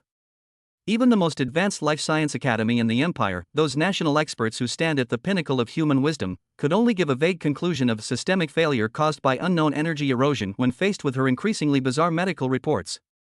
But now, this man, the son-in-law of the Su family whom I am meeting for the first time, has revealed the secret of heaven in one sentence. He wasn't guessing, nor was he testing. It was a statement that seemed to have known everything all along. Jean Banruo gasped for breath, two sickly flushes rising on her pale cheeks. She gripped the edge of the bed, her knuckles turning white from the effort, trying to use the physical pain to suppress the tremor in her mind. Upon seeing this, her personal maidservant's expression changed drastically, and she immediately stepped forward. Go out. Jean Banruo's voice was hoarse, yet it carried an undeniable command. The maid paused, glanced at her with concern, and finally bowed and withdrew, gently closing the door behind her. Only two people remained in the room. One is the hunter who has revealed his hand. The other is the hunter who discovers that he is the prey. A long time. Jean Banruo finally slowly raised her head and looked at Lu Bufan again. The horror had faded from those deep eyes, replaced by an extreme complexity that mixed despair, hope, madness, and resolve. Who are you? She asked the question again. But this time, the tone was completely different from the previous calculated probing. Who I am is not important. Lu Bufan pulled back his chair, sat down again, and calmly looked her in the eye. What is important is that I can save you. I'll save you. These two words, though seemingly light, possess immense power. Jean Banruo's body trembled almost imperceptibly. For 19 years, she had heard "we will do our best" countless times, and "there may be hope" countless times, but she had never heard such a definite promise. She laughed, a laugh tinged with sadness. Save me? Do you know what kind of illness I have? Do you know how many rare and precious herbs the Qin family has used to prolong my life? Do you know how many hairs the academicians of the Imperial Academy of Sciences have turned white while studying my genetic map? Her voice suddenly rose, tinged with a self-deprecating excitement. What makes you think you can save me? Just because I know what it's called. Lu Bufan interrupted her questioning, his voice still calm, yet precise, seizing control of her emotions. He slowly uttered 4 words. Medicine, spirit, holy body. Boom! If the previous sentence was a thunderclap, then these 4 words are a direct declaration of divine decree. Jean Banruo was completely speechless. She opened her mouth, but no sound came out. The last line of defense in those wise eyes completely collapsed. Yes. How could someone who can accurately pronounce the name of the root cause of an illness not have a treatment plan? Does an ancient heritage truly exist in this world, one that modern technology cannot access? It seems we have a basis for a deal. Lu Bufan looked at her distraught appearance and knew the time was right.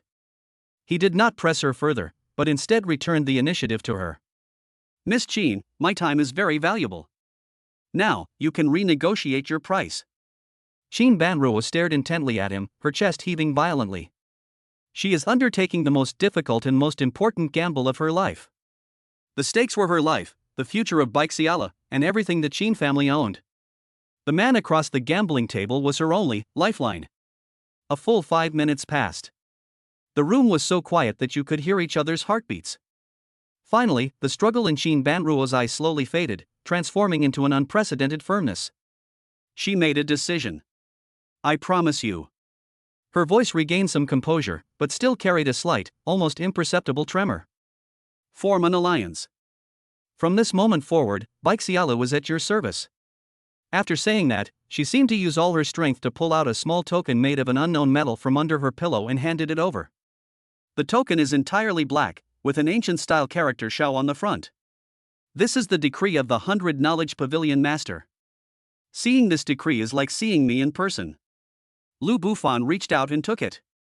The token felt cold to the touch, yet it seemed to weigh a ton. He knew that behind this token lay an all-encompassing intelligence network that covered the entire Jiangnan region and even infiltrated the capital. I need to see your sincerity. Lu Bufan put away the token, not letting this sudden huge gain go to his head. He knew very well that treating an S-level physique was by no means an easy task. Until she is truly cured, this verbal loyalty could waver at any moment. He needs to get some tangible benefits first. Certainly. Qin Banruo seemed to have anticipated his reaction. Leaning against the headboard, her brain, which had begun to work at high speed again because it had found hope, had already planned the first step for Lu Bufan. The Wang family has 17 directly affiliated or holding companies in Jiangnan province, with businesses spanning multiple fields such as energy, real estate, and biomedicine, and a total market value of over 300 billion yuan. When she spoke, it was no longer a test, but a pure information delivery. The clear logic and precise data left no doubt that a vast business empire had already been clearly constructed in her mind. It's unrealistic to think we can take them all at once. It would only provoke a fierce counterattack from the Kyoto headquarters. So, the first step we need to take is to sever its thickest tentacle in Jiangcheng. Her eyes gleamed with a mixture of intelligence and ruthlessness. The Li Group is a leading real estate company in Jiangcheng. On the surface, it is an independent listed company, but in reality, the Wang family indirectly controls more than 37% of it through 3 offshore funds. It is the Wang family's real money bag and the person in charge in Jiangcheng. Li Weigua, chairman of the Li Group, appears to be a shrewd businessman, but he has a fatal weakness. A cold smile curved Qin Banruo's lips. He was a womanizer, and with a very peculiar fetish. She took a thin USB flash drive from the bedside table drawer and handed it to Lu Bufan. Inside are the 7 properties he purchased overseas using company funds that he began embezzling 3 years ago, as well as all the transfer records and video evidence of his keeping 18 escorts. Among them, 3 are minors. Lu Bufan took the USB drive, his eyes narrowing. He knew that what was inside was a bombshell capable of shattering the Li Group, along with Li Weigua himself, to pieces. This is just an appetizer. Qin Banruo looked at his expression and continued, the Li Group is currently bidding for that prime piece of land in the south of the city. To do so, they have used 5 times the financial leverage, and the company's working capital is almost exhausted. As soon as the scandal breaks, banks will withdraw loans and stock prices will collapse. We can tear this once fierce tiger to pieces at minimal cost. And this will be the first domino to fall in the Wang family's business empire in Jiangnan. As Lu Bufan held the small USB drive, a storm raged within him. Precise. Vicious. One fatal blow. Is this the power of Baixialo? A top strategist who controls such a terrifying intelligence network is worth far more than a master army. He realized that today, he might have made the most correct decision, one that could change the future landscape. Very good. Lu Bufan stood up and took a deep look at the girl on the hospital bed. I accept this generous gift. In return, I promise you that once I have wiped out the Wang family's influence in Jiangcheng and stabilized the situation, I will begin to cure your chronic illness. How long will it take me? Qin Banruo asked the question that concerned her the most. Lu Bufan pondered for a moment. It can take anywhere from 1 month to 3 months. He looked into her eyes, where the flame of hope had been rekindled, and gave her an answer that almost took her breath away. I will make the Wang family disappear completely from Jiangcheng. After saying that, he didn't linger, turned around, and strode away. The room returned to silence. Qin Banruo leaned against the headboard, her fists clenched tightly, her body trembling slightly with excitement. I'm taking the gamble. She staked her life and everything in Baixialo on this mysterious man. Outside the window, the last rays of the setting sun shone through the curtains and fell on her face. For the first time, that pale face of 19 years shone with a radiance called rebirth. The weather in Jiangchang is about to change. And she will be one of the most important players in this transformation. Chapter 38. A thunderous strike. Tears open a crack in the business empire. Night, the top floor of the Su Group headquarters building, the president's office. The lights were on full display, as bright as day. Outside the huge floor-to-ceiling windows, the city lights twinkle in every corner, and traffic flows like a river, creating a vibrant and bustling scene. But inside the office, the atmosphere was as heavy as the sea before a storm, oppressive and turbulent.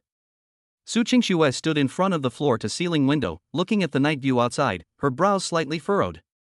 Behind her stood several of the most core executives of the Su Group, each a veteran who had been in the business world for decades. At this moment, these business elites, who are usually so confident and in control of billions of dollars, all had solemn expressions and dared not even breathe loudly. On the conference table in front of them lay an action plan that Lu Bufan had just drafted.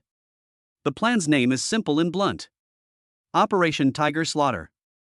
Their target is the Li Group, a behemoth in Jiangqing's real estate industry. This is insane. Zhang Xian, the CFO, a veteran employee nearing 50 and known for his prudence, wiped the cold sweat from his forehead, his voice trembling slightly. Mr. Lu, I understand that you want to retaliate against the Wang family, but directly attacking the Li Group is tantamount to throwing an egg against a rock. Yes, the marketing director couldn't help but chime in. The Li Group is worth nearly 100 billion, and it has the Wang family backing it up. Our size makes it almost impossible for us to win in a head-on confrontation. Their concerns are not unfounded. In their eyes, Lu Bufan's plan was nothing short of a madman's diary filled with the word suicide. The plan requires the group to use billions of dollars to short Li Group's stock as soon as the stock market opens tomorrow, regardless of the cost. In the eyes of any professional financial trader, this is the most foolish and irrational gamble. However, in the face of everyone's doubts, Lu Bufan simply sat calmly in the main seat, his fingers lightly tapping the table. He offered no explanation, but instead turned his gaze to his wife, who had remained silent throughout. Su Qingxue felt his gaze. She turned around, her beautiful, icy blue eyes sweeping over everyone present before finally settling on Lu Bufan's face. In her eyes, there was no doubt, no wavering, only absolute trust. From the moment Lu Bufan showed her the contents of that USB drive, she knew that her husband was about to create another miracle that would shake the entire Jiangchang. Implement. Su Qingxue parted her red lips slightly and uttered only two words. The voice wasn't loud, but it carried an undeniable authority. The entire conference room fell silent instantly. Zhang Qian and the others looked at each other, their faces filled with struggle and confusion. But seeing Su Qingxue's resolute gaze, they ultimately chose to obey. Yes, President Su. The next day, at 9:30 a.m. The opening bell rang precisely on time at the Jiangnan Provincial Stock Exchange. A fierce battle, one that will be recorded in the annals of Jiangqing's commercial history, has officially begun. The atmosphere inside the trading room of the Su Group was extremely tense. Dozens of top traders sat in front of their computers, ready for action. Start. With a command from the commander-in-chief, a massive number of pre-prepared sell orders flooded into the Li Group's stock trading platform like a burst dam. 100,000 hands. 500,000 hands. 1 million hands. The stock price immediately plummeted. On the screen, the green line representing the Li Group's market value began to plummet vertically downwards at a startling angle. 1%. 3%. 5%. The entire market was stunned. Countless retail and institutional investors who were watching the Li Group's stock were still trying to figure out what had happened. What's going on? Who's dumping shares? Are you crazy? Selling money like this without considering the cost?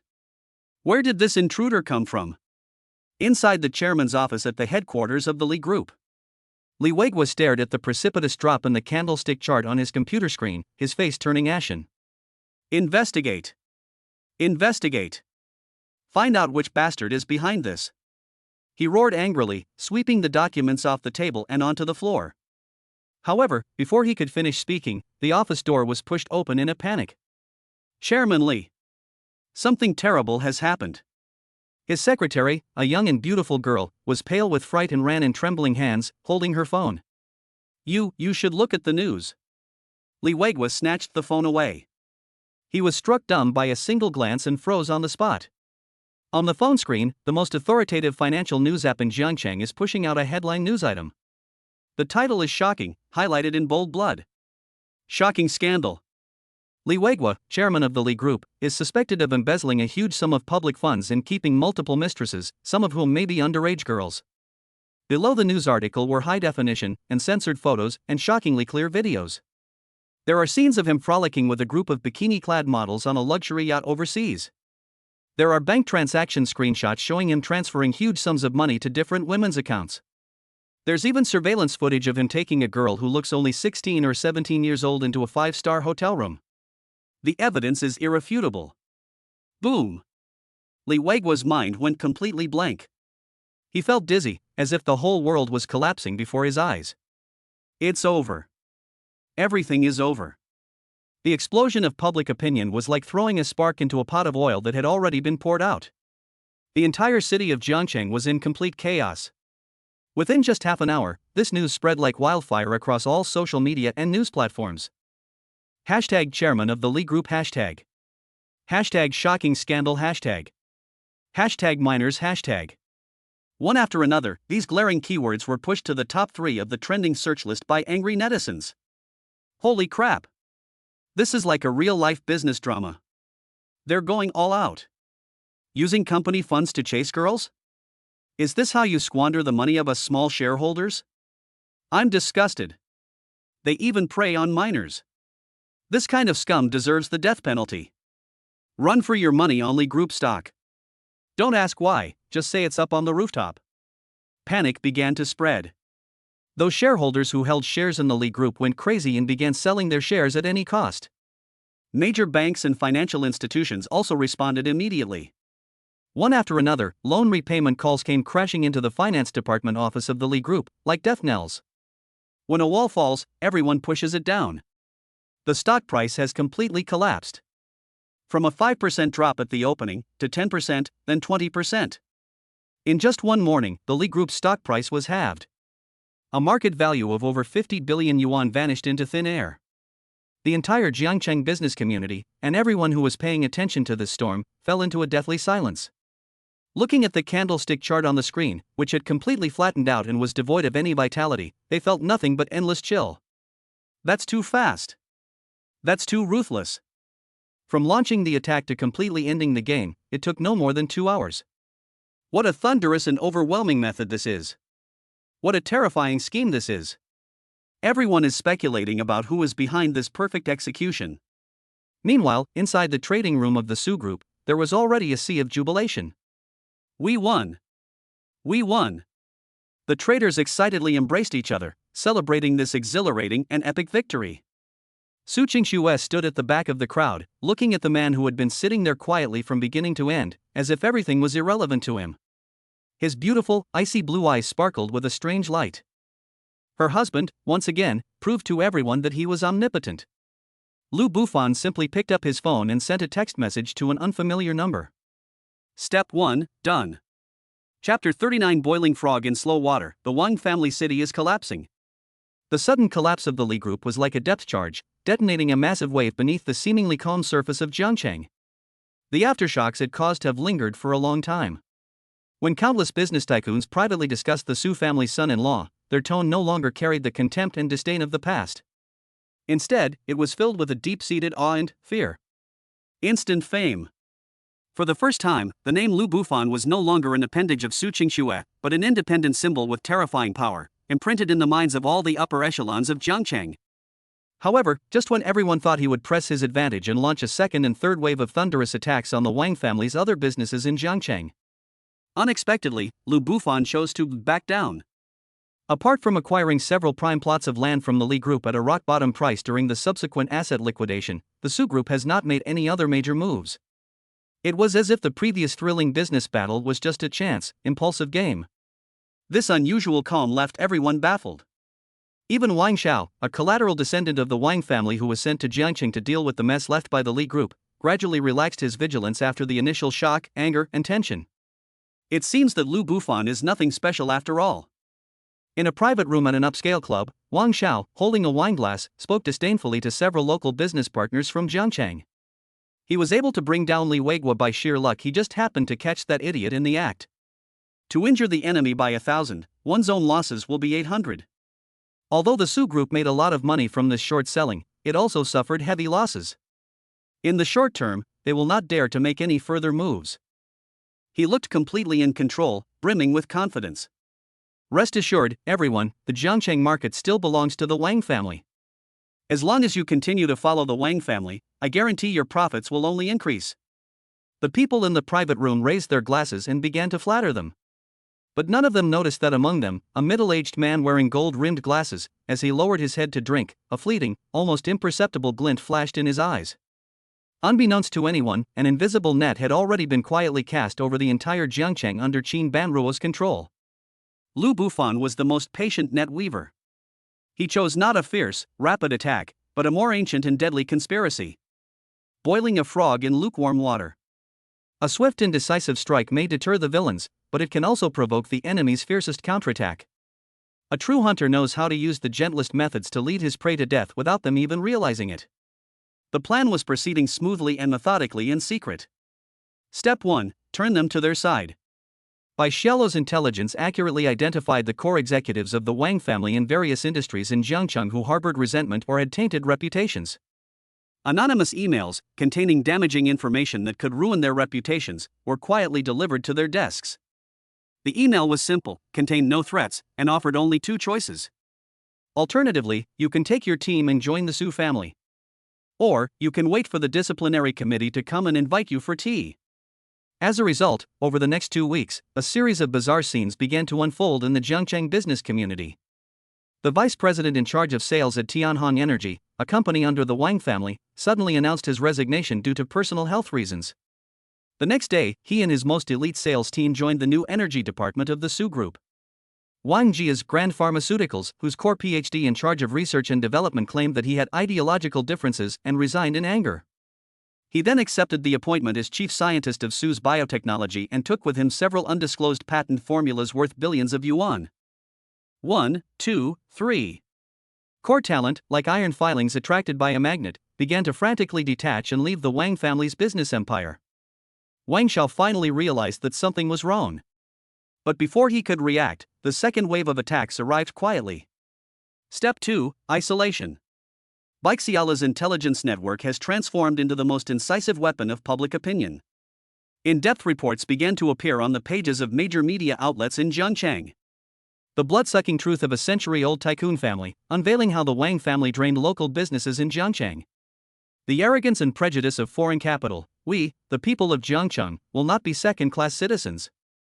Interview with a local entrepreneur. What we need is win-win cooperation, not colonization. These articles, well-reasoned and vividly written, portray the Wang family as a greedy, domineering, and scrupulous, and exploitative foreign bloodsucker that ruthlessly exploits local businesses. The Su group, on the other hand, is portrayed as a lone hero who fights against evil dragons to protect the local business ecosystem. The crowd was immediately agitated. The entire business district of Jiangcheng was ignited by this atmosphere of shared hatred against a common enemy. Those companies that had previously cooperated with the Wang family began to find excuses to terminate their cooperation and sever ties. Banks tightened lending to businesses related to the Wang family. When the authorities approved Wang Jiasen's new project, they became exceptionally cautious and the process became cumbersome. In Jiangcheng, the Wang family has become an isolated island. Wang Xiao panicked completely. He felt like someone who was stuck in a swamp, and no matter how hard he struggled, he would only sink deeper. He receives dozens of pieces of bad news every day: projects under investigation, partnerships broken off, talent drain, stock prices falling. He desperately sought help from the Kyoto headquarters, but the response he received was always vague: let's wait and see. Little did he know that the Wang family headquarters was also in a state of utter chaos at that moment. They were also targeted by precise attacks from different forces in other cities in Jiangnan province. As if overnight, the entire Jiangnan region became the enemy of the Wang family. They are too busy taking care of themselves to have any extra energy to deal with Jiangcheng, a corner that is already in a state of decay. The Su family manor, the family council hall. Second elder Su Changha held a latest financial statement in his hand, his aged hands trembling slightly. On the report, the bright red numbers representing growth were so dazzling, so dreamlike. In just half a month, the total market value of the Su Group has surged by 30%. Its various businesses have swallowed up the market share lost by the Wang family, making it a rising star in the industry in Jiangcheng and even the entire Jiangnan province.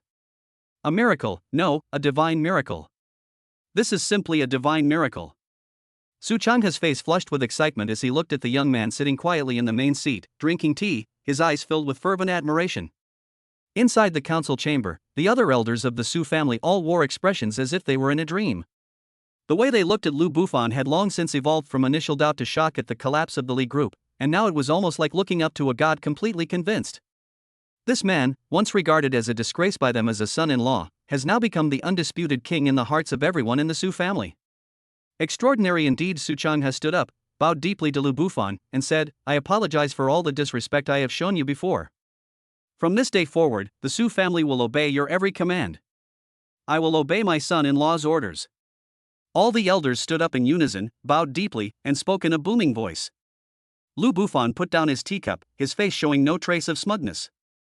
It's as if all of this is perfectly natural. He looked out the window and saw that the Wang family's business empire above Jiangcheng was now reduced to just a few wisps of crumbling clouds. The water is warm, but it has already boiled. It's time to deliver the final blow to this half-dead frog. But why is the Wang family of Kyoto so calm about the defeat in Jiangcheng? Something unusual must be going on. And he should also fulfill his promise to that ally in the hospital bed. Chapter 40, Cutting off the fuel supply. Jiangcheng changed hands. Inside the Su family's council hall, the air was filled with the fragrance of sandalwood. Lu Bufan put down the celadone teacup in his hand, the bottom of the cup hitting the table with a crisp, light sound. The voice was like a silent command, causing all the Su family elders in the hall to instinctively hold their breath. Their eyes were fixed on the young man, filled with fervor and worship, like believers looking up at a god. Half a month. In just half a month, the Wang family's business empire, which they had built up in Jiangcheng over decades, vanished in the blink of an eye, thanks to the words of this former son-in-law. This method, this mindset, has long exceeded the imagination of these old guys. Lu Bufan ignored the elders' reverence. His gaze passed through the rustic carved wooden window and looked out at the vast sky. The chessboard of Jiangcheng has been cleared. But the reaction of the Kyoto royal family was strangely calm. Something unusual must be going on. Thousands of miles away, an even greater storm is brewing. He must acquire enough cards to overturn the table before this storm hits. At the same time, he should also fulfill his promise to that ally in the hospital bed. Lu Bufan stood up and calmly addressed Su Changha and the other elders. The Wang family's properties in Jiangcheng are now ownerless. I want you to turn them all into the Su family's property within 3 days. If you don't have enough money, I'll pay for it. If we don't have enough people, we'll go dig them up. In short, I want the entire Jiangcheng to be free of any assets bearing the Wang family's mark. His voice was calm, yet carried an undeniable decisiveness. Upon hearing this, Su Changha and the others were deeply shaken, and a surge of heat rushed to their heads. Yes. I will obey your orders, son-in-law. They responded in unison, their voices booming like bells, filling the entire council chamber with a hum. This is the first clarion call of the Su family's imminent dominance over Jiangcheng. That night, the most luxurious hotel in Jiangcheng, the rooftop banquet hall of the International Trade Center, is brightly lit and frequented by celebrities. A victory celebration banquet is being held here. There is only one main character at the banquet: Lu Bufan. Almost all the prominent figures in the entire Jiangcheng were present. Holding their wine glasses, they moved through the crowd, each with a humble yet eager smile on their face, their eyes constantly searching for the center of attention. Mr. Lu has arrived. Someone shouted. The entire banquet hall fell silent instantly. All eyes turned to the entrance.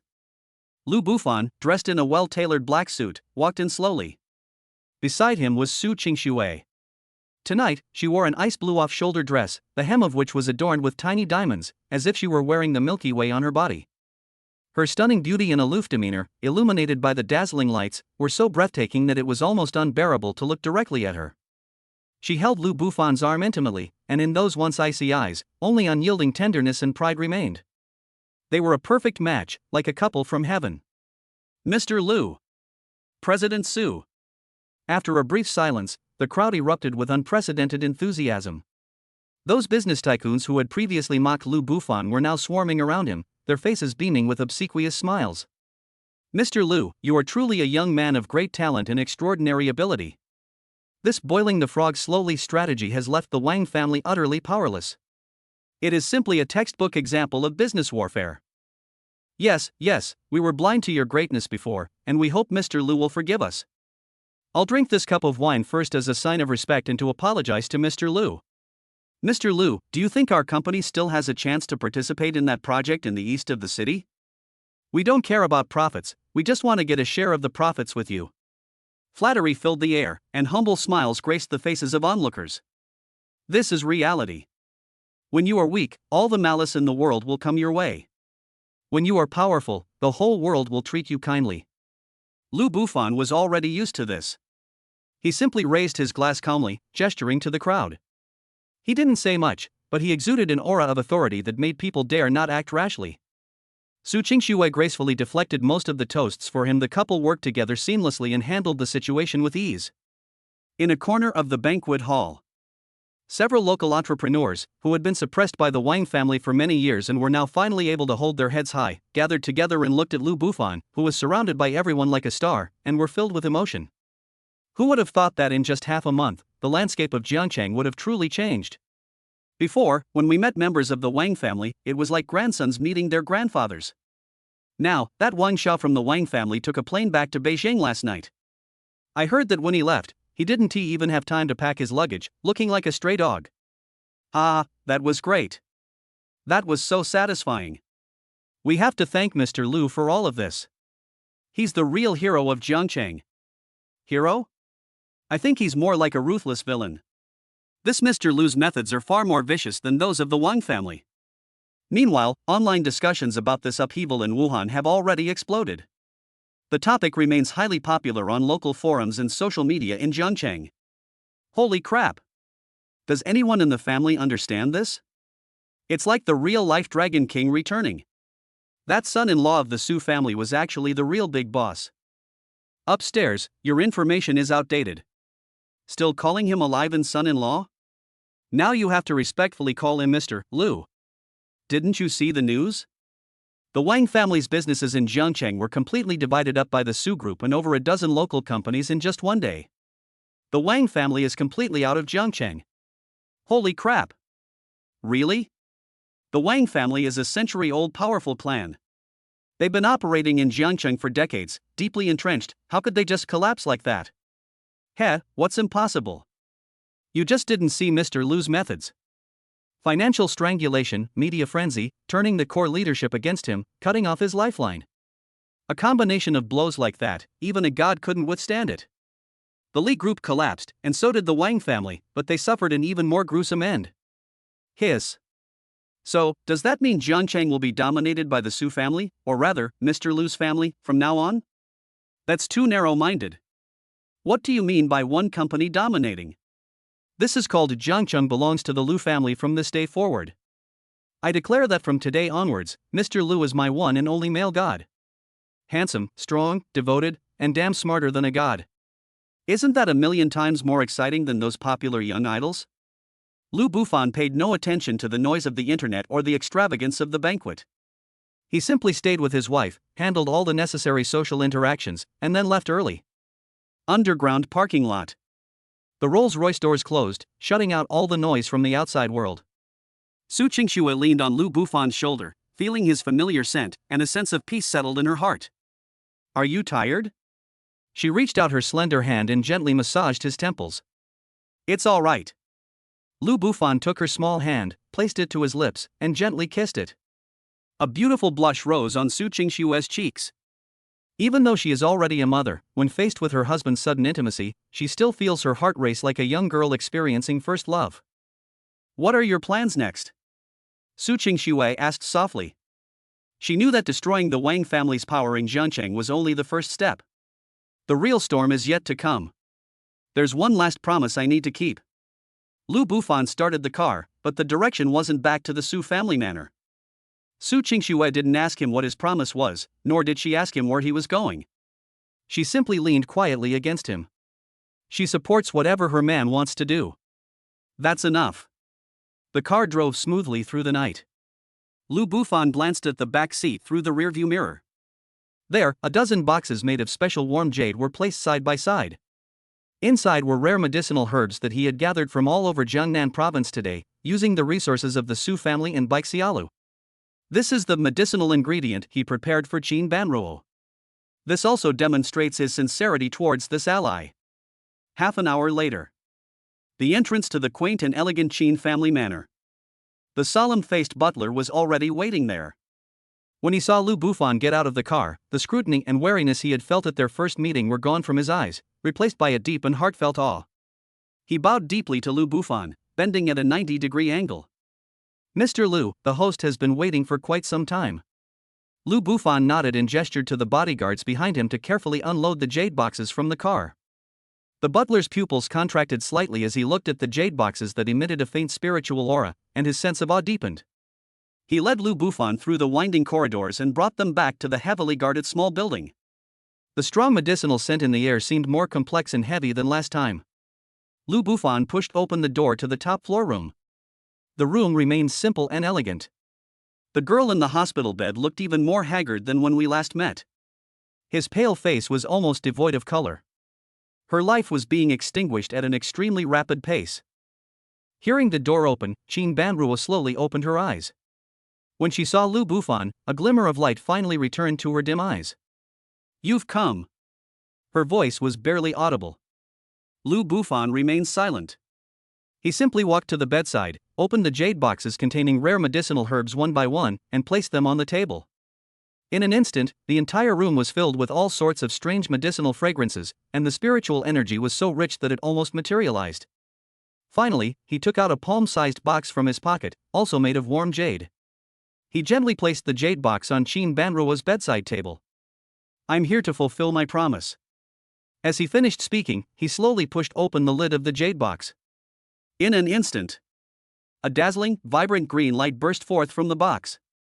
A pill the size of a longan, entirely emerald green, with countless tiny runes flowing across its surface, lay quietly inside. An indescribable, refreshing life force instantly filled the entire room.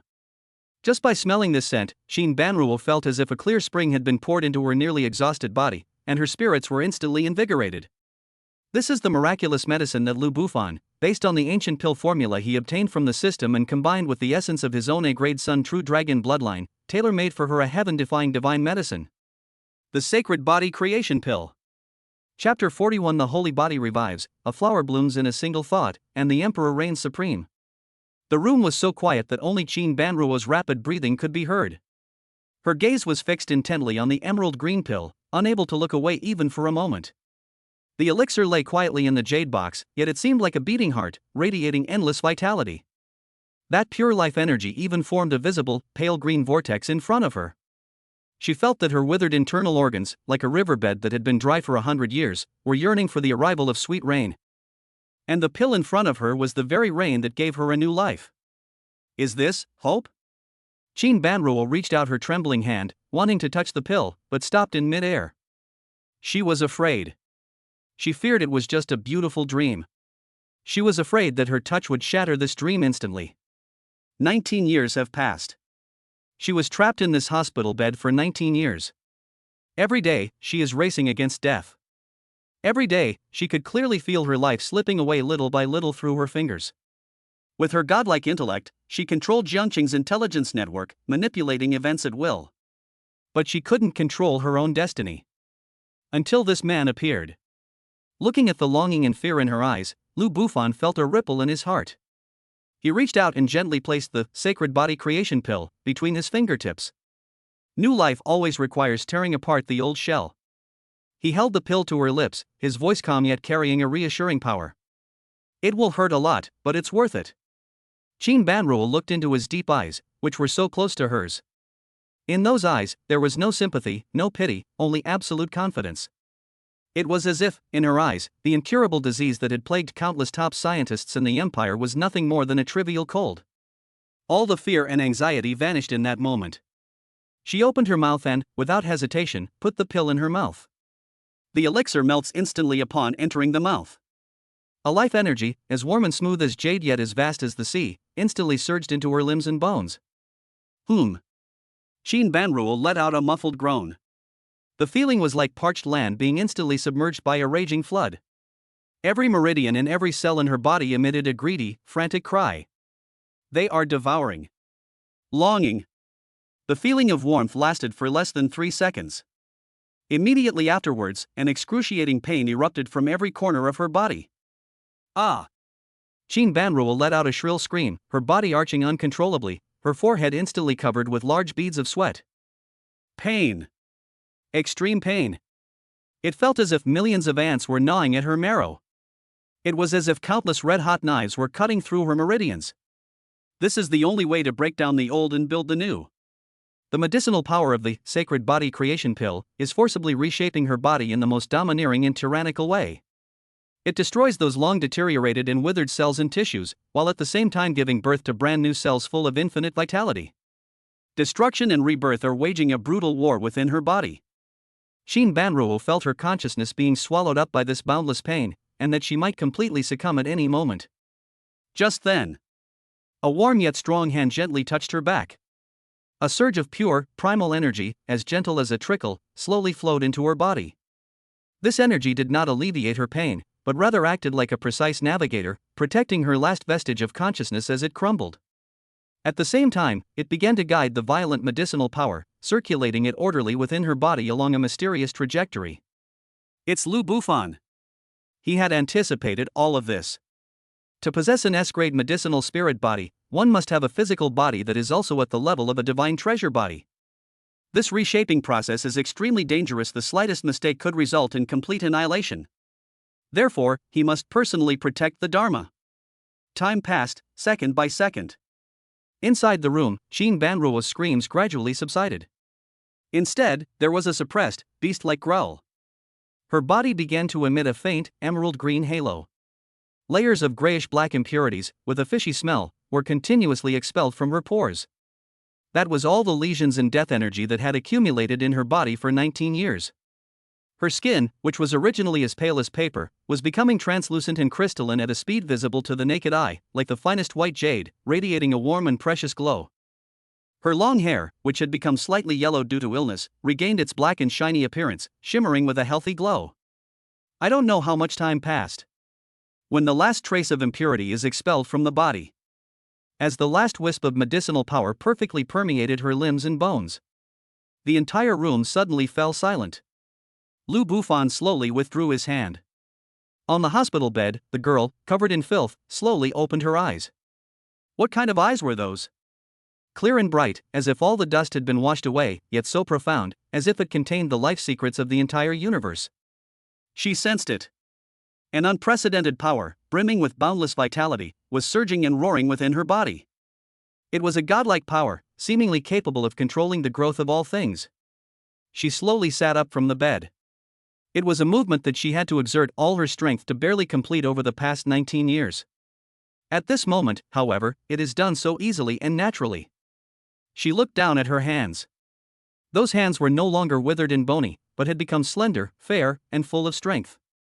She threw back the covers, barefoot, and got out of bed. For the first time in 19 years, her feet were truly on solid ground. She stood up. Tears, uncontrollably, streamed down her face. These are not tears of pain, nor tears of despair. It is joy, it is rebirth, it is the complete release of all the grievances and resentment that have been suppressed for 19 years. She turned around and looked at the man who had given her all of this. She wanted to smile at him and say thank you. But the newly generated, immense, and uncontrollable power within her body completely spiraled out of control at this moment due to the intense fluctuations in her emotions. Boom!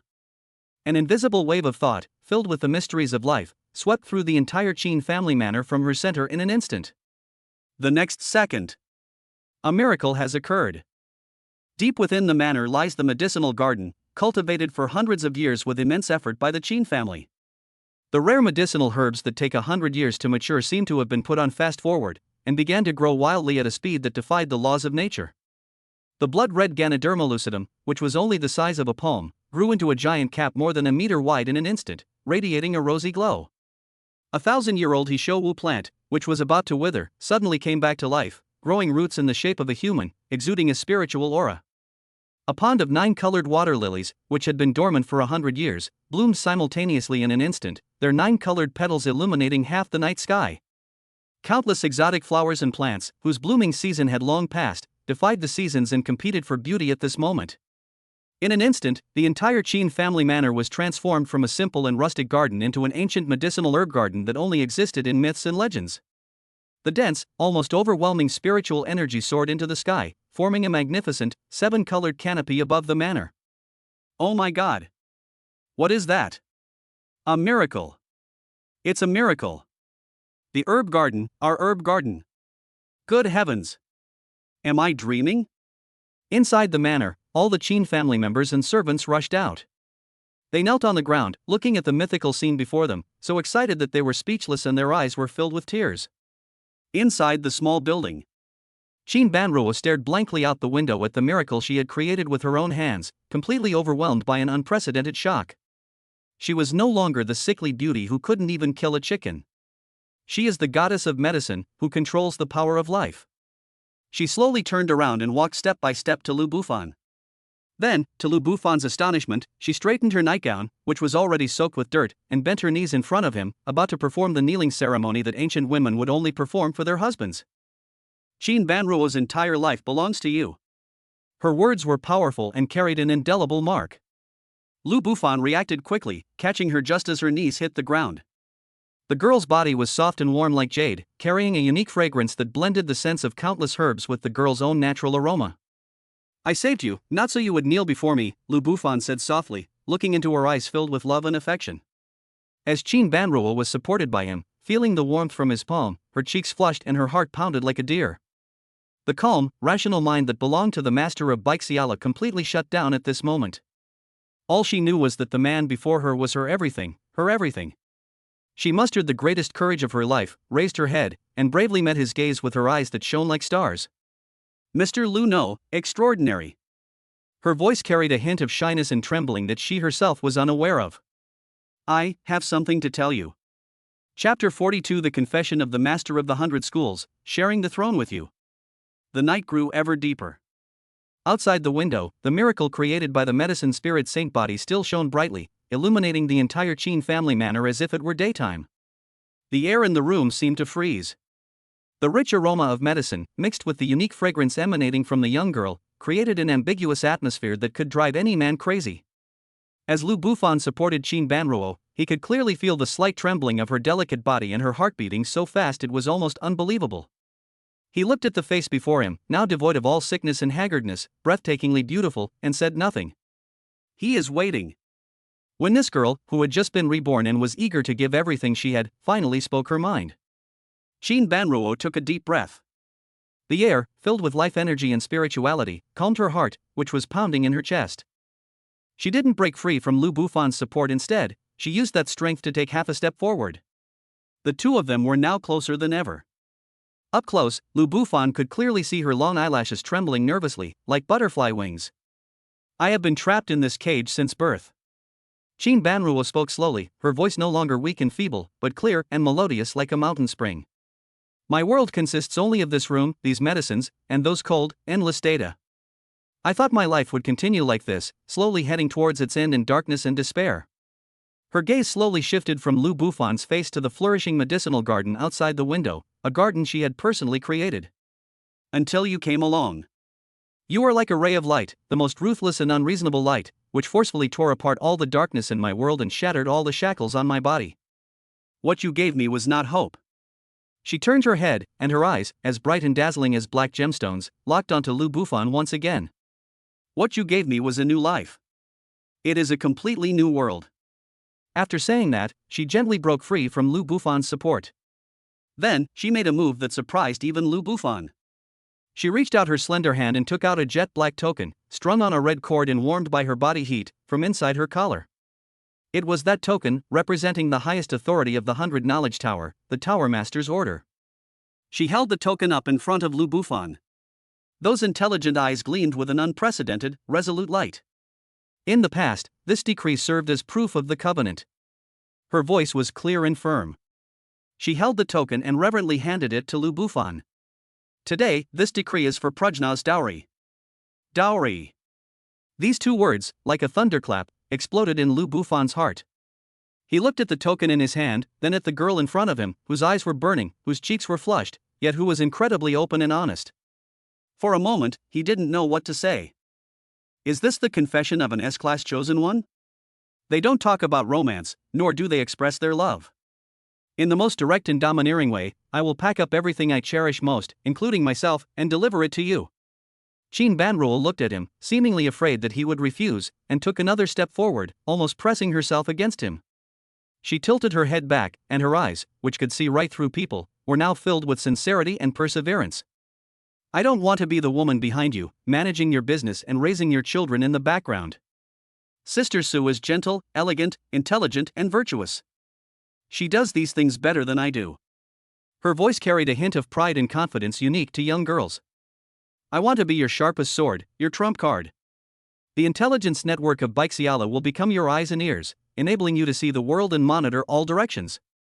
My medicinal spirit body will become your most solid support, helping you to cultivate spiritual herbs and refine divine pills, so that your power will have no more worries. She tiptoed, her breath sweet and fragrant, the warm air brushing against Lu Bufan's ear with a deadly allure. What I want is not a peaceful life in a remote corner. What I want is to stand by your side, and share the world with you. The words fell. The whole world fell silent. Looking at the girl in front of him, who had just been reborn and had already planned everything for him and their future, Lu Bufan felt an indescribable surge of emotion. What an intelligent and proud woman she was. Her love was neither demanding nor dependent. It is dedication, it is standing shoulder to shoulder, it is wanting to turn everything in oneself into the sharpest weapon in his hand, to accompany him in conquering this vast universe. What man could resist a woman like that? Lu Bufan smiled. He reached out, but instead of taking the token, he gently embraced the bold and somewhat adorable girl before him. Ah! Qin Banruo let out a startled cry, her body tensing instantly. She could clearly feel the man's broad chest, strong arms, and the overwhelming aura of masculinity and dominance that was uniquely his. Her face instantly turned bright red, as if it were about to bleed. Keep the token for yourself.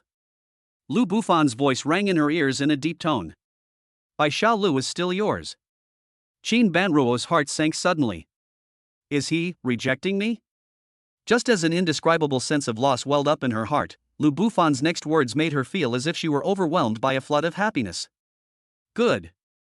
He held her in his arms, his chin gently resting on her forehead, inhaling her intoxicating fragrance. From now on, half of my kingdom belongs to you. Boom! Qin Banruo's mind went completely blank. Joy, like a tsunami, instantly and completely engulfed her. He agreed. He didn't treat her as an accessory or a trophy.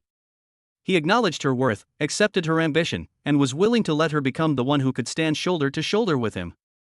She could no longer suppress her emotions, and stretched out her arms to hug the man who had given her a new life and a future. She buried her face deeply in his chest. He let the tears of happiness soak his clothes. I don't know how much time passed. The girl in his arms gradually calmed down. She lifted her head from his embrace, her pretty face, streaked with tears, adorned with a captivating shyness. She looked at him, her eyes sparkling, her gaze alluring. Then, she tiptoed and, with a mix of awkwardness and determination, kissed his lips. It was a unique sweetness, a blend of countless medicinal fragrances and the sweet scent of a young girl. It is a deadly temptation unique to the medicine spirit saint body. Lu Bufan was not passive. He grabbed the back of her head with his other hand, turning the tables and deepening the kiss. In an instant, the room was filled with spring. Outside the window, the miraculous medicinal garden that had been nurtured seemed to sense its owner's intentions, and countless flowers bloomed even more brilliantly and beautifully at this moment. The next day, early morning. As the first rays of sunlight pierced through the window curtains and into the room, Lu Bufan slowly opened his eyes. Beside him, Qin Banruo was still fast asleep. She nestled in his arms like a lazy kitten, her beautiful sleeping face serene and peaceful, with a hint of contentment in her eyes. After a night of nourishment, she was like a piece of exquisite jade that had been polished and polished, radiating a lustrous and captivating glow. Lu Bufan looked at her, a knowing smile appearing on his face. He didn't disturb her, he simply admired this exquisite scene, which belonged only to him. Just then, a long-awaited system notification sound, which only he could hear, suddenly exploded in his mind. Byte. Congratulations, host. You have successfully won over the second S-rank chosen one, Qin Banruo, and formed a Taoist couple. Qin Banruo has been detected as possessing the medicine spirit saint body, which is highly compatible with the host's bloodline, meeting the hidden conditions of the many children, many blessing system. 10,000x critical hit reward triggered. Congratulations, host. You have received the following rewards. 1. The host's bloodline has evolved from an A-grade True Sun Dragon bloodline to an S-grade Primordial Emperor Dragon bloodline. The bloodline supernatural power dragon might has evolved into Emperor Dragon Divine Might. Part 2. The host's cultivation has broken through 5 realms, advancing to the first level of Grandmaster. Part 3. Obtain the ancient divine level architectural blueprint Yin Yang creation pool. It can absorb the spiritual energy of heaven and earth, the essence of the sun and moon, accelerate the cultivation of your Taoist partner, and enhance the bloodline purity of your offspring at birth. Part 4. Obtain the divine level dual cultivation technique, the Yin Yang Harmony Emperor Dragon Scripture. Boom. Boom. Boom.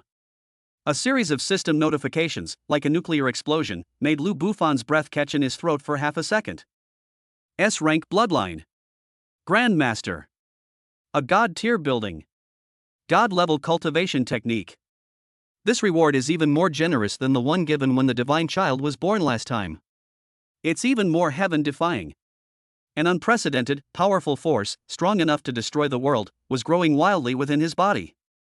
However, just as he was immersed in this huge surprise, his phone, which was on the bedside table, suddenly vibrated sharply. Lu Bufan picked up his phone. On the screen was an encrypted text message from Su Qingxue. The text message contained only one short line of text. Honey, there's been some activity in Kyoto. Lu Bufan's pupils suddenly contracted. What was bound to happen has finally happened. Chapter 43 Double Happiness, S-Rank 9 Heaven Xinglong Bloodline. On the phone screen, the encrypted text message sent by Su Qingxue pierced the warm and romantic atmosphere of the room like a red-hot steel needle. Honey, there's been some activity in Kyoto. The tenderness in Lu Bufan's eyes vanished in an instant, replaced by an unfathomable calmness. What was bound to happen has finally happened. Qin Banruo, who was in his arms, also felt his body stiffen instantly in that fleeting, chilling aura. She looked up, her eyes, glistening with concern, still moistened by the rain. Is it the Wang family? Lu Bufan didn't hide anything. He lowered his head and gently kissed that smooth forehead, his voice becoming gentle again. Don't worry, they're just some clowns, they can't cause any trouble. His tone was full of powerful confidence. Grandmaster level. These 3 words are his greatest source of confidence. Before absolute power, all schemes and tricks are nothing but rubbish. As Qin Banruo looked at him, feeling the aura of unyielding strength emanating from him, as if he could support the entire sky, her worries gradually dissipated. She pressed her cheek against his warm chest again and said softly, By Shiolo's covert network in Kyoto is fully activated and on standby 24 hours a day. No matter what they do, we can detect it immediately. Okay. Lu Bufan gently stroked her soft, long hair, a warm feeling welling up in his heart. With a wife like this, what more could a husband ask for? He picked up his phone and sent a message to Su Qingxue. Don't worry, I'm here for you. For the next 2 months, Jiangcheng, and even the entire Jiangnan province, fell into an eerie calm. After experiencing a complete collapse of its business empire in Jiangcheng, the Wang family of Kyoto unexpectedly chose to lay low and take no further retaliatory action. It was as if they had already tacitly accepted this crushing defeat. But both Lu Bufan and Qin Banruo knew that this was just the most oppressive calm before the storm. A sleeping dragon that has crossed the river will never give up after its claws and teeth have been severed. It will only lick its wounds silently in the dark, and then wait for an opportunity to launch a thunderous attack and tear the enemy to shreds. Meanwhile, Lu Bufan was also using this precious time to frantically accumulate his strength. While consolidating his Grandmaster Level 1 realm, he also frantically refined various ancient pills with the help of Qin Banruo, the walking medicine god. Under his elixirs, the Su family's strength soared like a rocket, growing by leaps and bounds. Even the second elder, Su Changhe, with the help of a breaking mirror pill, successfully broke through the bottleneck that had plagued him for 10 years and entered the Grandmaster realm. He was so excited that tears streamed down his face, and his admiration for Lu Bufan reached an unprecedented level. After Qin Banruo completely took control of the medicine spirit holy body, she also showed another side of herself as the leader of the 100 Knowledge Tower. She is no longer the sickly beauty who needs to be protected. During the day, she wears a professional suit that accentuates her stunning S-shaped figure. Sitting in the top floor office of the Su Group, as Lu Bufan's chief consultant, she uses her supercomputer-like brain to strategize and win battles, managing the vast business empire formed by the integration of the Su and Qin families with remarkable efficiency, earning the admiration of many veteran businessmen. At night, she sheds all her strength and competence, transforming into a pool of spring water, writhing and yielding beneath Lu Bufan, fully displaying the ultimate charm of her medicinal spirit body, a charm so alluring that even immortals would succumb to it. One can only truly appreciate the flavor of something after tasting its marrow. Lu Bufan would arrive at the Qin family manor almost every day to report for duty, enjoying the extreme experience of this contrast between ice and fire. That night, the moon rises above the willow branches. After finishing the last document at hand, Lu Bufan, as usual, went to the Qin family manor. He pushed open the door to that familiar room, which is now their love nest. But he found that Qin Banruo was not waiting for him in bed as usual. She was wearing a silk, moon-white nightgown, standing with her back to him by the window, looking out at the medicinal garden, bathed in moonlight and blooming with vibrant flowers. Her figure became increasingly voluptuous and alluring, her slender waist and firm, full curves creating a breathtaking sight, radiating a holy yet enchanting glow under the moonlight. "What are you thinking about?" Lu Bufan gently wrapped his arms around her waist from behind and rested his chin on her fragrant shoulder. A unique fragrance, a blend of a young girl's natural scent and the aroma of countless herbs, instantly enveloped his nose. Qin Banruo's body trembled slightly as she leaned against his broad chest, her voice carrying a hint of barely perceptible nervousness and shyness. "Extraordinary, I seem to be."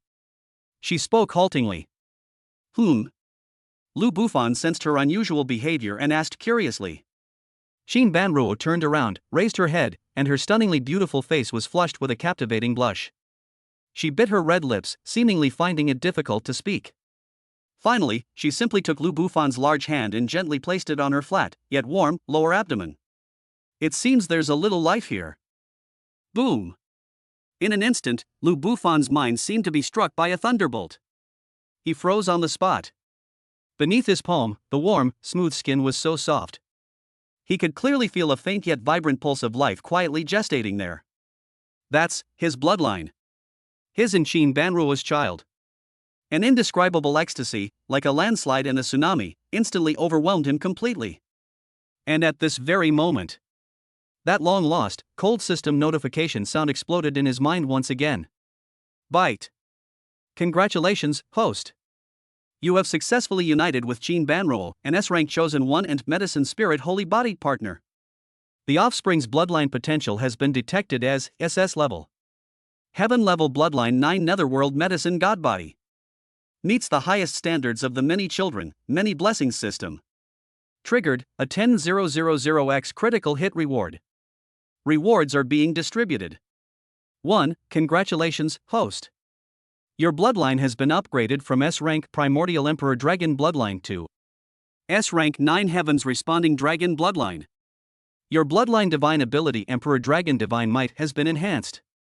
2nd, congratulations, host. Your cultivation level has broken through 2 realms.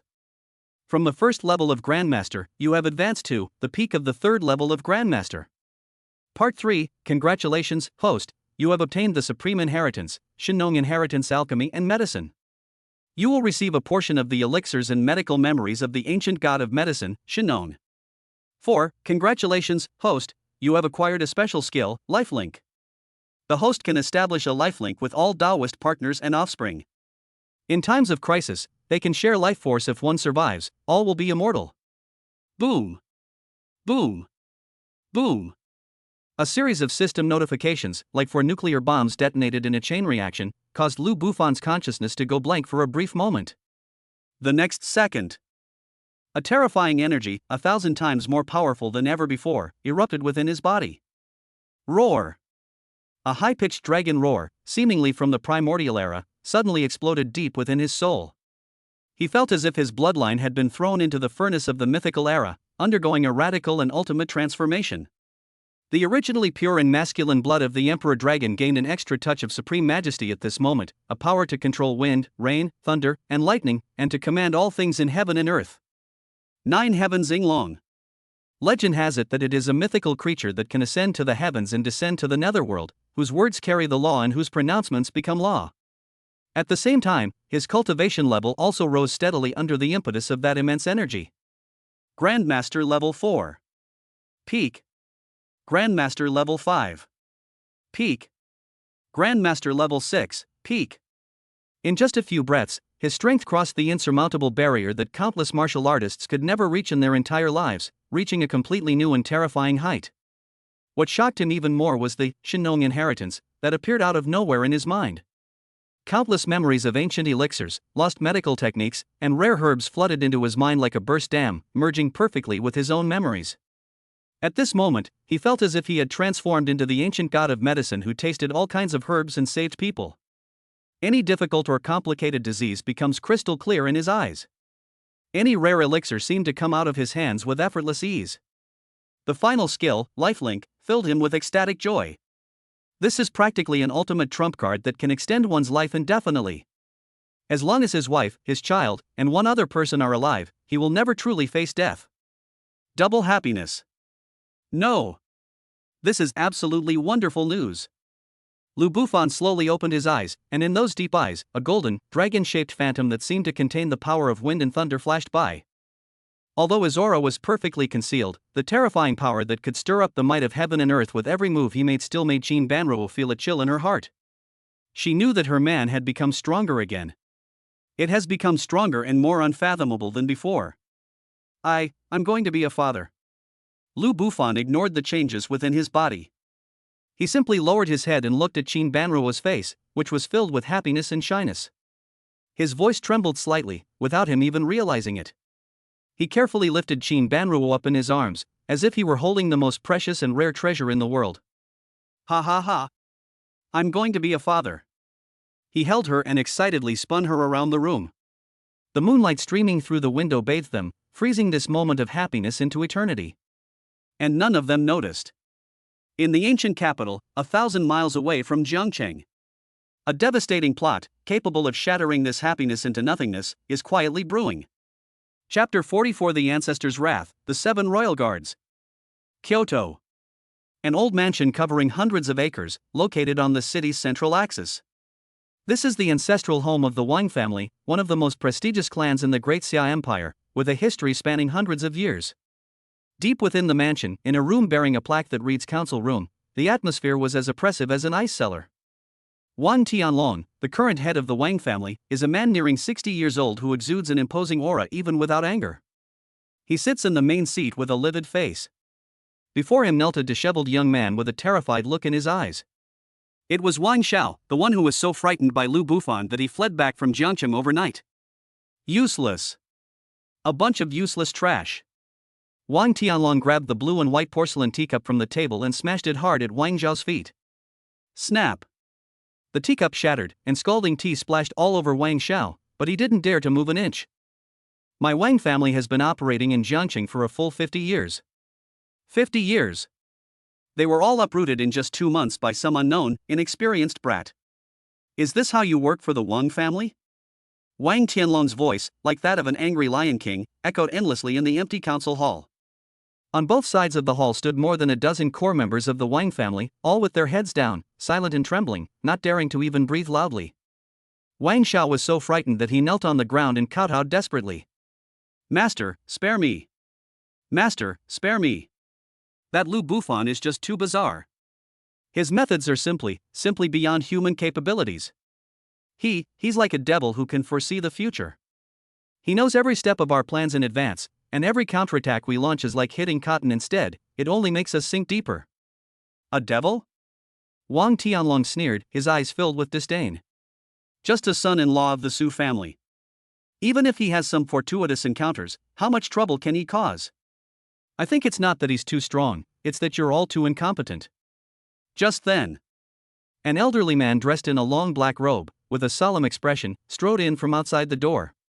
He walked straight to Wang Tianlong, bent down, and whispered a few words in his ear. Wang Tianlong's expression changed instantly. It was a dramatic change, from intense anger to shock and doubt, and then to extreme gloom. He suddenly stood up, grabbed the old man by the collar, and his voice was distorted. "What did you say? Is the news true?" The old man nodded with difficulty. The news that just came from Baixiala was absolutely true. That sickly girl from the Qin family was not only cured by Lu Bufan, but also, she got pregnant with his child. According to Bai Xiaolo's assessment, the offspring born from the union of Qin Banruo's medicinal spirit body and Lu Bufan's bloodline will have a bloodline potential of at least SS level. Boom! This news was like a bombshell, exploding throughout the council chamber. All the core members of the Wang family suddenly raised their heads, their faces filled with horror and disbelief. Another one. Another offspring with god-like potential. The first one is an SSS class Sun Dragon. Now, another one has arrived, the SS level 9 Nether Medicine Godbody. Just what kind of monster is this Lu Bufan? Was he sent by heaven specifically to subdue the Wang family? Wang Tianlong swayed, his face turning deathly pale.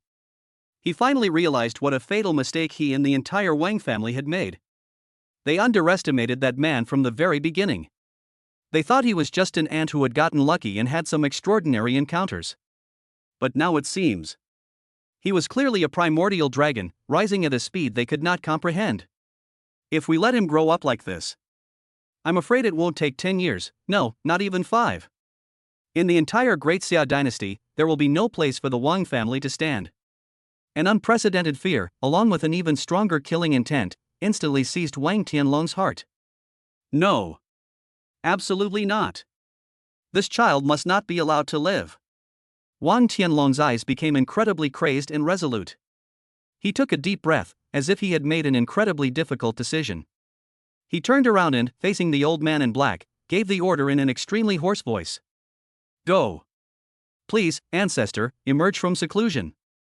Upon hearing this, the old man in black trembled violently, and a look of extreme terror appeared on his face. Master. Think it over. Our ancestor is currently in seclusion, attempting to break through to that legendary supreme realm. If we disturb him without a momentous event, the consequences will be unimaginable. A matter of utmost importance? Wang Tianlong gave a bitter laugh, pointing outside the door to the century-old ancestral hall that symbolized the Wang family's fortune. That little beast is almost draining the fortune of my Wang family. Isn't this enormous enough? Go! Tell the patriarch that my Wang family is at a critical juncture of life and death. The deepest part of the Wang family ancestral home. An underground stone chamber that was designated as a forbidden area. Wang Tianlong knelt before the cold stone door, his body trembling slightly with fear. The stone gate was covered with ancient and mysterious runes, and a terrifying pressure, which made people's hearts tremble, seeped out from the cracks in the gate. I don't know how much time passed. The stone door, weighing tens of thousands of kilograms, slowly opened a crack inward with a creaking sound that made one's teeth ache. A chilling aura, seemingly capable of freezing one's soul, swept in from inside the door. What is it? An old, hoarse voice, devoid of any emotion, drifted from inside the door.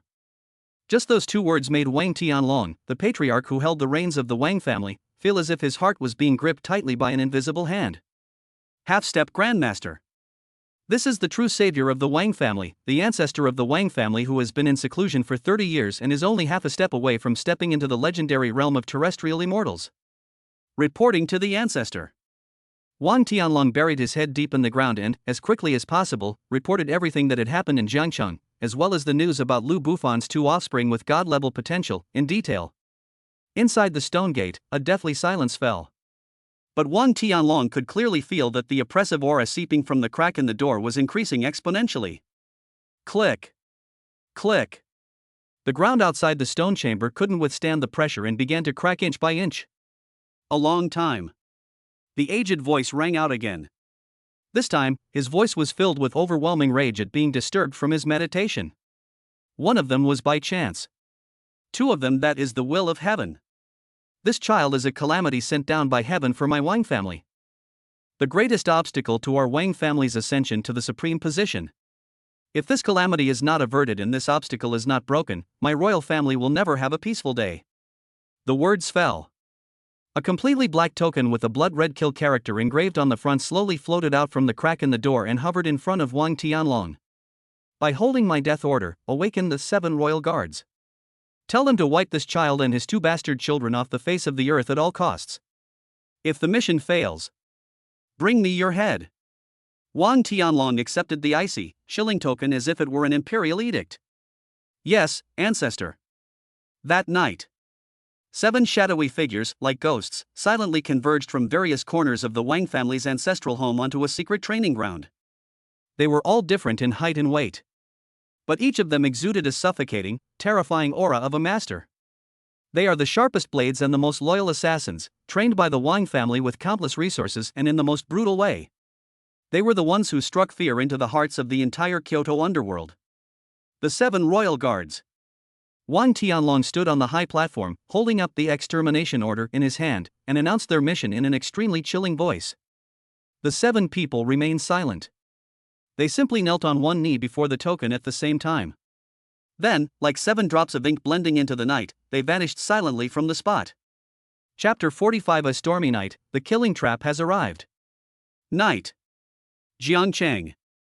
In the Qin family manor, in that cozy little building that belonged to Lu Bufan in Qin Banruo. Lu Bufan had just finished his daily routine of checking on his wife. He slowly channeled a pure life energy containing the power of the 9 heavens Yinglong bloodline into Qin Banruo's lower abdomen. He could clearly feel that the life energy was being greedily absorbed by the tiny creature, which was only the size of a fist. Then the little guy even rolled over contentedly, as if expressing his satisfaction. Qin Banruo leaned against Lu Bufan's chest, feeling the movement in her womb, her face radiating maternal glow and boundless happiness. Look, he kicked me again. She pulled Lu Bufan's hand and placed it on her lower abdomen, saying coquettishly, "This kid is so mischievous even before he's born, he's bound to be a troublemaker in the future," Lu Bufan said with a smile, his eyes full of doting affection. The two lingered for a few more moments. Lu Bufan looked out the window at the torrential rain that was pouring down like a celestial river overflowing its banks, and stood up. "I should go back now. Qing Xue and Si Xue are still waiting for me." "Okay." Qin Banruo nodded obediently and straightened his slightly wrinkled collar. "Be careful on the road. The rain is too heavy. Drive slowly." "No." Lu Bufan gently pinched the tip of her pert nose, then turned and left. I left the Qin family manor and got into that familiar Rolls-Royce. Lu Bufan was in an extremely pleasant mood. With a beautiful wife in his arms and a son and a daughter. He himself possessed the supreme power of the peak of the 6th level of the Grandmaster realm. At this point in life, what more could one ask for? He even somewhat enjoyed the tranquility of driving alone on a stormy night. The sound of rain pattering outside the car window. The city, shrouded in a hazy, dreamlike glow, was a blur of neon lights and rain. The car stereo was playing a soothing, old-fashioned blues tune. Lu Bufan's body swayed gently to the rhythm of the music, and he was in a state of extreme relaxation. He hadn't felt this relaxed and carefree in a long time. Since obtaining the system, his life has been like being fast-forwarded, with every step he takes teetering on the edge of a knife. Calculation, struggle, planning. He gained a lot, but he also lost a lot of the leisure and comfort that ordinary people should have. Today, he wanted to indulge himself. The car drove to a fork in the road. On one side was a wide road leading back to the Su family manor. On the other side is a quiet alley leading to the old town. As if guided by some strange force, Lu Bufan turned the steering wheel and drove towards the old street he hadn't walked on for many years. He wanted to go and see. Look at that place, where he lived for 6 years. That old Su family mansion that bore witness to all his humiliation and resentment. The car slowly came to a stop at the entrance of the old street. The rain intensified. Lu Bufan turned off the engine but did not get out of the car. He simply watched quietly as the old street appeared even more dilapidated and desolate in the rain. The dim streetlights swayed precariously in the wind and rain, casting dappled shadows of trees onto the wet cobblestone path. The air was filled with the scent of damp earth. This place seems to have been forgotten by the modern city. Time seems to pass exceptionally slowly here. Lu Bufan's thoughts seemed to drift back to many years ago. That boy, dressed in faded old clothes, had to endure the disdain of the Su family's servants and the pointing fingers of passers-by every day. He smiled, a hint of self-deprecation in his expression. Who would have thought that he was once a good-for-nothing son-in-law who couldn't even get enough to eat? Now he has become an uncrowned king whom no one in the entire Jiangcheng, or even the entire Jiangnan region, dares to provoke. Life is unpredictable, and fate can be cruel. Just as he was immersed in reminiscing about the past, his heart skipped a beat. A chilling, deadly sense of crisis surged up from the depths of his heart without warning. This was a faint, innate warning of danger that arose from his interaction with heaven and earth after he entered the realm of Grandmaster. Not good. Lu Bufan's pupils suddenly contracted. The 9 heavens Xinglong bloodline within him roared wildly in an instant. But it was all too late. Just as he was about to start the car and rush out of the old street. Buzz. A faint, almost imperceptible humming sound filled the air. The whole world seemed to have been put on pause. The rain curtain that filled the sky seemed to freeze in mid-air in a strange way. An invisible yet incredibly resilient force field, like an overturned giant bowl, instantly enveloped the entire old street. Formation. It is a top-level formation that can isolate heaven and earth and seal off space. Lu didn't push open the car door and jumped out of the car. He landed steadily on the cold, puddle-filled road. He raised his head, and all the laziness and ease in his deep eyes had vanished, replaced by a chilling coldness. He saw it. On the rooftops in the east, south, west, and north directions of the old street. 4 dark figures stood there, as straight as javelins. Each of them held a battle flag in their hand. It was these 4 who joined forces to set up this deadly formation. And in front of him, behind him, and at the alley entrance to his left, 3 more, even more terrifying and chilling auras, slowly rose up. One step at a time. 3 men, all dressed in black and wearing demon masks, slowly approached him from 3 directions. One of them held a long, narrow, soft sword that resembled the forked tongue of a venomous snake. One of them wore a pair of tiger head gauntlets that shimmered with a cold, eerie blue light on both hands. Another one was completely unarmed, but his 10 fingers gleamed with a sharp luster that could tear through metal, like eagle claws. 7 people. A total of 7 grandmasters.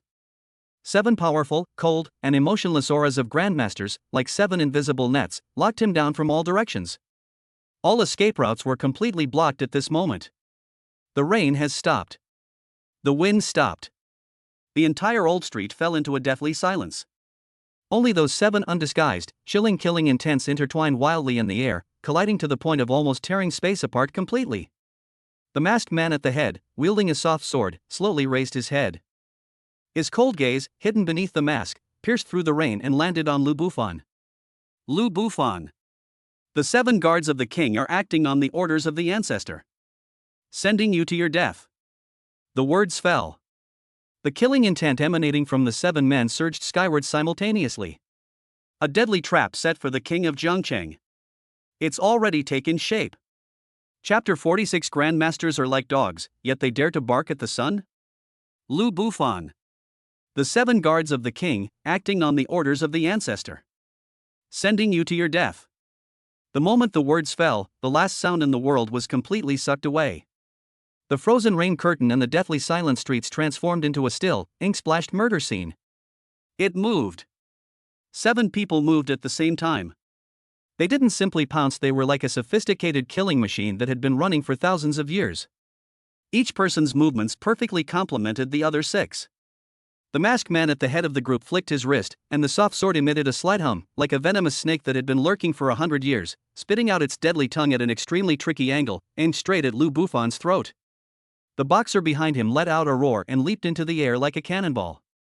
His right fist, adorned with tiger head gloves, crackled with a sonic boom that tore through the air, and slammed down on Lu Bufan's head. At the left alley entrance, the figure of the eagle claw man remained in place, leaving a blurry afterimage. His 5 fingers, gleaming with metallic luster, transformed into the sharpest eagle claws, silently grabbing towards Lu Bufan's heart. These 3 are the main attack. They are the decisive blow. Meanwhile, the other 4 grandmasters holding array flags were not idle either. At the same time, they frantically poured their inner energy into the array flags. The originally invisible force field manifested as a pale blue light barrier at this moment, which contracted inward at an astonishing speed. They want more than just killing. They wanted to completely crush Lu Bufan, along with the space he stood in, turning it into dust. With 7 grandmasters joining forces and a top-tier sealing formation, this is no longer as simple as 1 + 1 = 2. This is a net so tight it could make anyone below the grandmaster level feel despair. Faced with this devastating combined attack, Lu Bufan didn't even lift an eyelid. He even shook his head slightly. That look wasn't serious, nor was it worry, rather, it was a deep, visceral disappointment. It was as if a group of naive children were waving ridiculous wooden swords in front of him. Just a moment before the sword, the fist, and the claw shadow were about to touch his body. He moved. There was no earth-shattering momentum, no groundbreaking moves. He merely curled his lips into a cold, extremely contemptuous smile. That's it? The two words, like a divine decree from the heavens, clearly reached everyone's ears. Immediately afterwards, he lightly tapped his foot on the ground. That's it, just a simple, understated detail. My whole being felt like a weightless leaf blown by the wind. It floated upwards in a bizarre trajectory that completely defied the laws of physics. His body traced an incredible arc in the air. Not fast, even somewhat slow. Yet it drifted past the only gap between the sword, fist, and claw attacks, 3 deadly strikes just at the right moment. A small difference can lead to a huge error. The feeling was as if 3 top masters had meticulously calculated every angle and moment to unleash their strongest attack of their lives, only to find out that it was all just to help him complete an elegant, aerial walk. What? The masked man at the head of the group's pupils contracted sharply. He watched helplessly as his sword slashed past Lu Bufan's clothes, kicking up a scrap of fabric, but didn't even touch a wisp of his skin. The other 2 were also deeply shaken. Their attack, too, failed. What terrified them even more was that the 3 of them had already exhausted all their strength for this attack. At this moment, their old strength was depleted and new strength had not yet been generated, so they had no way to change their moves midway. Boom! A deafening roar, even more muffled and terrifying than the thunder just now, suddenly exploded in the center of the old street. Soft sword, fist, eagle claw.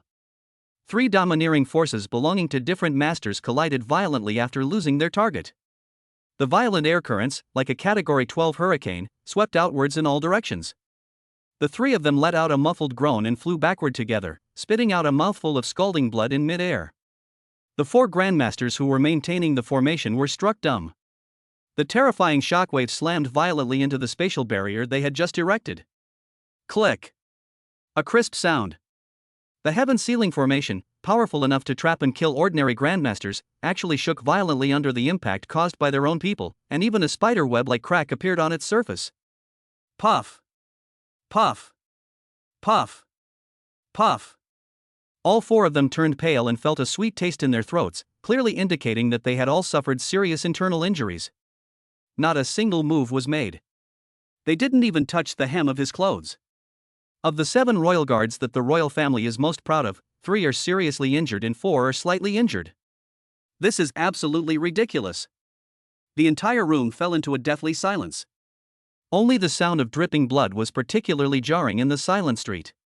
Lu Bufan's figure landed silently at the edge of the formation, like a ghost. He had his back to the 7 people, his face filled with horror and his eyes filled with disbelief at the experts, as if everything that was happening behind him had nothing to do with him. He stretched out his hand and looked with great interest at the crystal-clear raindrops that had been frozen in mid-air by the power of the array. It's as if these raindrops are the most worthy works of art in the world. Those 7 grandmasters, powerful enough to make the entire Jiangnan province tremble, were in his eyes not even as important as the raindrops falling from the sky. This is the ultimate humiliation of being completely ignored. It will make them suffer even more than if we just killed them. Who exactly are you? The masked man at the head of the group clutched his chest, which was throbbing with pain, his voice sharp and distorted with fear. He had lost his previous coldness and composure. The man in front of me is not the one mentioned in the intelligence report, who is only a Grandmaster level 1 and has had some lucky encounters as a son-in-law of the Su family. This kind of movement technique, which allows him to manipulate the 7 of them with ease, is truly remarkable. This terrifying attitude of treating grandmasters as nothing. This is simply not a realm that a grandmaster can reach. Could it be? A thought that sent shivers down their spine surfaced in his mind. Grandmaster? Impossible. How old is he? The youngest grandmaster in the entire Great Xia Empire's history only broke through to the next level after the age of 40. How could a young man in his early 20s possibly be the legendary grandmaster, akin to a terrestrial immortal? He must have used some strange, secret method that we don't know about. Yes. That must be it. Thinking of this, the masked man's fear subsided slightly, replaced by an even stronger killing intent and greed. All we need to do is kill him and seize his secrets. Then they might be able to touch that legendary realm. Attack together. Don't give him any chance. His movements are just unpredictable. Let's use an array to trap him completely. The masked man roared, his fighting spirit rekindled. However, he did not receive a response from his companions. Instead, it was a soft laugh. Lu Bufan finally turned around.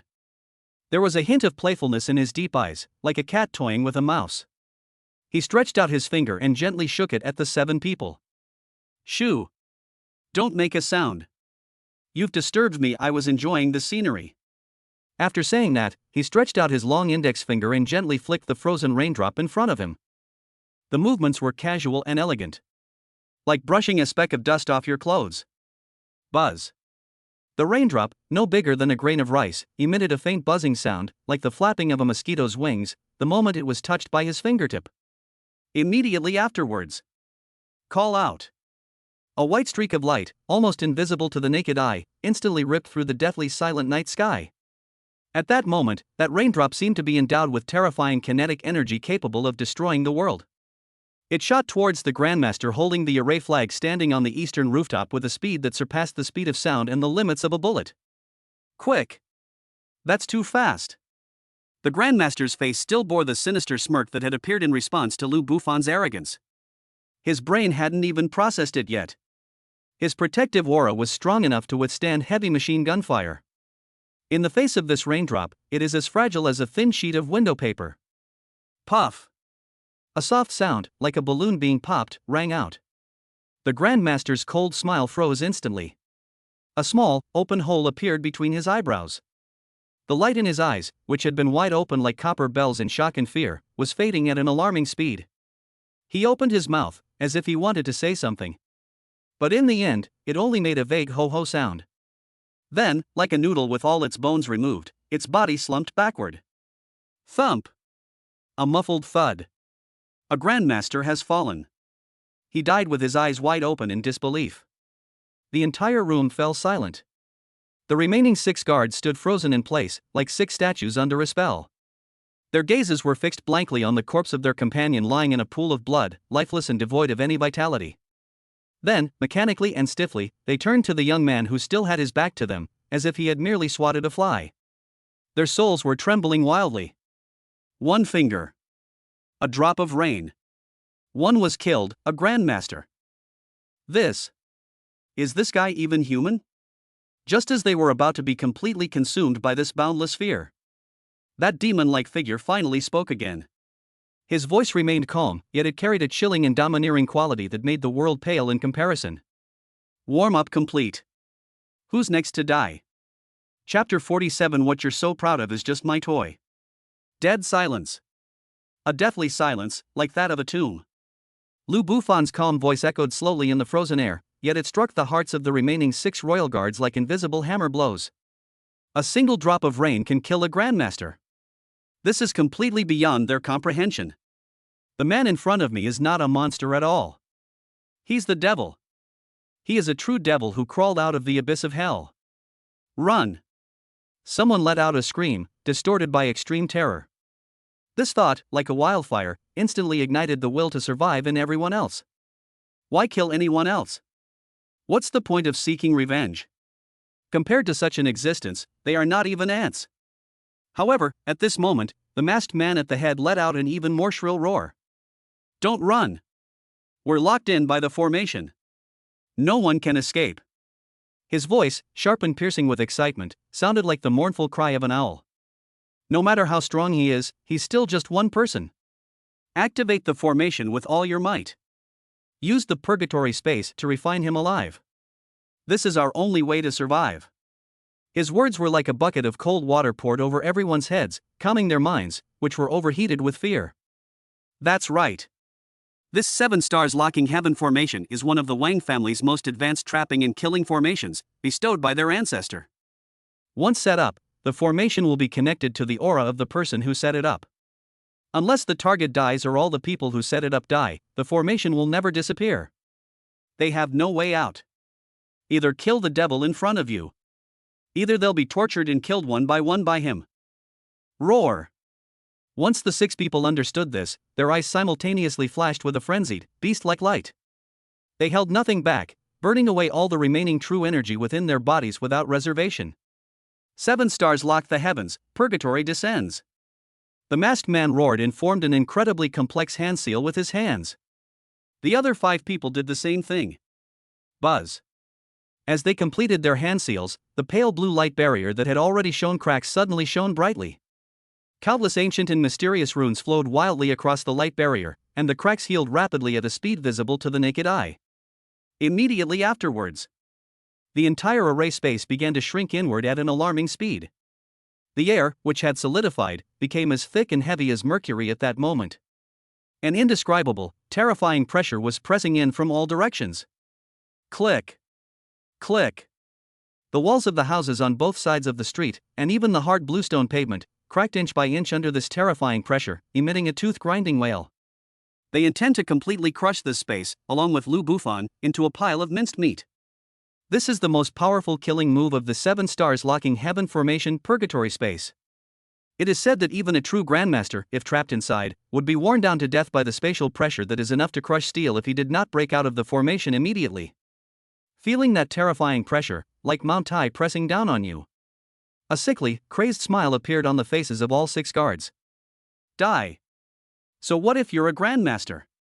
Even the mighty Wang family's legacy will be reduced to ashes. However, the scene they had envisioned Lu Bufan being forced to his knees, begging for mercy, his bones shattered did not occur. Despite being at the very center of the pressure, Lu Bufan showed not a trace of pain. Instead, a playful smile of interest appeared on his face. That's interesting. He stretched his neck, making a crisp sound like popping beans. Is this what you call an enhanced version of the tortoise shell? He looked around, and the shrinking spatial barrier that exuded terrifying pressure seemed to him like a slightly more sturdy toy.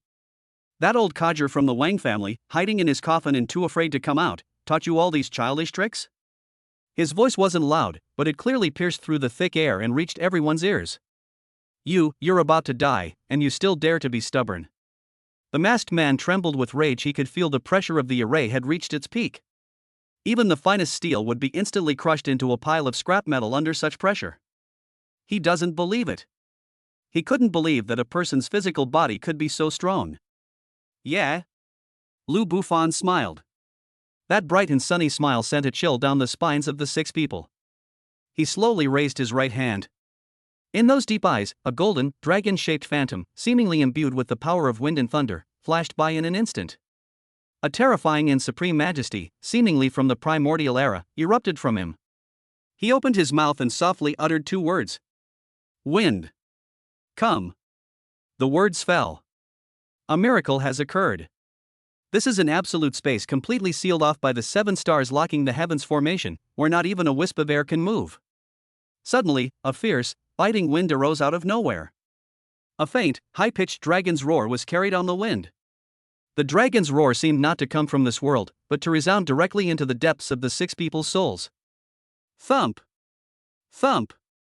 6 masters, whose wills were as firm as a rock and who were ruthless killers, felt their legs go weak and their hearts skip a beat the moment they heard the dragon's roar. They felt that the circulation of their internal energy had stagnated for half a second. It was as if a wildcat, which was swaggering around, had suddenly heard the roar of the king of beasts.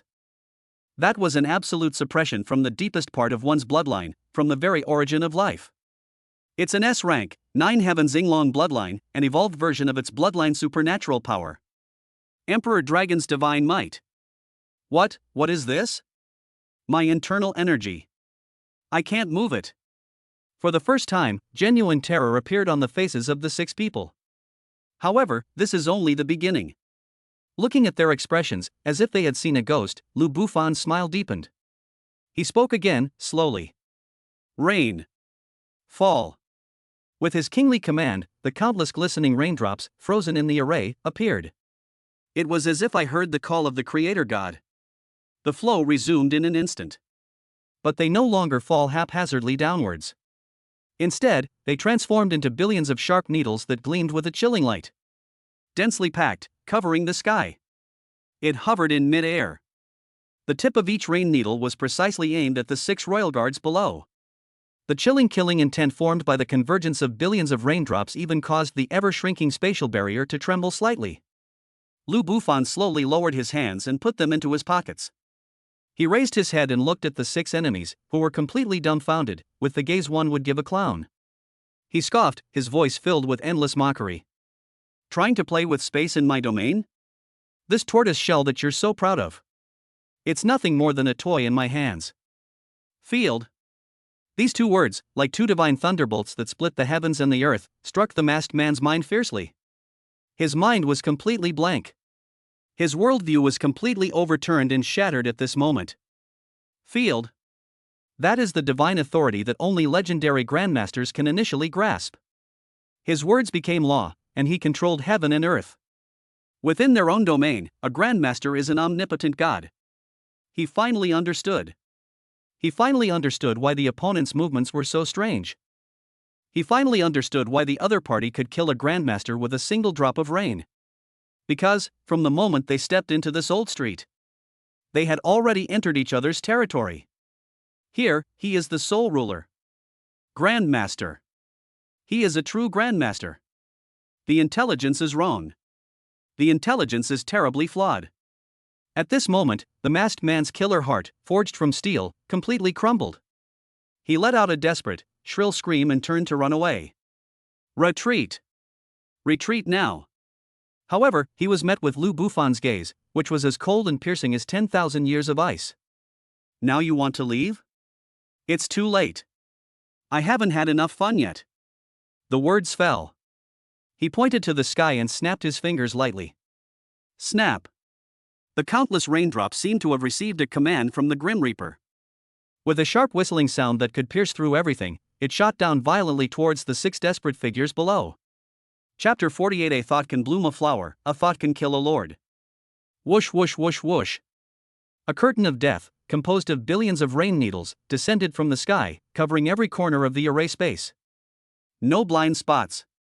There is no turning back. The sharp, piercing sound of air being torn apart blended into a soaring yet desperate symphony of death. The remaining 6 royal guards have gone completely mad. The shadow of death, like icy seawater, completely engulfed them. Their survival instinct caused them to unleash their strongest power at that moment. Open it!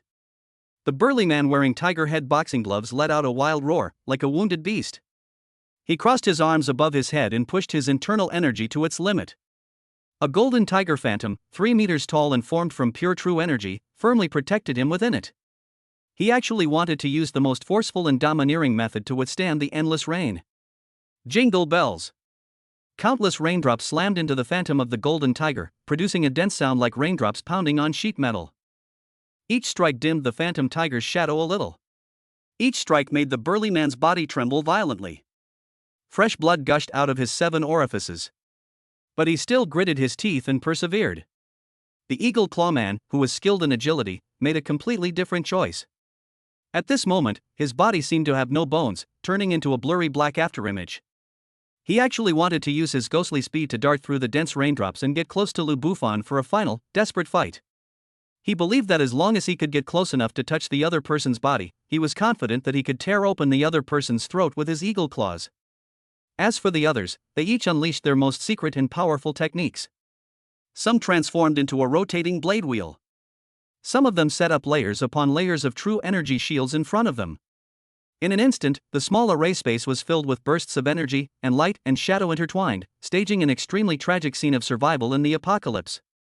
However, all of this seemed so ridiculous and boring to Lu Bufan.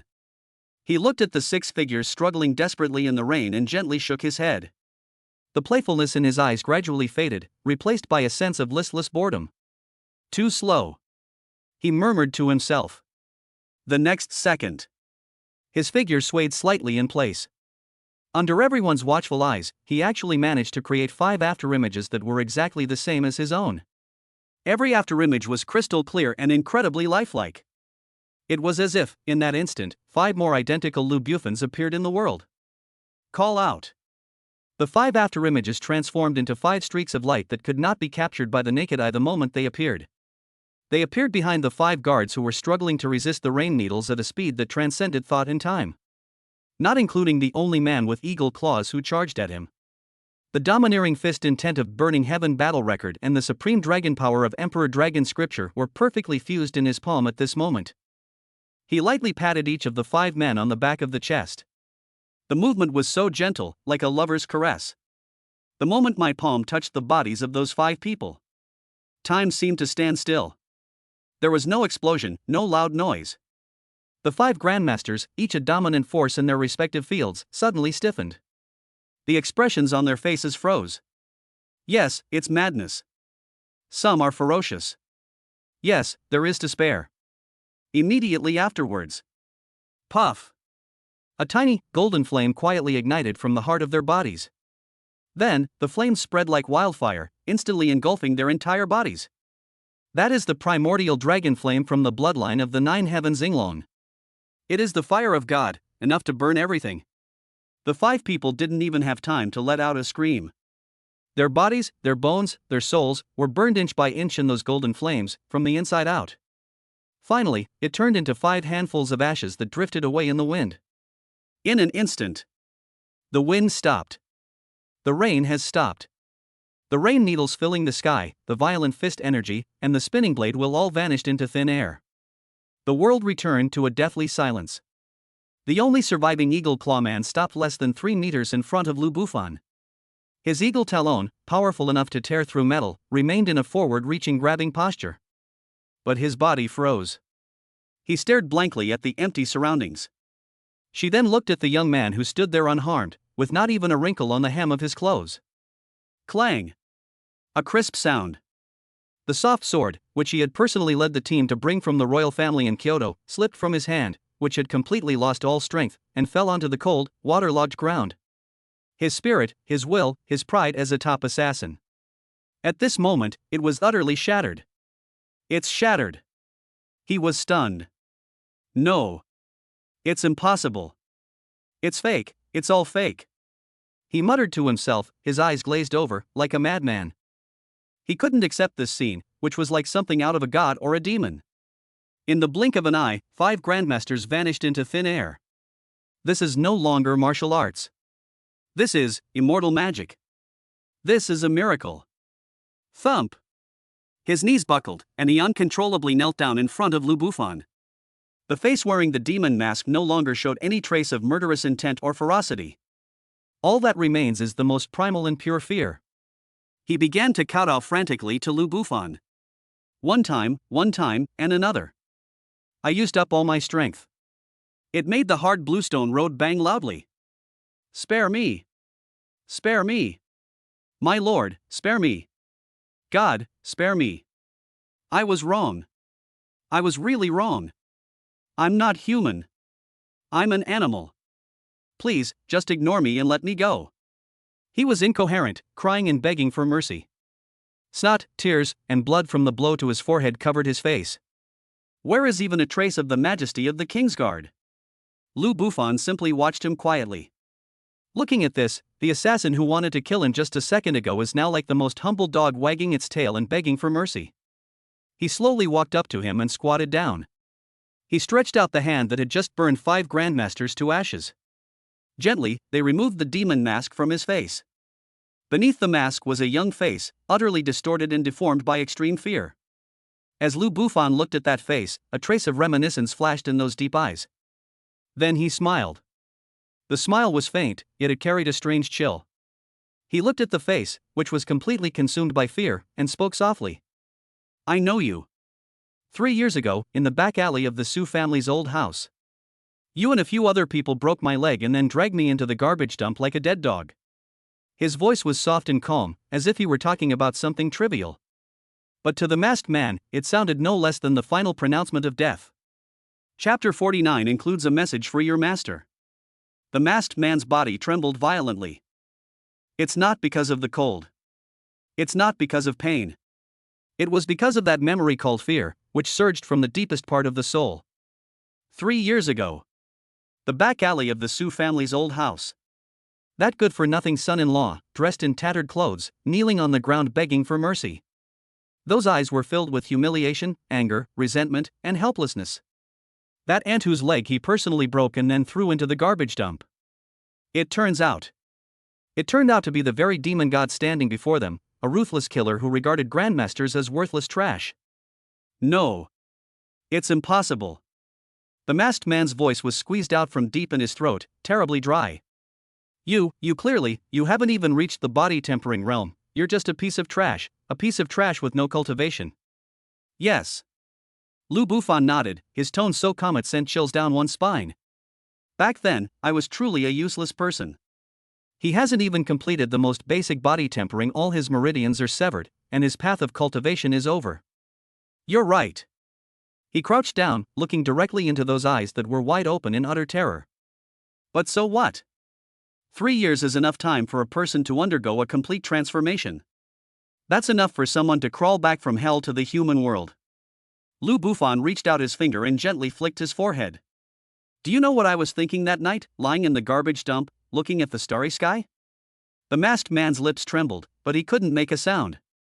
I'm thinking, one day I'll make all you high and mighty so-called strong people kneel before me and beg for mercy like dogs. Congratulations. Lu Bufan stood up and clapped his hands. You are the first person to fulfill this wish of mine. Should I say thank you? The masked man's blood froze. He finally understood. The man before me is not a genius who suddenly appeared. He was not a lucky person created by some extraordinary encounter. He is a true strongman who emerged from the abyss of despair, step by step, forged with countless drops of blood and tears. The ant that he casually crushed back then has now grown into a true dragon that can control his life and death. It's you, it really is you. The masked man finally broke down.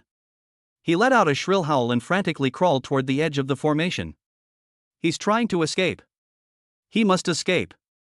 But Lu Bufan simply raised one foot and gently stepped on his back. That seemingly ordinary kick caused his bones to crack and groan. Did I say you could leave? Lu Bufan's voice rang out from above. The masked man lay on the ground, his face pressed against the cold bluestone slab, tears streaming down his face in despair. Kill me, please, kill me. He finally gave up struggling. For him, death was a relief. Kill you? Lu Bufan smiled. That's so boring. He moved his foot away, squatted down again, and extended one finger. Do you know what true death means to a martial artist? His fingers were placed on his dantian lower abdomen. The masked man's pupils suddenly contracted to their maximum size. No! Don't! He struggled desperately, trying to get away from that finger. But it was too late. Puff! A very faint cracking sound, almost inaudible. The dantian is shattered. The chi that he had spent 30 years, day and night, meticulously cultivating and pouring countless efforts into, completely collapsed at this moment. The internal energy within his body, like a floodgate opened, flowed wildly from his shattered dantian and then dissipated into the world. He could clearly feel that the power that once made him proud, made him feel superior, and made him look down on the world was leaving him at an irreversible speed. Grandmaster Level 1. 9 stages of body tempering. 7 stages of body tempering. 5 stages of body tempering. Finally, it's all reset to 0. He went back to being an ordinary person who was nothing. No. They are even worse off than ordinary people. A martial artist whose dantian is destroyed will never be able to take another step into cultivation in this lifetime. The masked man let out a heart-wrenching scream. The despair and pain contained in that voice were 100 times more cruel than any torture in the world. He pounded the ground frantically, his fingernails digging into the cracks of the bluestone slabs, drawing blood. Lu Bufan stood up and looked down at the man who had completely gone mad. 30 years of arduous cultivation, all destroyed in a single day. It tastes good, doesn't it? This is what I want. He turned around and walked towards the exit of the old street. After taking a few steps, he stopped again. Oh right, I almost forgot about the important matter. Lu Bufan turned around, his voice turning icy cold. I spared your life not out of mercy. It's because you still have value. Go back. Take a message for your master. Give it to that ancestor of the Wang family, who thinks he's a god. Every word struck the masked man's heart like a heavy blow. Tell him. Lu Bufan's voice suddenly rose, like thunder from the heavens, resounding throughout the entire old street. Wash your neck clean and wait for me at the Wang family's house. Within 3 months, I will personally go to the capital and take his head. The words fell. The entire world fell into a deathly silence. The masked man stared blankly at the young figure with his back to him. He wanted to say something. But when he opened his mouth, he couldn't utter a single word. The domineering aura emanating from the other party, exuding an air of supreme authority, had completely shattered his last remaining will. Lu Bufan didn't look at him again. He raised his hand and gently clenched it in the air. Buzz. The 7 stars locking the sky formation, which covered the entire Old Street, began to tremble violently under his control.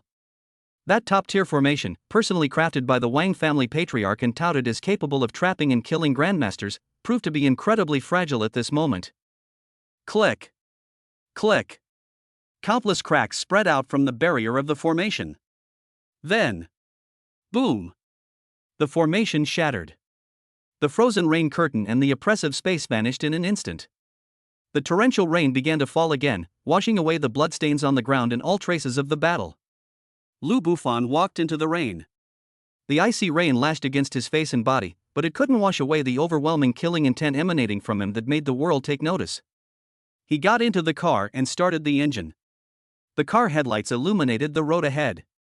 It also illuminated the depths of the old street, where a dilapidated figure huddled on the ground, completely soaked by the rain. Lu Bufan took one last look at him. Then, he stepped on the gas and sped away. The red light of the taillights faded into the distance through the rain. Finally, it disappeared completely into the night. On the old street, all that remained was the sound of the torrential rain. And then there was the man who had lost all his cultivation, slumped in the muddy water mixed with blood and rain, his expression indistinguishable as to whether he was crying or laughing. In his hand, he tightly gripped the token of the Wang family's secret guards, which was already soaked by the rain but whose pattern was still clearly visible. Within 3 months, I visited Kyoto in person. Take his head. These words were like a sword hanging over the Wang family's heads. And he was the messenger who personally returned the sword to his family. Chapter 50. A single word spread throughout the capital, astonishing the entire Wang family ancestral hall. Kyoto. The Wang family ancestral home. The council chamber was brightly lit. It was already 2 a.m., but none of the core members of the Wang family gathered here dared to leave. They waited anxiously, waiting for news to come back from Jiangchen. The deployment of the 7 royal guards represents the highest level trump card the Wang family has used in nearly a decade. According to common sense, with the strength of 7 grandmasters, coupled with the 7 stars locking heaven formation bestowed by the ancestor, even if they really encountered a grandmaster, they could still hold their own and save their lives. Killing a young junior is an easy task. But 5 hours have passed. No news came back. This is not normal. This is very abnormal. Wang Tianlong sat in the main seat, his fingers tapping incessantly on the armrest, producing a dull thump-thump-thump sound. His face was terribly gloomy. Still no news? He asked for the nth time. The elderly man in black, who was in charge of making the contact, shook his head, his forehead already covered in a fine layer of cold sweat. Master, the soul jade slips of the 7 guards are still lit up. This means they're still alive. But we just can't contact them. Before he could finish speaking, bang! The doors to the council chamber were suddenly slammed open from the outside. All eyes turned to that direction. Then, they witnessed a scene they would never forget for the rest of their lives. A figure, soaking wet and utterly disheveled, scrambled in. His clothes were tattered, his face and body were covered in mud and blood, and he reeked of a nauseating stench. More importantly, there was absolutely no trace of a martial artist about him. It's him? Someone recognized the person who had just arrived. The leader of the 7 guards has vanished without a trace. How could he? The person suddenly stopped talking halfway through their sentence. Because he saw the other person's eyes. Those eyes had lost all their luster. All that remained was endless despair and madness. The eyes of the living dead. Shadowless knelt in the center of the council hall, trembling like a leaf. Patriarch. Ancestor. Help! Help me! He opened his mouth, and the sound that came out was so hoarse it was almost inhuman. Wang Tianlong suddenly stood up and rushed to him in a few steps. Where are the others? Where are the other 6? Dead. Ing Wuzong raised his head, his expression terrifyingly numb. They're all dead. Not a single one escaped. Whoosh! The entire council chamber erupted in chaos. What? How is that possible? 7 grandmasters, and the 7-star locking heaven formation, how could they all be wiped out? Wang Tianlong stared intently at Ing Wuzong, his voice distorted with shock. What on earth happened? Speak. Explain yourself clearly. Shadowless's body trembled violently. The scene of that stormy night kept flashing through his mind. That rain of death fell from the sky. That golden, destructive dragon flame. And then there was that young figure, like a god or demon, who ruled over everything. He's not a grandmaster. The voice, seemingly without a trace, came in fits and starts. He is a grandmaster. And he's a true grandmaster who has already mastered the domain. We are not even ants in front of him. With a single thought, he stirred up wind and rain, controlled heaven and earth. His 5 brothers were burned to ashes by his primordial dragon flames. A brother, his forehead pierced by a single drop of rain. At this point, Shadowless suddenly stopped. He lowered his head, his whole body convulsing. My cultivation, he destroyed it. My dantian is shattered. I will never be able to cultivate again in this lifetime. Dead silence. The entire council chamber fell into a deathly silence. Everyone stared wide-eyed, their faces filled with disbelief. Grandmaster? Field? Origin of dragon flame? Each of these words struck them hard. Wang Tianlong swayed, almost losing his balance. The elderly man in black quickly stepped forward to help him up. Master! Shut up! Wang Tianlong shook off his hand and stared intently at Ing Wuzong. Anything else? What else did he say? Ing Wuzong raised his head. A deeper fear suddenly flashed in those eyes that had lost all their luster. He asked me to deliver a message. Bring this to the ancestor. The entire venue fell silent once again. You could hear a pin drop. Everyone held their breath. Ing Wuzong opened his mouth and, with his last bit of strength, spoke each word clearly. He said, wash your neck clean, wait for him at the Wang family's house. Within 3 months, he will personally visit Kyoto. Take the head of our ancestor. Boom! The moment the last word was uttered, the air pressure in the entire council chamber suddenly dropped to freezing point. Presumptuous. Arrogant. Who does he think he is? Several elders of the Wang family, their faces flushed red, roared furiously. But many more people wore expressions of deep fear. A grandmaster. That was a legendary grandmaster. Moreover, he is a super genius who has mastered the field at a very young age. Someone like that really came to Kyoto to seek revenge. Can the Wang family stop them? Wang Tianlong slumped back into his chair. His face was deathly pale, and cold sweat poured down his forehead. He finally realized it. He himself, and indeed the entire Wang family, had made a fatal mistake. They provoked someone they should never have provoked. And now, that entity has officially declared war on the Wang family. Go! Wang Tianlong's voice trembled noticeably. To the forbidden area. Tell the ancestor everything that Ingwu left behind, word for word. The old man in black shuddered. But he dared not disobey orders. He steeled himself and headed towards the forbidden area. The deepest part of the Wang family ancestral home. Outside that tightly closed stone door. The old man in black knelt on the ground and repeated Ing Wuzong's words verbatim. Then, he remained kneeling, waiting for a response from inside the door. 1 minute. 2 minutes. 5 minutes. No sound came from inside the stone gate. That deathly silence was more terrifying than any rage. Just when the old man in black thought that the ancestor had entered meditation again. Boom! An extremely terrifying pressure suddenly erupted from inside the stone gate. That pressure was too strong. The force was so great that the entire Wang family ancestral home trembled violently at that moment. Countless roof tiles were shaken off. Cracks appeared on the ground. Even ancient trees, thousands of years old, swayed violently under the suppressive force, their leaves falling one after another. You brat! How dare you bully me like this?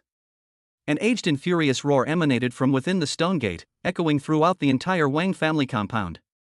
That voice was filled with overwhelming killing intent and fear. That's right. It's fear. This half-step grandmaster, who had been in seclusion for 30 years and was only half a step away from the legendary supreme realm, felt the emotion called fear for the first time after hearing Lu Bufan's declaration of war. Because he knew it very well. What does it mean for a prodigy in his early 20s to reach the grandmaster level and master a domain? That means the other person's talent and potential have exceeded his imagination. Give him 3 months. Who knows how far he will grow? And the other party also possesses the bloodline of the 9 heavens Yinglong. That's a legendary, mythical bloodline. No. We absolutely cannot let him continue to grow up like this. Otherwise, the Wang family will surely be destroyed. The ancestor inside the stone gate made a decision. Go! Contact the Xianming sect immediately. Tell them. In the mortal realm, a true dragon, possessing the bloodline of the Yinglong, has appeared. Chapter 51 One night in Jiangcheng, the legend of Mr. Long. Jiangcheng. Su family manor. The master bedroom was brightly lit. Su Qingxue held the sleeping Xiao Xixue in her arms, sitting in a rocking chair by the window, her gaze occasionally drifting towards the door. Her face was filled with worry. Her right eyelid has been twitching ever since her husband left the house tonight. That ominous premonition made her uneasy. She wanted to call him, but she was afraid of bothering him. And so we waited, enduring the agony. Until... Squeak! The door was pushed open. Lu Bufan walked in. His clothes were still wet from the rain, and his hair was damp, but he had a gentle smile on his face. Still not asleep? Su Qingxue suddenly stood up, rushed to him in a few steps, and looked him up and down. Are you all right?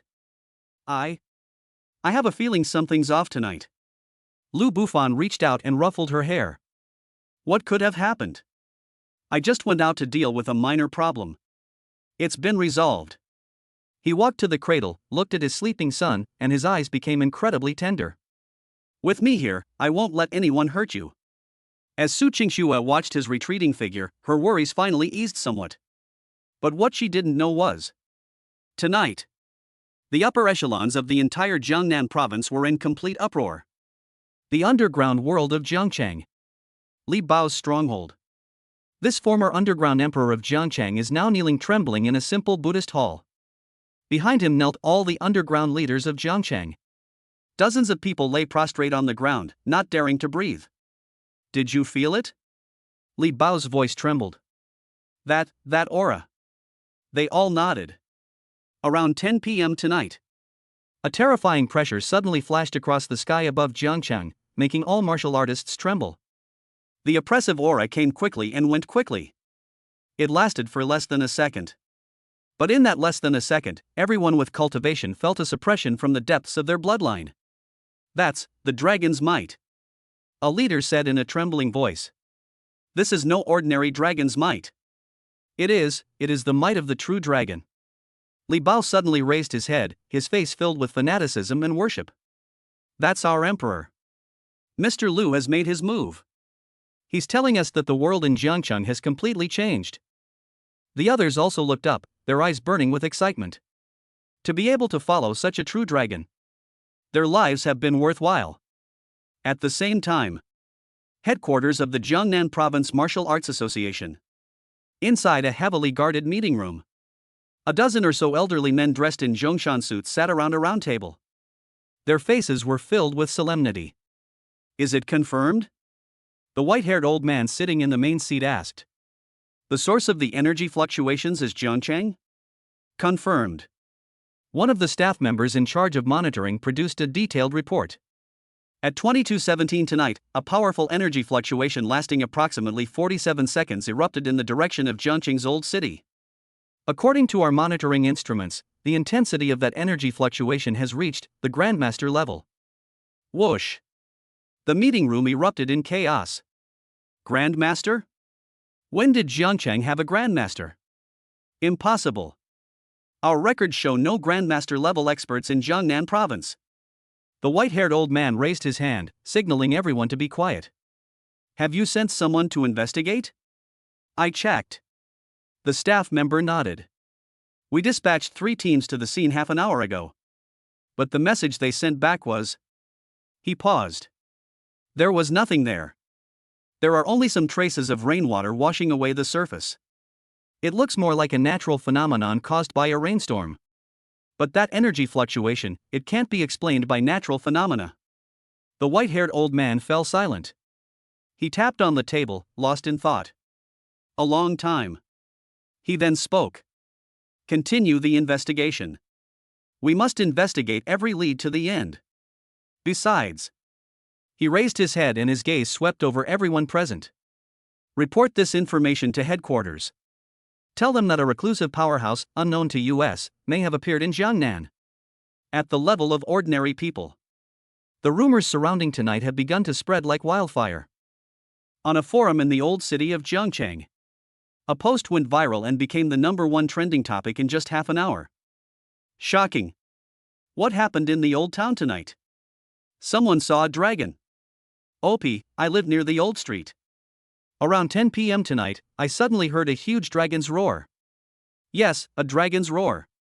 That kind of sound is definitely not something a human could make. Then I looked out the window, and oh my god, I saw a huge golden dragon-shaped phantom flash by in the rain. I was so scared that I quickly closed the window and drew the curtains. First floor, OP, are you drunk? Does anyone still believe in dragons these days? Second floor, I heard it too. I thought it was thunder. But thinking about it carefully, the sound really wasn't right. Third floor, +1. My house is on the east side of the old street, and I also saw the golden light. I thought it was lightning at first. 17th floor, holy crap, I was there too.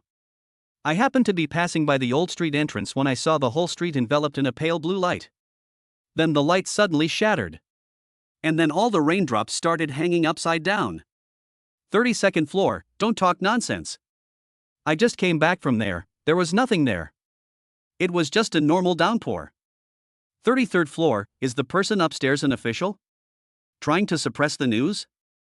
Too late. We've all seen it. Floor 68, a friend of mine who practices martial arts said that a powerful figure did indeed make a move in the skies above Jiangxing tonight. And the level of that mastery was terrifyingly high. He said he felt the might of a true dragon. 99th floor, the might of a true dragon? What does that mean? Floor 100, that's the legendary mythical creature. A super strong being with dragon blood. This kind of person can kill with just a glance. 156th floor, so, there are reclusive masters in Jiangcheng? 157th floor, not just a master. I heard from my cousin who works in the underworld that a super big shot has recently emerged in Jiangcheng, known in the underworld as Mr. Long. The title Mr. Long was used. The entire post exploded. Everyone was frantically discussing the identity of this mysterious figure. More legends about Mr. Dragon began to circulate through various channels. Some say that Mr. Long is the real controller behind the Su group. Some say that Mr. Long wiped out all of the Kyoto Wang family's influence in Jiangcheng overnight. Some people say that Mr. Long is actually a descendant of an ancient martial arts family who returned to the secular world after his bloodline awakened. The various versions of the legend became increasingly outlandish. But all versions have one thing in common. Mr. Dragon possesses terrifying power beyond the imagination of ordinary people. He is the guardian of Jiangcheng. It is also the most taboo thing to provoke in Jiangcheng. Qin Family Manor. Inside the study. Qin Banruo sat at her desk, with more than a dozen intelligence reports compiled from various sources laid out in front of her. Her fingers tapped lightly on the table, a smile playing on her lips. Mr. Long. That title suits you quite well. She looked up at the man sitting on the sofa opposite her, sipping tea. Did you know? Right now, the entire upper-class circles in Jiangnan are frantically trying to find out your identity. The Jiangnan Martial Arts Association even reported the news to its headquarters in the capital. I'm afraid it won't be long before your name appears on the list of the nation's top martial arts practitioners. Lu Bufan put down his teacup, smiled, and shook his head. Let them investigate. Anyway, in the end, the investigation will only lead to one Mr. Long who doesn't exist. A hint of admiration flashed in Qin Banruo's eyes. She stood up, walked to Lu Bufan's side, and naturally sat on his lap, wrapping her arms around his neck. You've worked hard tonight. Lu Bufan embraced her slender waist, feeling the plump and alluring curves of the woman in his arms. It's not hard work. It was just dealing with a few flies. Qin Banruo leaned against his chest, then suddenly remembered something. She picked up a special intelligence document from the table and handed it to Lu Bufan. By the way, this is a message that just came from Baixialu. You might want to be careful. Lu Bufan took the intelligence report and glanced at it. Then, his gaze sharpened slightly. The intelligence report contained only a brief line. Tianjiao Pavilion has entered Jiangnan. Chapter 52. My man, standing tall and firm. Lu Bufan's fingertips lightly traced the last line of text in the intelligence report. Tianjiao Pavilion has entered Jiangnan. His movements were very quiet, without making a sound. But this silent action made Qin Banruo, who was sitting opposite him and leaning lazily on the sofa, clearly feel a sense of oppressive tension, like the calm before the storm. The air in the study seemed to thicken because of that short line of text. The faint fragrance of orchids emanating from Qin Banruo, mixed with the scent of earthy soil after the rain outside the window, drifted into her nostrils, but could not dispel the heavy atmosphere. The Pavilion of Heavenly Pride. Lu Bufan repeated the name in a low voice, his fingers unconsciously tapping lightly on the pages of the intelligence report. Each tap felt like a blow to Qin Banruo's heart. She knew that the Wang family patriarch and the Xianming sect were still threats far away in the capital. But this Tianjiao Pavilion is already a venomous snake that has infiltrated one's own backyard. Its purpose, its attitude, everything is still unknown. Do you need me to use the power of Baixiala to investigate their background? Qin Banruo sat up straight, a sharp glint flashing in her charming phoenix eyes. Her silk nightgown accentuated her stunning S-curve, and the full curves of her breasts rose and fell slightly with her movements. Her snow-white skin gleamed with an ivory-like luster under the soft light. No need. Lu Bufan shook his head and casually tossed the intelligence report in his hand onto the table. Just a clown. His voice was flat, as if he were talking about something trivial. If they behave themselves, then let them stay put. If they want to do something they shouldn't. Lu Bufan raised his head and looked out at the dark night. I will let them know who truly owns this land in Jiangnan. Looking at his profile, which appeared sharply defined under the light, Qin Banruo felt an overwhelming surge of emotion. This is the man she chose. He remained unmoved even if Mount Tai collapsed before him. Let them march on their armies, I will stroll leisurely in my courtyard. She slowly got up, walked behind Lu Bufan, stretched out her slender, fair arms, and gently wrapped them around his neck from behind. Her soft, supple body pressed tightly against his back. She rested her cheek on his shoulder and whispered, Baixialu will keep an eye on the Wang family's affairs for you. I will also keep an eye on things at Tianjiao Pavilion for you.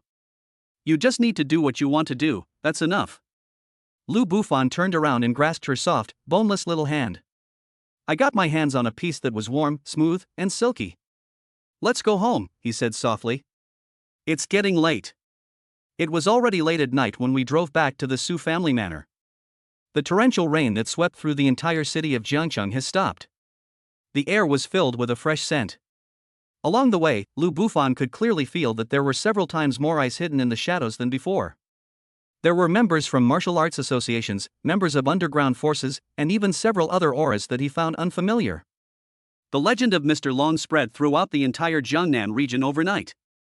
He knew that from now on, there would be no more peace in Jiangcheng. But his heart was unusually calm. Because he knew that there was a light in the house, shining for him.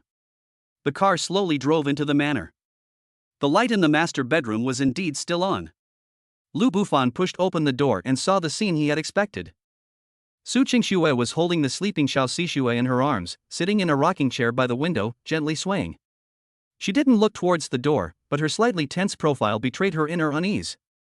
Upon hearing the door open, she stood up almost immediately and quickly walked to him. She didn't ask anything. She simply looked him up and down with her clear, cold eyes. When she saw his clothes, which were still slightly damp, her dark eyebrows, as fine as distant mountains, furrowed almost imperceptibly. Then, she turned around and silently walked into the bathroom. Soon, the sound of rushing water could be heard from inside. Lu Bufan felt a warmth in his heart as he watched her retreating figure. This is Su Qingxue. Her love was never spoken, but hidden in every subtle gesture. Lu Bufan took a refreshing hot shower, washing away the last trace of blood and chill from the previous night. When he came out of the bathroom wearing a clean bathrobe, he found two people sitting in the living room. Su Qingxue. And then there's Qin Banruo, who arrived at some unknown time. Two peerless beauties, one as aloof as frost, like a celestial maiden, untouched by the mortal world. She was alluring to the bone, like a bewitching enchantress, captivating hearts with every smile and frown. One of them was wearing a conservative white silk nightgown, with long hair flowing down her shoulders and no makeup, yet she was still breathtakingly beautiful. The other woman wore a sexy black lace camisole, revealing a large expanse of snow-white skin and a deep cleavage. Her long, straight legs were crossed, exuding a fatal allure. The two, with their contrasting styles, were surprisingly harmonious at this moment. They sat side by side on the sofa, looking at Lu Bufan, who had just come out of the bathroom, their eyes surprisingly unanimous. It was filled with deep heartache and unyielding worry. "Please sit down." Qin Banruo was the first to break the silence.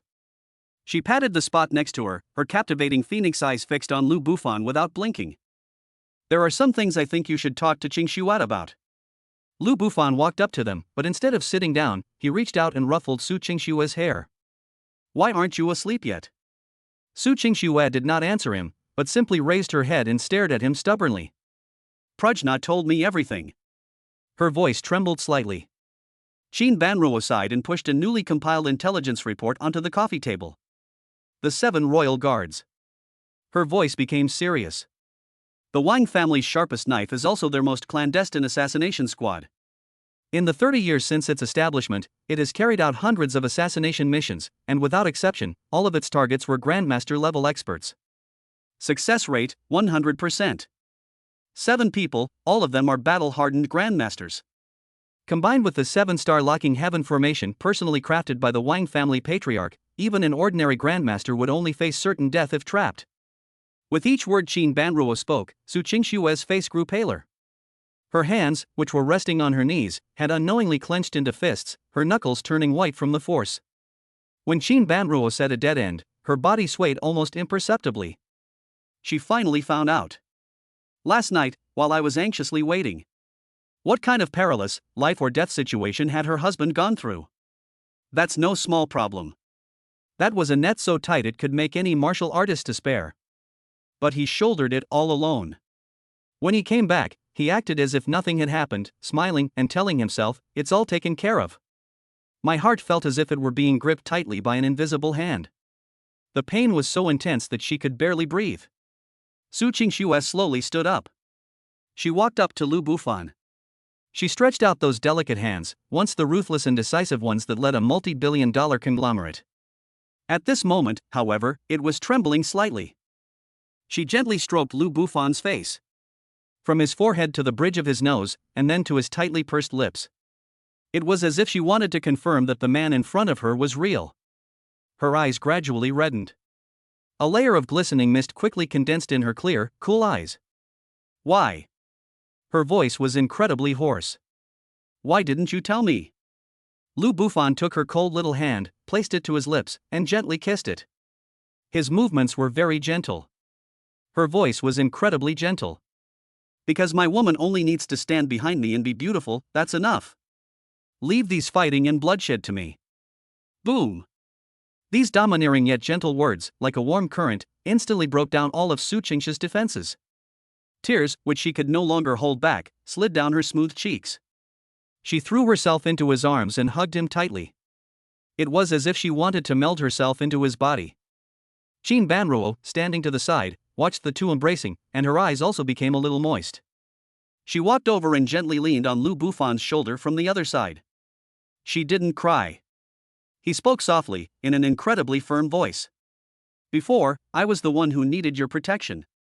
But now, I have awakened the holy body of medicine spirit, and possess the power to protect myself, and even to fight. Lu Bufan, from now on, I don't want to be that kind of woman who can only hide under your wing anymore." She raised her head, and her alluring phoenix eyes shone with an unprecedented brilliance. "I want to be the sharpest sword in your hand. I'll be with you, together, to vanquish all the enemies in this world. One, willing to be his most secure and warmest harbor. One, willing to be his sharpest and most reliable weapon." At this moment, the feelings of these two stunning beauties for Lu Bufan have transcended simple love and dependence. It's a kind of absolute trust where you can entrust your life, your future, and everything else to the other person. They are true soulmates. That night, Lu Bufan, unusually, did not choose anyone. After calming the two ladies down, he quietly and alone arrived at the highest point of the Su family manor. The top of that watchtower. The night wind whistled, fluttering the hem of his clothes. He sat cross-legged, gazing eastward. That direction leads to Kyoto. This is where the Wang family lives. The agreement for March has been made. The challenge has been delivered. He knew that in the next 3 months, the Wang family, and even the Shenming sect behind the Wang family, would use every means to prevent him from setting foot in the capital. And what he needs to do. It was during these 3 months that I became stronger. So powerful that it can crush all conspiracies and schemes. He was so powerful that the entire royal family of Kyoto would tremble beneath his feet. The Wang family patriarch. Shenming sect. Lu Bufan closed his eyes, a cold smile curving his lips. Wait for me. I'll be here soon to take your dog lives. He calmed his mind and began to circulate the Emperor Dragon scripture within his body. Nothing was said that night. The next morning, when the first rays of dawn pierced the sky, a black Hongqi sedan with a special license plate silently pulled up at the gate of the Su family manor. The car door opened. A woman dressed in a white martial arts uniform, with a cool demeanor and stunning beauty, slowly stepped out of the car. Chapter 53 The Order of the Prodigy arrives, by the order of the Pavilion Master. The morning sun, carrying a hint of coolness, shone on the neatly trimmed lawn at the entrance of the Su family manor. Dewdrops shimmered on the tips of grass blades, refracting a rainbow of light. The black Hongqi sedan was parked at the entrance, its body gleaming with a low-key yet dignified sheen in the morning light. That special license plate was enough to make all the officials in the Jiangnan province give way when they saw it. The security personnel at the entrance all had solemn expressions, their hands already unconsciously resting on the weapons at their waists. They could sense that the woman who got out of the car was no ordinary person. That's not simple at all. The person who came was Bai Yu from Tianjiu Pavilion. She was still wearing that spotless white martial arts uniform, which accentuated her already aloof temperament, making her seem even more like a fairy from the Moon Palace, untouched by worldly affairs. But compared to the last time we met, there were some subtle changes in her aura. If last time she was a sharp sword hidden in its sheath, its edge concealed. So this time, she is like a silent iceberg, seemingly calm, but in reality, she contains a terrifying power that can freeze the world. Her gaze was deeper and more solemn than before. Bai Yu ignored the security guards who were on high alert. Her gaze pierced through the carved iron gate, as if she could see directly into the depths of the manor. She parted her red lips slightly, her voice not loud, but it clearly reached everyone's ears. Tianjiu Pavilion, Baiyue. I request an audience with Mr. Lu. Inside the manor's living room, Lu Bufan was sitting in the main seat, leisurely sipping the pre-rain Longjing tea that Su Qingxue had personally brewed. The aroma of tea is fragrant and refreshing. He seemed completely unaware of everything happening outside. And yet, it seemed as if everything was within his expectations. When the butler rushed in, looking anxious, he reported the situation at the door. Lu Bufan merely raised his eyelids slightly. Let her in. Soon. Bai Yu walked into the living room under the watchful eyes of a group of security guards. Her gaze immediately fell on the man leisurely sipping his tea. The earth-shattering battle of last night seemed to have left no trace on him. He remained the same, calm and indifferent, as if he didn't care about anything. But Bai Yu knew. This is just the surface. Last night, that terrifying dragon's might, though fleeting, was still precisely captured by the monitoring artifacts of the Heavenly Pride Pavilion. That has already explained everything. Bai Yu didn't beat around the bush. She walked to the center of the living room and went straight to the point. Mr. Lu, there's no need to pretend anymore. Her voice remained cool and clear, yet carried an undeniable certainty. Although the immense dragon might last night was extremely subtle and could be controlled at will, it still could not escape the monitoring artifacts of the Heavenly Pride Pavilion. She paused for a moment, her star-like eyes fixed intently on Lu Bufan. He said it word by word. You have already entered the realm of Grandmaster. The words fell. The air in the entire living room seemed to freeze. Although it's just a guess. But when this guess was spoken so confidently by a stunningly beautiful woman with a mysterious identity, it still had an unparalleled impact. A Grandmaster in his 20s. If this gets out, it will drive the entire Great Xia Empire crazy. However, Lu Bufan, the person involved, didn't even lift his eyelids. He did not admit it. There was no denial. He simply picked up the steaming cup of tea in front of him slowly and gently blew on it. Then, I took a sip. His calm and composed demeanor made it seem as if the Grandmaster Baiyu spoke of, who was capable of shaking the world, was not him at all. Seeing that he remained unmoved, Baiyu frowned almost imperceptibly. She disliked this feeling of being unable to control the situation. In her past experiences, no matter who she was dealing with, as long as she mentioned the name Tianjiao Pavilion, the other party would be extremely respectful and fearful. But the man in front of me was an exception. An absolute exception. She took a deep breath, suppressing the slight displeasure in her heart, and continued speaking. Mr. Lu, your strength has indeed transcended the realm of the secular world. But have you ever considered that the enemies you've provoked also come from a world you don't know about? Baiyu's voice was low, carrying a hint of mystery and a warning. The Wang family you know is probably considered a powerful force in the secular world. But in that world, they don't even have the right to carry someone's shoes. She looked at Lu Bufan and, for the first time, mentioned a completely new concept to him. That world, we call it the ancient martial arts world. A transcendent world, truly dominated by martial artists who regard mortals as worthless. The Wang family is nothing more than a second-rate sect called Xianming sect in the ancient martial arts world, a lackey kept by the secular world. Boom! These words struck like a thunderbolt in the living room. Although Lu Bufan's face remained calm and expressionless. But the butler behind him, upon hearing this, felt a chill run through his body and his legs went weak. Ancient martial arts world? Xianming sect? These names, which only existed in legends, have now been proven to be real. The Su family of Jiangcheng had unknowingly provoked such a terrifying behemoth. Baiyu was very satisfied with the housekeeper's reaction. This is exactly the effect she wanted. She wanted to let Lu Bufan know what a terrifying enemy he was facing. Only then will he understand how precious the gift I am about to give him truly is. You killed the 7 guards of the king, crippled Shadowless, and even threatened to take the life of the king's patriarch. Baiyu's voice grew increasingly cold. In the eyes of the Xianming sect, this is no different than beating a dog they raised. The wrath of the Xianming sect is far beyond what a secular family can withstand. They could easily send out just one of their inner disciples and wipe your Su family, along with the entire Jiangcheng, off the map. Every word Baiyu uttered was like a heavy hammer, striking people's hearts hard. She exaggerated the crisis to the extreme. Then, the conversation shifted. Of course, you're not completely without a way out either. She looked at Lu Bufan, and finally a haughty smile, as if bestowing a handout, appeared on her face. Our sect leader is very interested in you. A young man who can break through to the Grandmaster realm in the mortal world where spiritual energy is so scarce has never appeared in the history of the Heavenly Pride Pavilion before. She admires you. Baiyu slowly took out a token from her full bosom. The token was purplish gold in color and engraved with intricate dragon and phoenix patterns. The moment the token appeared, the temperature in the entire living room seemed to rise a few degrees. An aura of nobility, vastness, and antiquity emanated from the token. This token is hundreds of times stronger than the last one, both in terms of material and imposing presence.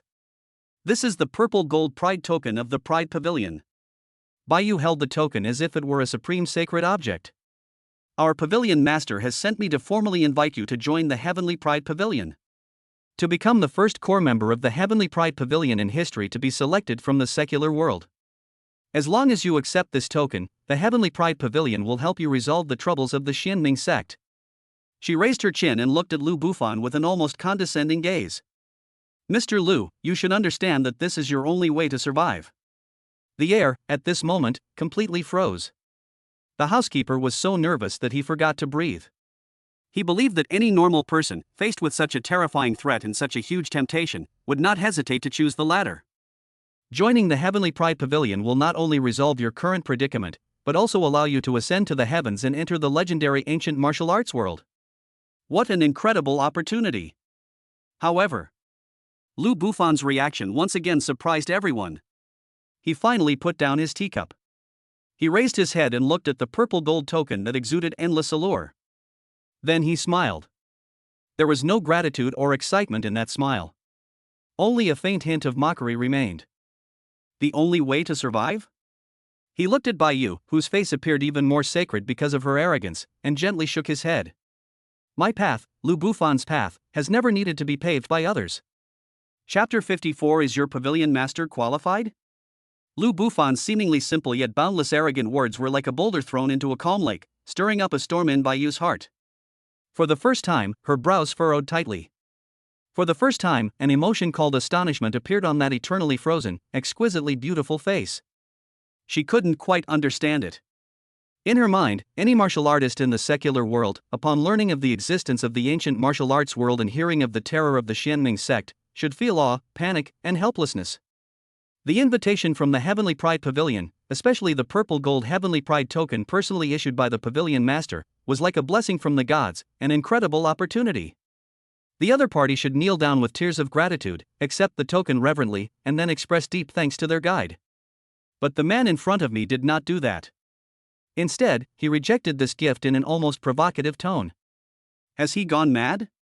Or is it that ignorance is bliss? Did he really think that once he broke through to the Grandmaster level, he could ignore the rules of the ancient martial arts world and challenge a powerful sect that had been passed down for thousands of years? Mr. Lu. Bayu's voice turned cold. It was a chilling feeling that came from the very core of one's being offended. You seem to have no idea what your current situation is like. The words fell. A chilling yet noble aura suddenly erupted from her body. That aura was no longer like the last time, which was merely a probe. Instead, it pressed down on Lu Bufan without reservation, like an erupting iceberg. SS rank, Taiyin bloodline. Urge it to be released with all our might. The temperature in the entire living room dropped by more than 10 degrees in that instant. On the coffee table, the cup of Longjing tea, which was still steaming, visibly solidified into a crystal-clear block of ice. The several precious orchids placed in the corner withered instantly, their leaves covered with a layer of stark white frost. That terrifying aura, powerful enough to freeze the mind and solidify the blood of even ordinary grandmasters, crashed into the figure who was still sitting calmly on the sofa, like an invisible iceberg carrying world-destroying power. She wanted to use this most direct and domineering method to tell this arrogant man what he was made of. How utterly vulnerable are the grandmasters of the secular world compared to these prodigies from the ancient martial arts world? However, what happened next made her heart, which had become cold from activating her bloodline power, tremble violently. The chilling aura, powerful enough to freeze everything, instantly approached within 3 feet of Lu Bufan. It's like snow in spring encountering the scorching sun. It is like a rushing river flowing into the vast ocean. There was no violent collision. There is no energy counteraction. Just like that, silently, it melted away. Even the hem of Lu Bufan's clothes didn't budge in the slightest. How is that possible? Bayu's heart skipped a beat. How domineering and noble was the primal power of her SS-level Taiyin bloodline. Even within the Heavenly Pride Pavilion, among his peers, there are very few who can stand up to him head-on. But now, it has been resolved so easily by the other party? No. That's not a solution. That is a higher level, a law-based disregard. In the instant her mind was shaken. Lu Bufan finally moved. He did not get up, nor did he display any imposing manner. He didn't even move a finger. He simply, slowly, raised his eyes. I glanced at her. Just like that, nothing special, just one glance. That glance was calm and indifferent. It was as calm as an ancient pool, without any ripples. So indifferent, as if looking at an insignificant ant. But it was just that one glance. But Bayu saw a scene she would never forget in her life. She felt that what she was seeing was no longer a person. Instead, it is a vast and boundless universe. In the depths of that starry sky, the sun and moon revolve, and stars are born and die. At the very center of that universe, a colossal and imposing primordial dragon, whose magnificence defies description, slowly opened its golden eyes, brighter than the sun and deeper than the abyss. The moment those golden eyes met her gaze. Buzz. Bayu's mind went completely blank. She felt that the noble and aloof SS-level Taiyin bloodline within her body, which she was so proud of, suddenly emitted a frantic scream, like a mouse seeing a cat. It is a surrender that originates from the most fundamental source of life. It is the trembling from the depths of the soul of those of inferior bloodlines when facing those of superior bloodlines. Her body, uncontrollably, took a step back. His face instantly turned deathly pale. A fine layer of cold sweat seeped from his forehead. I have always been very clear about my situation. Lu Bufan finally looked away. He picked up the cup of Longjing tea again, which had been transformed back into hot tea by his own breath, and took a small sip. His voice wasn't loud, but it was like a series of heavy hammer blows, striking Bayu's heart hard. I was just curious. He put down his teacup, a faint, ambiguous smile playing on his lips.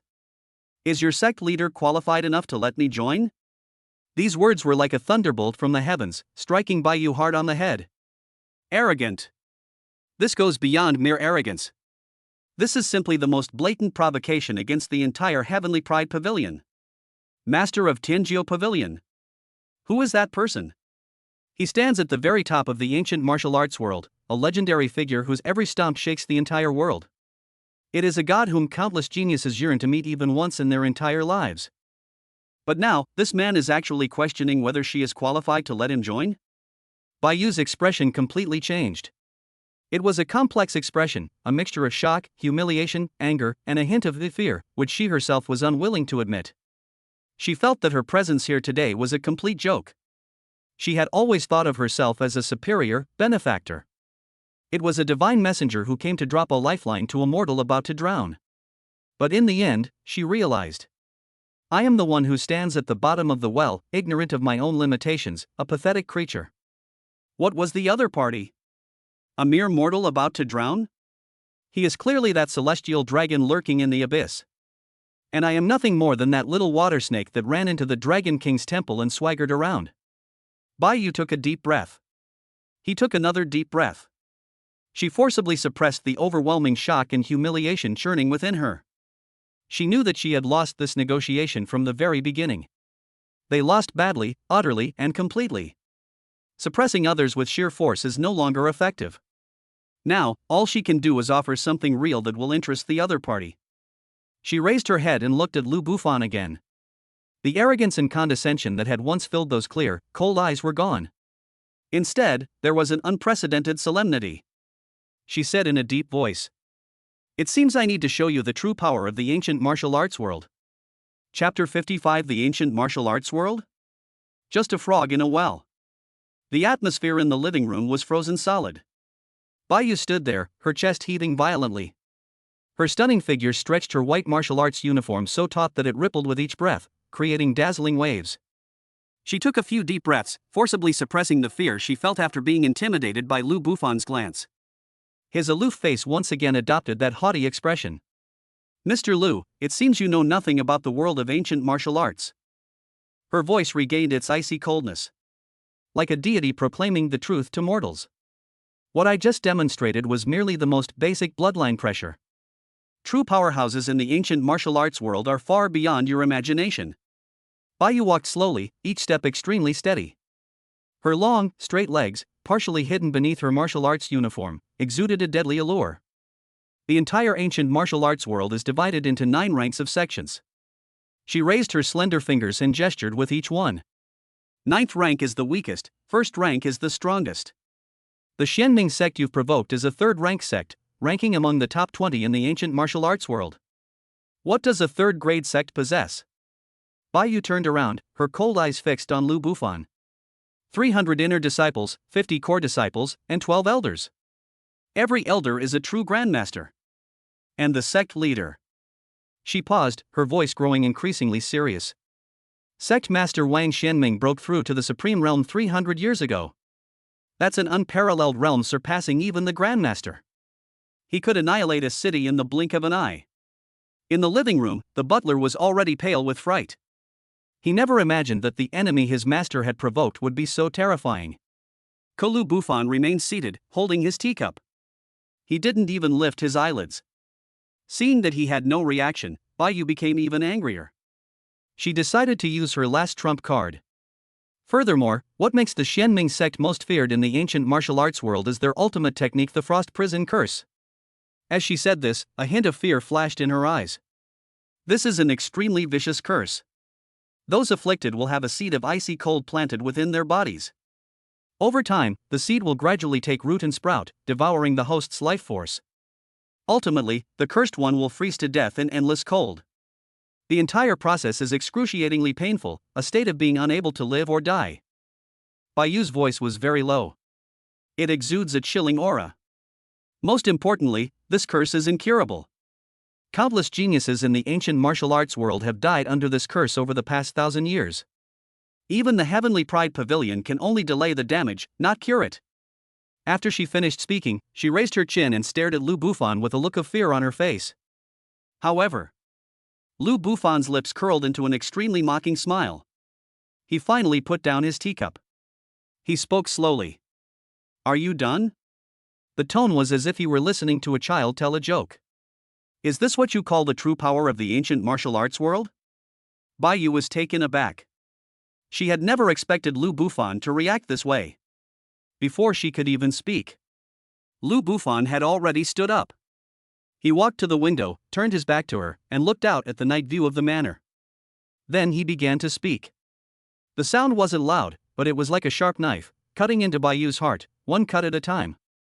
The Xianming sect, a third-rank sect? Lu Bufan sneered. It's just a knockoff created 3,000 years ago by a rogue cultivator named Wang Hong who found a fragment of the Nine Nether Profound Ice Fiend in an ancient ruin and pieced it together on his own. A third-grade sect? If they hadn't acquired the ancient ice cave back then, with their meager abilities, they wouldn't even be ranked 9th. Bai Yu's face turned deathly pale. She stared intently at Lu Bufan's retreating figure. These secrets are only mentioned sporadically in the records of the Tinzhou Pavilion. How could he have known? Lu Bufan didn't give her a chance to interrupt. As for that Wang Xianming you mentioned. He turned around, his eyes filled with disdain. The so-called venerable realm is indeed correct. But do you know how he broke through? 300 years ago, Wang Xianming was stuck at the peak of the Grandmaster realm for 20 years, unable to make any progress. In desperation, he forcibly burned 300 years of his lifespan, using the power of the icy pool in the ancient ice cave to barely step into the threshold of the venerable realm. What is the price? Lu Bufan gave a cold laugh. His foundation has completely collapsed. For 300 years, he appeared powerful and imposing on the surface, but in reality, he was all bark and no bite. Now, he doesn't even have the strength to fight anymore, and can only stay in his sect playing tricks. In another 50 years, when his lifespan ends, the Xianming sect will immediately fall apart. After saying that, the entire living room fell into a deathly silence. Bai Yu's body began to tremble uncontrollably. Because every word Lu Bufan uttered was incredibly precise, hitting the nail on the head regarding information known only to the highest levels within the Heavenly Pride Pavilion. Even the Heavenly Pride Pavilion can only speculate about the true state of the Xianming sect master. But this man spoke with absolute certainty, as if he had witnessed it himself. Just who is he? Just as Bai Yu was shocked and lost in thought, Lu Bufan spoke again. This time, his voice was full of disdain. And that cold prison curse you mentioned? He scoffed. The laughter was full of mockery. No cure? Countless geniuses have died from this curse over the millennia? Joke. Lu Bufan strode up to Bai Yu. The two were so close that she could clearly feel the burning heat emanating from the other person. The frost prison curse is not an original martial art at all. It is derived from the third level of the ancient demonic art Nine Nether Profound Ice Fiend Ice Seed Soul Erosion. However, the founder of the Xianming sect was too incompetent, turning the complete technique into a crippled version. The entire curse system is riddled with loopholes and flaws. Lu Bufan stretched out his fingers and counted them one by one. First, the condensation of ice requires a continuous supply of yin and cold energy. Once the energy source is cut off, the ice will immediately disintegrate. Secondly, the essence of ice-type minerals is an energy aggregate. It can be instantly disintegrated by impacting them with the power of ultimate yang. Third, and most fatal, is the fact that ice-type bloodlines are vulnerable to fire attribute bloodlines. Any martial artist with a fire dragon bloodline or higher has a self-igniting effect in their internal energy, making it impossible to implant the bloodline. You ancient martial arts world actually treats this kind of trashy curse as a treasure? And there's no cure for it? Lu Bufan shook his head, his eyes filled with disappointment. It seems that you so-called experts in the ancient martial arts world are nothing but a bunch of frogs at the bottom of a well, with your limited perspectives. Boom! These words struck Bai Yu like a thunderbolt from the heavens. She was completely stunned. My mind went completely blank. The method to break the cold prison curse has been studied by countless sects in the ancient martial arts world for over 1,000 years, but to no avail. But this man casually offered 3 solutions. Moreover, each one hits the nail on the head, leaving no flaws. This is absolutely impossible. Unless. Baiyu suddenly thought of a possibility. Her pupils suddenly contracted to their maximum size. You. Her voice trembled noticeably. Who exactly are you? Lu Bufan looked at her stunningly beautiful face, which had turned pale with shock, and a meaningful smile appeared on his lips. He did not answer. He simply turned around and sat back down on the sofa.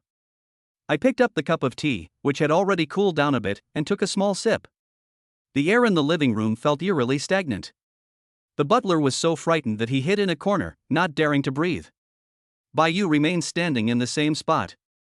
Her cool, clear eyes were fixed on the man leisurely sipping his tea. Countless thoughts flashed wildly through my mind. Ancient heritage? Descendants of a reclusive family? Or is it? He actually came from that legendary place? But whichever the possibility it is. All of this means that what I did today was a huge joke. She had thought she was a high and mighty divine messenger, sent to show a frog in a well the real world. But in the end, I realized. The real frog in the well is herself. And the man in front of her. It is essentially a true dragon lurking in the abyss. Chapter 56. Before a true dragon, all are but ants. The air in the living room felt eerily stagnant. The butler was so frightened that he hid in a corner, not daring to breathe. Baiyu remained standing in the same spot. Her cool, clear eyes were fixed on the man leisurely sipping his tea. Countless thoughts flashed wildly through my mind. Ancient heritage? Descendants of a reclusive family? Or is it? He actually came from that legendary place? But whichever the possibility it is. All of this means that what I did today was a huge joke. She had thought she was a high and mighty divine messenger, sent to show a frog in a well the real world. But in the end, I realized. The real frog in the well is herself. And the man in front of her. It is essentially a true dragon lurking in the abyss.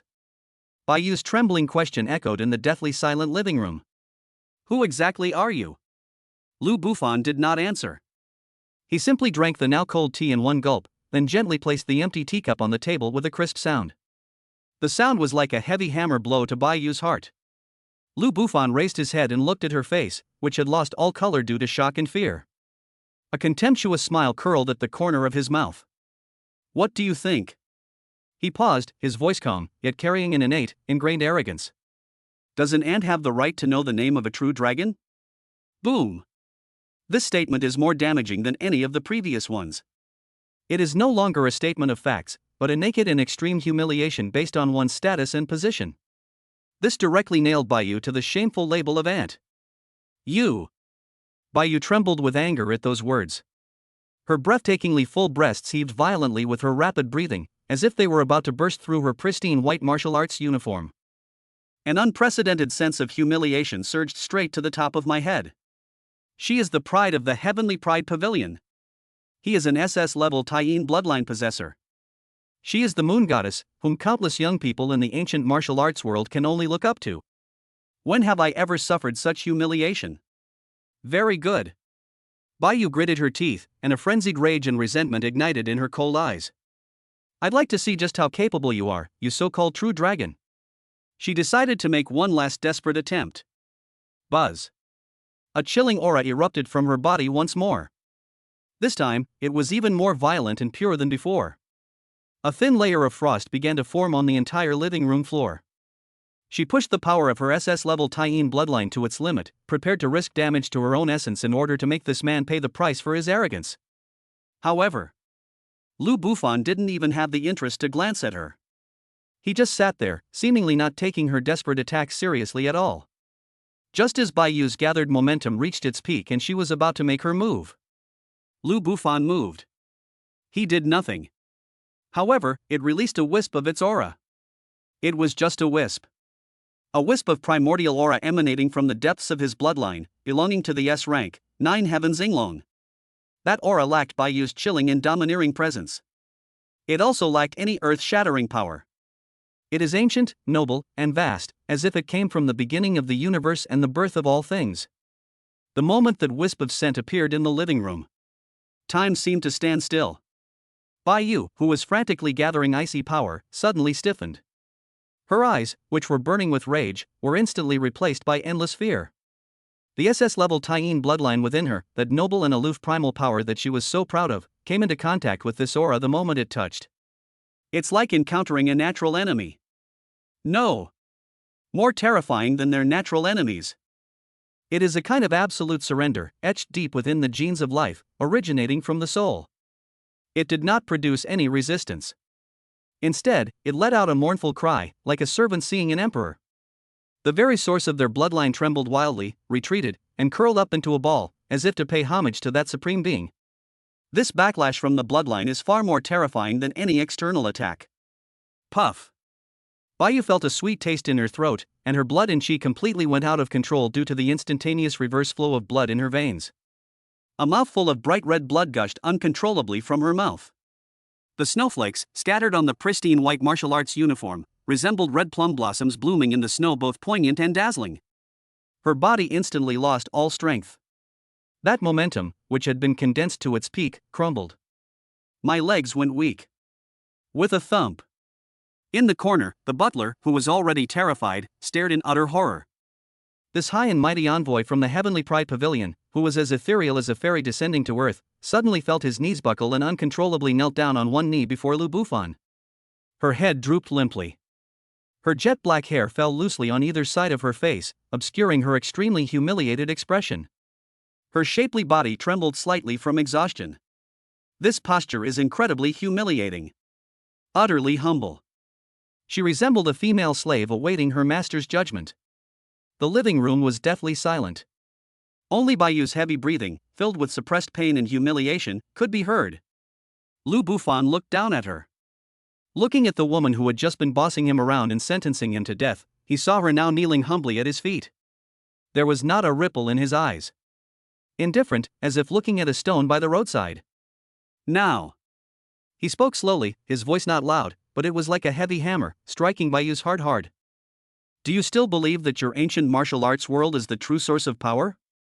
This statement is the final declaration of the victor. It completely shattered the last shred of dignity and pride in Bayu's heart. The butler, sitting in the corner, was completely dumbfounded. His mouth was wide open, almost big enough to fit an egg.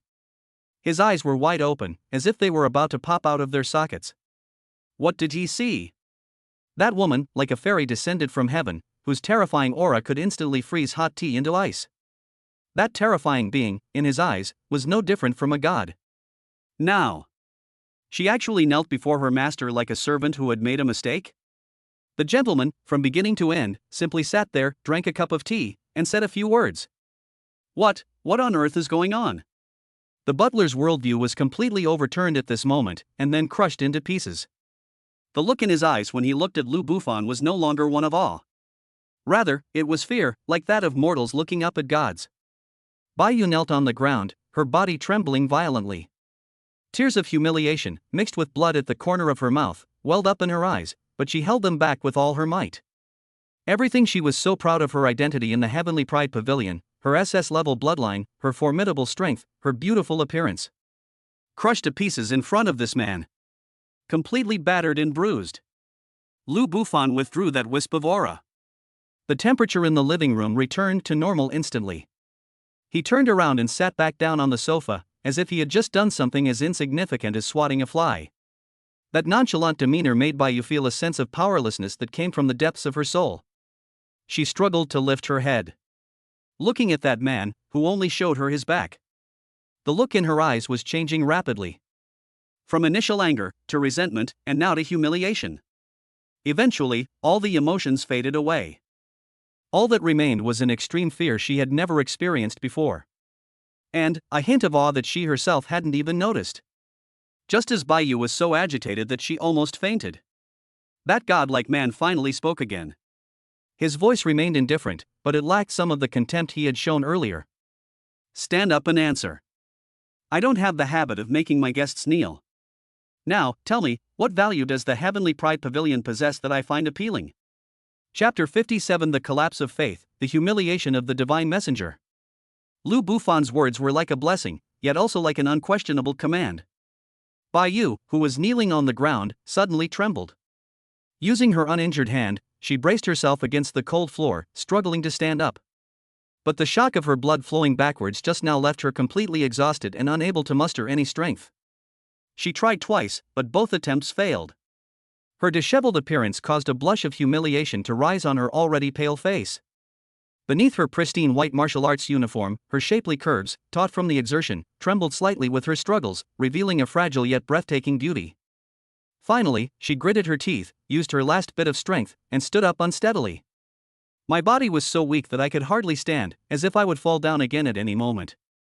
She looked at the man who was still facing away from her, leisurely pouring her another cup of hot tea. The terror of being completely dominated by the previous experience kept replaying in my mind. That was a crushing defeat from the level of life itself. It's a tremor deep within the DNA sequence. It's impossible to fake. Bloodlines of S rank or higher. No, that's definitely not an ordinary S-class. Inside the Heavenly Pride Pavilion, there are geniuses with S-level bloodlines, but the aura they exude is worlds apart from that aura. Just now it's like comparing a firefly to the bright moon.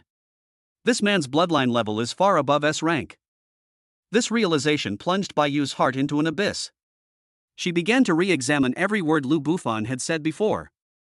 The origins of the Xianming sect. The inside story of sect leader Wang Xuanming's outward strength but inner weakness. The three things about the Frost Prison curse sound absurd, yet they seem to point directly to the core solution to breaking it. An incredibly terrifying thought began to frantically grow in her mind. Could it be? Is everything he said true? Once the thought appeared, it could no longer be suppressed. Bayu was horrified to discover what it meant if all of this was true. This means that she, the Tianjiao Pavilion behind her, and even the entire ancient martial arts world, live in a huge information cocoon. Their prized heritage is nothing but trash discarded by others. The formidable enemy they feared like a tiger was nothing but a paper tiger. The terminal illness that leaves them helpless is full of loopholes in the eyes of others. This is simply the most thorough upheaval in the entire ancient martial arts world. Lu Bufan continued to leisurely sip his tea. He even picked up a grape from the fruit plate next to him and slowly peeled it. He completely ignored the turmoil in Bayu's heart. This complete disregard is a higher form of control than any humiliation. He knew that this woman's psychological defenses were crumbling inch by inch. What he had to do was give her enough time to figure everything out herself. Finally, after a long, century-long inner struggle, Bayu could no longer bear this mental torment. Her taut body seemed to have had its last bone removed, and it completely collapsed. You. She spoke with difficulty, her voice hoarse from dryness and trembling uncontrollably. She herself was unaware of this change in address. What you said. Regarding the Xianming sect master, regarding the method to break the cold prison curse. Is it all true? She has completely lowered her stance. From the initial questioning to the threats, and now to this almost humble request for advice. Lu Bufan finally peeled the grape and popped the glistening flesh into his mouth. The sweet juice bursts in your mouth. He then slowly turned his head and glanced at Bayu. His gaze remained indifferent. What do you think? He asked in a matter-of-fact tone. Do I need to lie to a frog in a well?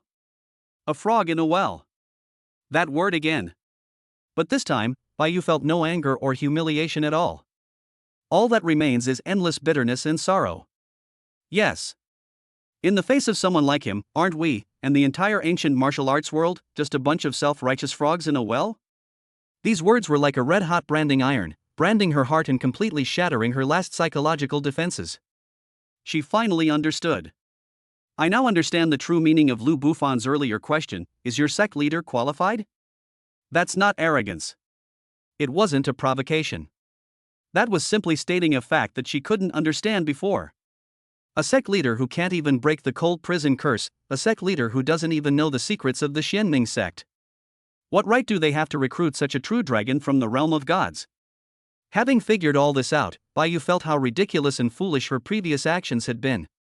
She took a deep breath and forcibly suppressed her surging blood in qi. Then, he straightened his blood-stained, disheveled martial arts uniform. She bowed deeply to Lu Bufan.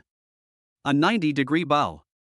This is a grand salute that is only performed when facing the pavilion master and the supreme elder within the Tianjiao pavilion. Bayu, I was blind to recognize a true dragon, please forgive me, sir. Her voice was filled with sincerity and regret. I have been very offensive before. Please, sir, do not hold a grudge against someone as ignorant as me.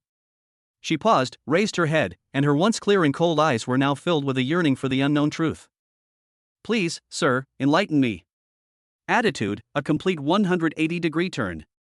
He went from being a high and mighty divine messenger to a devout seeker of the way. Lu Bufan looked at her respectful demeanor, at the curve of her buttocks that appeared even more pert from bowing, and at the glimpse of snow-white skin that was inadvertently revealed at her neckline. A playful smile finally appeared at the corner of his mouth. The fish has taken the bait. What he wanted was never to kill this woman. Instead, he wanted to completely conquer her. Let her, and the Tianjiao pavilion behind her, be used for our own purposes. It now appears that the first step has been perfectly accomplished. Lu Bufan put down his teacup and slowly stood up. He walked up to Baiyu, his tall figure completely enveloping her in shadow. Baiyu could clearly smell the masculine aura emanating from him, a scent mixed with a faint aroma of tea. This caused her long-frozen heart to start pounding wildly for no apparent reason. An unnatural blush appeared on her cheeks. Giving guidance is not an option. Lu Bufan's voice came from above her head, carrying an irresistible magnetism. But he reached out and gently lifted Baiyu's smooth chin with his fingers, forcing her to look up and meet his gaze. His eyes were as deep as the sea, as if they could suck in one's soul. I can give you, and your Tianjiao pavilion, a chance. A chance to truly get out of that well. Chapter 58 Ancient Secrets, Baiyu's Utter Submission. An opportunity to truly escape that well. These words, like a curse, exploded in Baiyu's mind. Her breath caught in her throat for a moment. An unprecedented, burning desire erupted from those clear, cold eyes. Get out of that well. For someone who has just realized they are a frog in a well, what could be more tempting than this statement? Gentlemen. Her voice was hoarse with excitement. Lu Bufan let go of her hand, walked back to the sofa and sat down, pouring a cup of tea for both of them. He pointed to the spot opposite. Sit down and talk. This time, Baiyu did not hesitate at all. She walked over respectfully and sat down properly on the edge of the sofa. That posture was just like that of a primary school student listening to the teacher's teachings. Lu Bufan chuckled inwardly as he looked at her obedient appearance. The best way to win a woman's heart is not to conquer her body with force, but to completely destroy her worldview with knowledge and vision, and then rebuild it for her. In your understanding of ancient martial arts, history begins 3,000 years ago, right? Lu Bufan took a sip of tea and asked casually. Baiyu nodded quickly, yes, sir. According to ancient records, 3,000 years ago, a meteorite fell from the sky, spiritual energy revived, and the ancient martial arts era began. He. Lu Bufan let out a soft laugh, a laugh full of mockery. A meteorite falling from the sky, causing a revival of spiritual energy? It's nothing more than an ancient divine war that swept across the heavens, shattering the divine realm of a powerful being. A fragment just happened to fall onto this planet. Divine realm? A war of gods? Baiyu was completely confused, but she could sense that a door to a completely new world was slowly opening in front of her.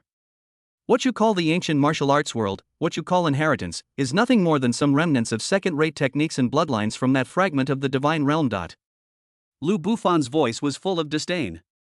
It's like a group of beggars guarding the ruins of a gold mine, picking up some scraps of gold, and thinking they own the whole world. This metaphor, though crude, is incredibly vivid.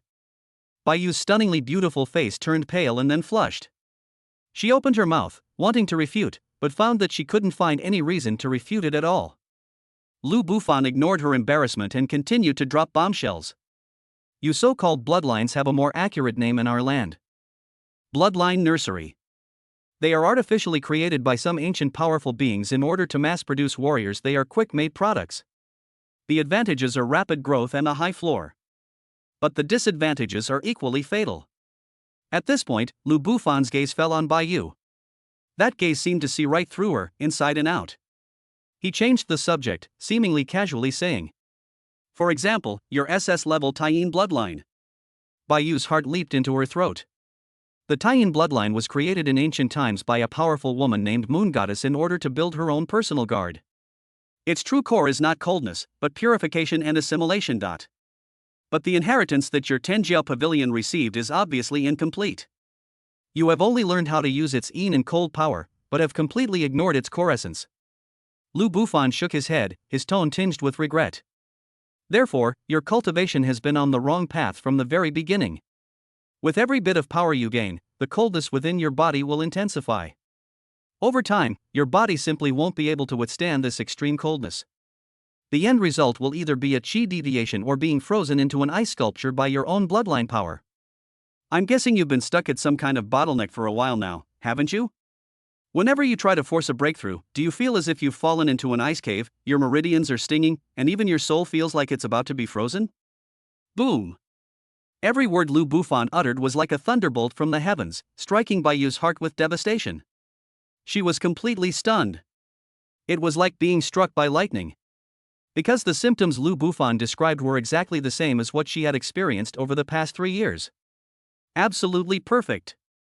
This bottleneck has been troubling her for 3 whole years. She consulted the pavilion master and consulted countless ancient texts, but could not find any reason. Everyone told her that this was normal, that the power of her bloodline was too strong and her body couldn't adapt to it for the time being. As long as you practice step by step, one day, success will come naturally.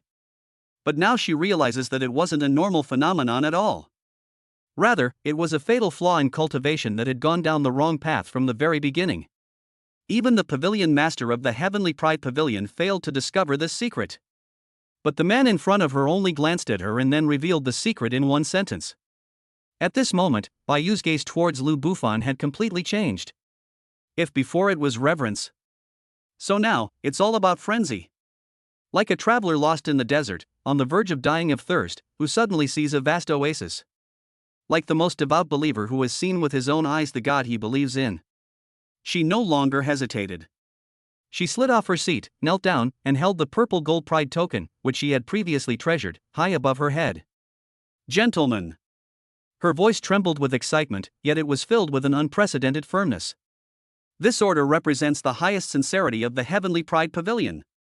Baiyu is willing to follow you, sir. I humbly request that you guide me in the Tianjiao Pavilion on the path ahead.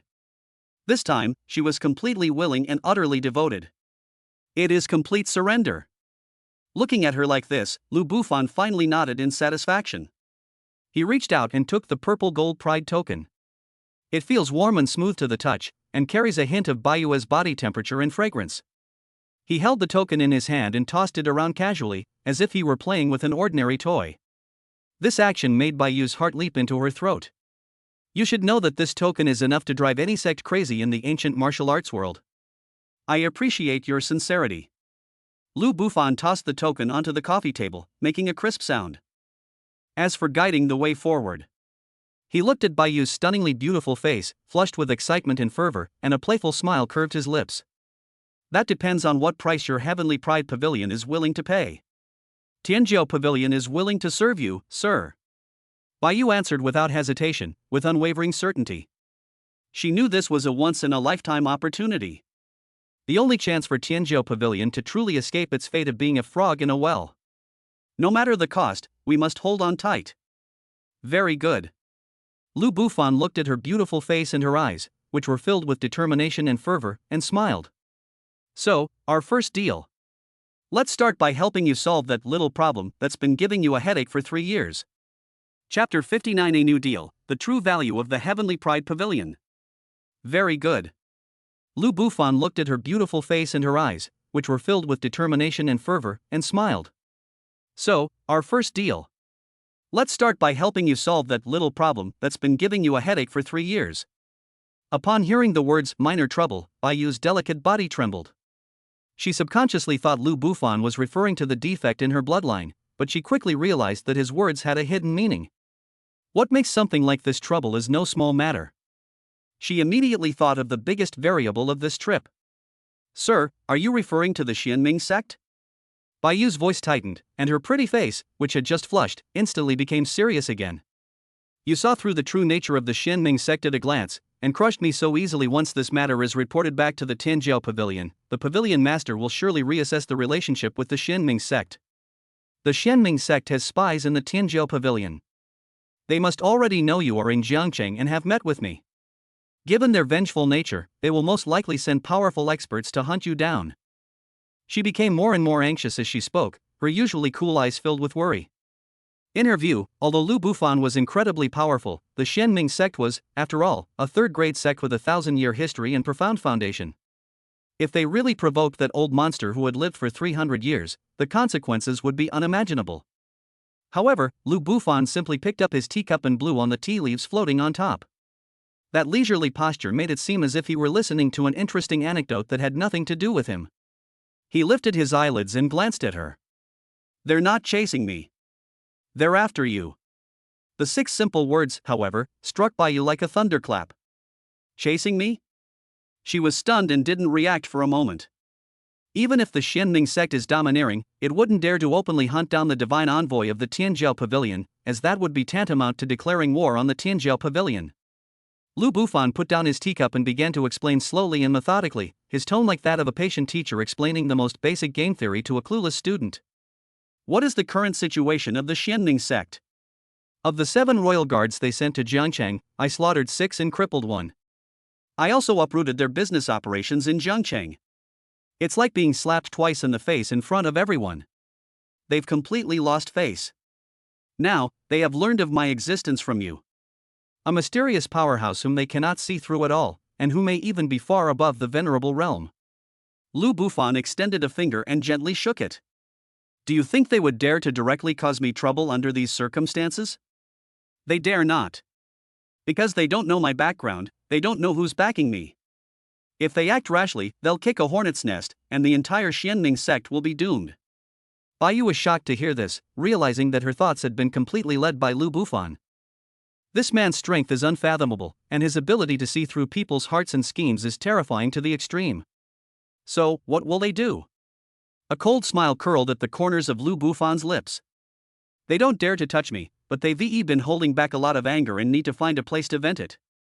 And you, the divine envoy of the Heavenly Pride Pavilion, happened to appear in Jiangcheng at this time and even met with me.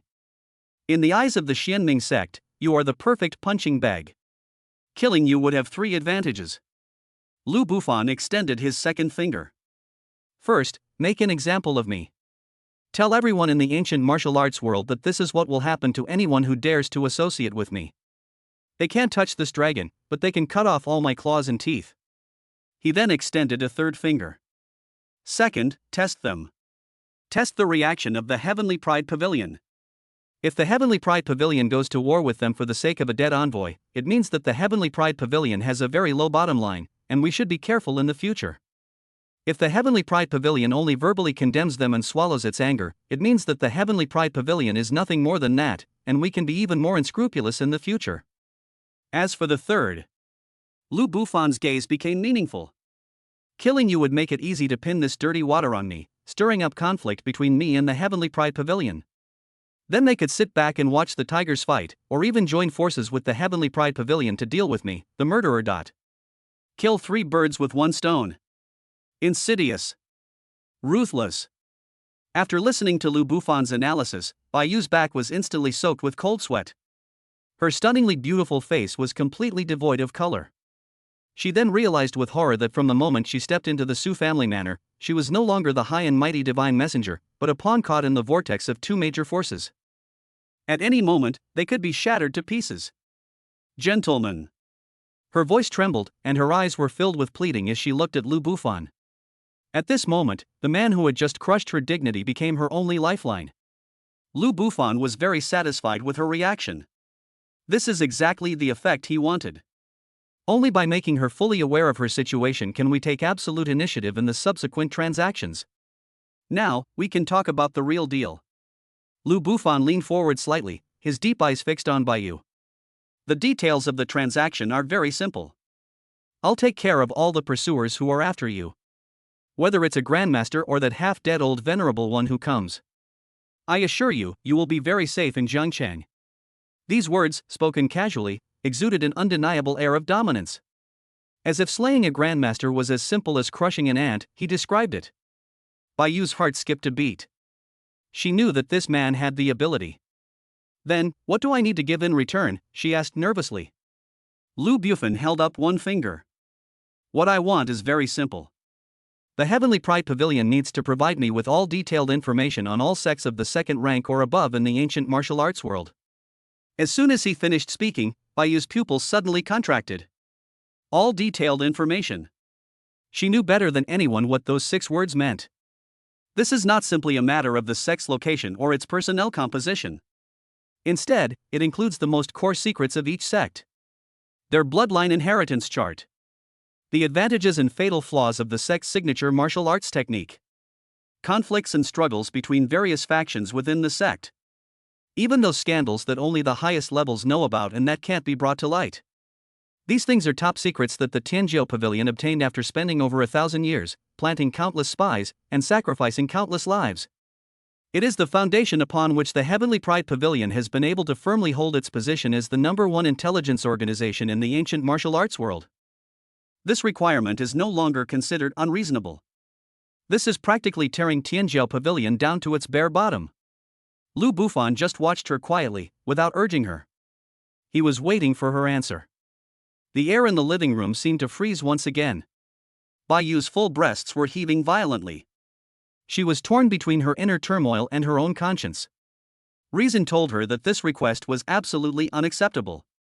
Once you agree, it's like handing over the lifeline of the entire Tianjiao Pavilion to this man. But the words Lu Bufan had said earlier came back to her mind. 1. A real chance to get out of that well. Compared to this opportunity, what are those so-called top secrets? They're just a few glowing stones at the bottom of a well.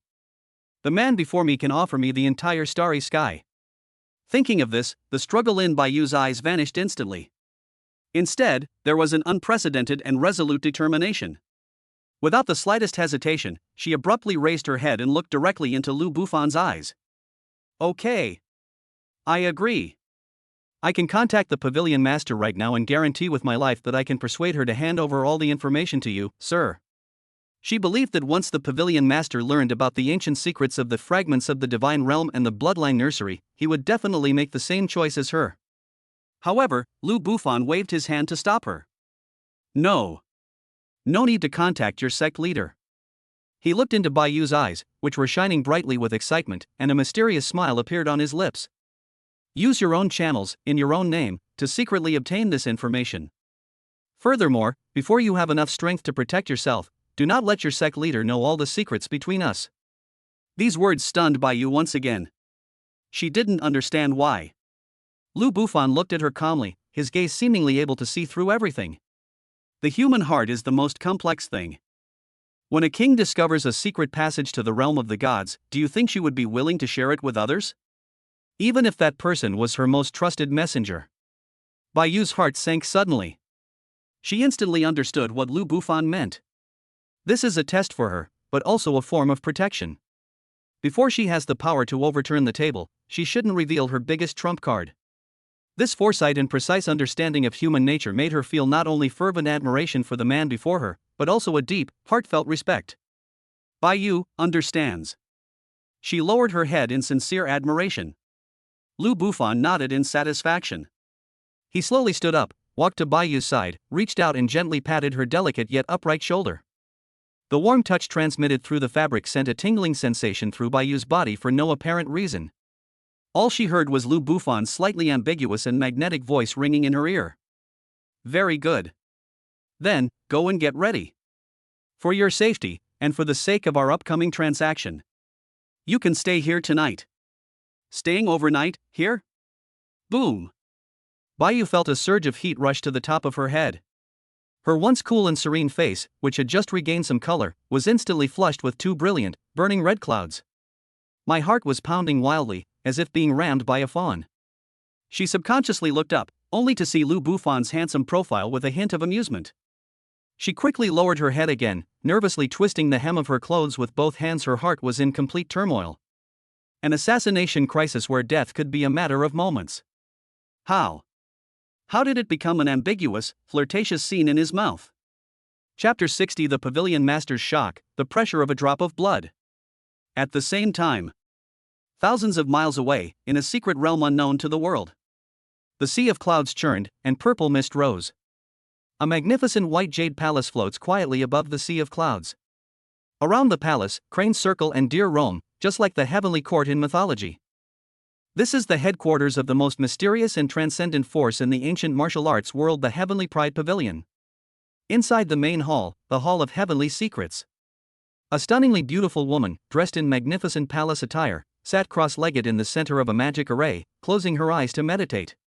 She looked to be only in her early 30s, with skin as white as snow, eyebrows as dark as distant mountains, and a head of jet black hair tied up with a simple phoenix hairpin. Her elegance and nobility were tinged with an air of authority that commanded the world. She is Yu Yaoxue, the current head of the Tenjiu Pavilion. Before her floated rows of crystal-clear life lamps. Each lamp represents a core member of the Tenjiu Pavilion. Sudden. The most powerfully burning life lamp in the front row suddenly began to shake violently without warning. The lights flickered, as if they might go out at any moment.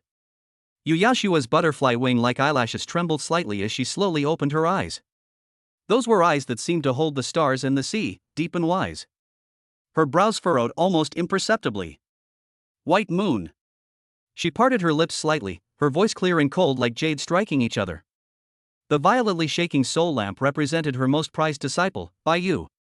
The unusual movement of the soul lamp indicates that Bai Yu is facing an unprecedented crisis, and even that her mind and spirit have been greatly impacted. Yu Yaoxue stretched out her slender fingers and gently tapped the air in front of her. An invisible ripple spread outwards. Buzz. The space in front of her distorted like the surface of water, quickly forming a mirror with flowing light. This is the unique secret technique of Tenjiu Pavilion, the Heavenly Heart Mirror language. As long as both parties possess the Heavenly Pride token, they can communicate at the soul level, no matter how far apart they are. Soon, Bai Yu's image appeared in the mirror. However, the white moon in the mirror was pale, with a trace of blood at the corner of her mouth. Her expression was filled with excitement, fervor, and a deep sense of awe that she had never seen before. Sect Master. Bai Yu's voice resounded directly in Yu Yaoxue's mind through her divine soul. What's going on? Why is your life soul lamp acting strangely? Did you encounter trouble in Zhongchang? Yu Yaoxue's voice was calm and authoritative. No, Master, it's an opportunity. An incredible opportunity. Bai Yu's voice trembled slightly with excitement. Following Lu Bufan's instructions, she concealed top-secret information about the fragments of the divine realm, the bloodline nursery, and her own bloodline defects. She simply conveyed the filtered information in an almost dreamlike tone. Sect Master, I encountered a mysterious and powerful figure in Jiangchang. He might be a descendant of some reclusive god from ancient times. His bloodline level is far above SS level. I even feel that my Taiyin bloodline cannot even muster the slightest thought of resistance in the face of his aura. A hint of emotion finally appeared on Yu Yaoxue's usually impassive face. Far exceeding SS class? Even the Taiyin bloodline cannot resist it? How is that possible? Is this really true? Absolutely true. Pavilion Master, he saw through the Xianming sect's secrets at a glance, and even knew the inside story of Wang Xuanming's breakthrough to the venerable realm 300 years ago. He also said. Bai Yu paused for a moment, seemingly organizing her thoughts. He also said that our Tianjiu Pavilion is nothing more than a frog at the bottom of a well, looking at the sky from the bottom of a well. These words caused Yu Yaoxue's pupils to shrink sharply. Arrogant. How arrogant. But for some reason, she couldn't detect a trace of anger at being humiliated in Bai Yu's tone of awe. He offered me a deal. Bai Yu continued. He wants our Tianjiu Pavilion to provide detailed information on all sects of rank 2 and above. In return, he is willing to form an alliance with our Tianjiu Pavilion and give us a chance to get out of that well. Step out of that well. Yu Yaoxue's heart trembled violently. These words precisely struck at her deepest desire. How can you prove that he is qualified? Yu Yaoxue's voice became more serious. Master, please prepare yourself. Bai Yu took a deep breath.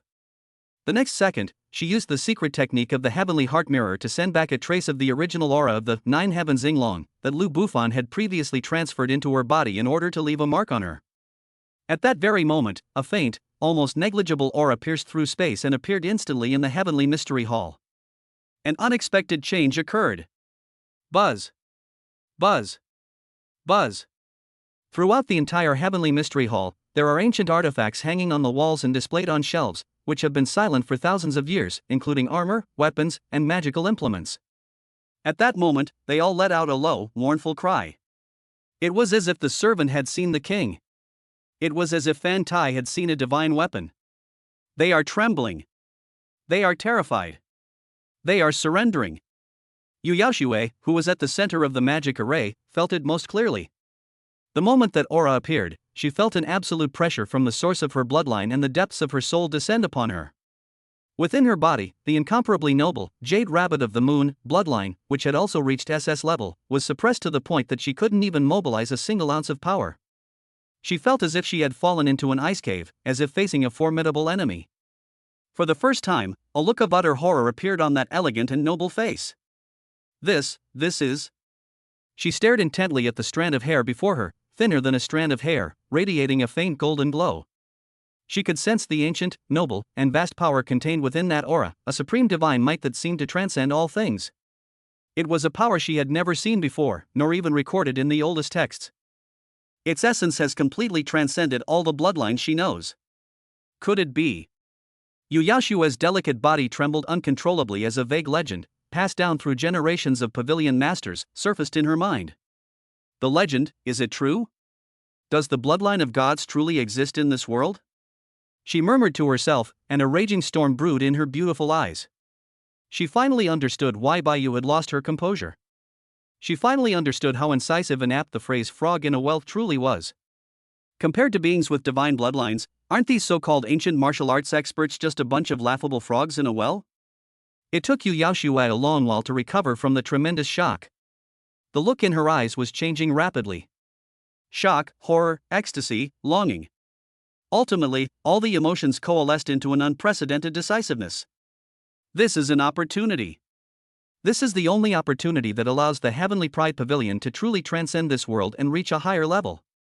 Absolutely. Don't miss it. She immediately gave Baiyu a command through the heavenly heart mirror, her voice trembling slightly with excitement. White Moon. At all costs. Fulfill all his demands.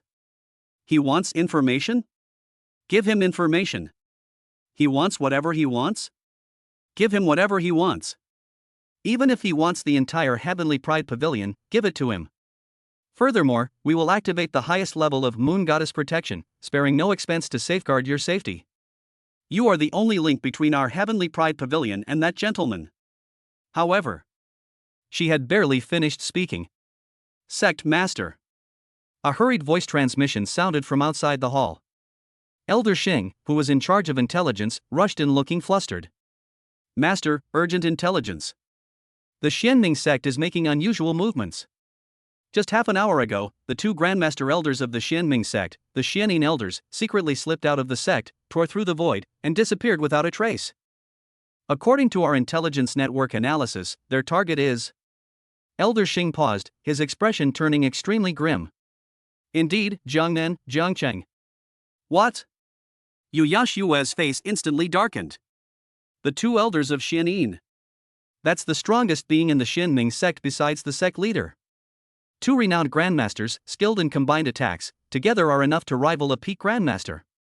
They actually took matters into their own hands. Yu Yaoxue glanced at the heavenly heart mirror in front of her, which was slowly dissipating as the soul communication ended. A deep sense of powerlessness welled up inside me. Too late. Even a grandmaster would need time to tear through the void to travel from the Xianming sect to Jiangcheng. But her order came even later. Given the speed of the Xianin elders, they are probably already close to arriving in Jiangcheng. Even if Baiyu were to activate Moon Goddess protection now, it would still require time to prepare. It's simply too late. Yu Yaoxue slowly closed her eyes, and when she opened them again, all that remained in her eyes was icy coldness. She gazed into the distance, towards Jiangcheng, and sighed softly. White Moon. From now on, you can only hope for the best. I hope that the gentleman with divine blood is truly as you say. You can create miracles. Chapter 61: The Defects of the Taiyin Bloodline. The night is getting darker. Inside a detached villa in the Su family manor in Jiangcheng. The lights were on full display. Baiyu sat cross-legged on a soft wool carpet, her hands forming a mudra and placed in front of her knees. She is practicing her internal energy. But her condition is not good. An unnatural, sickly pallor appeared on that cold and beautiful face. A fine layer of fragrant sweat appeared on his forehead. Wisps of visible, chilling white air emanated uncontrollably from her body, forming a faint icy mist around her. The temperature in the room thus dropped to freezing point. A thin layer of frost had formed on the expensive carpet. She was trying her best to suppress the increasingly restless energy within her body due to the bottleneck. She could feel the chilling power, like greedy venomous snakes, frantically tearing and gnawing at her meridians and internal organs. Each impact brought a stinging pain that went deep into the bone marrow. She knew she was about to lose control. Creak! Just then, the door to the guest room was gently pushed open. A tall and imposing figure walked in. It was Lu Bufan. He changed into casual home clothes and held a steaming cup of milk in his hand. As soon as he walked in, he felt the biting cold in the room. Seeing Bayu's painful struggle, he couldn't help but shake his head. He placed the milk on the table, walked over to Bayu, and looked down at her. That look was like looking at a disobedient child who evoked pity. "It's useless." He spoke softly, his voice low but clear, reaching Bayu's soul, which was almost frozen by the cold air. "Your Taiyin bloodline is extremely yin and cold. But your Tianjiao Pavilion's techniques only know the most basic methods of channeling and regulating, and you don't understand the way of yin and yang harmony at all. Right now, you're like a fool who's holding onto a block of ancient ice, trying to use it to keep warm. If this continues, within 10 years, your body will be completely frozen by the power of your own bloodline." In the end, it was transformed into a lifelike, human-shaped ice sculpture. Lu Bufan's voice was very calm. It was like the sharpest ice pick, piercing Bayu's heart fiercely. Boom! Bayu felt her mind go completely blank with a buzzing sound. Her delicate body, which had been trembling violently from exerting her internal energy, suddenly stiffened. The last trace of color drained from his face. 10 years. Ice sculpture. This outcome was even more cruel and terrifying than she had imagined. This is precisely the cryptic record in the Heavenly Pride Pavilion's ancient texts regarding the ultimate fate of successive generations of Taiyin bloodline possessors. It was also the cruelest truth that Pavilion Master Yu Yaoshua had been hiding from her all along. She harbored a fantasy that she was a chosen one of heaven and that she could break free from this fate. But now, this man, with the calmest tone, ruthlessly crushed her last illusions. Puff! With her mind in disarray, she could no longer suppress the chill within her body. He coughed up a mouthful of blood. The carpet in front of him was stained a bright, glaring crimson. Her entire aura instantly vanished. "If your body goes limp, you'll fall backward." A warm and strong hand caught her back just in time, pulling her into a broad and warm embrace. Could it be? Bayu leaned against Lu Bufan's chest, feeling the masculine aura emanating from him as hot as the sun, and muttered to herself in despair. Is there really no other way? Her voice was filled with helplessness and pleading. Faced with the fear of death, even the most powerful envoys of the Heavenly Pride Pavilion and the Fairy of the Moon Palace are incredibly fragile and vulnerable. Lu Bufan remained silent. He picked Bayu up horizontally. Bayu exclaimed in surprise and instinctively reached out her arms to hug his neck. Her soft, full body pressed tightly against his chest. Through the thin fabric of his clothes, she could clearly feel his muscles, as hard as steel, and his body temperature, as hot as a furnace. Lu Bufan carried her to the sofa in the room, and then gently placed her on the sofa. He did not leave. Instead, he knelt on one knee in front of the sofa. This position allowed his line of sight to be perfectly aligned with Bayu's as she lay on the sofa. He reached out and gently stroked her cheek, which had become cold and slippery due to the chill, with his warm fingertips. The movement was incredibly gentle and incredibly ambiguous. It's like caressing a piece of the most precious porcelain. Bayu froze. She could feel the warmth of Lu Bufan's fingertips flowing through her skin, continuously penetrating her limbs and bones, dispelling the excruciating chill that had been causing her unbearable pain. The feeling was so good that she couldn't help but want to moan out loud. Her clear, cool eyes were veiled with a misty, hazy light. Just then, Lu Bufan leaned down and whispered in her ear. The hot, masculine scent sprayed onto her earlobes, instantly turning her sensitive earlobes as red as if they were about to bleed. All they heard was his hoarse voice, filled with intense allure, a voice only the two of them could hear, as he spoke slowly. There is a solution. And it's very simple. Her heart was pounding like a drum. Her once cool and beautiful face was now completely swallowed by the rosy glow of the sunset. She was in a state of unprecedented mental turmoil. Just as she was extremely conflicted and at a loss. Lu Bufan suddenly stopped. He slowly straightened up, his deep eyes gazing out the window at the dark night sky. The curve of his lips became increasingly intriguing. Almost at the same time, two chilling yet powerful auras, like two unsheathed swords, descended from the sky. In an instant, the entire Su family manor was locked on. That aura belonged to a true grandmaster. And there are two of them. It seems. Lu Bufan's smile deepened. Your guest has arrived. The words had barely left his mouth.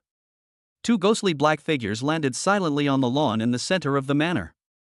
A chilling laugh, accompanied by a sinister killing intent, echoed through the silent night sky.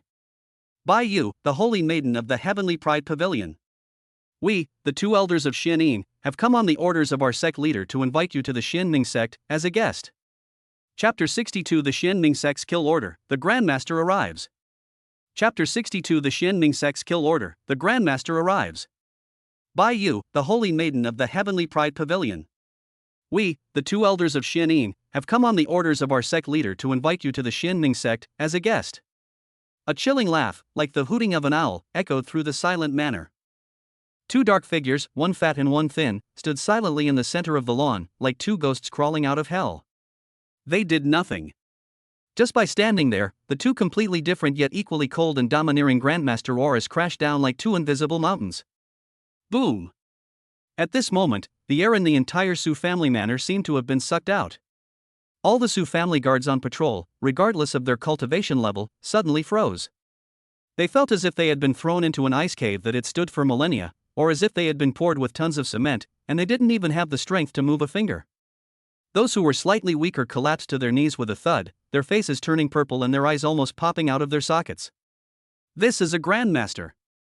In the world of ancient martial arts, he truly stands at the very top. With a single thought, one can suppress the entire scene. Inside the villa's guest rooms, Bayu's heart, which had been pounding wildly because of Lu Bufan's ambiguous words, sank to the bottom in an instant. She struggled to break free from Lu Bufan's embrace, the last trace of blush fading from her face, leaving only a solemn and cold expression. They still came. She gritted her teeth, her voice tinged with resentment. Lu Bufan simply released his grip, his face still bearing that playful smile, as if the two grandmasters outside the window, who could shake the entire Jiangnan martial arts world, were nothing more than two clowns. The two elders of Xianming, one specializes in Xianming Divine Palm and the other is proficient in Nine Yin Ghost Claw. Both are at the second level of Grandmaster. When they join forces, even ordinary peak Grandmasters will have to give way. Lu Bufan spoke as if he were commenting on wildflowers and weeds by the roadside, casually revealing the other party's background. This intelligence is so detailed that even the Heavenly Pride Pavilion might not have it. Bayu's heart skipped a beat again, but at this moment, she had no time to think about these things. She took a deep breath, and with that movement, her full breasts traced a breathtaking arc. She straightened her martial arts uniform, which was slightly disheveled from her earlier outburst, and the pride and determination that belonged to the holy maiden of the Heavenly Pride Pavilion rekindled in her clear, cold eyes. The next second, with a swift movement, she transformed into a white bolt of lightning and rushed directly out of the room. The Xianming sect has some nerve. A clear shout, like an ice bead falling onto a jade plate, resounded through the night sky. Bayu's graceful figure landed steadily at the villa's main entrance. She stood there, her delicate figure like an insurmountable snow-capped mountain. She looked at the two ominous-looking old men in black robes on the lawn and said coldly, "How dare you trespass on the residence of an ally of my Heavenly Pride Pavilion, and even try to harm the people of my Heavenly Pride Pavilion? Do you intend to wage a full-scale war against my Heavenly Pride Pavilion?" On the lawn, the two Xianyin elders, one fat and one thin, exchanged a glance upon seeing Bayu appear, and both let out a series of lewd laughs that sent chills down one's spine. The fat elder, who was as bulky as a ball of flesh, had his small eyes that brazenly scanned Bayu's exquisite, curvaceous body. Especially striking were her chest heaving violently with anger, and her long, straight, beautiful legs, which appeared exceptionally long and straight beneath her pristine white martial arts uniform. He. As expected of the holy maiden of the Heavenly Pride Pavilion, that figure, that face, tsk, even more stunning than the rumors suggest. The thin elder beside him was like a bamboo pole, and his voice was sharp and piercing.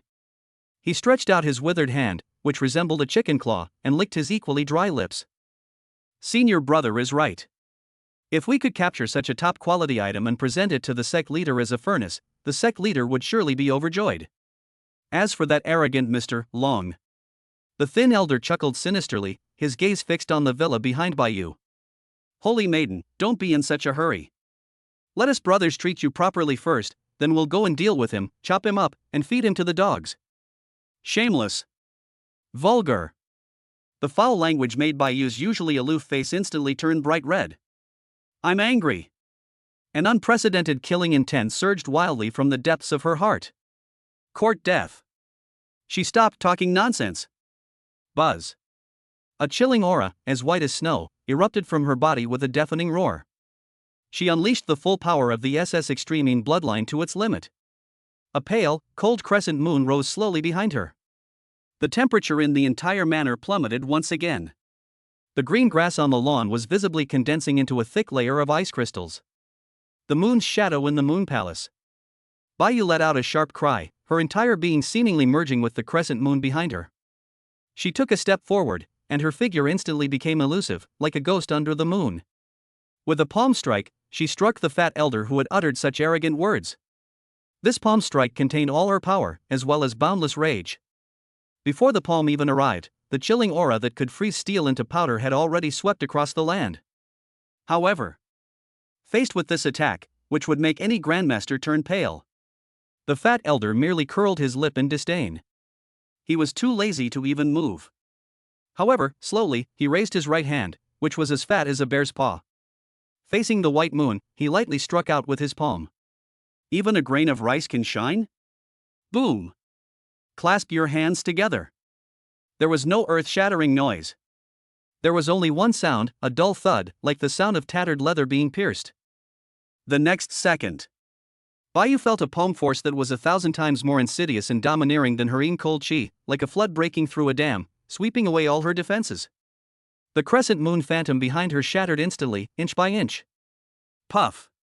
Another mouthful of blood gushed out. Her delicate body, like a kite with a broken string, was violently thrown away. The difference in levels of understanding. A defect in the bloodline. In front of this renowned grandmaster, it was magnified infinitely. One move. Just one move. The holy maiden of the heavenly pride pavilion suffered a crushing defeat. Upon seeing this, the thin elder let out an even sharper burst of maniacal laughter. Senior brother is awesome. This little girl is already in your grasp. I'll go and kill that little mouse in the villa too. So it won't spoil our fun. Before he could finish speaking, his ghostly figure flashed past the flying white moon in a flash, and with one claw, he grabbed at the villa's door. He wanted to silence everyone inside. It's over. As Bayou flew backwards through the air, watching this scene, for the first time, a look of despair appeared in her clear, cold eyes. She's finished. The Sioux family is finished. She could even imagine the tragic scene of the entire Sioux family being slaughtered, with blood flowing like a river. She could even imagine the humiliating scene of herself being repeatedly violated by these two filthy and disgusting old devils. She was unwilling to accept it. She was truly unwilling to accept it. Just when she was heartbroken and thought that she was going to die today, a familiar voice, tinged with a hint of languor and a touch of amusement. Like a spring breeze, it brushes across the frozen lake surface. It slowly floated out from the second floor of the villa. Two old dogs. They called for ages at my doorstep. Isn't it noisy? The sound wasn't loud, but it was clear and reached the ears of everyone in the room. The thin elder, who was rushing towards the villa, suddenly stopped. The fat elder, who was about to step forward to capture Bayou, also stopped in his tracks. Both of them looked in the direction of the sound at the same time. On the second floor balcony, one could see. A tall and slender figure appeared out of nowhere. He had one hand in his pocket and the other holding a cup of steaming milk. A playful smile played on his lips. That's right, Lou Buffon. He looked down at the two elderly men, their faces filled with astonishment. I glanced again at that white-clad figure, falling helplessly from midair. He shook his head. He casually placed the milk in his hand on the balcony railing. The next second, his figure disappeared. When it reappears, already, like a ghost, it had arrived behind the white moon, which was about to fall to the ground. He stretched out his long arm. Without leaning too far, he embraced that soft, delicate waist that seemed too fragile to grasp. He gently and steadily brought her into his arms. The movements were fluid and graceful, full of an indescribable elegance and intimacy. Bayu's cold, delicate body crashed into an embrace as warm as a fireplace. A powerful yet reassuring masculine aura instantly enveloped her. Her heart, already plunged into the abyss, was cold and filled with despair. At this moment, surprisingly, things settled down. She subconsciously looked up and saw a handsome profile with sharp features. And a pair of eyes, as deep as the stars. On the lawn, the two elders of Xianin looked at the young man who had suddenly appeared and staged a hero saves the damsel in distress scene right in front of them. I was taken aback at first. Then, a burst of even more unrestrained and maniacal laughter erupted. Ha ha ha ha. You're the so-called Mr. Long? The fat elder laughed so hard that his entire body of fat trembled. A mere brat dares to provoke my Xianming sect? They're really courting death. The thin elder, in particular, had a face full of disdain. I thought he was some kind of superhuman, but it turns out he's just a pretty boy. Kid, you've chosen the path to hell when there's one. Today, I'll make you and this little wench a pair of doomed lovers on the road to the underworld. I could hear that piercing, maniacal laughter in my ears. Lu Bufan ignored him. He simply lowered his head and looked at the exquisitely beautiful face in his arms, tear-streaked and pitiful. He gently wiped away the blood from the corner of her mouth with his warm palm. Then, in a gentle voice that only the two of them could hear, he whispered in her ear. Watch closely. This is the powerful grandmaster of the ancient martial arts world in your eyes. In front of me. They don't even deserve to be dogs. Chapter 63. One breath, one finger. In front of me. They don't even deserve to be dogs. Lu Bufan's voice was soft, yet it was like a reassuring pill, instantly calming all of Bayu's fear and unease. She leaned against his warm and domineering embrace, feeling the warmth from his hands and the masculine aura so close to her. A blush involuntarily rose on her pale, pretty face. She forgot the pain, forgot the danger, and just stared at the man, mesmerized. However, these outrageously arrogant words thoroughly enraged the two Xianyin elders on the other side. You little beast. You're asking for it. The fat elder's small eyes, squeezed into slits by his fat, shot out a venomous glint. He could no longer contain himself. Let me show you the methods of my Xianming sect. Mysterious darkness, divine poem. A furious roar. The fat elder's bulky body suddenly trembled. His black robe billowed and billowed even without wind. He slapped Lu Bufan with a palm strike from a distance. Buzz. A chilling wind howled. Ghosts wailed and wolves howled. A chilling palm force, several times stronger than before, surged forth from his palm. The palm force rapidly condensed in mid-air. It actually transformed into a gigantic skull, the size of a millstone, entirely black, radiating endless resentment and death. The skull, with its empty eye sockets, had two balls of eerie green will-o'-the-wisp burning inside. It opened its blood-red maw and let out a silent roar that could tear a person's soul apart. It carried a terrifying aura that could drag everything into the deepest hell. With a whoosh, it bit down on Lu Bufan and Bayu. This palm strike is his signature move. It was a vicious killing move that he forged using countless living souls. There were at least 8, if not 10, grandmasters who died from this palm strike. He wanted to smash this arrogant brat in front of him, along with the beauty in his arms, into a bloody pulp. Faced with this earth-shattering blow, Bayuehua paled and instinctively clutched Lu Bufan's clothes. Although she knew Lu Bufan was very strong, the power of this palm strike had exceeded her expectations. However, Lu Bufan didn't even lift his eyelids. He didn't even loosen his grip on Bayu's slender waist. It was as if that terrifying skull, capable of changing the color of mountains and rivers and eclipsing the sun and moon, simply did not exist in his eyes. He simply raised his head, completely at ease. Facing that skull, which was already inches away, its gaping maw wide open. Gently, I blew a breath. Call. This breath was blown very lightly. Very casual. It's like blowing away a speck of dust that has fallen onto the pages of a book. The breath contained a faint, almost invisible, golden aura. That was the primordial dragon flame belonging to the 9 heavens responding dragon. The next second, an extremely bizarre scene unfolded. That seemingly faint wisp of golden energy drifted gently and landed on the head of that menacing giant skull. Then, that was the end of it. There was no explosion. There was no loud noise. There wasn't even a trace of energy collision. That was a terrifying skull formed from pure Xianming palm force and countless vengeful spirits. The moment it came into contact with that wisp of golden dragon flame, it's like dry firewood that's been lit. It's like snow that has been exposed to the scorching sun. Silently, from the inside out, it begins to burn and melt. Less than half a second. That enormous skull was enough to make any grandmaster's scalp tingle. And just like that, it was completely burned to ashes in mid-air. Not even a wisp of black mist remained. It was as if it had never existed. The whole world fell silent. The wind stopped. The wailing and howling sounds disappeared. Only the cold, bright moon remained, quietly hanging in the sky. The sinister smiles on the faces of the two elders of Xianin froze. Their eyes, filled with resentment and greed, were wide open. His mouth was so open it was almost big enough to fit a fist. What did they see? Their prized, invincible Xianming divine poem. It turns out, incredibly, it was blown away in a single breath by the other party. Is this fucking a dream? The fat elder was even more struck dumb. He could clearly feel that the palm strike he unleashed, along with the vengeful spirits that had been refined for hundreds of years within it, was completely purified in that instant by a supremely powerful and yang force. Not even a trace of the origin could escape. How is this possible?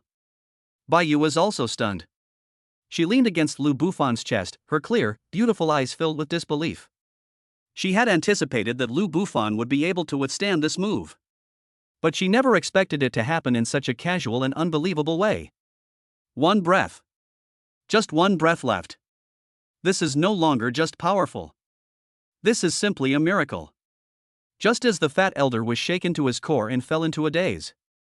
The thin elder beside him, however, had a glint of extremely sinister ruthlessness in his eyes. Senior brother, be careful. This kid is strange. Watch this. 9 Ghost Claw. A sharp shriek. The thin elder's figure, as thin as a bamboo pole, suddenly became blurry. His entire being transformed into a black phantom, almost invisible to the naked eye. In a bizarre angle that defied the laws of physics, it instantly circled around to Lu Bufan's back. Wow, so fast. Bai Yu was startled and was about to offer a reminder. But it was already too late. Then, the skinny elder's withered, claw-like right hand, carrying a vicious gust of wind capable of tearing through metal, reached straight for Lu Bufan's vital back. That claw strike was both swift and ruthless. But that's not even the most insidious part. His real killer move is his left hand. His equally withered left hand, in an even more cunning way, bypassed Lu Bufan's body, its target being Bai Yu's high, full breasts, which Lu Bufan was holding in his arms. He actually wanted to use such a despicable tactic to besiege Wei to rescue Zhou. This forced Lu Bufan into a panic, causing him to reveal his weaknesses. And then, right in front of Lu Bufan, he could humiliate the woman in his arms. Shameless. Bai Yu saw through the other party's intentions and was so angry that her face turned pale. She wanted to hide. But she had just been seriously injured and was being held in Lu Bufan's arms, so she couldn't move at all. She could only watch helplessly as the foul-smelling ghostly claw rapidly enlarged in her pupils. However, just as that ghostly claw was about to touch her pure white martial arts uniform, Lu Bufan snorted coldly. Snort. The sound wasn't loud, but it was like a heavy hammer, weighing 10,000 pounds, that slammed into the thin elder's heart. Immediately afterwards, Lu Bufan tightened his grip slightly on Bai Yu's slender waist. He didn't even turn his head. However, with the beauty in his arms, he gracefully spun half a circle in place. A graceful turn, like a waltz. Moment. The skinny elder's determined, fatal claw strike and his insidious, humiliating grab both fell into empty air. At the same time. Because of this rotation, Bai Yu's plump and soft body pressed even more tightly and seamlessly against Lu Bufan's firm and hot chest. That breathtaking softness and fullness, even through two thin layers of clothing, was squeezed and slightly deformed. That indescribable sensation made Lu Bufan's heart flutter. Bai Yu, on the other hand, was so ashamed that she wished she could disappear into a crack in the ground.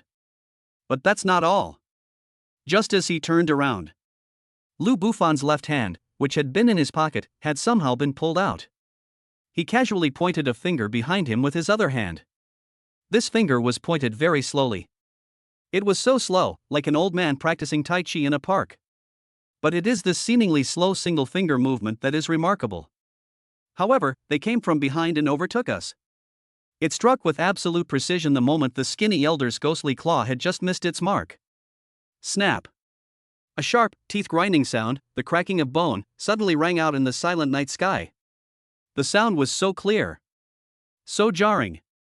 The thin elder's sinister and smug face froze instantly. Instead, there was endless pain and terror. He felt a terrifying force, which he could not understand or resist, suddenly erupt from the other party's fingertips. That power was utterly devastating. Unstoppable. Starting from his finger bones, he climbed upwards. Know the bones. Metacarpal bones. Wrist bone. Arm bone.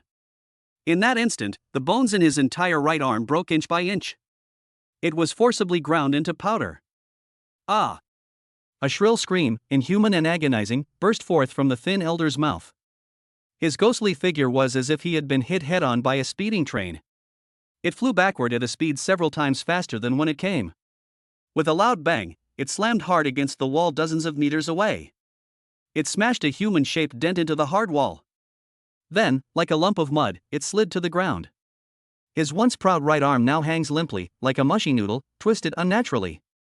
The fat elder looked at the miserable state of his companion. Looking at that arm, which was now completely useless.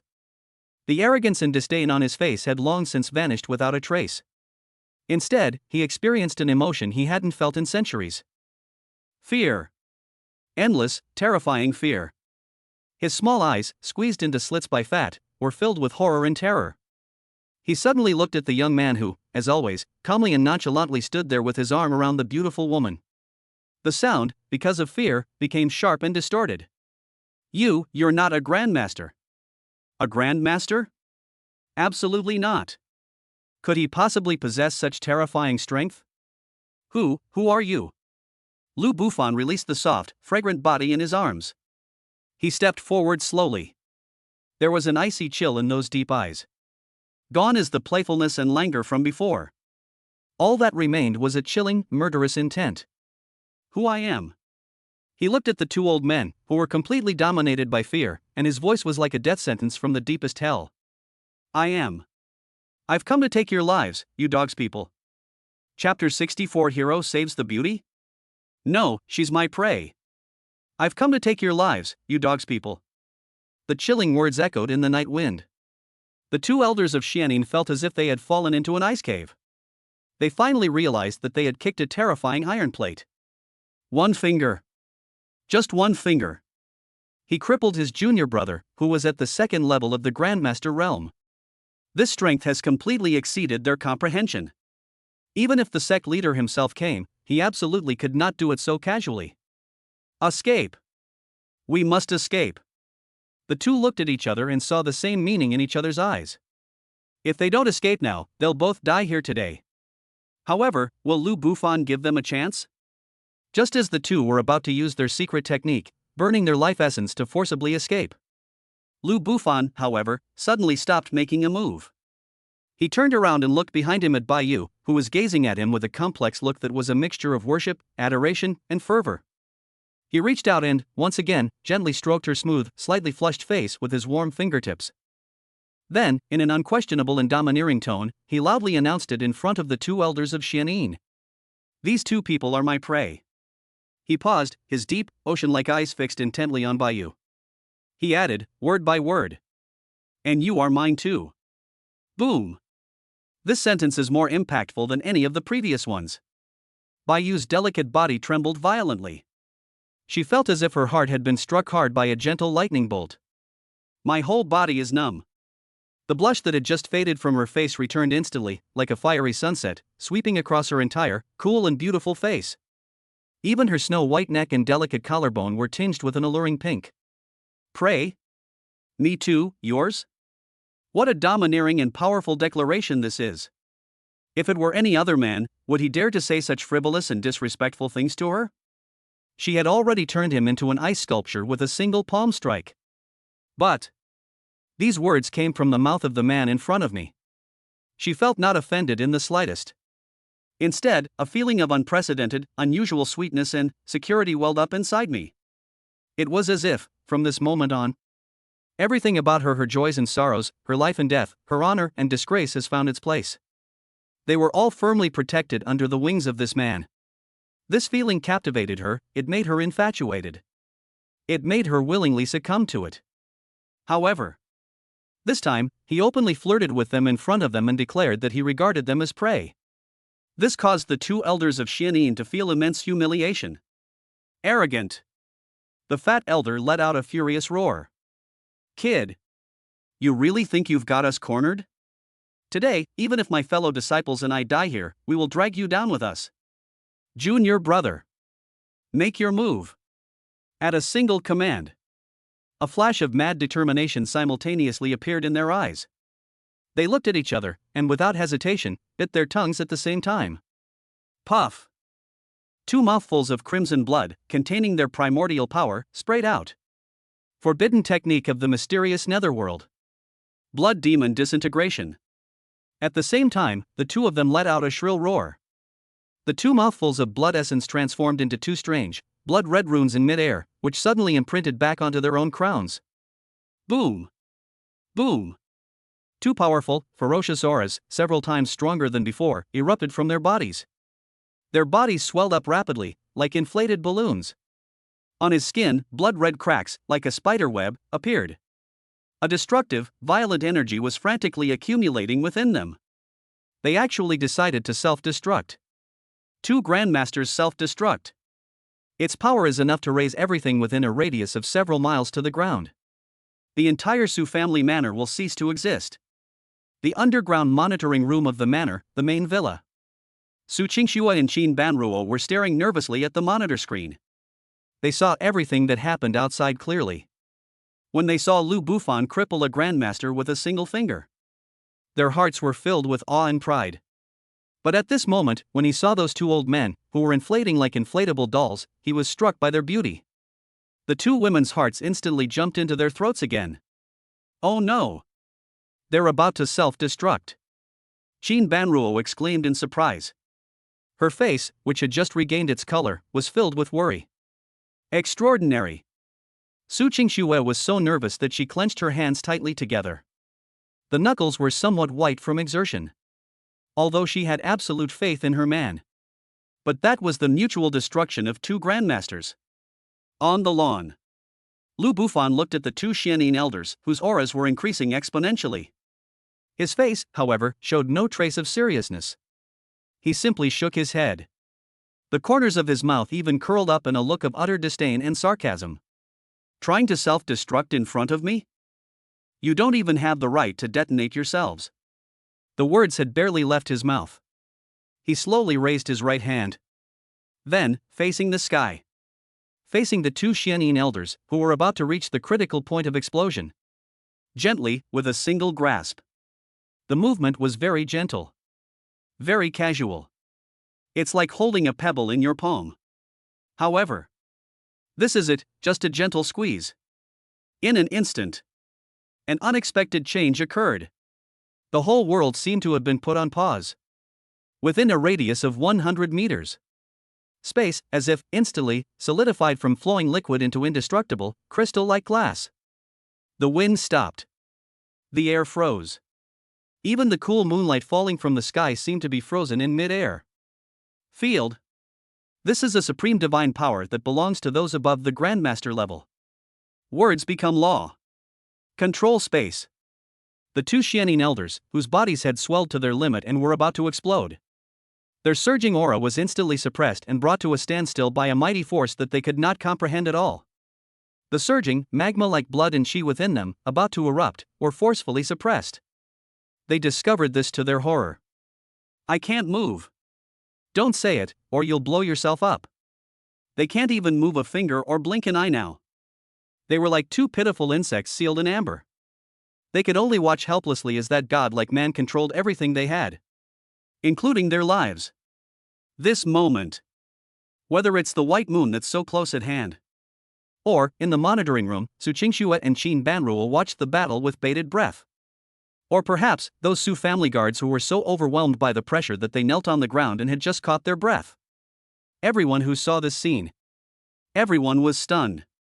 Their mouths opened wide without them even realizing it. Their pupils contracted violently. Their minds were blank. Only one shared thought remained. This. What kind of divine skill is this? Words become law. Take control of space. Is this still a power that humans can possess?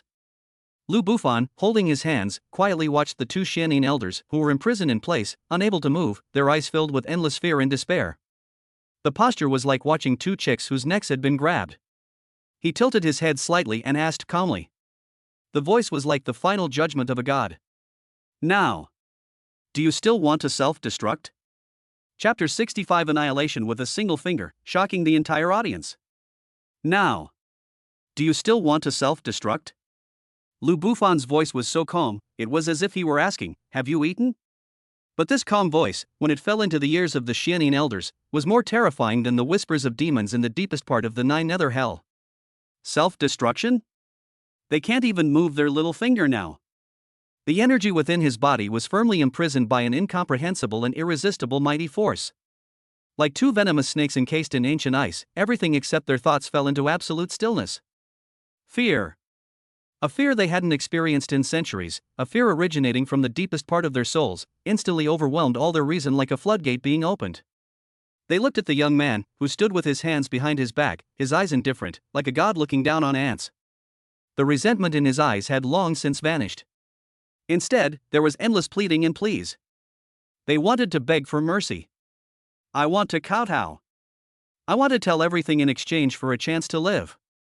But they couldn't even move their lips. They couldn't utter a single syllable.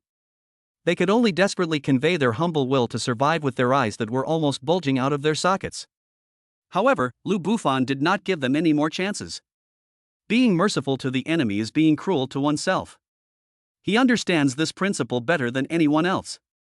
He slowly raised his left hand, which had just been in his pocket. Her slender fingers, fair and clean, resembled a perfect work of art.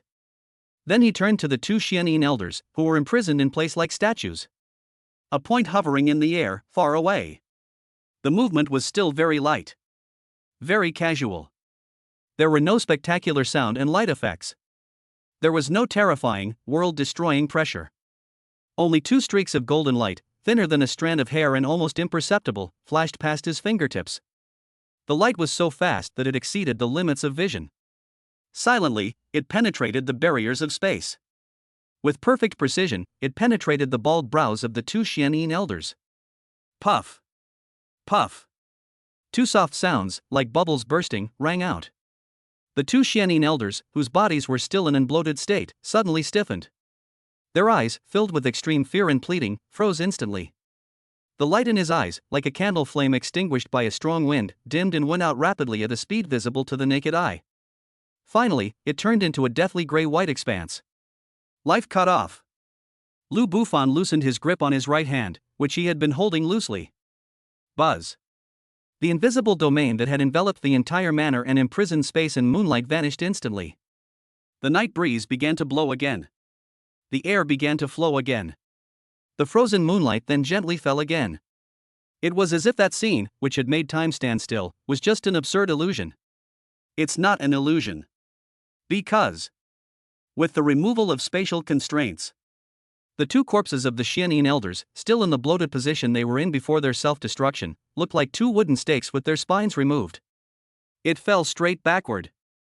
Bang! Bang! Two muffled thuds. Two plumes of dust were stirred up. They just lay there on the cold grass. His eyes were wide open, and he died with his eyes wide open, unable to close them in peace. On the foreheads of both of them, there appeared a tiny, pinprick-sized blood hole. A trickle of bright red blood was slowly seeping from the wound. Besides, there were no more scars. From beginning to end, the two elders of Xianyin descended arrogantly. At this point, they were both dead. The whole process took only a few minutes. These two are renowned figures in the ancient martial arts world, grandmasters at the second level of the heavenly realm, whose fear is enough to strike terror into the hearts of countless sects. They couldn't even put up a decent act of resistance. They were already utterly destroyed, body and soul. The entire Su family manor fell into a deathly silence. The Su family guards, who had just recovered from the pressure of the Grandmaster, gaped with their mouths agape and their eyes widened, as if they were mortals who had witnessed a miracle, and were completely petrified on the spot. Their minds were completely blank. What just happened? Field. Imprisonment. One finger.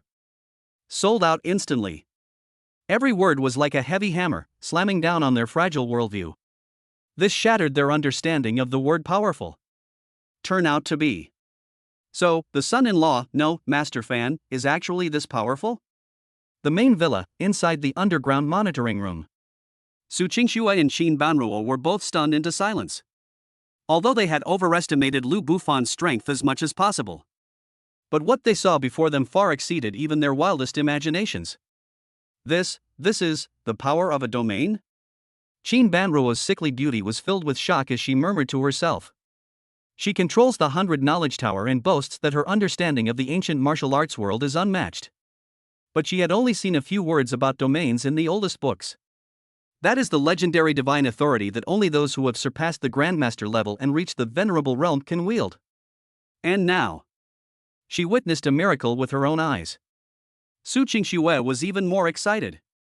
Her beautiful, clear eyes, as cool as autumn water, sparkled with a strange light. She looked at the man on the screen, who seemed nonchalant, as if he had casually crushed 2 ants.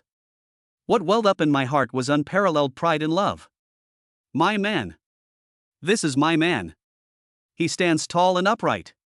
He is unparalleled in the world. On the lawn. The one who was closest to Baiyu felt it the most clearly. She stood there, staring blankly at the 2 already cold corpses. She looked up blankly at the man standing with his hands behind his back, his clothes without a single wrinkle. On that cool and stunningly beautiful face, besides the undisguised immense shock, there was also, more than anything, it's a kind of fanaticism and obsession that's almost like rebuilding a faith after its collapse. Is this the power of God? Is this the real power that led me out of that well? It turns out that everything I had pursued and everything I was proud of before was truly laughable in his eyes. Just as she was overwhelmed with emotion and almost lost herself in this torrent called worship, Lu Bufan turned around. He walked up to her. Those deep eyes looked her up and down. Looking at her pale, bloodless face, he couldn't help but frown. You're scared by this little scene? He reached out and gently stroked her cool, smooth face with his warm fingertips, his tone carrying a hint of domineering teasing. From now on, follow me. These kinds of things happen all the time. These words were like a warm current, instantly dispelling the last trace of confusion and fear in Baiyu's heart. She came to her senses. Those clear, moon-like eyes stared blankly at the handsome face so close to hers. Looking into his eyes, I saw the undisguised concern and possessiveness. She felt as if the string of reason in her heart had snapped completely with a thud. What kind of holy maiden of the heavenly pride pavilion is this? What fairy of the moon palace? What's with the pretense of modesty? What pride? At that moment, she completely forgot about everything else. She only wants to do one thing right now. The next second.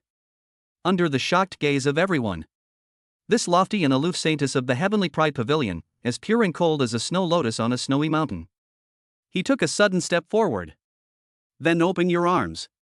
She threw herself into the man's arms without hesitation. She hugged him tightly.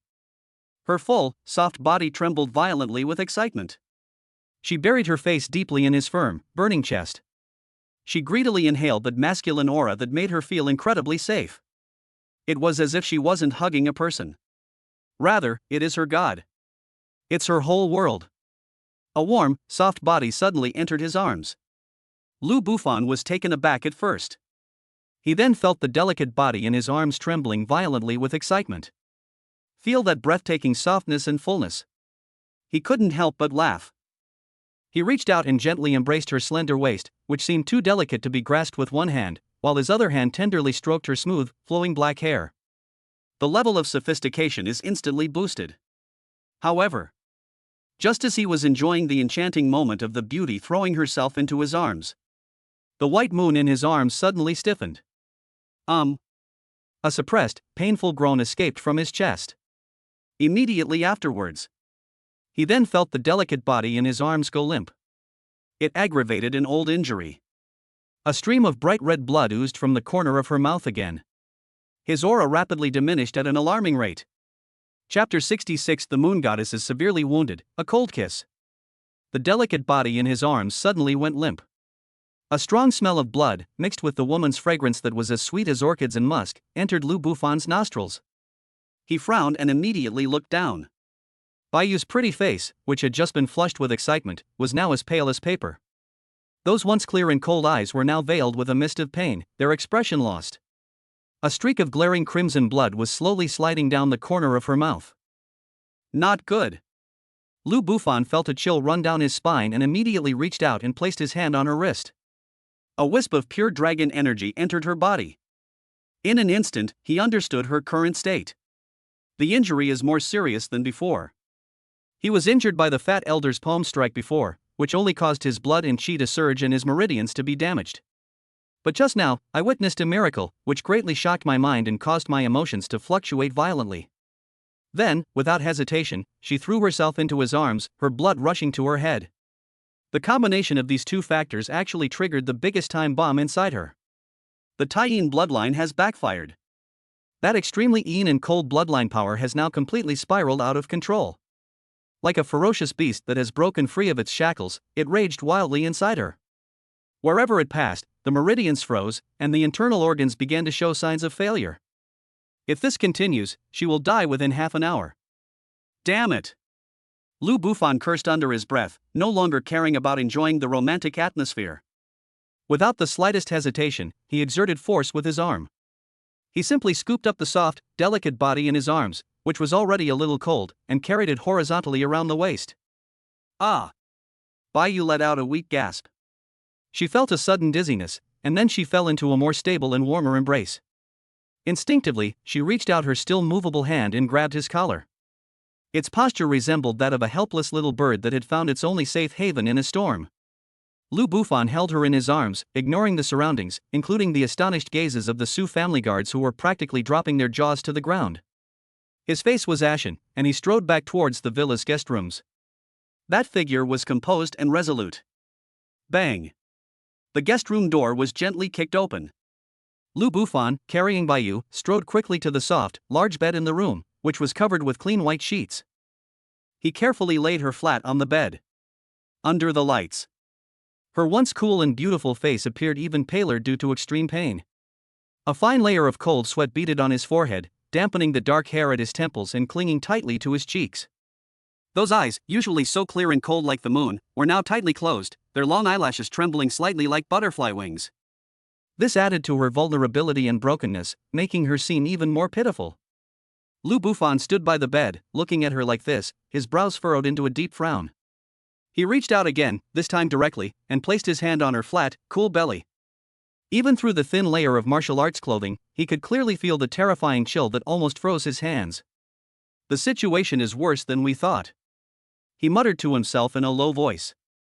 The Yin energy within her body had completely gone berserk. Like an avalanche that swept over her entire body. It is frantically eroding her internal organs and extinguishing her vitality. Conventional methods of introducing yang energy are no longer effective. That's like pouring a cup of water into a forest fire. It's like trying to put out a raging fire. Just then, the white moon on the bed seemed to sense that its life was rapidly slipping away. She struggled to open her eyes. Those eyes, already shrouded in a deathly aura, reflected Lu Bufan's handsome face, which was filled with solemnity. Her lips, which were somewhat chapped from blood loss, moved slightly. With the last bit of strength in her body, she grabbed Lu Bufan's large hand, which was still resting on her lower abdomen. The sound was as faint as a mosquito's buzz, intermittent and faint. My bloodline is turning against me. No. No need, don't worry about me. This is my fate. As she spoke, a poignant sense of relief flickered in her eyes. It seems she has already accepted this predetermined ending. But the hands that were gripping him tightened their grip even more unconsciously. It seems they are still reluctant to part. This kind-hearted look, even in despair, still thinking of not causing him any trouble, softened Lu Bu's heart for no apparent reason. But it only lasted for a moment. The next second, an even stronger sense of dominance and unquestionable authority surged into his heart. He frowned and took her cold little hand in his own. He spoke in a deep, authoritative tone, with an air of unquestionable authority. "Shut up. Your life is mine. I said you can't die, even the king of hell wouldn't dare come to take you." These words resounded like thunder in Bayu's dying sea of spirit. Her eyes, which had begun to glaze over, suddenly widened slightly. Looking at the domineering yet reasonable man in front of me. Looking into his eyes, I saw an unwavering determination. Her heart, already plunged into endless darkness, was now cold and icy. A tiny flame, called hope, was rekindled. However, she hadn't had time to process the huge impact of those words. What happened next was something she never expected. Lu Bufan bent down. That handsome face rapidly magnified in her pupils. He looked at her lips, which appeared even paler yet more alluring due to blood loss. Without the slightest hesitation, he kissed her right away. Bayu's already wide eyes widened even more instantly. My brain completely shut down at that moment. A blank page. The warm, soft touch, with an unyielding and domineering aura, clearly came from her lips. He actually kissed me? This was the first time in over 20 years that she had such intimate contact with a man. She is the holy maiden of the heavenly pride pavilion. She is the moon goddess, whom countless geniuses of the ancient martial arts world dare not even look at. But now, her first kiss was just stolen away? However, in that moment when she was in utter confusion, filled with shame and indignation, a surge of supreme Yan dragon energy, purer and more powerful than ever before. Like a rushing river. Through their tightly pressed lips and tongues, it surged into her body in a mighty torrent. The moment that extremely masculine energy entered, it was like a blazing sun rising suddenly in her dark world covered in ice and snow. Moment. This suppressed the yin-cold energy that was rampaging wildly within her body. The original deep, bone-chilling pain, and the icy cold that seemed to freeze the soul. Faced with this warm yet domineering dragon aura, it was like encountering its nemesis, ice and snow. Dissolve and vanish rapidly. Bayu felt as if she were immersed in the warmest hot spring. It's like lying on the softest cloud. All the pain is subsiding rapidly. Instead, she experienced an ultimate comfort and ease she had never felt before. The feeling was so pleasurable that she couldn't help but let out a suppressed moan from deep in her throat. Her delicate body, which had been tense from the pain, unconsciously relaxed. The slightest thought of resistance had long been washed away by this ultimate feeling of comfort. She was in a state of unprecedented confusion and intoxication. The small hands that had been tightly gripping Lu Bufan's large hand had somehow loosened their grip. She even began to respond to the domineering yet tender kiss unconsciously and clumsily. I don't know how much time passed. It felt like an eternity. It seemed like only a moment. The kiss ended. Lu Bufan slowly raised his head. He looked down at the face beneath him, a face that had regained its rosy hue, its beautiful eyes brimming with a mixture of dreaminess and shyness. He stuck out his tongue and gently licked his lips. A wicked yet playful smile curved his lips. He laughed in a deep, husky voice. That's the appetizer. Next comes the real feast. If you want to live. Okay, let's take off our clothes. Chapter 67 Healing? This is dual cultivation. Take off your clothes? Lu Bufan's words, tinged with a hoarseness and undisguised aggression, were like a bucket of ice water poured over someone's head. In an instant, Bayu was jolted awake from her dazed and intoxicated state. Her pretty face, which had just regained its rosy hue, suddenly turned as red as a ripe apple. That blush spread from her cheeks all the way to her snow-white neck and delicate collarbone, and even her small, exquisite earlobes were so red they looked like they were about to bleed. She buried her head in the soft blankets like a startled ostrich. Her voice was barely audible, and tinged with a sob. What do you want to do? It's over. It's all over. My holy maiden of the heavenly pride pavilion, the pure and immaculate fairy of the moon palace. Am I going to lose my virginity here today? She felt shy, aggrieved, and a secret expectation that she herself dared not admit. Looking at her shy expression, as if she wanted to disappear into a crack in the ground. Lu Bufan couldn't help but find it somewhat amusing. The contrast is too great. Just a moment ago, she was aloof and unapproachable, like a snow-capped ice lotus. Now, however, she has become a shy little kitten that can be petted and cuddled by anyone. He sat on the edge of the bed, not in a hurry to take the next step. Instead, he patiently explained in a serious tone, as if he were conducting an academic discussion. Don't misunderstand. Your Taiyin bloodline has backfired too severely. The cold energy has penetrated deep into your bone marrow and soul. I just used dragon energy to temporarily suppress the riot for you. But this is only a temporary solution. To cure it completely, I must use my pure yang dragon energy to thoroughly cleanse and harmonize your entire body, including all 365 main meridians and 720 acupoints. This process requires energy, which flows freely between you and me. Wearing clothes will severely hinder the efficiency of energy flow, and may even cause you to go into a state of demonic possession and explode due to energy stagnation. His words were well reasoned and logically sound. It sounds incredibly professional. Extremely serious.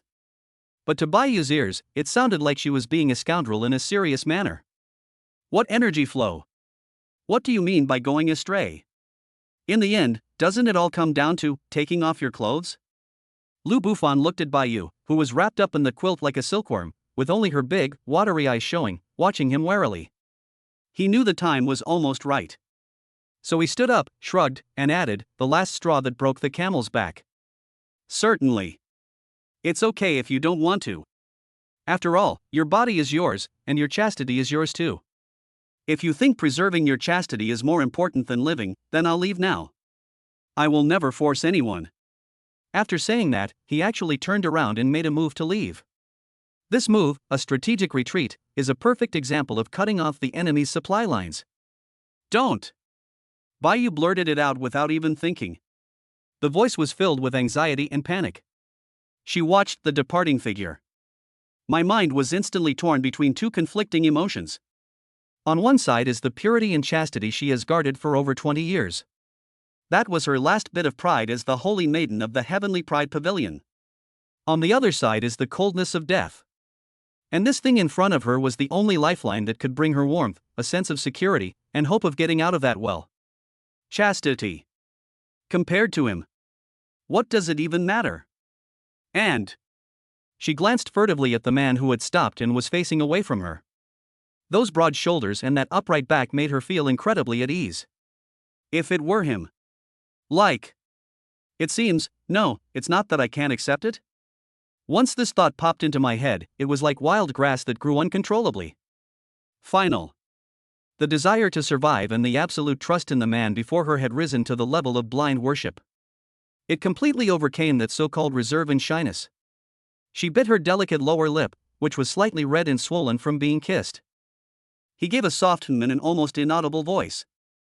Then she buried her face even deeper into the blanket. It's as if as long as you don't look at it, you won't feel so ashamed. Lu Bufan heard that faint, almost inaudible response. He turned around and looked at the pitiful little girl shivering under the covers.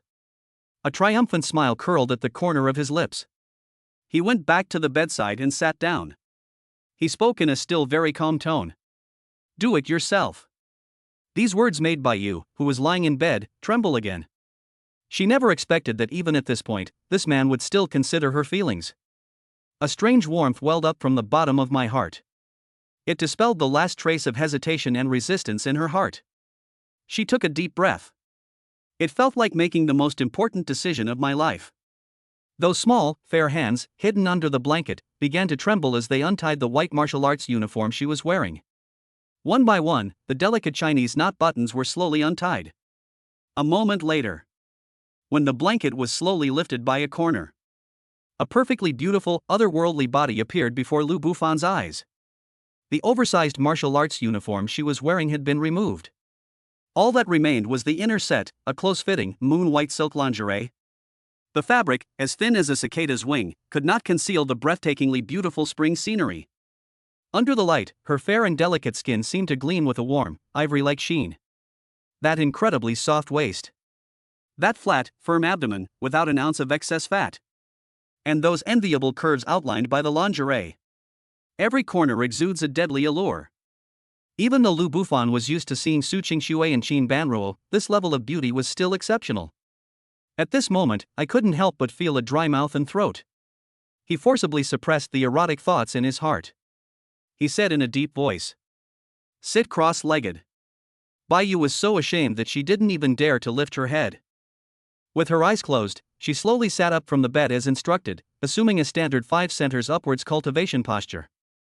Lu Bufan then went around behind her and sat down cross-legged as well. He took a deep breath and slowly extended his palms.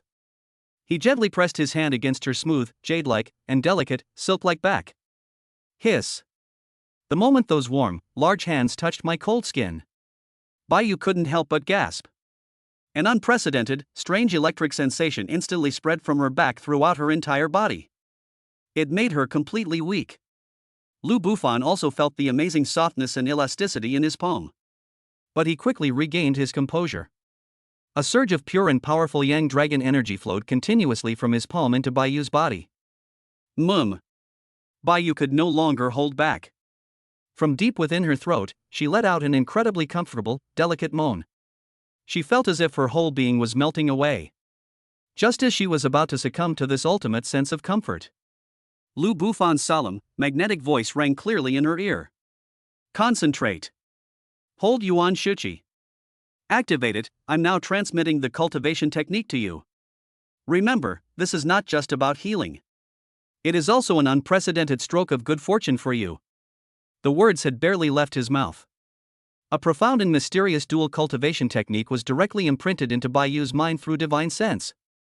As the cultivation technique began to operate autonomously, the auras emanating from her and Lu Bufan began to blend and resonate in a wondrous rhythm.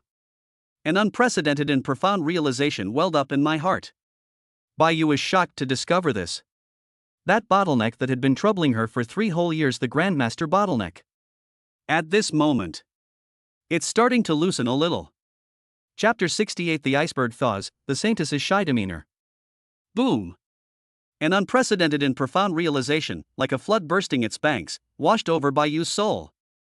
She could clearly feel that the Grandmaster bottleneck, which had been like ancient ice for thousands of years, had been blocking her cultivation, causing her unbearable pain and even despair. At this moment, there was an almost imperceptible loosening. Even if it's just a tiny bit. But for her, who had been trapped in this state for 3 whole years, this is no less than seeing a ray of dawn that tears the heavens and the earth apart in endless darkness. How is this possible? Bai's mind was stirred up by a monstrous wave. She tried countless methods, consumed countless rare and precious herbs, and even risked everything to forcefully break through by activating her bloodline power. What they got in return was repeated failures and increasingly severe backlash. But now, simply, back to back with him. It was merely a matter of circulating the unheard of dual cultivation technique that he had just been taught. This bottleneck, which seemed like an insurmountable chasm, actually moved on its own. This is no longer a matter of luck. This is simply a miracle. Just as her mind was wavering, Lu Bufan's steady and magnetic voice rang in her ears like a morning bell. Concentrate and calm your mind. Yin and yang complement each other, and water and fire blend together. Your Taiyin bloodline is extremely yin and cold. Although it is domineering, it is biased and like a rootless duckweed, which is very easy to backfire. And my bloodline is extremely strong and masculine. When the two of us are one, we are the most perfect harmony in the world. Open your mind and feel the flow of my dragon energy, and draw the yin cold energy in your body into it. Don't resist, just let nature take its course. Lu Bufan's voice possessed an irresistible magic. Bai's restless heart miraculously calmed down. She stopped thinking and completely followed his instructions, relinquishing the last bit of control over her body. She allowed that warm yet domineering pure yang dragon energy to carve out a completely new circulation path within her body. At the same time, she carefully guided her unruly, cold yin energy, slowly merging it into the body. The moment 2 completely different energies with entirely opposite properties come into contact. Bai was so nervous that she stopped breathing. She was terrified that a violent explosion, a clash of fire and water, might occur. However, the anticipated conflict did not occur. That extremely yin and cold yin energy came into contact with that extremely yang dragon energy. Far from causing any rejection. It's more like a wanderer who has been away from home for many years has found a home. It was like a long parched riverbed receiving timely rain. Surprisingly, they willingly and meekly integrated themselves into the group. One yin and one yang. One is cold, the other is hot. 2 forces coexisted within her, connected by the profound dual cultivation technique. It began with a near-perfect rhythm, slowly merging and swirling. This forms a Tai Chi cycle, where black and white are clearly distinct yet interdependent. Baiyu felt an indescribable sense of comfort surging wildly from every part of her body. The injuries inside her body were healing at a speed visible to the naked eye. Her meridians, which had become cold and stiff due to the backlash from her bloodline, were being rapidly repaired and widened, becoming more resilient and expansive than ever before. Lu Bufan, too, felt the immense benefits. That purine energy was simply the most top-tier tonic in the world for his Nine Heavens Yinglong bloodline. His bloodline was originally extremely yang, but now it was harmonized by this extremely yin power. With the balance of yin and yang, things become increasingly harmonious and profound. His control over his own power has also reached a new level. This is the true essence of dual cultivation. Mutual benefit and mutual success. As the exercise progressed, the temperature in the room began to rise uncontrollably. Baiyu felt as if she had been thrown into a hot spring. A warm current rose from her lower abdomen and flowed throughout her body. Her already fair and delicate skin now had a layer of incredibly alluring light pink hue. That aloof and stunningly beautiful face was even more captivating, with alluring eyes and a beauty as lovely as peach blossoms. That aloof, unapproachable demeanor has long since vanished without a trace. Instead, there is an ultimate allure that can drive any man crazy. She could no longer suppress it, and from deep in her throat, she let out a sound tinged with pain, yet mixed with more of a joyful and seductive moan. The sound, like a feather, gently tickled Lu Bufan's heart. "Don't get distracted," Lu Bufan whispered in her ear. The warm breath sprayed onto Baiyu's sensitive earlobe, causing her delicate body to tremble again. "Sink your left shoulder down 3/10 of an inch, direct the chi to the Zigong acupoint." As he gave her instructions, he reached out his other hand and gently placed it on her shoulder to help her adjust her posture. That unintentional physical contact. The scalding heat emanating from that palm. Baiyu was so embarrassed that she almost fainted. Yet, amidst this extreme shyness, I also tasted a strange and unprecedented intoxication. As the practice of dual cultivation deepens, their breaths mingled more and more intimately. In the end, their souls seemed to have broken free from the shackles of the physical body and intertwined on a more mysterious level. Boom! A loud bang echoed in Baiyu's mind. She seemed to see a vast and boundless starry sky. Lu Bufan's soul is the sole ruler of this starry sky. It was something that defied description: vastness, grandeur, and immortality. Before his spirit, she felt as insignificant as a speck of dust. Her adoration for him had already reached its peak. At this moment, it was completely sublimated into an absolute devotion that was almost a faith. Turn out to be. Is this his true self? Is this the real scenery beyond that well? Just as she was immersed in this immense shock that originated from the depths of her soul, the energy within her body had also accumulated to an unprecedented peak. That path, the bottleneck of the Grandmaster realm, has already loosened. There was nothing that could stop this unstoppable torrent of yin and yang in perfect harmony. Now, Lu Bufan's voice, like a divine decree, resounded loudly within her soul. Break through it. Upon hearing this, Baiyu no longer hesitated. She guided the energy within her body, which had grown to its limit, toward the insurmountable barrier that had troubled her for 3 years. The final assault has begun. Click. A crisp, shattering sound, seemingly emanating from the depths of the soul, rang out. That seemingly indestructible bottleneck shattered instantly. Boom! A terrifying aura, more than 10 times stronger than before, suddenly erupted from Baiyu's body. She seemed to have been elevated. The spiritual energy of heaven and earth surged wildly towards her body. Grandmaster! She finally stepped into this long-awaited realm. In the moment of breakthrough, the frustration that had been building up for 3 years intertwined with the immense joy of new life. Like a flash flood or tsunami, it completely overwhelmed her last shred of reason. She could no longer suppress the overwhelming love and gratitude she felt. She turned around abruptly, ignoring her own shameful state of being almost completely naked. With her beautiful eyes, misty and alluring from her breakthrough, she gazed intently at the man before her who had given her a new life and everything. She parted her lips slightly. The voice was no longer cold and aloof, but carried a hint of alluring charm that she herself was unaware of. Gentlemen. Baiyu, I'd do anything for you. This is the most passionate confession.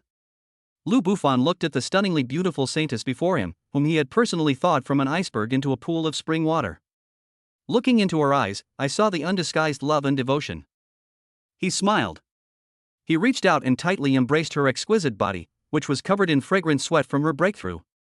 He whispered in her ear in a voice that was both domineering and gentle. "From now on, call me Bufan." Upon hearing this, Bayu's delicate body trembled again. Immediately, a happy and content smile appeared on her face, one she had never seen before. She took the initiative to raise her head. They met those deep, star-like eyes. The temperature in the room was getting higher and higher. Under the moonlight, two figures were tightly intertwined. Clothes stripped away. A room bathed in spring sunshine, infinitely enchanting. Nothing was said that night. When the first rays of sunlight the next morning playfully shone into the room through the gap in the curtains, Bayu's long eyelashes trembled slightly, like butterfly wings. She lazily opened her eyes. The first thing that catches the eye is a strong yet warm chest. In my ears, I heard a steady and powerful heartbeat. A masculine aura, emanating from the tip of her nose, gave her immense peace of mind. Last night, those crazy and beautiful scenes surged into my mind like a tide. Her exquisitely beautiful face instantly turned bright red again. She carefully raised her head. Looking at that handsome face, still asleep. His eyes were filled with tenderness and love that could not be melted away. "From now on, I am this man's woman." This thought filled her heart with an unprecedented sense of happiness and contentment. Like a docile kitten, she gently rubbed her face against his chest again. Feeling his steady heartbeat and the warmth emanating from his body, a happy smile, unlike anything she had ever seen before, spread across her face. However, just as she was immersed in this peaceful and beautiful atmosphere, a cold, emotionless mechanical voice. But without warning, it exploded in Lu Bufan's mind. Chapter 69: The Fusion of Yin and Yang, Bloodline Resonance. Bite. Detected that the host has a special constitution and is a chosen one. A harmonious life has been achieved. Data analysis in progress. Bloodline compatibility testing in progress. Analysis progress 1%. The system notification sound in his mind instantly woke Lu Bufan from his light sleep. But he did not open his eyes and continued to breathe steadily. But a ripple stirred within her heart. Data analysis? Bloodline compatibility test? This is the first time. In the past, whether it was Su Qingshui or Qin Banruo, the system rewards were always issued instantly and decisively. This time, they even started a pre-processing procedure? This foreshadows that last night's union with the White Moon was no small matter. He remained calm and began to silently sense the changes within his body. This discovery surprised even himself. He discovered that his 9 heaven Xinglong bloodline, after being nourished and harmonized by the power of Taiyin for one night, had been restored. Surprisingly, it has become more well-rounded and more reserved.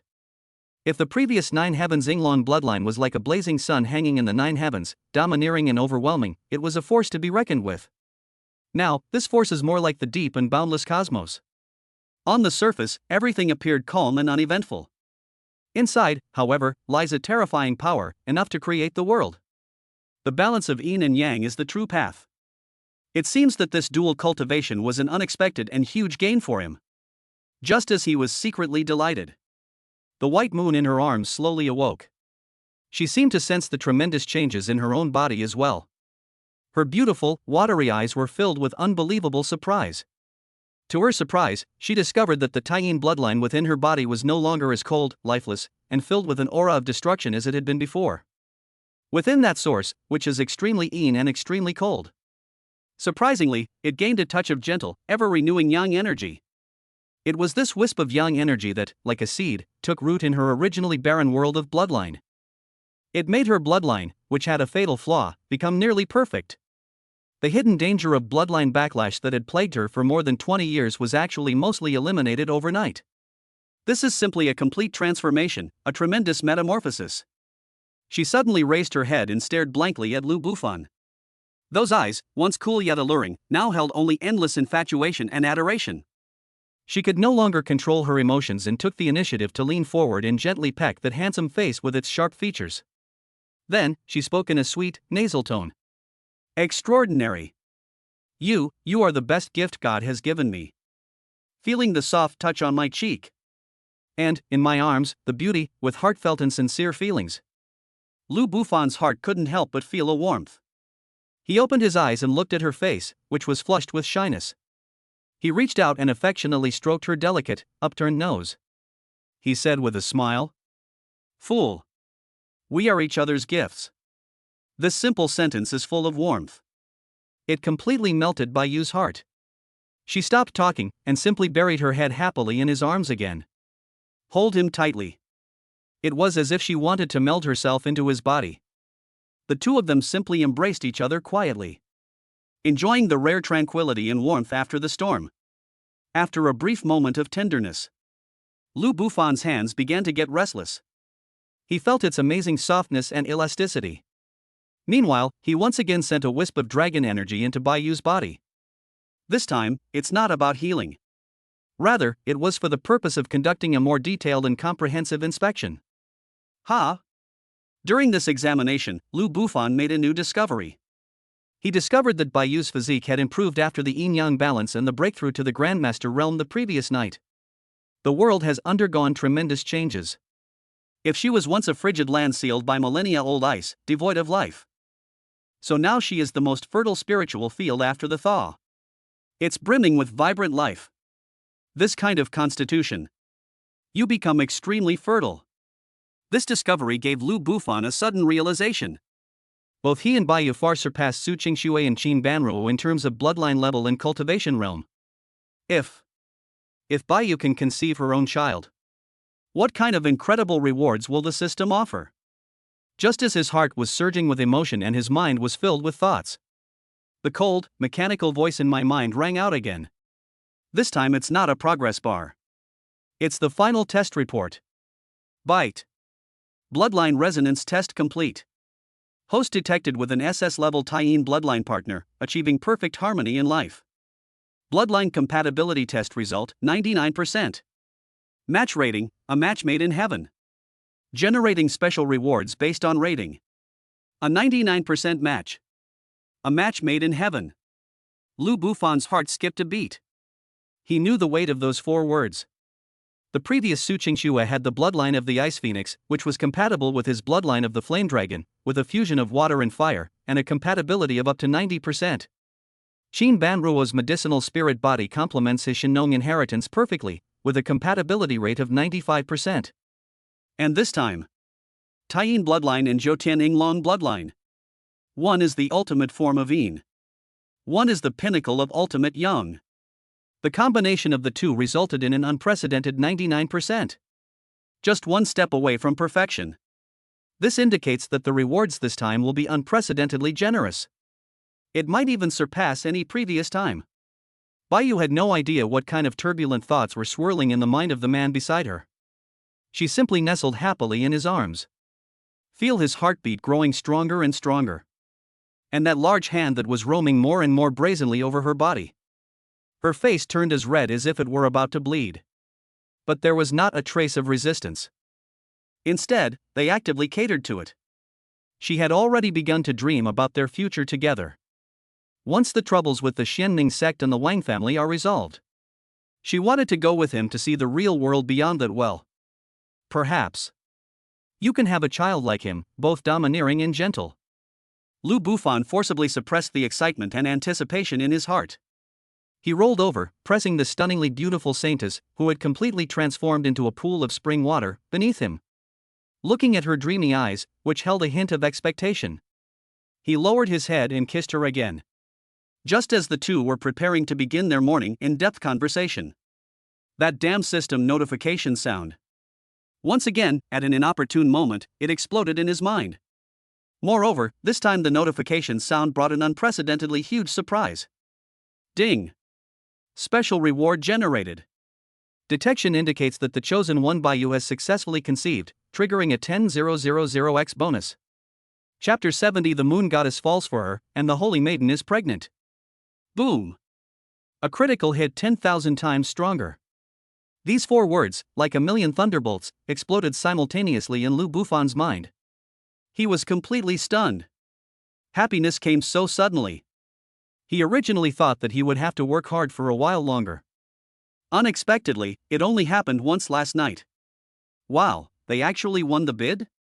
And it even triggered the highest level critical hit of 10,000 times. Before he could recover from this huge surprise, a series of system notifications, as melodious as heavenly music, flooded the screen like a torrential downpour. Byte. Congratulations, host.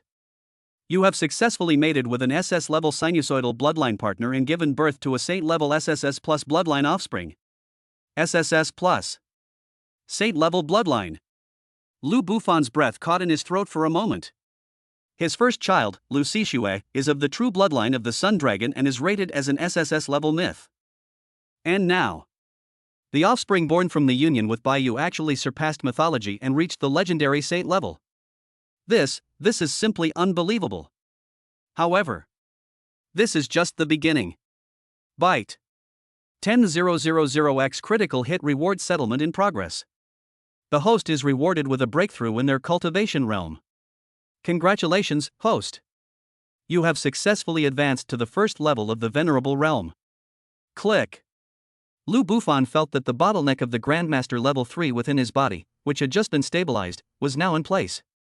Before this ineffable, awe-inspiring power, so fragile, like a thin sheet of paper, it was instantly stabbed to pieces. His cultivation level seemed to have skyrocketed.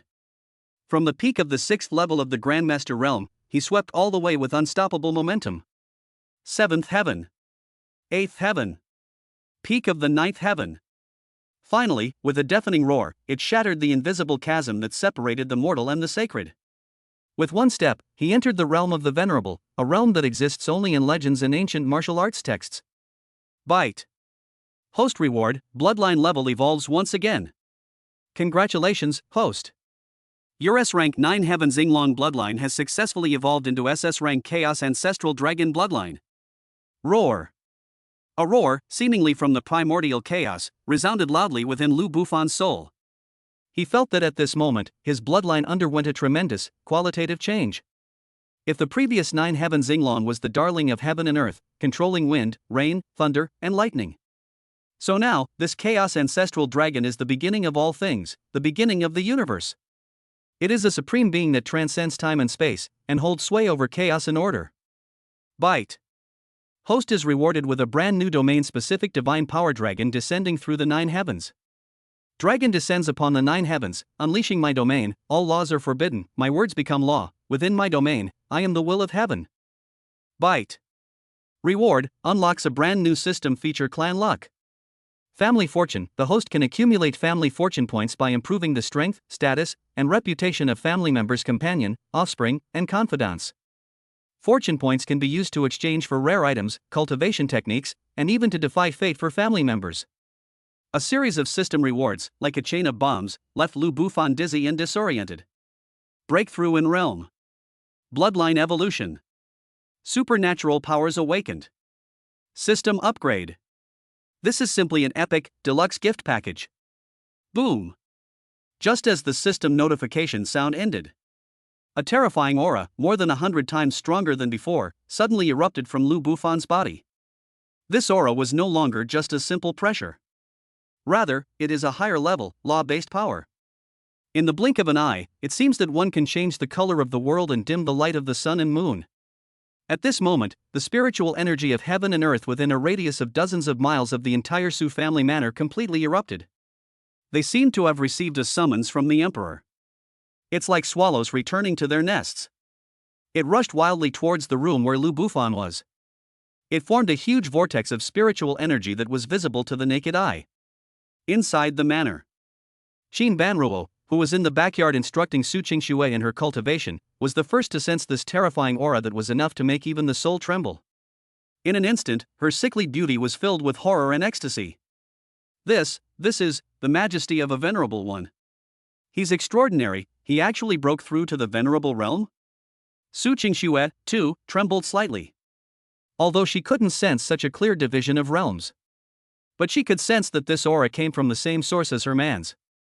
Moreover, it is countless times stronger than when it instantly killed the Xian'in elders last night. In an instant, her clear, cool eyes shone brightly, filled with unparalleled pride and love.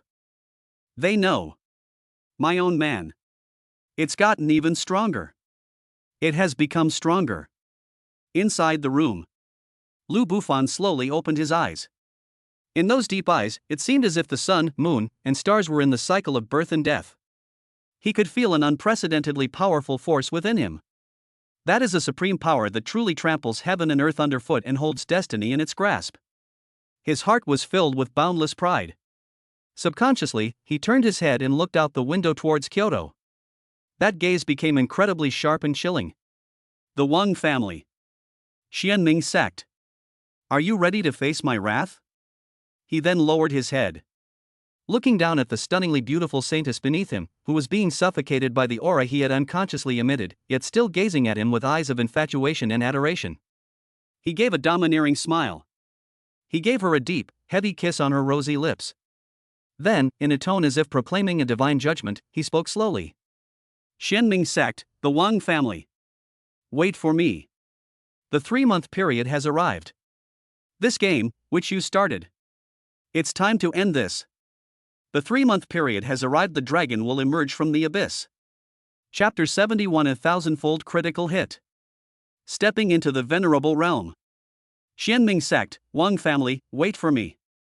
The 3-month deadline has arrived. The words had barely left his mouth. Ding. Detected that the host and SS-level Taiyin bloodline Taoist partner by you have achieved a harmonious union, and the other party has successfully conceived. The offspring's potential is assessed as SSS plus saint-level bloodline, triggering a 10,000x critical hit reward. The cold, mechanical sound exploded in Lu Bufan's mind. His body jolted violently. A critical hit 10,000 times stronger. Saint-level bloodline. These two words struck his heart like a tidal wave. He looked down at the white moon beneath him. She was gazing at him with seductive eyes, her delicate body trembling slightly, completely unaware that a being powerful enough to shake the ancient martial arts world was already growing within her. She's pregnant. Lu Bufan muttered to himself. He reached out and stroked Bayu's flat, soft belly. Through the thin skin, he could almost feel the faint yet vibrant life force quietly emerging. Bayu was taken aback by his sudden action. Her face turned even redder. Why are you touching there? Her voice was barely audible, and she buried her face in his chest in embarrassment. Lu Bufan did not answer. Because the next second. Boom! A terrifying torrent of energy descended from the void and poured into his body. The sheer magnitude, purity, and domineering power of this energy far surpassed the sum of any previous system reward he had received.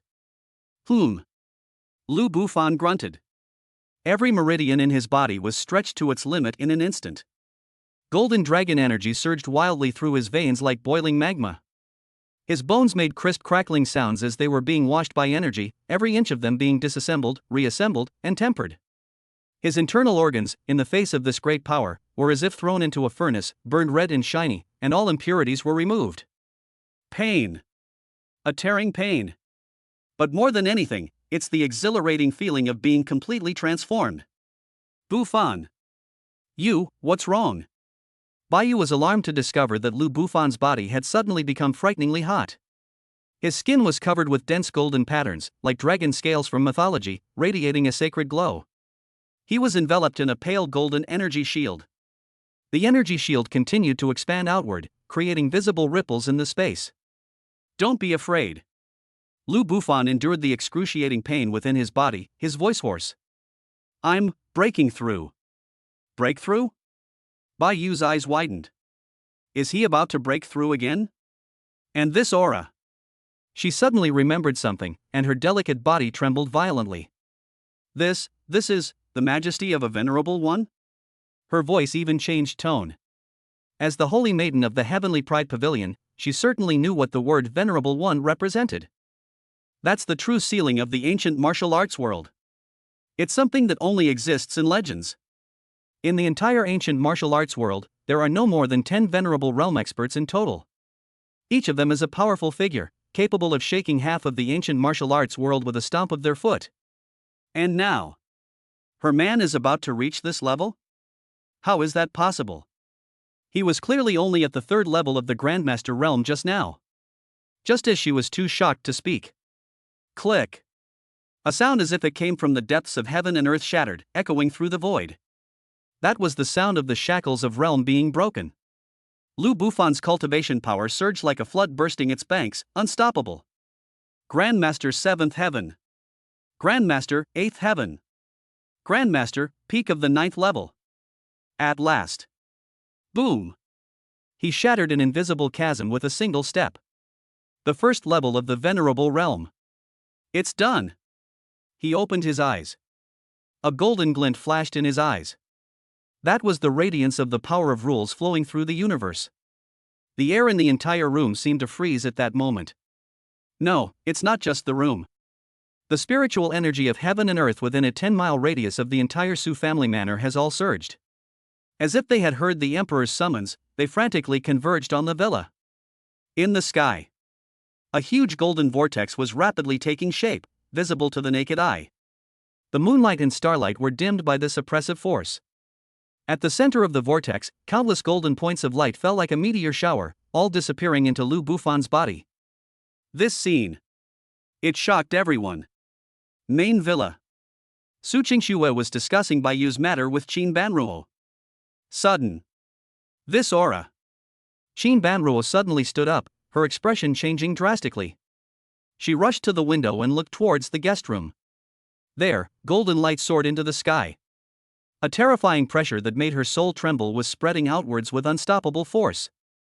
The venerable realm. Qin Banruo cried out in surprise. He's extraordinary, he's broken through to the venerable realm.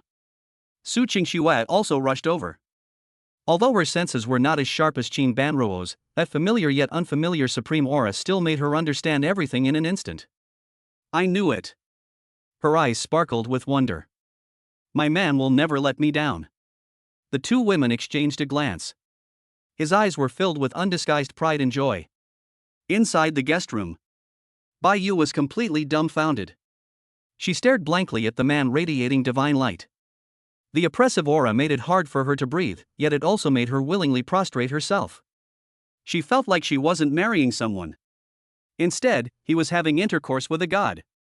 This is the venerable realm. She murmured to herself.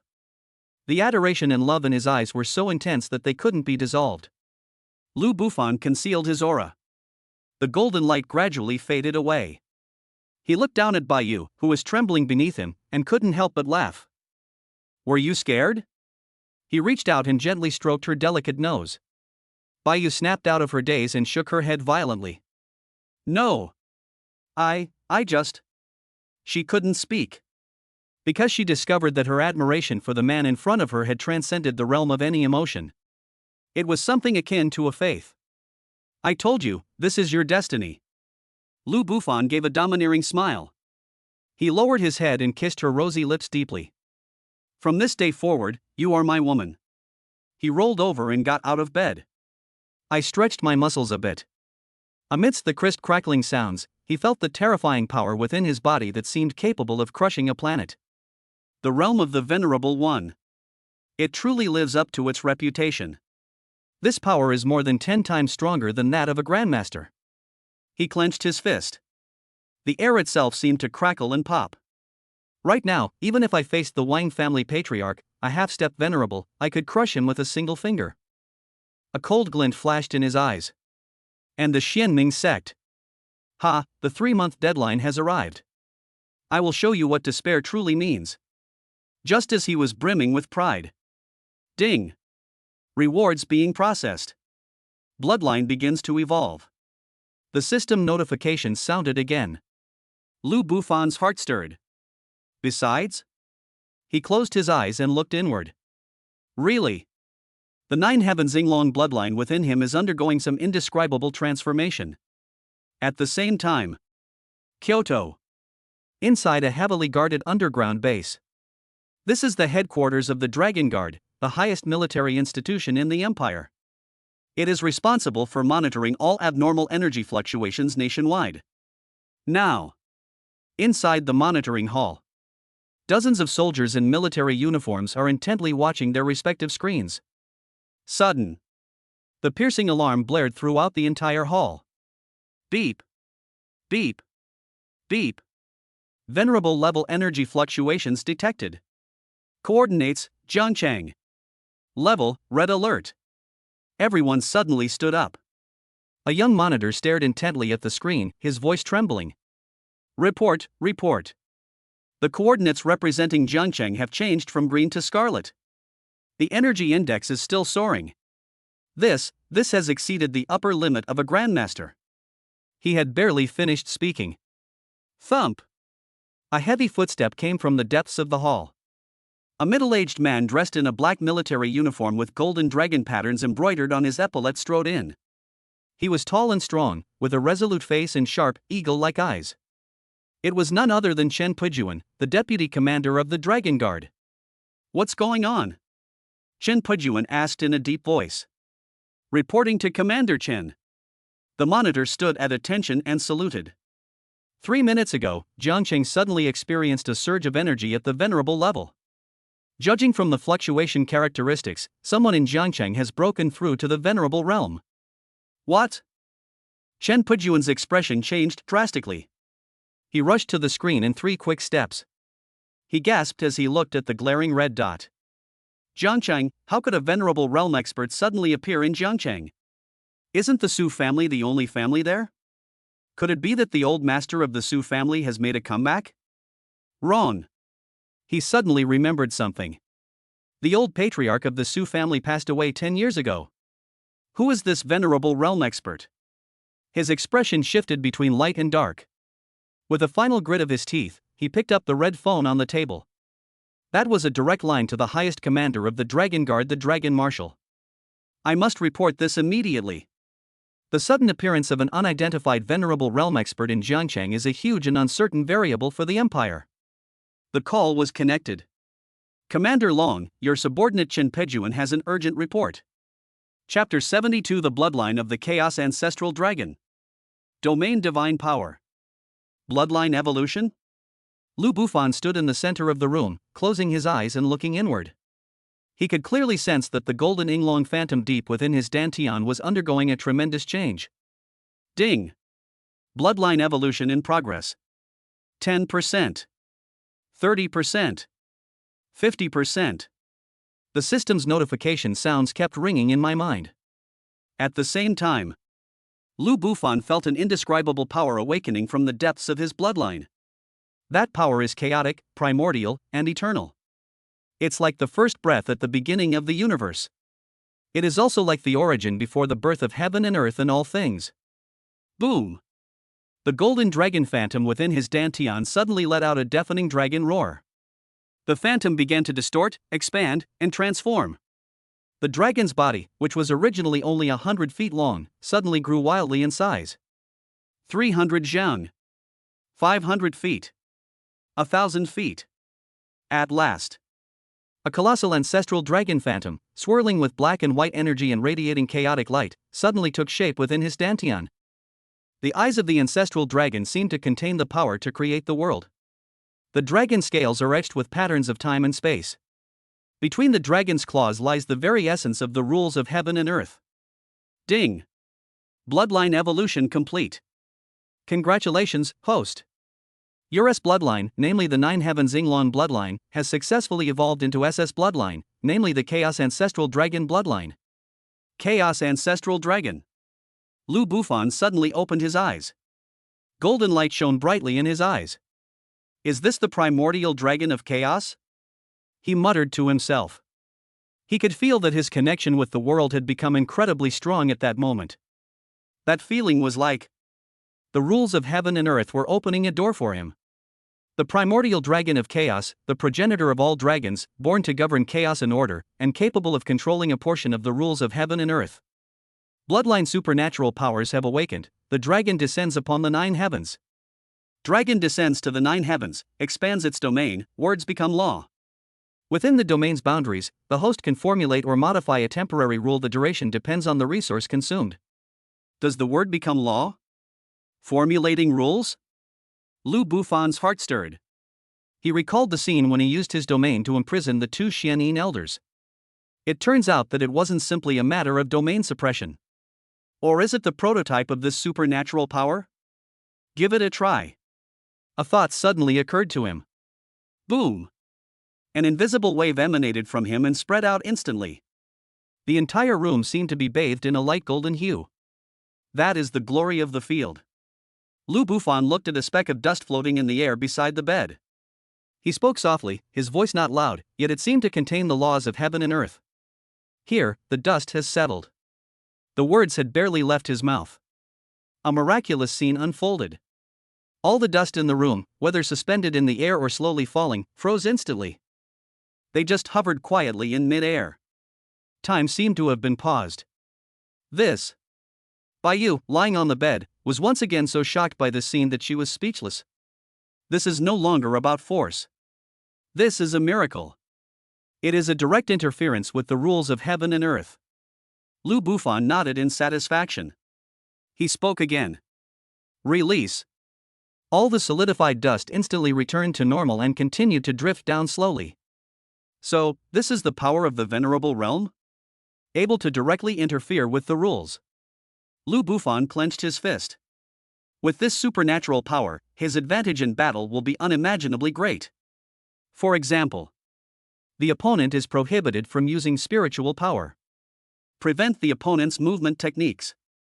It can even forcibly modify physical rules such as gravity and temperature. Within his domain, he is a god. Ding!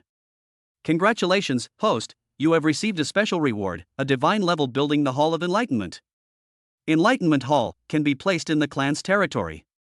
Those who enter will have their comprehension increased tenfold and their cultivation speed increased threefold. Here we go again? Lu Bufan's eyes lit up. The Hall of Enlightenment? A tenfold increase in comprehension? If Su Qingshuan and the others were to use this, wouldn't they be able to break through their bottlenecks quickly? A thought suddenly occurred to him. Sure enough, a palm-sized golden token appeared in the storage space. The token is engraved with the words Enlightenment. Simply place this token in the family's residence, and it will automatically unfold and transform into a true Enlightenment Hall. Nice one. Lu Bufan put away the token. Ding. Congratulations, host, you have unlocked a brand new system feature module Family Fortune. Family fortune points can be accumulated through actions such as producing offspring, eliminating rival forces, and enhancing family prestige. Fortune points can be used to improve the strength of family members or to exchange for rare items and cultivation techniques. Family fortune? Lu Bufan raised an eyebrow. This feature is interesting. It seems the system wants him to build a truly top-tier family power. All right. No matter how strong I am, I can't be in two places at once. If we could raise Su Qingshui and the others, as well as our future children, then my Lu family will one day become a top-tier force in this world. A glint of ambition flashed in his eyes. Just then, Baiyu finally snapped out of her shock. She got out of bed, ignoring her disheveled appearance, and threw herself into Lu Bufan's arms. Oh nar. She looked up, her eyes filled with adoration and love. Baiyu finally understands what it means to be a frog in a well. Your strength has surpassed my imagination. From this day forward, Baiyu is willing to follow her master for all eternity. Everything in the Heavenly Pride Pavilion is offered to our master. As she spoke, she took out a moon-white token from her bosom. The token was engraved with the words Heavenly Pride and exuded a faint, cool aura. This is the sacred decree of the Heavenly Pride Pavilion. With this token, one can mobilize all the resources of the Heavenly Pride Pavilion. Now, it belongs to its master. Baiyu handed the token to Lu Bufan with both hands. His eyes were incredibly determined. Lu Bufan looked at her. There was a moment of silence. Then he reached out and took the token. Good. Since you are willing to follow me, I will not let you down. He pulled Baiyu into his arms. I gently kissed her forehead. You are my woman, and the Heavenly Pride Pavilion is also my power. From this day forward, the Heavenly Pride Pavilion will become the first cornerstone for the rise of the Lu family. Upon hearing this, tears welled up in Baiyu's eyes. She hugged Lu Bufan tightly. Baiyu. Baiyu is truly blessed to have met her master. The two lingered tenderly for a moment. Lu Bufan released her. He walked to the window, looking towards Kyoto. His eyes turned cold and menacing. The Wang family patriarch. The 3-month deadline has arrived. Your death is near. He clenched his fist. The primordial dragon bloodline within his body emitted a deep dragon roar. It was as if it was responding to his murderous intent. And the Xianming sect. Dare to curse my child, dare to issue a kill order against Baiyu. I will settle this score with you, one by one. He turned around. He looked at Baiyu, who was still sitting on the bed. Let's rest first. I have some things to take care of when it gets light. He walked back to the bedside. He pulled Baiyu into his arms. The two fell asleep in each other's arms.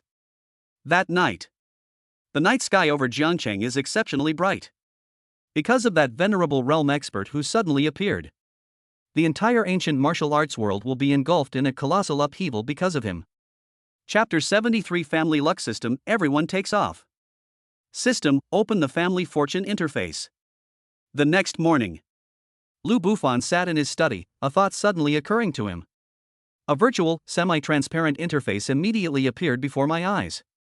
In the center of the interface is a model of an ancient altar. The altar was entirely golden, carved with countless dragon and phoenix totems, radiating a sacred glow. Family Fortune Altar. Current luck value, 18,500 points. Source of luck. Destroy the 7 royal guards, 5,000 points.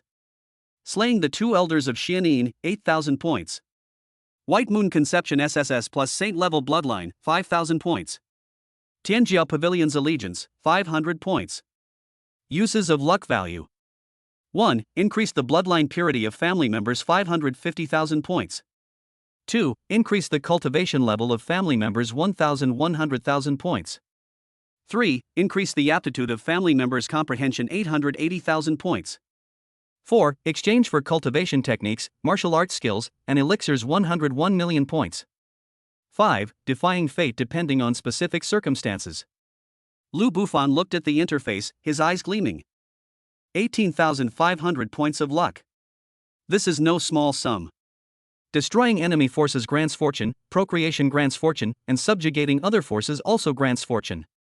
This system is definitely pushing me down the path of power struggles. He touched his chin. However, he didn't mind. No matter how strong a person is, they can't stand alone. If I could build a top-tier family power, allowing my wife and children to grow up. That is true long-term stability and security. Call Qingxue and Banruo over first. They really need to improve their skills. Lu Bufan stood up. I stepped out of the study. At this time, the Su family manor had returned to peace. Although the strange phenomenon last night alarmed many people, it did not cause much damage thanks to Lu Bufan's deliberate suppression. He arrived at the main villa's reception room.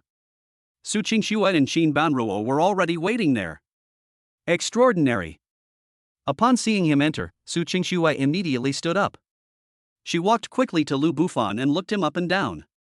You really broke through to the venerable realm? Her voice was filled with undisguised excitement and pride. Lu Bufan smiled and nodded. Just lucky. Lucky? Qin Banruo rolled her eyes. Jumping directly from the 6th level of the Grandmaster realm to the venerable realm, is that considered lucky? Bufan, you're going to drive all the geniuses in the ancient martial arts world crazy. Although she said that, the pride and love in her eyes were impossible to hide. Just as the three were talking, the door was pushed open. Baiyu walked in. She changed into a moon-white long dress, her long hair cascading down her shoulders, exuding a cool and otherworldly aura. However, a faint blush remained on that exquisitely beautiful face. Upon seeing Su Qingxue and Qin Banruo, her expression changed slightly. I stood nervously at the door, unsure of what to say. The atmosphere became somewhat awkward for a moment. Su Qingxue and Qin Banruo exchanged a glance. They had already guessed the general idea from the strange phenomena last night and Lu Bufan's aura. However, when he actually met this holy maiden of the Heavenly Pride Pavilion, he still felt somewhat complicated. After all, she is widely recognized as the most beautiful woman in the ancient martial arts world. Even they had to admit that Baiyu's beauty and temperament were truly stunning. But Su Qingxue quickly adjusted her mindset. She walked up to Baiyu. He reached out his hand. Welcome to join us, Miss Baiyu. She had a gentle smile on her face. Baiyu was taken aback. She hadn't expected Su Qingxue to be so generous. She quickly grasped the other person's hand. Sister Su, just call me Qingxue. Su Qingxue interrupted her. Since you've chosen Bufan, then you're our sister. From now on, we will support him together and protect this family together. She spoke calmly, but her eyes were incredibly firm. Qin Banruo also came over. She said with a smile. Qingxue is right. He's so outstanding, the three of us taking care of him together won't be tired. She said it in a playful way. The atmosphere immediately lightened considerably. Bai Yu's eyes reddened. She hadn't expected that Su Qingxue and Qin Banruo would accept her so readily. Thank you all. Her voice choked with emotion. I will definitely treat my master well from now on. No, I will treat Bufan well. Lu Bufan felt a warmth in his heart as he watched the scene. He walked over. He pulled all three women into his arms. Having the three of you is my blessing. Don't worry, I will definitely protect each and every one of you. The four embraced for a moment. Lu Bufan released them. His expression turned serious. All right, let's get down to business. I called you all here today because I have something important to discuss. A thought suddenly occurred to him. Suddenly, the golden phantom of the altar of destiny appeared in the air in front of them. The three women were all taken aback. This is. Su Qingxue looked at the illusory figure in front of her with a puzzled expression. Lu Bufan explained. This is one of my abilities. It's called the Family Fortune Altar. Through this altar, I can consume luck points to enhance your strength. He explained in detail the origin and use of the luck value. The three women were all shocked after hearing this.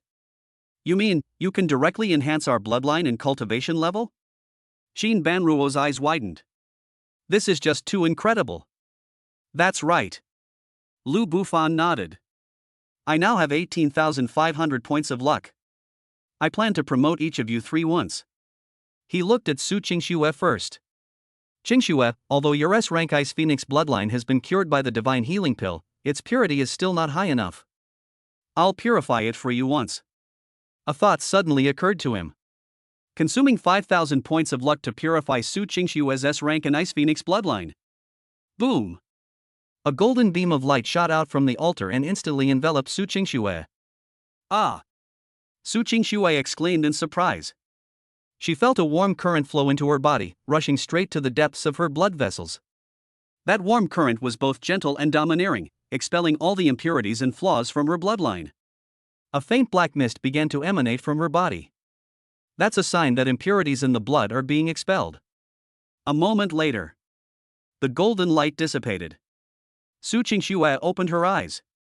She could clearly feel that the Ice Phoenix bloodline within her body had become incredibly pure. That supreme power of ice was more than twice as strong as before. This is too amazing. She murmured to herself. Lu Bufan smiled and nodded. Then he looked at Qin Banruo. Prajna, your medicine spirit saint body is already extraordinary, but your comprehension still needs improvement. I'll give you an opportunity to improve your comprehension. Consuming 8,000 points of luck to improve Qin Banruo's comprehension aptitude. Another golden light appeared. Qin Banruo was enveloped in it. She felt her mind suddenly become incredibly clear. Things that I couldn't understand before, I suddenly understand in an instant. Those complex alchemy techniques now seem incredibly simple. This feeling. A glint of light flashed in Qin Banruo's eyes. I feel like I can now deduce even more advanced elixir formulas. Lu Bufan nodded in satisfaction. Finally, he looked at Bai Yu. Bai Yu, you've just broken through to the Grandmaster level, and your foundation isn't solid enough yet. I'll help you stabilize your cultivation level. Consuming 5,000 points of luck to stabilize Bai Yu's realm and increase her cultivation. The golden light shone brightly once more. Bai Yu felt her newly attained Grandmaster realm rapidly stabilizing under the golden light. It's even continuing to improve. Grandmaster level 2. Triple heaven. Finally, it stopped at the 4th level of the Grandmaster realm. This. Bai Yu looked at her hands in disbelief. She never dreamed that her cultivation level could improve so quickly. Looking at the shock and joy on the faces of the three women, Lu Bufan was also very satisfied. He stretched out his arms. His voice was loud and ambitious. Remember, my strength is not my strength alone. It's the strength of our entire family. From this day forward, you will reign with me, ruling the world. The Lu family will surely become one of the world's most powerful families. These words were spoken with boundless pride and enthusiasm. The three women were thrilled. They exchanged a glance. Then they all knelt down on one knee. We are willing to follow our patriarch and create a prosperous era together. Lu Bufan looked at them. His eyes were full of tenderness. He was about to speak. Sudden. The communicator in Baiyu's arms started vibrating wildly. She took it out and looked at it. His expression changed instantly. It's a message from the pavilion master. She said she had arrived on the outskirts of Jiangcheng and requested an audience. Chapter 74 The Shock of the Heavenly Pride Pavilion. The pavilion master arrives in person? Baiyu's voice trembled slightly, almost uncontrollably. She said she has arrived on the outskirts of Jiangcheng and requests an audience. The pavilion master himself has arrived. These four words instantly made Su Qingxue and Qin Banruo, who were just immersed in joy and warmth, stiffen. The pavilion master of Tianjiu Pavilion, Yu Yaoxue. He was a figure at the very top of the ancient martial arts world, rarely seen, and rumored to have already reached the half-step venerable realm, a being on par with the Wang family patriarch. Such a person actually came to Jiangcheng in person? Moreover, the phrase requesting an audience was used, which is quite humble. A storm raged in the hearts of the two women. They all turned their inquiring gazes toward Lu Bufan. All of this was clearly related to her man. Lu Bufan showed no surprise whatsoever. He released the three women from his arms, sat back down on the sofa, picked up the cup of tea that had long since gone cold, and leisurely took a sip. It was as if the newcomer was not some giant in the ancient martial arts world, but an insignificant nobody. He put down his teacup, his voice calm. Let her come over. The location is right here. Baiyu was taken aback, then nodded in agreement and immediately used a secret method to send a message. Her admiration for Lu Bufan reached a new peak. That's the pavilion master of the Heavenly Pride Pavilion. A god in the hearts of countless young martial artists in the ancient martial arts world. But in front of her own man, she even needs permission to visit his home.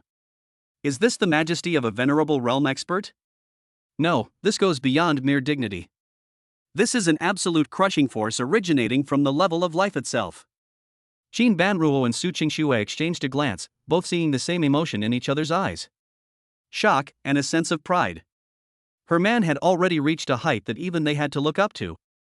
Half an hour later. A barely perceptible ripple appeared in the sky above the Su family manor. A flying machine, made entirely of an unknown white metal and resembling the legendary phoenix, silently tore through the clouds and hovered above the manor's lawn. The aircraft bore no trace of worldly technology. Its surface shimmered with a faint spiritual light, exuding a rustic yet mysterious beauty. The hatch slid open silently. A figure slowly emerged from within. She was a woman dressed in magnificent palace attire. She appeared to be in her early 30s, with a graceful and elegant demeanor. On her nearly perfect oval face, her features were so exquisite that she looked like the most outstanding work of art by God. Time seems to have left no trace on her. Instead, it has endowed her with a mature charm that young girls lack. She was tall and voluptuous, and even her long palace dress couldn't hide her breathtaking S-shaped curves. As she walked, she exuded a noble aura, like an empress ruling the world. She is Yu Yaoxue, the head of the Tianjiu Pavilion. At this moment, this legendary woman from the ancient martial arts world showed no trace of arrogance on her face. Her expression was extremely solemn. Those phoenix eyes, which should have looked down upon all living beings, carried a hint of tension and anticipation that even she herself was unaware of. She moved gracefully down the suspended stairs, followed by two equally powerful maids. However, they wisely stopped 100 meters away, not daring to approach any closer. Yu Yaoxue walked slowly towards the main villa alone. When she saw Baiyu, who was already waiting at the door, her pupils suddenly contracted. She recognized it immediately. Baiyu has changed. It has undergone a complete transformation. The deathly stillness and coldness brought about by the backlash of the Taiyin bloodline that had troubled her for many years vanished without a trace. Instead, there is a perfect aura of yin and yang harmony, and flawless harmony. What shocked her even more was Baiyu's cultivation level has actually broken through the insurmountable barrier that has trapped her for 3 whole years. He has entered the realm of Grandmaster. How is this possible? Yu Yaoshue's steps involuntarily paused for a moment. As Bayu's master, she knew best how difficult that bottleneck was to overcome. But now, Bayu has not only broken through. Moreover, his foundation was solid and his aura was long, making him many times stronger than an ordinary grandmaster at the first level. Yu Yashua's gaze unconsciously swept over Bayu's face, which was both aloof and captivatingly alluring. She noticed the girlish shyness that Bayu inadvertently revealed. And deep within her aura, there was a subtle, almost imperceptible, mingling with another, domineering, and powerful masculine aura. One thought, which even she found somewhat absurd, surfaced in her mind. Yu Yashua's heart sank heavily. She understood everything. Master. Bayu came forward, her voice somewhat complicated. Yu Yashua waved her hand, indicating that she didn't need to say anything more. Her gaze had already passed through the white moon and landed on the young figure leisurely sipping tea on the living room sofa. It was him. It must be him. Yu Yashua composed herself and stepped into the living room. When she truly faced Lu Bufan, she finally understood the feeling Bayu had described in the communication jade slip. The man in front of me was sitting right there. His aura was extremely restrained, like that of an ordinary young man next door. But when your divine sense tries to probe him, but you are no longer facing a single person. Instead, it was a vast, boundless, unfathomable, and dazzling starry sky. Your consciousness, like a speck of dust, has entered the universe.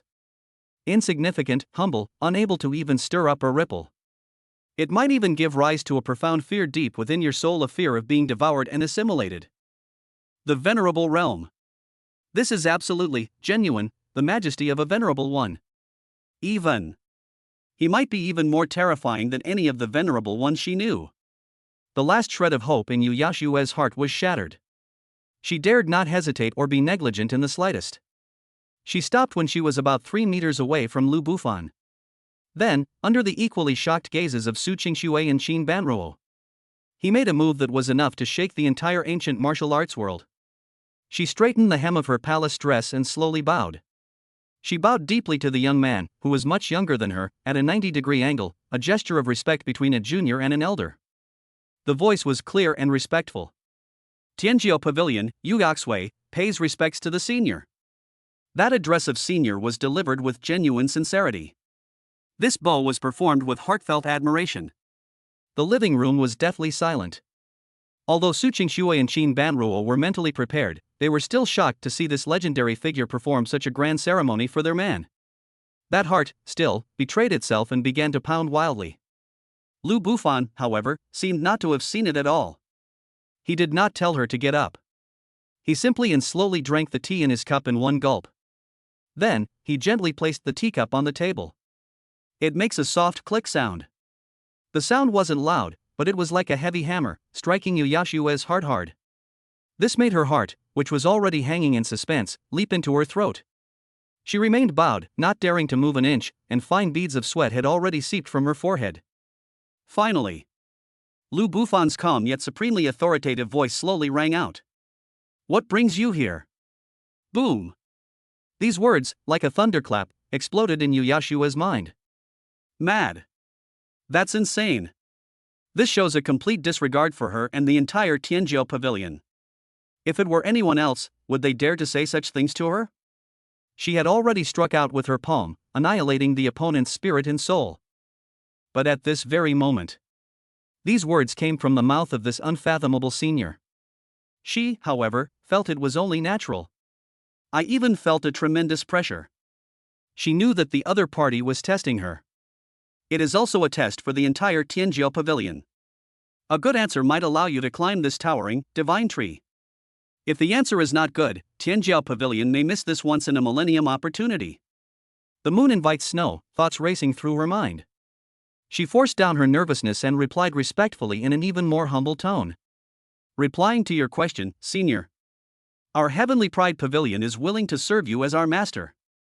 Here is my pavilion's intelligence network, passed down for 1,000 years and spanning the entire ancient martial arts world, and even the secular world. I hereby present you all the rare and precious materials, and divine weapons stored in my collection.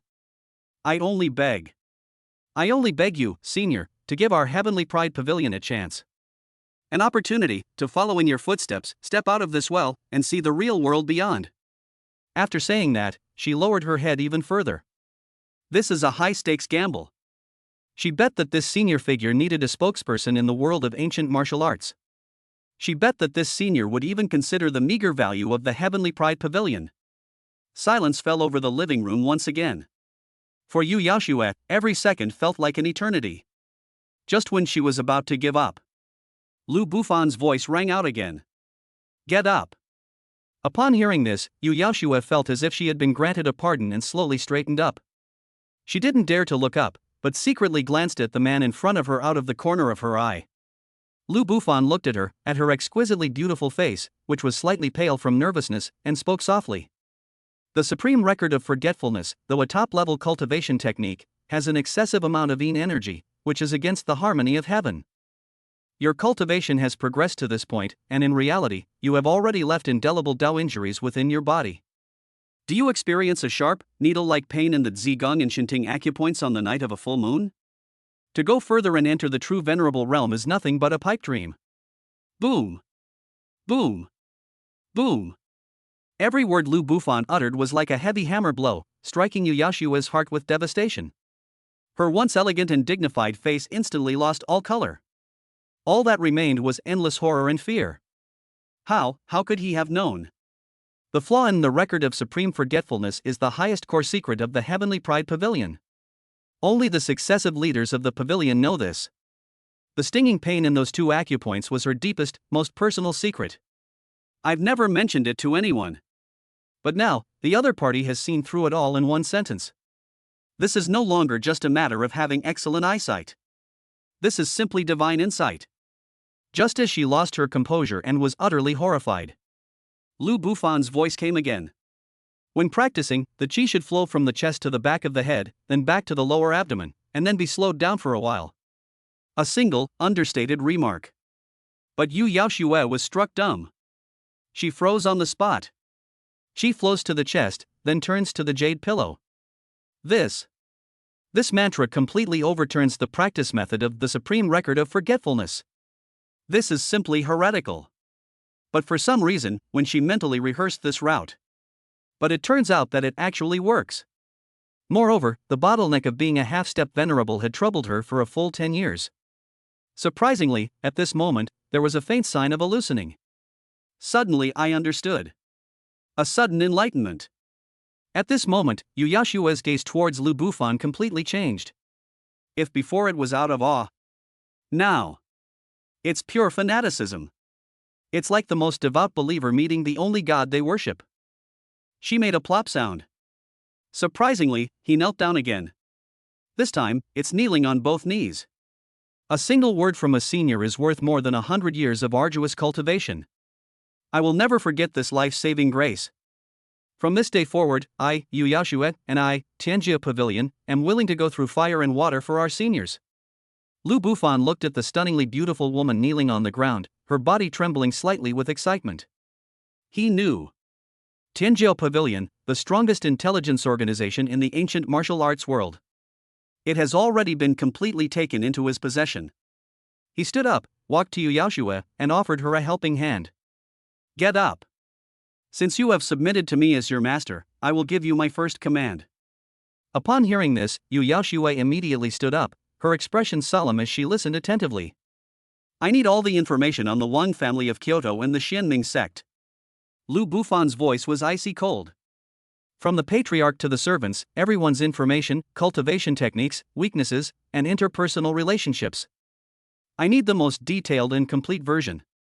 Also, arrange an identity for me to enter Kyoto, without attracting anyone's attention. Yu Yaoshue felt a chill run down her spine. She knew that this senior was finally going to take action against those two blind forces. She immediately bowed and accepted the order. Please rest assured, senior. All the materials will be delivered to you within half a day. As for your identity, Tianjia Pavilion has some businesses in the capital, and we can definitely arrange a foolproof identity for you. After saying that, she took her leave. But as soon as she turned around, she remembered something, hesitated for a moment, and took out a scroll sealed with special jade from her storage ring. Senior, this is information about the Wang family that we just obtained through a special channel. Perhaps it will be of some use to you. Lu Bufan took the scroll. A sweep of divine sense. His eyebrows twitched slightly. The Wang family's archenemy, the Lin family? Chapter 75. The 3-month deadline has arrived, and turmoil is brewing in Kyoto. The Wang family's archenemy, the Lin family? Lu Bufan looked at the line of words marked with cinnabar on the jade scroll, and a playful smile appeared on his lips. This is indeed a pleasant surprise. The enemy of my enemy is my friend. Perhaps, the Lin family could become the first lever he uses to pry open the towering Wang family. He put away the scroll and glanced at the calendar on the wall. The numbers above clearly indicate today's date. Lu Bufan's eyes suddenly narrowed. A chilling killing intent flashed across those deep eyes. He reached out and gently brushed his hand over the number. He murmured to himself in a voice that only he could hear. The 3-month deadline. Today. At the same time. Thousands of miles away. The imperial capital of the Dragon Kingdom, Kyoto. The Wang family ancestral home. Within a magnificent estate spanning thousands of acres, with pavilions, towers, carved beams, and painted rafters, resembling an ancient imperial palace. The family council hall. The atmosphere was so oppressive that it was almost suffocating. Dozens of core members of the Wang family, dressed in tang suits and exuding a solemn aura, sat on both sides. Each of them had a solemn expression and remained silent. In the main seat, Wang Tianlong, the current head of the Wang family, had a face so gloomy it was almost as if water could drip from it. His eyes, which were usually filled with authority and arrogance, now revealed an undisguised anxiety and unease. On that day, the 7 royal guards sent to Jiangcheng were completely wiped out. 89 days have passed. Just 1 day away is the March deadline. But that mysterious and powerful man who called himself Mr. Long seemed to have vanished into thin air. In these 3 months, the Wang family has mobilized all available resources. Whether it's worldly power or relationships within the ancient martial arts world. We've exhausted every means possible. But they couldn't find a single trace of the other party. All they knew was that a peerless expert of unknown origin had emerged in Jiangcheng. All that is known is that the 7 Grandmaster-level assassins of the Wang family, along with the 7-star locking heaven formation, which is powerful enough to trap a Grandmaster, were utterly helpless in front of the opponent. All they know is that the survivor named Shadowless brought back a terrifying declaration of war that has kept them up at night ever since. 3 months from now, I will personally go to the capital and take the lives of your ancestors. This statement is like a sword of Damocles. It hung precariously over the entire Wang family. This made them lose their appetite and sleep. Master. Finally, an elderly man with white hair couldn't help but break the silence. Tomorrow marks the end of March. We can no longer sit idly by and wait for our demise. Mr. Long, since you dare to utter such arrogant words, you must have something to rely on. We must be on guard. Upon hearing this, Wang Tianlong's expression turned even uglier. He was well aware of this principle. The problem is, how do we prevent it? Whether the other party is friend or foe, what their background is, or what their cultivation level is completely unknown. This feeling of being watched by a venomous snake in the dark drove him almost mad. Then, according to the 3rd elder's opinion, what should we do? Wang Tianlong suppressed his irritation and asked in a cold voice. The 3rd elder stood up and said in a deep voice. In my opinion, the most urgent task is to immediately send a high-level request for assistance to the Xianming sect. Please, sect, send a true expert to my Wang family to oversee things. Only in this way can we ensure the absolute safety of my Wang family. Requesting help? Before Wang Tianlong could speak, another tall and thin elder sneered and stood up. 3rd elder, you're really boosting the morale of others while diminishing your own. My Wang family has been based in the capital for hundreds of years. When have we ever bowed our heads to outsiders like this? What's more, we have our ancestors here to protect us. Our ancestor was at the half-step venerable realm, a rare existence even in the entire ancient martial arts world. Mr. Long, no matter how strong you are, can you possibly be stronger than our ancestor? I think he's just bluffing. That's right. The 5th elder is absolutely right. Immediately, many people echoed this sentiment. My Wang family is the representative of the Xianming sect in the mortal world. How can we let ourselves be thrown into disarray because of some unknown nobody? If this gets out, where will the Wang family's reputation be? The 3rd elder was so angry that he blew his beard and glared. Foolish. Utterly foolish. Is saving face more important, or the survival of the family? That Mr. Long was able to easily kill my 7 martial guards, so his strength must be at least at the peak of the Grandmaster level. It might even be a true venerable one. Faced with such a formidable enemy, any carelessness could bring annihilation upon my Wang family. Enough. It looks like the main hall is about to turn into a vegetable market. Wang Tianlong suddenly slammed his hand on the table and roared angrily. The entire venue fell silent instantly. Our ancestor has already made a decision on this matter. Wang Tianlong took a deep breath and spoke slowly. The patriarch's idea is that we can contact the Xianming sect to report this matter. However, there is no need to request the sect's experts to descend. My Wang family has its own dignity. In order to demonstrate the strength of our Wang family and deter the villains, our patriarch has decided to hold a grand 80th birthday banquet in 3 days, inviting guests from all quarters to attend. At that time, my Wang family will prove to everyone who is the true master of this capital.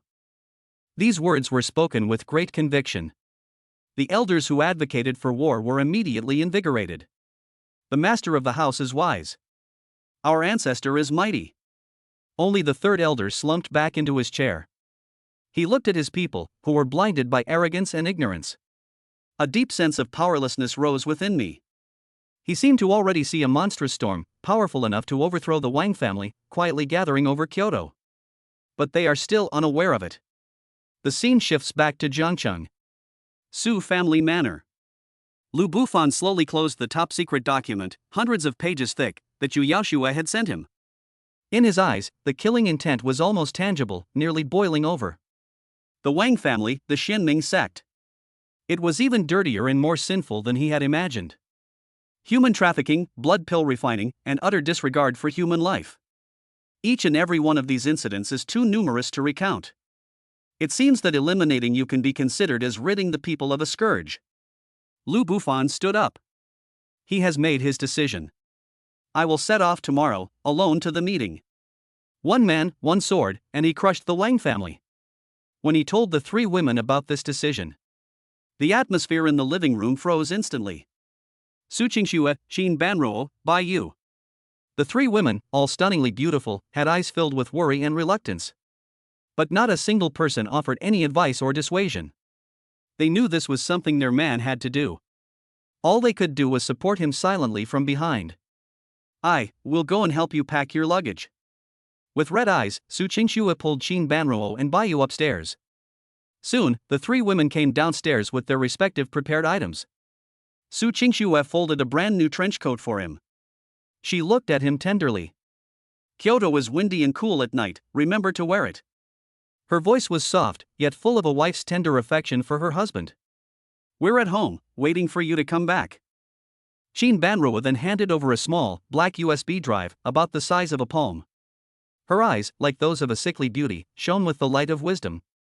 This is what I compiled overnight, the network of relationships of all the major business groups in Kyoto, as well as their dirt on them.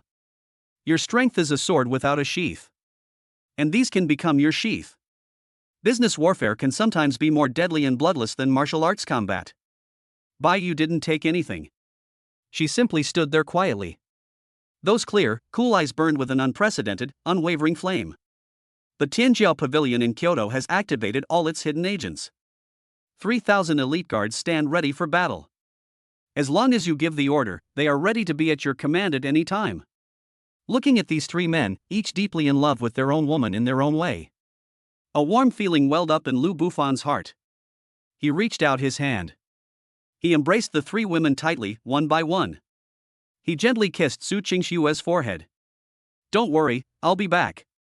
He affectionately stroked Qin Banruo's cheek. Your scabbard is very good, I will use it. Finally, he cupped Bai Yu's face in his hands and placed a kiss on her cool lips. Tell the Tianjiao guards to just stand by and not to take action. Why use a sledgehammer to crack a nut? The mere Wang family is enough for me alone. He looked at the 3 women and made a solemn promise.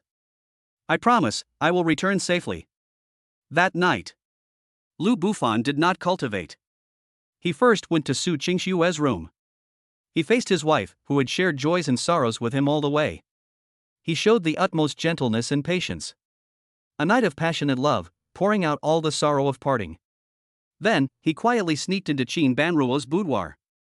This talented woman, who was exceptionally intelligent yet frail and sickly, radiated an unprecedented and captivating beauty beneath him. He responded to her silent devotion with the most domineering conquest. At last, he arrived at Bayu's guest room. This saintess, who had just thawed from the iceberg into spring water, still carried a touch of naivety and shyness. Yet, she was also incredibly proactive in catering to everything he did. He was like a diligent gardener. On these three most fertile spiritual fields in the world, they are tirelessly cultivating. Sow the seeds of hope. The next morning, when the first rays of sunlight shone into the Su family manor, a black Honchi sedan with a special license plate stood like a silent, steel behemoth. It stopped silently at the entrance of the manor. Chapter 76, bidding farewell to my beloved wife, embarking on a solitary journey. The morning sunlight carried a hint of coolness. Lu Bufan, dressed in a simple black casual outfit, slowly walked out of the villa. His face showed no trace of the tension that the great battle was about to begin. That composure and calmness made it seem as if they were simply going on a relaxing outing. At the entrance of the villa, three stunningly beautiful figures were already quietly waiting there. Su Qingxue, dressed in a white dress, was as aloof and cold as snow. Qin Banruo, dressed in a light blue cheongsam, had a captivating figure that resembled a sickly beauty. Baiyu was still wearing that moon-white long dress, like a fairy who didn't eat the food of the mortal world. Three women, each with a distinct style, yet all equally breathtakingly beautiful, stood together. It formed a breathtakingly beautiful landscape that made even the heavens and earth pale in comparison. Their eyes were filled with deep reluctance to part. Lu Bufan smiled. He walked up to Qin Banruo and Baiyu, who were already showing signs of pregnancy. Reach out and gently stroke their flat bellies. Feel the new life that is being conceived. His eyes softened, becoming incredibly gentle. Focus on your pregnancy and don't overthink things. By the time I return, our child will have learned to call me Dad. He whispered his instructions, his voice filled with the joy and anticipation of becoming a father. The two women, their eyes red, nodded heavily. Then, he walked up to Su Qingxue. The morning breeze ruffled a few strands of her hair across her forehead. Lu Bufan reached out and naturally tucked a few strands of her hair behind her ear. Unintentionally, his fingertips brushed across her warm, jade-like cheek. The two looked at each other. He didn't speak. But the emotion conveyed in those eyes surpassed 1,000 words. That is the absolute trust and tacit understanding between husband and wife. A long time. Lu Bufan then slowly spoke. The tone was so calm, as if he were talking about something trivial. Yet, it is also filled with an invincible confidence that can convince anyone. Don't worry, the mere Wang family can be wiped out with a flick of the finger. After saying that, he turned around and walked toward the black Honchi sedan parked not far away. He didn't bring anyone with him. In fact, the day before, he had explicitly rejected Yu Yaoshua's suggestion to send experts from the Tianjiao pavilion to escort him. He wanted to single-handedly crush the Wang family. He wanted the entire capital city and the entire ancient martial arts world to witness this firsthand. Those who offend him, and his family, will suffer the consequences. This is his supreme dignity as a respected person, a husband, and a father. Before getting on the bus, he stopped, turned around, and took a deep look at the three women standing at the door. A bright smile appeared on his face. Wait for me to come back. Our child should be born soon. This is a promise. Indeed, it represents the most beautiful expectation for the future. The car door slowly closed. The black Honchi sedan, like an arrow released from a bow, started and accelerated silently. Soon, it turned into a black dot and disappeared at the edge of the horizon. At the entrance, Su Qingxue, Qin Banruo, and Baiyu stood there quietly. For a long time, I gazed at the direction in which the car disappeared. Until, there was no trace of it left. Inside the car, the space is spacious, and the decor is understated yet luxurious. In the driver's seat sat a middle-aged man with an ordinary appearance. His driving skills were extremely smooth. From startup to acceleration, the interior of the car is almost completely free of any bumps. He is the highest-ranking person in charge of the Tianjiao Pavilion's intelligence network in Kyoto, codenamed Helmsman.